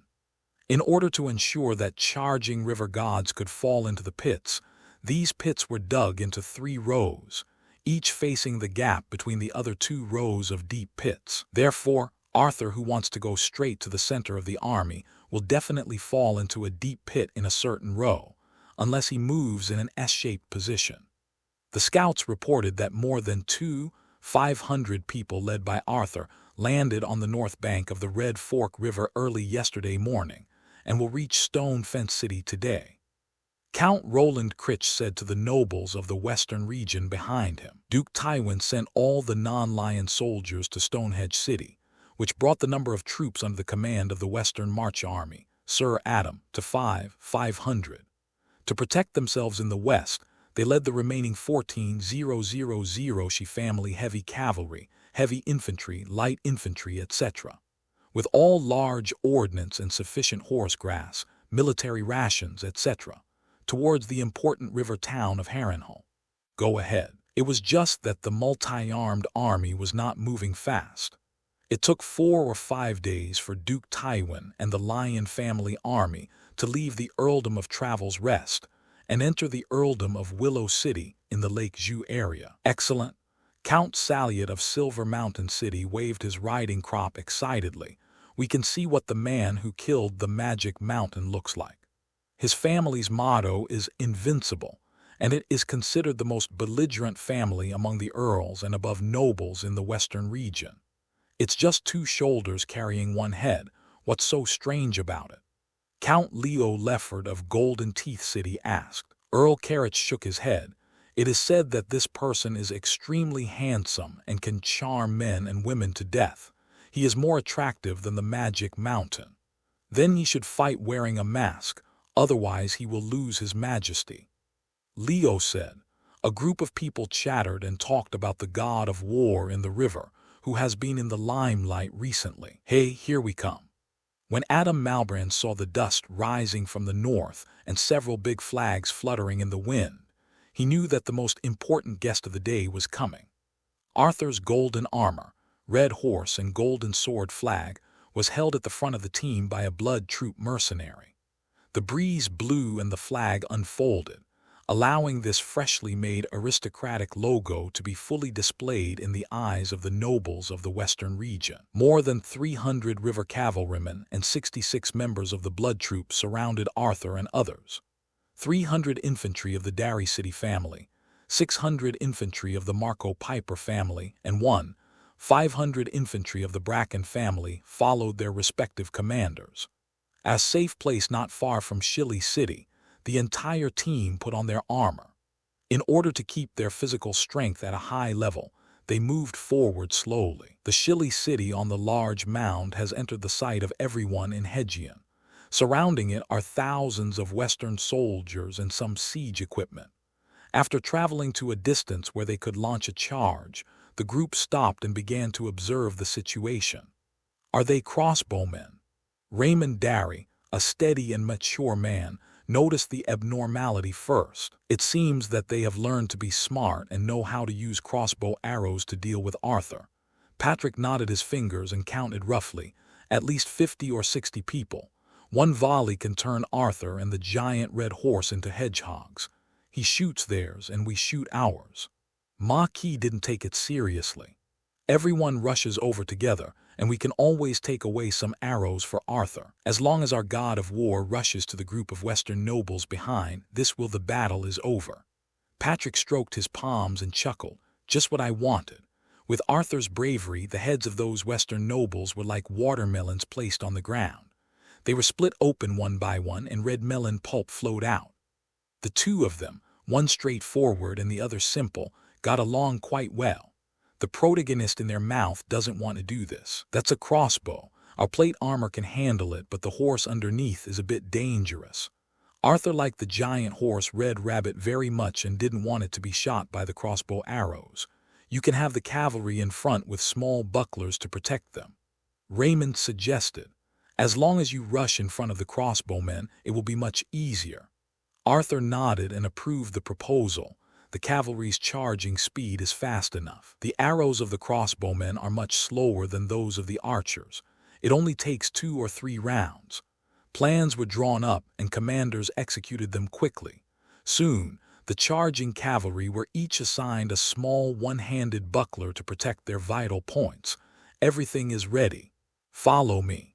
Arthur pointed his sword at the command center of the Western Army and shouted angrily. The entire team started at this point, and the cavalry controlled the horses to maintain the same speed as the commander Arthur with a 2-beat trot. Behind them were more than 2,000 infantrymen from various families. The robes on their chainmails clearly indicated their respective affiliations. Sir Adam, who was surrounded by the nobles of the Western region, was a little dumbfounded when he looked at the shield-bearing infantry guarding the river cavalry. These people are not all fools. They know how to protect themselves with small bucklers. Count Leo Leffert said, "It's okay. The cavalry charges so fast that there is no time to stop. They will definitely fall into the pit." "I hope so, otherwise the hundreds of people digging for 2 days would be in vain." Adam sighed. The situation was not as expected by everyone in the Western region. As expected, part of the charging Hedgian army fell into the deep pit. Adam took a closer look and saw that the golden-armored giant horse and the legendary Arthur also fell into the pit. What's even more gratifying is that several nobles from the Hedgian army also fell into the same pit. This meant that the more than 2,000 infantrymen behind and the more than 200 cavalrymen who had not fallen into the pit were missing their backbone. "It's perfect." He clapped his hands and laughed. The heavy cavalry outflanked them and blocked them. The light cavalry were responsible for chasing the deserters. The flag officer and the messenger issued Sir Adam's order, and the Lion Army, who pretended to be preparing to attack the city, immediately broke their disguise. Soldiers from each family also started to move, and they followed the heavy cavalry to complete the encirclement. Shilly City, city wall. Alas, Hendry slapped the stone wall hard. "I knew they did some tricks there 2 days ago." They also discovered the Hedgian army coming for reinforcements from the north, but they were too far away and had no time to warn them that there was a problem there. Hans Darry, the mercenary knight, suggested, "There are a total of 780 friendly troops coming to help. Adding our more than 1,000 troops, the total strength of nearly 4,000 troops is compared to the more than 500 troops in the Western region. The difference is not too big. You can kill them and let them in. That is, we have been surrounded for so many days, it's time to fight with them." "Young master, just give the order. Brothers have been thinking of this for a long time." Friendly forces have come for reinforcements, but we are still sitting here feeling cowardly. If we tell it, wouldn't it make people laugh to death? Many sergeants expressed their opinions. Seeing that his military spirit was ready, Hendry suddenly drew out his sword. Okay, let's go play with these bastards from the western region. He ordered Hans Derry to defend the city with 800 recently recruited soldiers, and he led 1,000 veterans to rush out to meet the friendly troops from the river coming to the north for reinforcements. In the deep pit, moans and curses continued, lingering in the air. Patrick used all his strength to finally squeeze his face out of the horse's belly. Most of his body was buried under a black horse. Above him, there were 2 or 3 horses and their owners. The huge pressure made his mediocre and immature face wear a mask of pain. Those who fell into this pit were all river nobles who were coveting the safety behind Arthur. Unexpectedly, the original safety turned into danger. Phew! Patrick took a sharp breath, trying to calm down. Arthur, are you okay? I'm doing very well. The sound of an urn came from underneath. If you can move away, I can be even better. I'm going to call someone. Patrick was about to speak, but was interrupted by a foreign object falling on his face. It's a pile of warm horse manure. It must be that some poor horse was so stressed by being thrown that he couldn't control his peeing. But young Master Patrick had to bear the consequences alone. He hurriedly wiped the horse manure off his face with his leather-gloved hands, and then shouted angrily, "Where are the people in Haejeong City? Get us out of this hellish place quickly." For the Haejeon army, the situation on the battlefield was very unoptimistic. 500 heavy cavalrymen from the western region surrounded them from both sides, followed by nearly 2,000 soldiers from various families in the western region. In front of the Haejeon army were unexplored traps, crossbowmen protected by sword and axemen, and hundreds of lion soldiers. And their coach is still buried in the pit. Fortunately, most of the infantry were soldiers of the Bracken family, and Shilly City was regarded as the home battle. Therefore, after the protruding cavalry in front stopped, someone discovered traces of passive movement on the ground. So nearly 400 infantrymen from various river houses stopped in front of the trap area. "Quick, get the people up first." The Bracken officer named Andrew commanded. Previously, in Arthur's conflict with Crotry City, it was he who led Hendry to lend 500 soldiers. This time, he was also one of the infantry commanders of the visiting troops. The incident happened suddenly, and the Haejeon soldiers could only use long pole weapons to pull out the nobles and shield soldiers who had fallen into the pit. Other pitfalls are difficult to deal with, but Arthur's pitfall is quite easy. The men and horses were piled up to 2/3 of the height of the pit, and only a body-length axe could pull the top man out. Some shield soldiers gathered in front of the pit to block the crossbow arrows fired from the front, while dozens of soldiers were responsible for pulling people up. Patrick yelled the most enthusiastically, so he was pulled out by the ordinary cavalry in the pit. Then one of them hugged him from below, and the 2 of them pulled him on the edge of the pit. Finally, the eldest son of Haejeong City was able to get out. "Arthur is at the bottom. Get him out quickly or he will be crushed," he shouted. "Get Lord Arthur out first. The enemies have surrounded him from both sides. He needs to fight his way out." Andrew shouted. Marco Piper also fell into this pit and was found from underneath. After he was pulled out, he stepped on the horse's neck and shouted, "What are you still doing? Pull out Arthur first and then a bunch of people will come down. Once the pit is filled, can't we get out now?" This suggestion was a bit stupid, and Andrew, who was commanding from above, ignored it. After a few exchanges with the buried Arthur, several people in the pit found his location, and after a while of effort, they finally pulled him out from the fallen horses and people. Then several people built a ladder and let Arthur, who was holding the guandao, climb up. Although he was a little dizzy after being thrown down, his abnormal physical fitness and recovery ability allowed him to quickly adjust to a normal state. As soon as Pooh came up, Arthur saw a large group of heavy cavalry encircling him from both sides, and a large group of infantry behind him completing the encirclement. But our own cavalry and infantry were mixed together, pulling people in and standing around randomly. Patrick asked, "Arthur, how are you?" I can still fight." Raising the iconic golden sword, Arthur shouted, "Andrew, you are responsible for organizing the team. The rear team becomes the front team and moves to the north. Don't mess up the position. It is unclear how many traps there are in the south, so the battlefield can only be placed in the north. Follow me." Arthur raised his arms and strode towards the enemy. A large group of riverside soldiers were led by Arthur towards the oncoming soldiers from major families in the western region. The two human walls slowly collided and then began to fight. Although the soldiers of the Western Kingdom families maintained a certain formation, because they came from more than a dozen families, their combat coordination was about the same as that of the Hedgian infantry. On this battlefield, the infantry and cavalry totaled 3,001. The Western army was only slightly more numerous than the Hedgian army, so the fight was very anxious.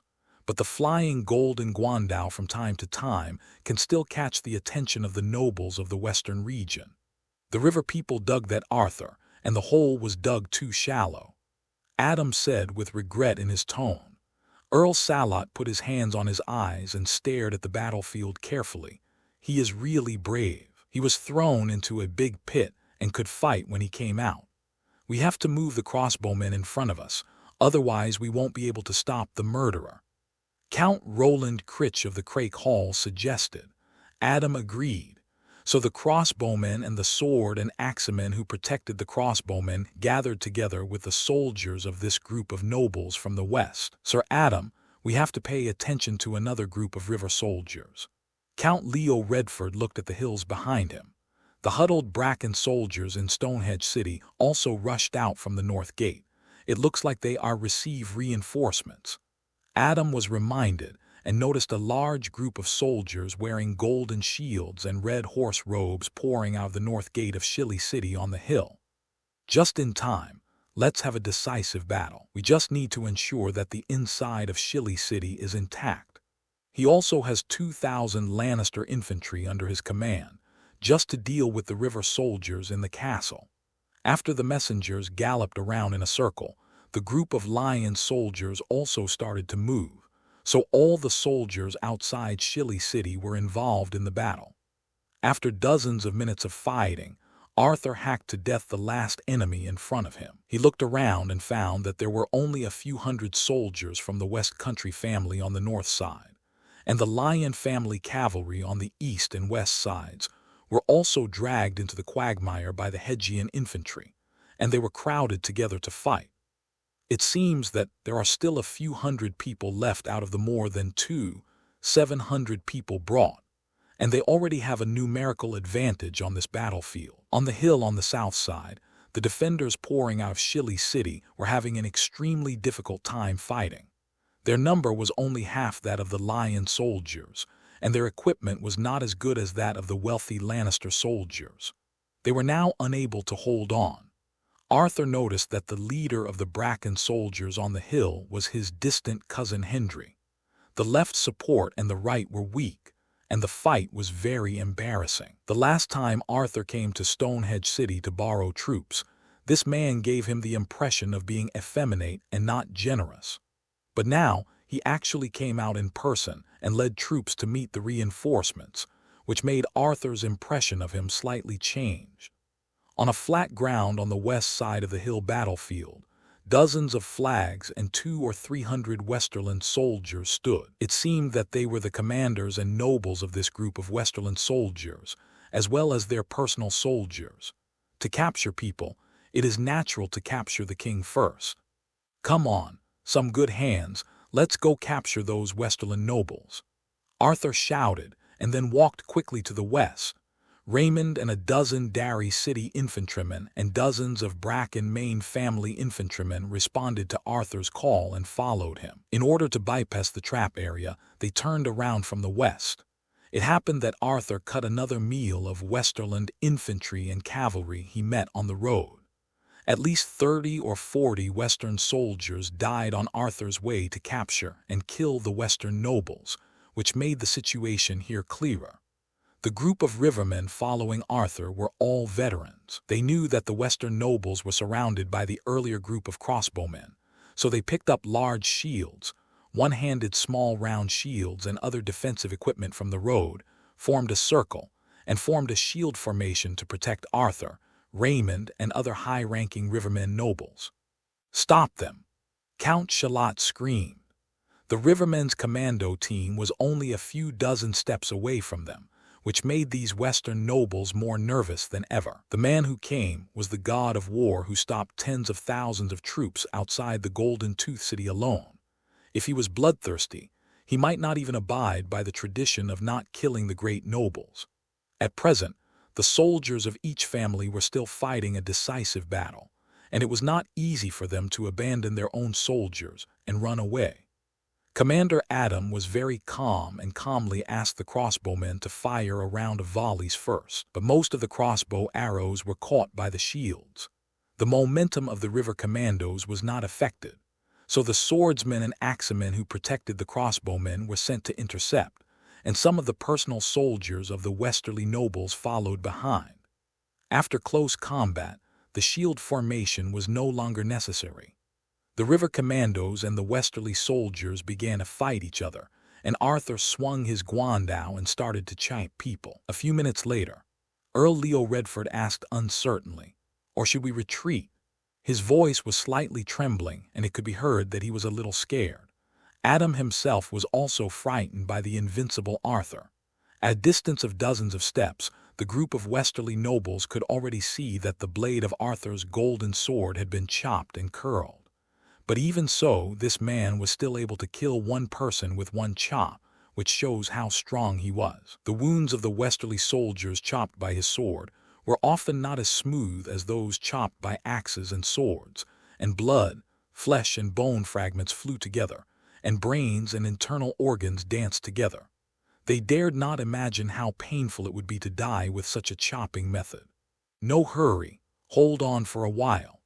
Adam Marbrand glanced at the battle outside Stonehenge City and felt that his side still had the advantage. There, only 30% or 40% of the defenders led by Hendry were left, and there were about 500 Lannister infantry left. "I don't believe that Arthur has enough physical strength to kill so many people in a row without getting tired at all." Sir Adam believed in his judgment very much. "Wait until the Lannister infantry outside Stonehenge City is free, and we can consume this man to surrender." "That's right." Earl Shalott agreed, "but if he surrenders, he will be unhappy with most of us. After all, he has seen so much blood." The owner of Silver Mountain City was telling the truth. A large number of family soldiers of the Western nobles present were killed by Arthur. This caused their family strength to drop sharply. At this time, when the long summer is about to end and the war has already broken out, this will be a fatal blow. After all, the full name of the nobles is armed nobles. Without professional soldiers, the family's strength can easily fall to a level. But if this person really swears allegiance to their feudal lord, Duke Tywin, they have to accept it with a pinch of their nose. 20 minutes later, there are only a few dozen people left around the nobles in the west, and most of the remaining people died in front of them. "Run, run, run quickly." Earl Leo Redford urged Adam to give orders repeatedly.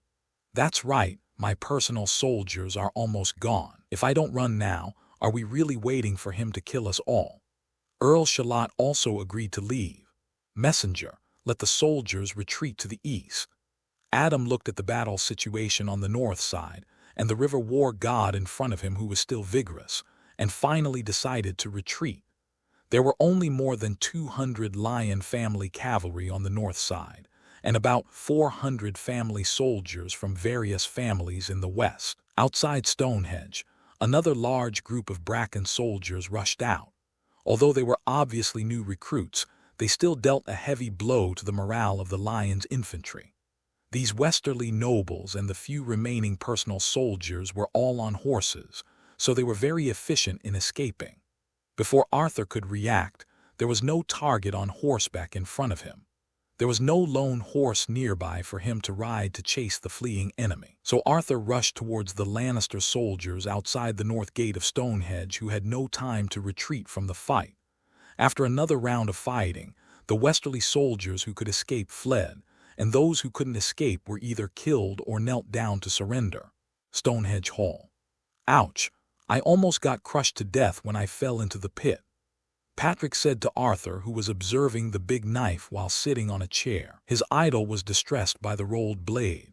After 4 battles in Zizzy Beach, Golden Tooth City, Heron Town, and Stone Fence City, the blade of this guandao made by Tob, a great craftsman from Kohor, has become so blunt that it is difficult to use. Fortunately, the material structure is good, and the blade can be sharpened for a while.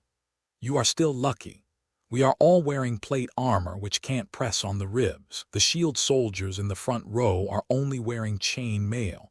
It's fatal to fall down. The cavalry behind fell down and directly crushed a layer of people. Arthur said helplessly. He didn't expect that the enemy actually dug a trap, and he didn't send some scouts to explore the battlefield. This bloody lesson must be remembered well. After the two chatted for a few more words, someone came in. The acting city lord is yours. Hendry walked in front, first dropped this sentence, and then began to report the cleaning of the battlefield. The entire Westerland army left behind 157 corpses and 98 captives. Of course, the captives here were all slightly injured or intact, and the seriously injured were only stabbed. The monks and scholars who were accompanying the army to treat illnesses were rare, and it was impossible for them to heal the enemy. As for the Hedgian army, there were 934 combat-capable people among the people brought by Arthur, and the seriously injured were still being counted. The defenders of Stonehenge City lost more than 700 veterans and more than 200 new recruits. In other words, the Hedgian army exchanged the death of more than 800 soldiers for the ascension of 157 Westerland invaders. This does not include the reduction in the number of troops caused by the captives to the Westerland army. Although Arthur killed hundreds of people, it was also a great victory. You should continue to be the acting city lord. I still have to go back to defend Harrenhal. Arthur said. He had learned from a captive that Duke Tywin led the elite troops of the Lion family to the home castle of the Heen family. Although the enemy had more than 14,000 people, Arthur had to accept the challenge. Otherwise, the war situation on the entire Hedgian East Front would collapse. It would be another fierce battle at that time. Uncle told you that he thought you were more reliable in defending the city, so I had to do it. Hendry was relentless on the issue of acting as the city lord. He didn't want Arthur to lead his troops to Harrenhal. In front of Tywin's elite Lion family, these few people were just going to die. It would be better to stay and guard Stonehenge City. At least it could really be defended. That's fine. Arthur didn't want to get entangled with him. Since I'm the acting city lord, I order you to take more than 500 new soldiers to guard Stonehenge City, and I'll take the rest of the people away. Hendry was dumbfounded and wanted to say something, but was stopped by Arthur's hand. Adam Marbrand was defeated and will not come to Stonehenge for a short time. This place is safe now. Tywin led his army into Willowwood Castle in the lakeside area. It is only 5 or 6 days away from Harrenhal. He hurried back as soon as possible. 10 days later, Harrenhal, at the base of Widow's Tower, one of the 5 towers. A few torches were the only source of light in this huge cell. Even during the day, it was as dark as late at night. Due to the decline of the Heian family, no new customers have come to this place where prisoners are held for several years. But now, there are more than 40 Western soldiers who are unwilling to surrender, and a dozen Lion spies pretending to be civilians trying to sneak in. Tell me, what are Tywin's army doing in Heron Town? Patrick shouted fiercely. The voice is quite vicious, but the temperament is a bit lacking. In front of the young master of Seaside City were 4 Lannister spies wearing only loincloths. Their hands and feet were tied and they squatted on the ground. This question has been asked countless times, and even this time there was no satisfactory answer to Patrick. But without any recreational activities, he could only have fun by intimidating the captured spies. Arthur, who was wearing a linen robe, sat in front of these people and let them see his face. Do you think I look like a duke or a rich man? Although his vision was dim, He could clearly see Arthur's handsome face and tall figure. "Based on your noble face, I think you must be a duke," the prisoner being questioned said with a smile, although he himself also knew that the person in front of him was Arthur Bracken, the little baron who had recently become famous throughout the Riverlands. Behind the two nobles, there were 7 or 8 soldiers from various river houses who were discussing their actions in low voices. "Why does Lord Arthur like to ask the Lion family members who enter here to show him their faces?" a Bracken soldier asked. "Who knows?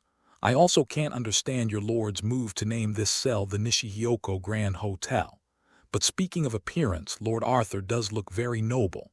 He has a full forehead and handsome eyebrows. He is more handsome than Prince Joffrey and Duke Renly," a Derry City soldier said. Although Joffrey and Renly had already put on their crowns and declared themselves kings, since it had only been a few weeks, the customary names among the people had not changed. Several others were disapproving of this. "When have you seen these 2 great men? They are people from heaven." "That's right. I know you admire Lord Arthur, but before you brag, you should first check who you are. Can a mud-legged guy who has never been out of the Riverlands meet Prince Joffrey and Duke Renly?" Several soldiers shook their heads, disapproving of their companion's words. Another Derry City soldier present said, "Hey, we have actually met these 2 people. They are the legendary Kingslayer Jaime, the fearless Barristan, and Lord Eddard of the Stark family. We have all seen that the late king stayed in our city of Darui for many days before when he went south. When the late King Robert I welcomed Duke Eddard to the south, he stayed in Derry City for 4 or 5 days because Eddard's daughter Arya Stark ran away.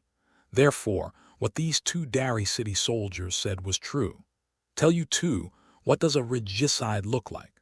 someone asked. In the past few days, they had been tired of hearing about Arthur riding alone in the midst of thousands of troops to capture Duke Tywin's eldest son, but they had never seen the true appearance of the regicide, so it was time to get curious. "I forgot," said the Derry City soldier who had previously discussed Arthur's appearance. Another Derry City soldier exposed his lie. At that time, he was only looking at the sweet Queen Cersei, Princess Miachella, and others, and he was so excited that he couldn't put his eyes on the face of the Kingslayer. Several people burst into laughter, which made Patrick turn his head and glare. At this time a voice came from outside. "Come, Arthur, we have captured 4 more Lannister spies." It was Marquis, standing in front of the corridor of the cell, waving for Arthur to pass. After letting the prisoners read their faces, the god of war in Hegian ordered the soldiers behind him, "Keep them locked up until someone is willing to surrender, then take them to the armory and blow the bellows for the blacksmiths." There are dozens of blacksmiths in the armory reforging weapons and armor, and strong labor is now needed. Then Arthur took Patrick and others out of the corridor with Marquis and went to the main entrance to deal with the Lion spies according to the procedures. 10 days ago, Arthur led the remaining Riverside army from Stonehenge City, first along the waterway to the Ruby Ford ferry of the Trident River, and then led the army south to Harrenhal. Hendry, the nephew of Earl Janos, actually came with him. He said that his uncle gave the soldiers to him to guard Stone Fence City. After being taken away by Arthur, he was worried and had to keep an eye on them. Anyway, the governor of Bracken had clearly given the command to Arthur, and Hendry couldn't do anything wrong, so the river god of war allowed him to follow him to Harrenhal. As soon as Hendry and all the veterans left, Genos's 5 daughters also had to follow their cousin Hendry, so they also packed several carts of daily necessities and followed them to Hendry with a dozen maids and old ladies. Lemberg. In Shilly City, the coach serves as the acting city lord, assisted by several sworn knights and mercenary knights like Hans Darry, and more than 500 recruits watch over the defense of the city. 5 days ago, Arthur returned to Harrenhal with a team of more than 1,000 people. 1 day later, the mayor of Harren Town reported the appearance of the Western Army, so Arthur asked all the civilians near the town of Harren to take refuge in Harrenhal with food and daily necessities. Soon, Tywin personally led the main force of the Lion family to settle in Harren Town. After confirming that there were thousands of defenders in Harrenhal, the Lion family army organized 2 small-scale siege attempts. One time, they used battering rams to hit the main gate and the east gate for 2 hours, but they didn't even deform the thick iron door. Another time, they used ladders to climb up the battlements of the city wall, but the normal ladders could only reach half of the wall of Harrenhal, so the siege soldiers had to give up. After that, there was a confrontation for 3 or 4 days. Before the extended ladders were built, the Lion family soldiers could not launch another attack. However, since Arthur ordered a crack to be opened from the smaller east gate to receive the refugee river farmers, some Lion family spies tried to disguise themselves as civilians to get through. However, the Westerland soldiers were tall and strong, with full muscles and tight skin, which was obviously different from the farmers who were tanned and thin in the fields and had families, so it was easy to distinguish between the two. Maquis, who had nothing to do, was sent to supervise the gatekeepers at the east gate to identify the disguised spies. After being caught, the Lion spies will first be tied to a cross and then erected on the wall above the main gate. This will let the Lion scouts who are constantly monitoring outside the castle know that this route is not feasible, and it is also the first punishment for these spies. After being tied to the cross for a whole day, most of the Lion spies will choose to surrender and then be sent to the armory to help the blacksmiths, or sent to repair the superstructure of Harrenhal with civilians. The spies who refused to surrender were locked up in the West Ice House Hotel on the bottom floor of the Widow's Tower, allowing this group of people to enjoy 5-star prison services. After passing the stone bridge connected to the Widow's Tower, the group crossed the burning King Tower and reached the wall above the main gate. The sun was abundant and the sky was cloudless, which was a good time to expose the spies. If these people were not all excellent coolies, Arthur really wanted to try what he would get if he was exposed to the sun for 180 days. The 4 people were stripped down to their underwear and tied to the flat cross in the posture of Jesus' crucifixion. Arthur approached, exerted force from the middle of the cross, and erected the cross with the person tied to it, and then lifted it to the battlement. Maquis and 4 or 5 Hedgian soldiers hurriedly took the rope, and after working for a long time, the first spy was fixed on the top of the city wall. Originally, ordinary soldiers could do this job, but because Harrenhal was too big, more than 1,000 Hedgian soldiers could only be scattered in various places to take turns to watch and stand guard, and the new army was stepping up training, so it could only be done by a few idle nobles and bodyguards. In the distance, a mounted Westerland scout saw this scene and turned away. After repeating this 3 times, the work was completed. During this period, the 4 Westerland soldiers kept shouting and cursing, but after being fixed on the city wall, they were much more honest. After all, under such a sun, spit residue seemed precious. After finishing the work, several people stood on the city wall and chatted. There are more refugee civilians these days. It seems that Lord Tywin is collecting food on the spot again. The increase in civilians means that his identification work has become more difficult. Isn't it the same? Which army will bring their own food after entering the river? Patrick asked back.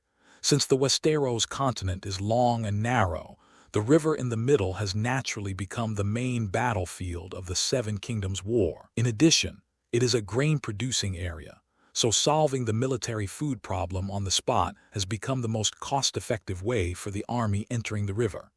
Even the friendly Stark army will forcibly collect food from the farmers in the river. Tens of thousands of troops eat horse feed, and a normal earldom cannot supply it at all. So the farmers who were robbed of food can only starve to death, and the passing army will continue to cause trouble in the next area. The farmers in the river are really the most miserable civilians. Arthur felt sorry for them. He had a thought of saving them. "You are here. It took me a long time to find you." Raymond Darry appeared from the stairs. "Lord Beric and the Red Monk Thoros are here, bringing some very bad news." Arthur was shocked. "What news?" Raymond shook his head and said, They didn't say. Thoros asked for food to fill his stomach first, and Lord Beric said to wait until we are all here to discuss it. The few of them no longer had the energy to chat just now, and hurriedly followed Raymond to meet the members of the Brotherhood without banners. Most of the river nobles in Harrenhal were called together to listen to the latest news brought by Lord Beric. About 10 days ago, Kevan Lannister took over the western detachment and led his army north to attack Riverrun. However, Edmure and more than 17,000 river troops held the fortified city, making it impossible for the western detachment to attack in a short time. After several days of siege, Kevan used a large number of civilians as bait. Edmure, who had always treated civilians well, could not stand it and led part of his troops out of the city to protect the civilians in the river.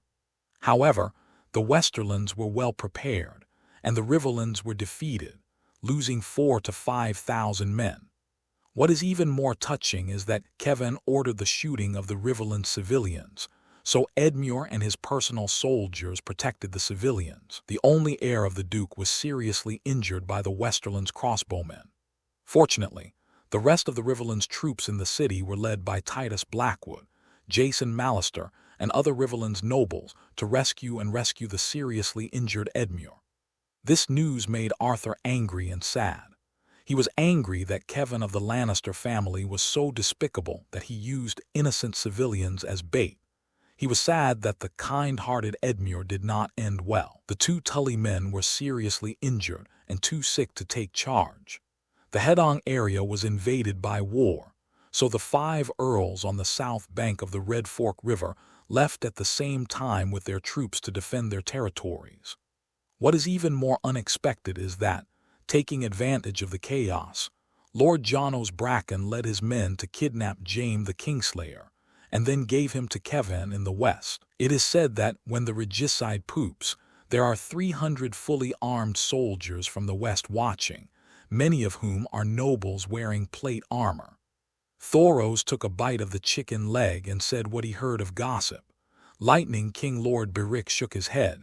Don't talk about these gossips. After the river nobles on the south bank left with their troops, the strength of Riverrun's troops dropped to about 5,000, and it was no longer a serious problem for Kevan.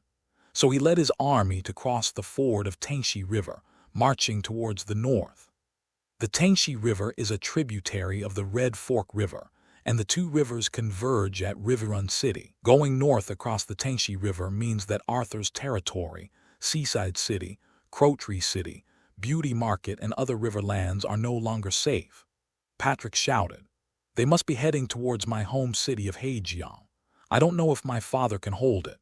Seaside City is located at the source of the Lancer River and close to the west coast.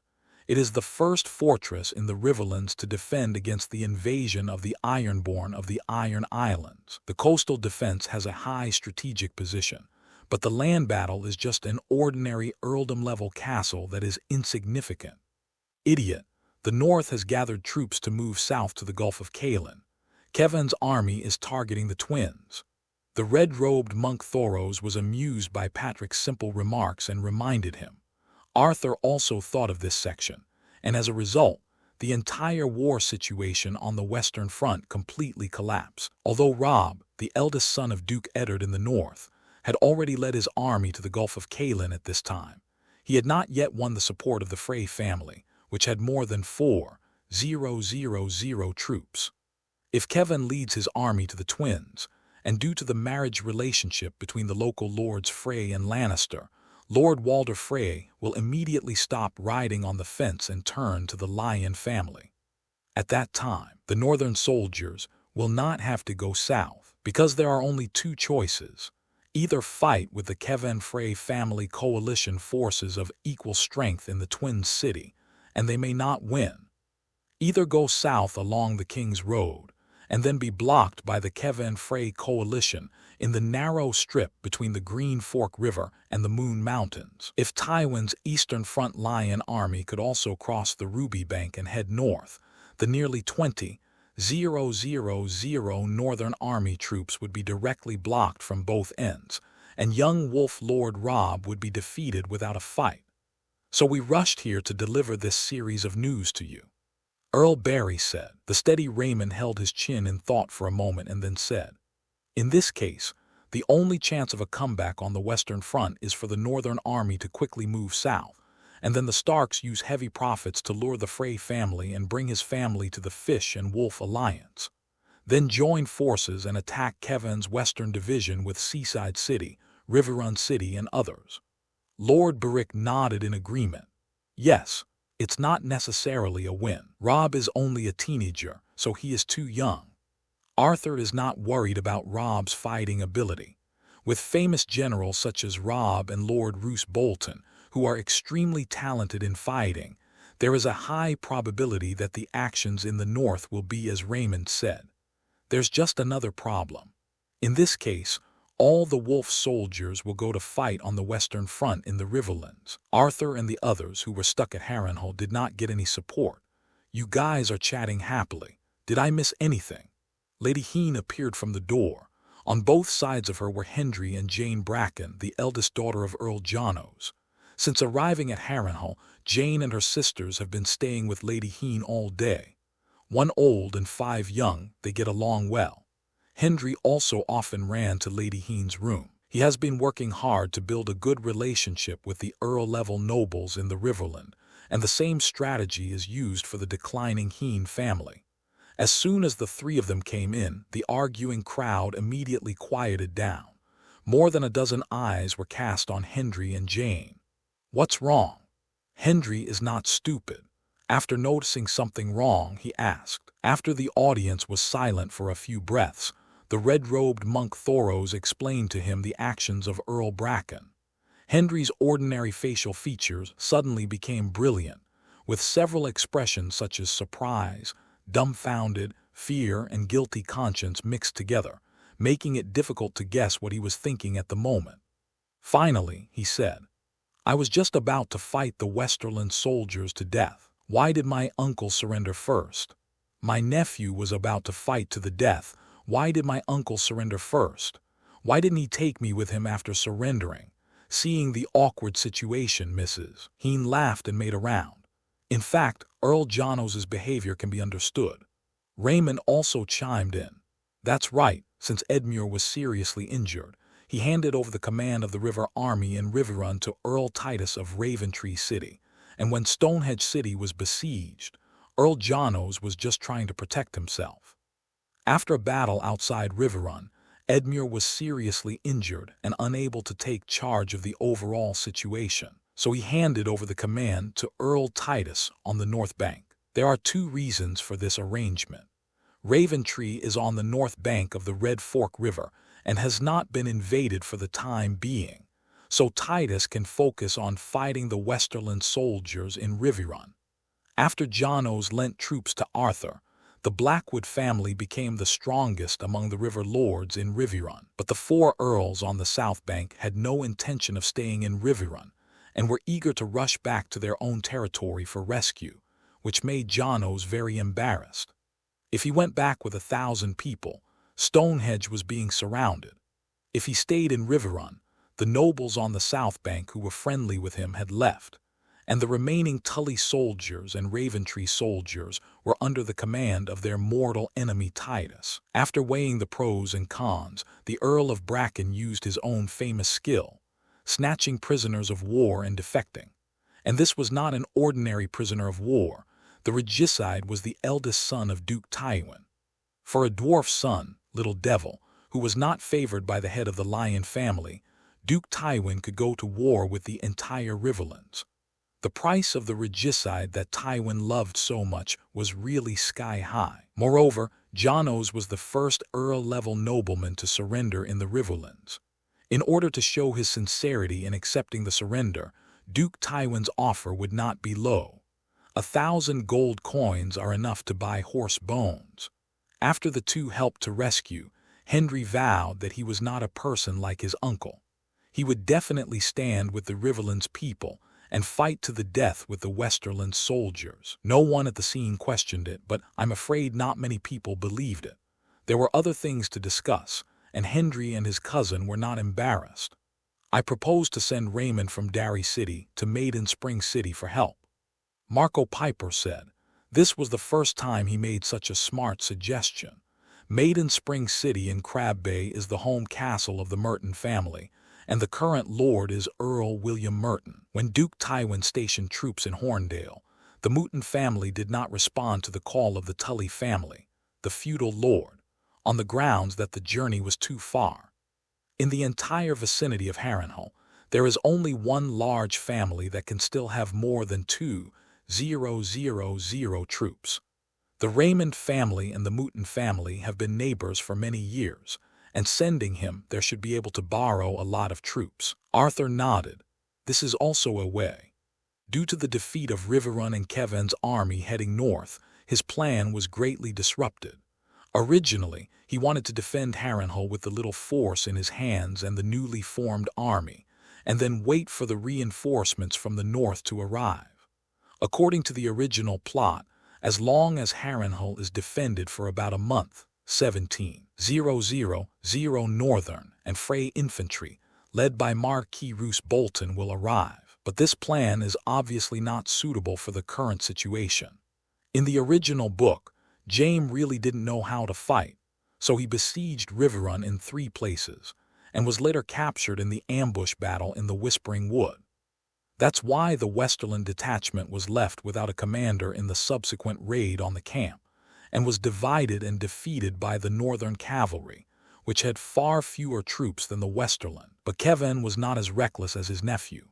He was a qualified second son who had received complete military training, and his purpose of existence was to serve as Duke Tywin's military assistant.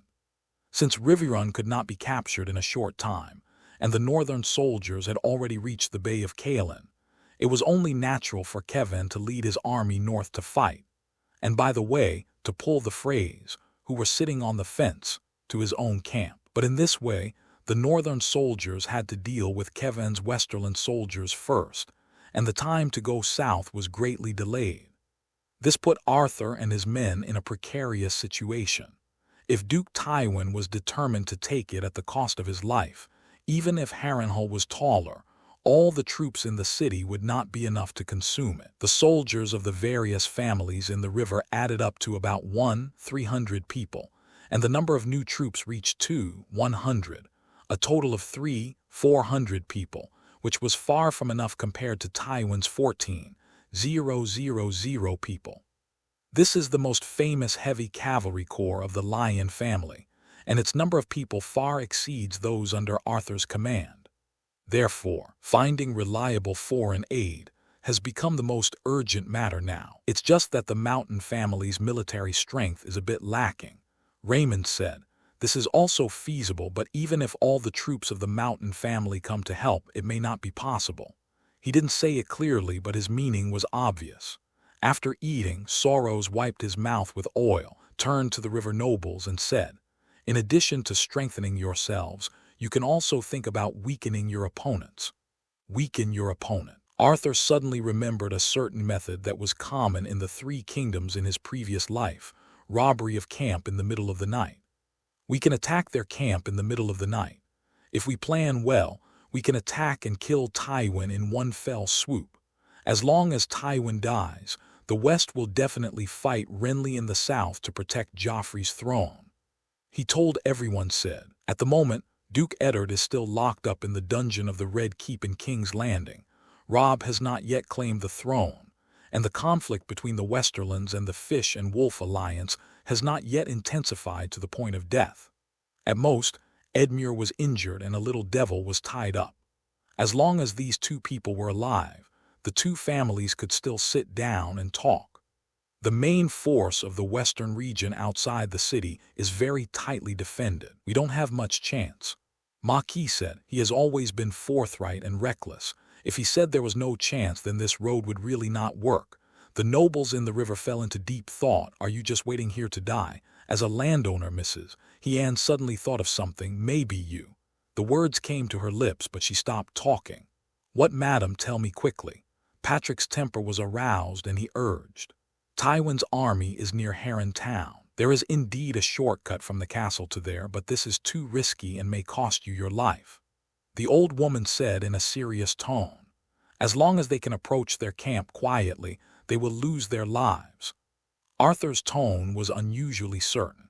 He still has confidence in his abilities. If Tywin is killed, there may be no more wars in the entire Riverlands, and the civilians will live a miserable life. For the millions of civilians across the Riverlands, it's a risk worth taking, he added. Mrs. Hyan's face was heavy. Then I will say it. From God's Eye Lake, you can quietly reach the dock of Heron Town, and Tywin's army will not even defend the lake. Raymond and others nodded, approving this plan. Everyone was buzzing with additional details. You can row a boat to the dock in Heron Town in the middle of the night. Just pretend to be cavalry from the western region. We have a lot of their armor and weapons. In the battle with Amory Lodge's Heron Town, 700 to 800 sets of western light cavalry equipment were captured, which are now being put to good use. Take dozens of top players and fight directly to Tywin's residence. That is, cut Tywin into 8 pieces and let them know the consequences of invading our river. After a discussion, the plan to attack Tywin was finally determined. According to the spies who were caught entering the city, all infantry and light cavalry were stationed in Heron. Duke Tywin, the officer corps, and more than 4,000 heavy cavalry stayed outside the town. So Arthur and the others need to dress up as light cavalry from the western region, enter the enemy camp from the dock in Heron Town, sneak into the tent area outside the town in the middle of the night, then find the largest tent, rush in and start working. Of course, it's not just about killing Tywin once he catches him. He also has to hold the Western Guard hostage to let the team that robbed the camp get out of the enemy camp. After finalizing many details, Arthur began to select the team to rob the camp. According to the old rules, the members of the Blood Troop came first, and Wag and the 22 mercenaries of the warrior group were selected. In order to boost the morale of these people, Arthur ordered Haley to take out 1,000 golden dragons and distribute them to these people on the spot. Wag, who was called, didn't have any objections and stammered his thanks. As long as he has gold, he can do anything. It's too little. Mrs. Hyan, who was sitting in the corner, had a different view. It's extremely dangerous to go here. 1,000 golden dragons don't even have 100 for each person. It spreads as if we Hedgian people are stingy. She said to the manager, Richard, go and get 300 golden dragons to make up for these warriors. Arthur didn't object. It wasn't his own money. Lady Hyan has no descendants, and she owns the largest earldom in Harrenhal and the Riverlands, so she has always been generous. My madam, thank you. Wag's eyes widened, and he hurriedly rushed to the old woman in the corner, picked up her right hand and started kissing her fiercely. Arthur ignored these two and continued to pick people. The sharpshooter and Guy was also called, and his archery skills may be of use. The rest are the people from Hedgian, Maquis and his 7 top warriors, 6 cavalry officers from Haejeong City, 8 infantrymen from Darui City, and 14 elite infantrymen from the Bracken family. Including Arthur, there were 60 people in total. Raymond, Hendry, and Patrick also wanted to go, but the former wanted to move reinforcements, and the latter two had average strength, so they were all rejected by Arthur. Thoros and the Lightning King were also rejected by Arthur. They were not from the river, and there was no need to take such a big risk. Everything is ready, just waiting to start work at midnight. In the middle of the night, when the moon is dark and the wind is high, it is the time for murder and arson. The people from the robbery camp, wearing Lannister light cavalry armor, sat in 6 small boats and quietly set out from the vicinity of Harrenhal and rowed towards the town's dock. The stars were shining brightly, reflecting the sparkling waves on the lake. The whole world seemed to be filled with the sound of people paddling. For the sake of millions of people, we all went to the 10,000 army camp to attack and kill the enemy's commander. It's a good story to say. Arthur said. Beside his feet there was the golden sword, but it was wrapped in thick cloth and tied together with several lances. Marco, who was in the same boat as him, smacked his lips and said, "It would be better if there was a pot of ale." Arthur also wanted to drink some low-alcohol ale, but he really didn't have the conditions right now. With this trace of regret, he paddled hard. Soon, everyone rode to the front of the pier. From a distance, you can see 4 or 5 Western soldiers guarding the dock, but they are all sitting on the ground, back to back, tilting their heads and falling asleep. "Excellent," Arthur said softly. In order to reduce the noise, he stretched out his hand to stop the 5 small boats behind him, and only allowed his own one to approach slowly. After landing, Arthur and the 9 people on the boat killed the 5 Western guards. The 5 boats behind them also quickly approached, and everyone in the robbery camp gathered. In order to be less conspicuous, the golden sword tied to the lance was held by a member of the Blood Troop. After roughly forming 2 lines, they set off towards Heron Town. Not far away, they met a 5-person team on night watch. The captain of the Lion family who led the team was very clever. When he saw so many people dressed as cavalry coming from the dock, he suddenly became suspicious. Firstly, there are not many light cavalry stationed in the town, and secondly, they are all infantry patrolling at night. The cavalry are Lord Tywin's treasure. "Stop, Lannister," he shouted, trying to confirm the other person's identity with a password. Arthur, the leader, naturally didn't know how to respond and was awkward for a few seconds. Fortunately, there are people in the team who react quickly, and Guy fired 2 rounds and 5 arrows, and all members of the night watch team fell to the ground on the spot. The people in the robbery camp behind him were naturally clever and ran up to remove the body and dragged it to the corner. "What should we do? We don't know the password." Maki was a little anxious. Arthur thought for a while. "Don't worry, at least we know that the first half of the sentence is Lannister. If you meet someone, ask the first half and you can always know the second half." He waved his hand and the team that robbed the camp moved towards the tent area outside the town. On the way, we naturally met the night watch team again. This time, Arthur asked first. "Stop, Lannister. I won't repay my debts," the squad leader replied reflexively. Arthur nodded and waved his hand. "Yes, let's continue patrolling. Then take people and move on." The team leader, who was drunk, was a little confused. Shouldn't he ask first? But these cavalrymen had already passed by. The team leader thought that one more thing would be better than one less thing, so he pretended that there was no such thing and continued to patrol the night. After receiving the password, Arthur felt confident and led the people towards the tent area outside the town with their heads held high. The correct password allowed them to go smoothly and enter the camping site outside the town. The largest tent in the tent area also caught Arthur's eye. Just met another 10-man night-watching Lion soldier. Arthur's light cavalry uniforms also attracted attention. The leading Lion soldier asked, "Password Joffrey I. You can't pay your debts," Arthur said. "It's just that this time I'm not very confident." The leading Lion soldier became suspicious. "Who is your subordinate? Tell me your name quickly."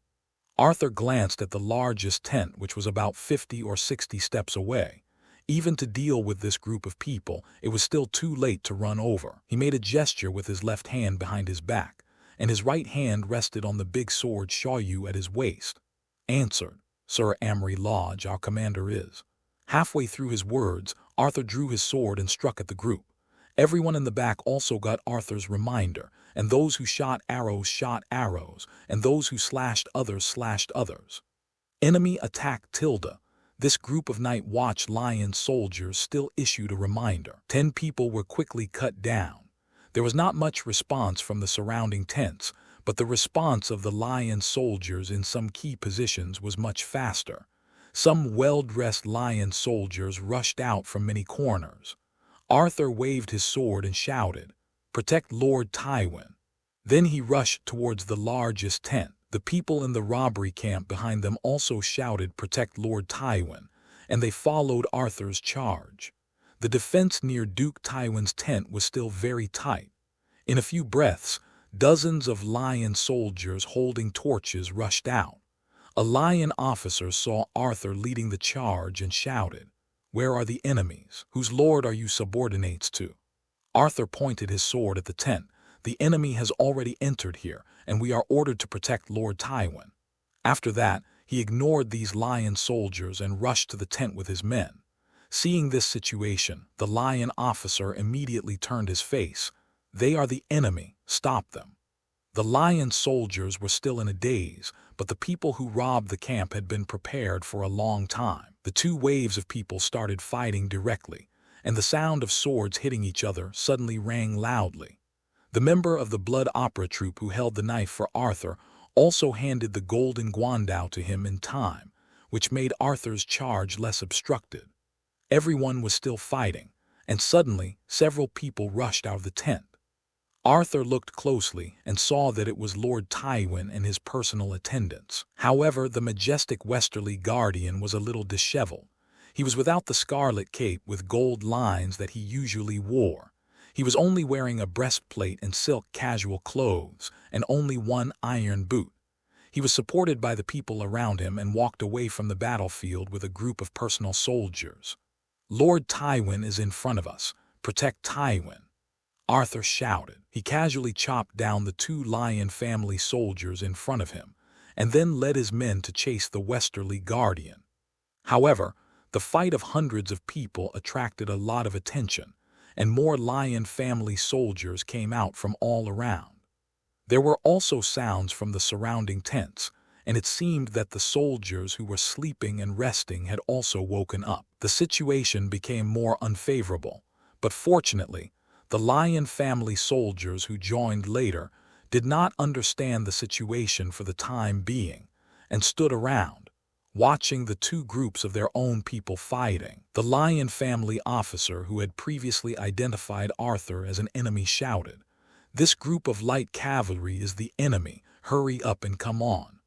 We are all soldiers ordered to protect Lord Tywin. They are the enemy."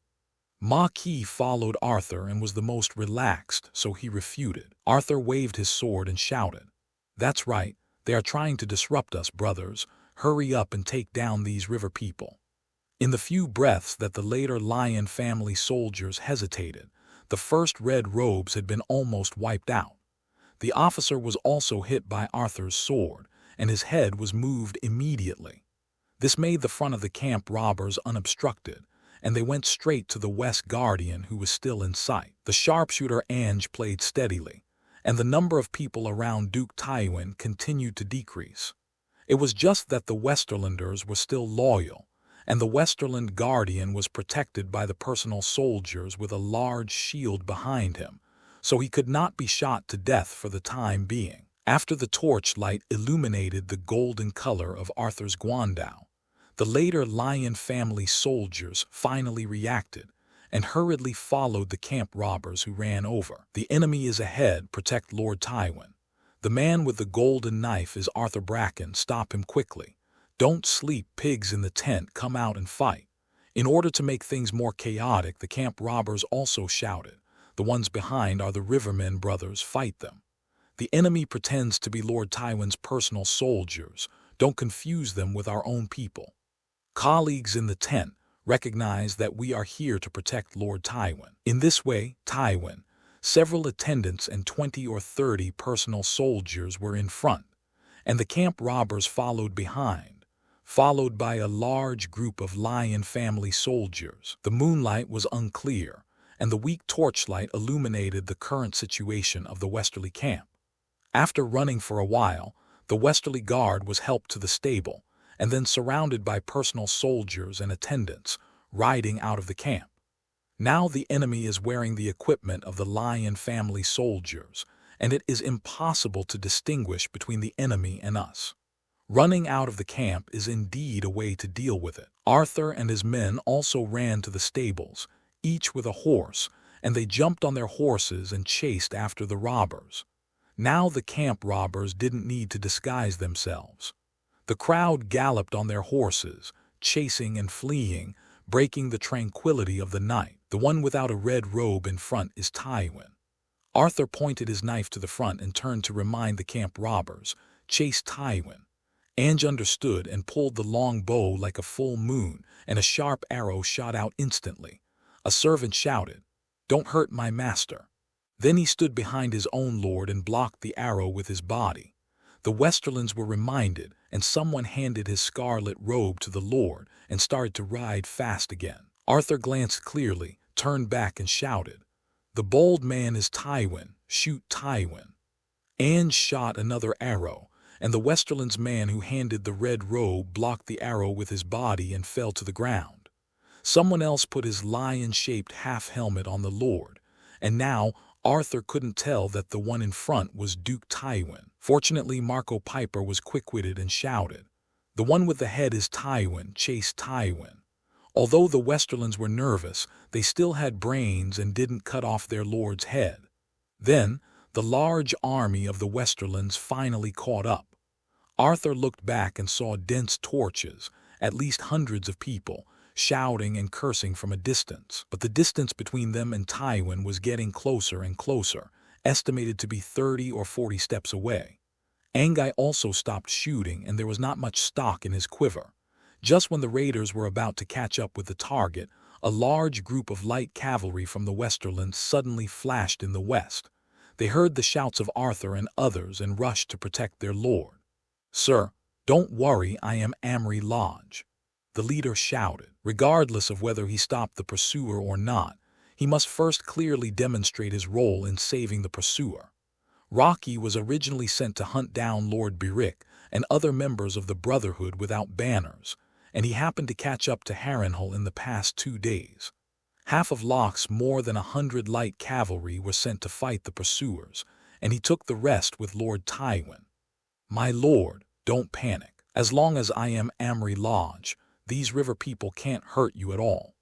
This person was afraid that the panicked Lord Feng would not know who he was, so he mentioned his name repeatedly. The function of rescuing a chariot is a great achievement that can be compared with the function of following the dragon. Everyone in the robbery camp was stopped, and the distance began to widen. Such a good opportunity may not be available next time. Arthur made a decision immediately. Soldiers from various families in the river are fighting with them.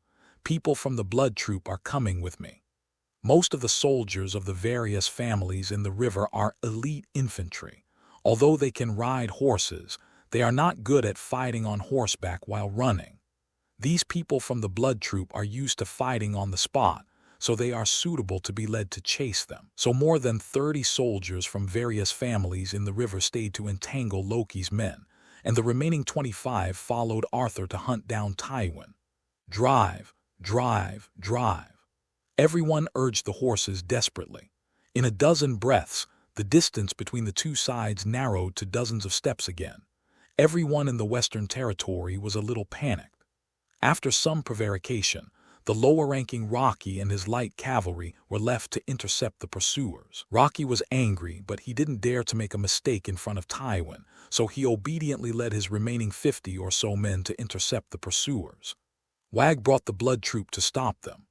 Arthur shouted without wasting any time. He himself led Maquis and Anguy to pursue Tywin. There are only a dozen people around the Western Guardian now.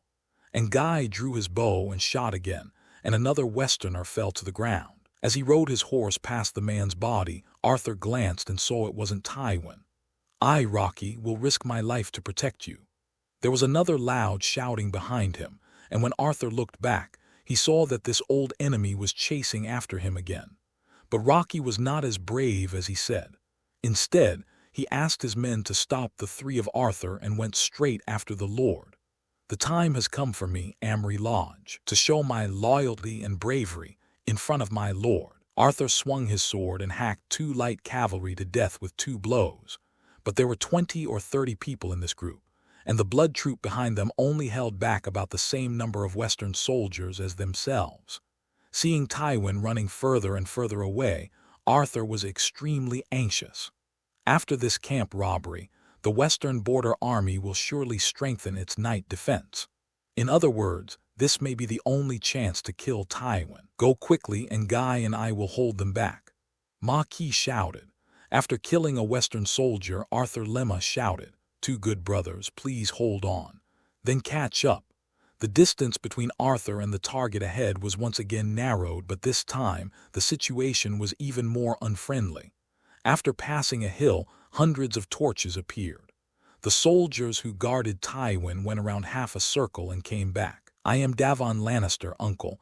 Please feel free to come in," a messenger shouted from among the Western soldiers in front. So the soldiers escorting Tywin took the guards of the west and rode towards the west soldiers. "There are enemies behind, shoot them," Rocky shouted at Davon's men from a distance. The soldiers of the western region had obviously received the order from their superiors. After a while of preparation, the first round of arrows was shot out. There was a loud swishing sound in the air. Arthur was still desperately trying to close the distance with Tywin, but he felt something was wrong. Looking up, he suddenly felt bad. The arrows from the sky fell like a heavy rain. Although he, wearing the armor of the Western Light Cavalry, could bear it, the horse under his crotch could not bear it. The horse lost its front hooves and fell to its knees on the spot, knocking Arthur off the horse. Fortunately, he took his feet out of the stirrups in time, rolled over and stood up. The distance between Tywin on horseback and Arthur on his feet began to widen. "Hey!" He sighed sadly. In order to save himself, Arthur suddenly pulled out the great sword Shawyu from his waist, held the sword hilt upside down, looked at the back of a figure who looked very much like Tywin, and threw it at this person with all his strength. Before he could carefully check whether the sword had hit or not, the second round of arrow rain had already fallen. Without a large shield to protect him, he suddenly became a porcupine covered in arrows. Although the protection of the iron armor and helmet, as well as the thick blood brought by the iron bone skill, make such minor injuries not a big problem, it is not very painful either. "Master Arthur, come quickly, Master Marquis, and I can't hold on any longer."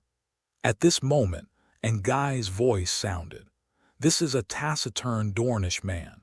Although the relationship is only an employment relationship, he completes a series of instructions to Arthur without compromise.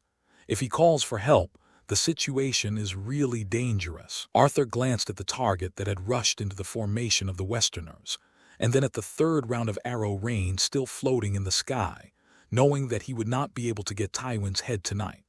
He no longer hesitated, turned around and ran in the direction of Marquis and Ngai. "Hold on, I'm here, Arthur." Climbing up the hill they just crossed, the two men and a dozen Western soldiers who fought in a bloody battle appeared in front of Arthur. Marquis, who was riding a horse, was surrounded and beaten by 7 or 8 Western light cavalry. He moved slowly and was already seriously injured.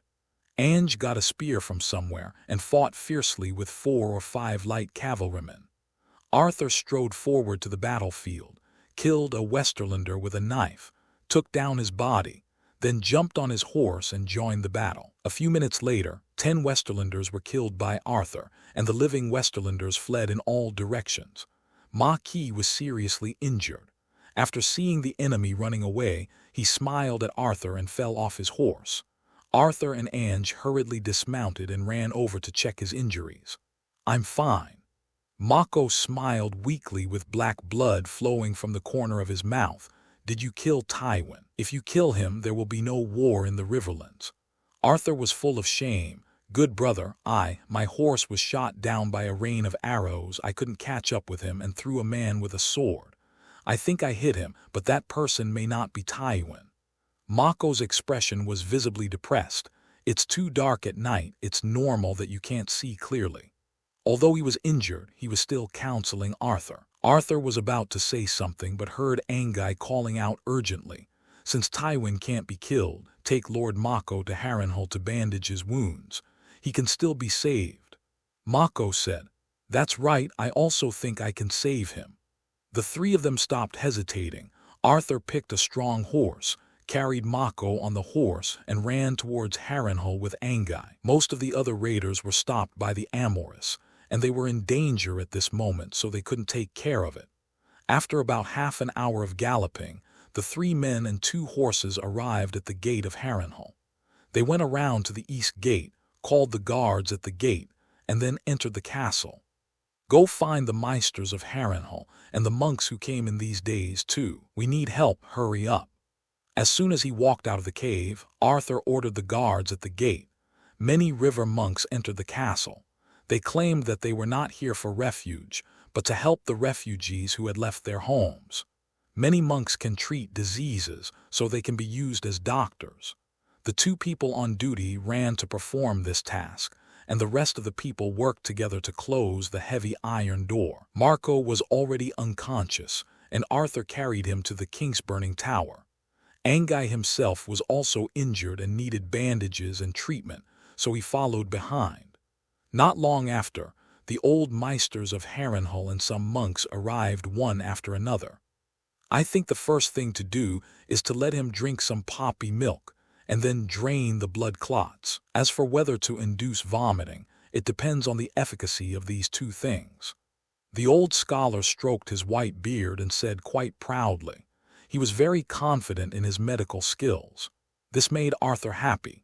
The population of the Heen family in Harrenhal was declining, and this man must have put in a lot of effort. He was really capable of bleeding a person who was cut and bleeding.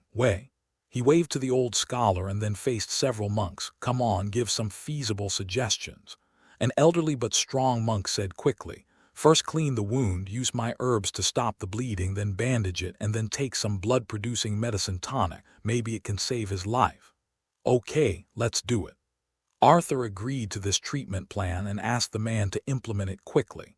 The man took action, and several monks also helped him. The old scholar looked at the busy people with contempt, shook his head, and walked out. While the monks were treating Maquis's wound, Arthur suddenly saw a man's face clearly.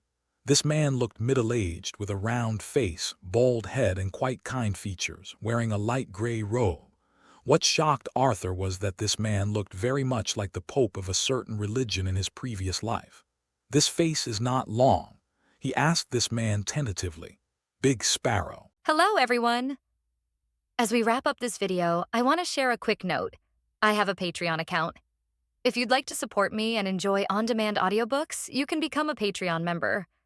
Alternatively, you can check out my Google Drive link, which has 500+ novel audiobooks available through my Ko-fi or Patreon shop. I appreciate your support.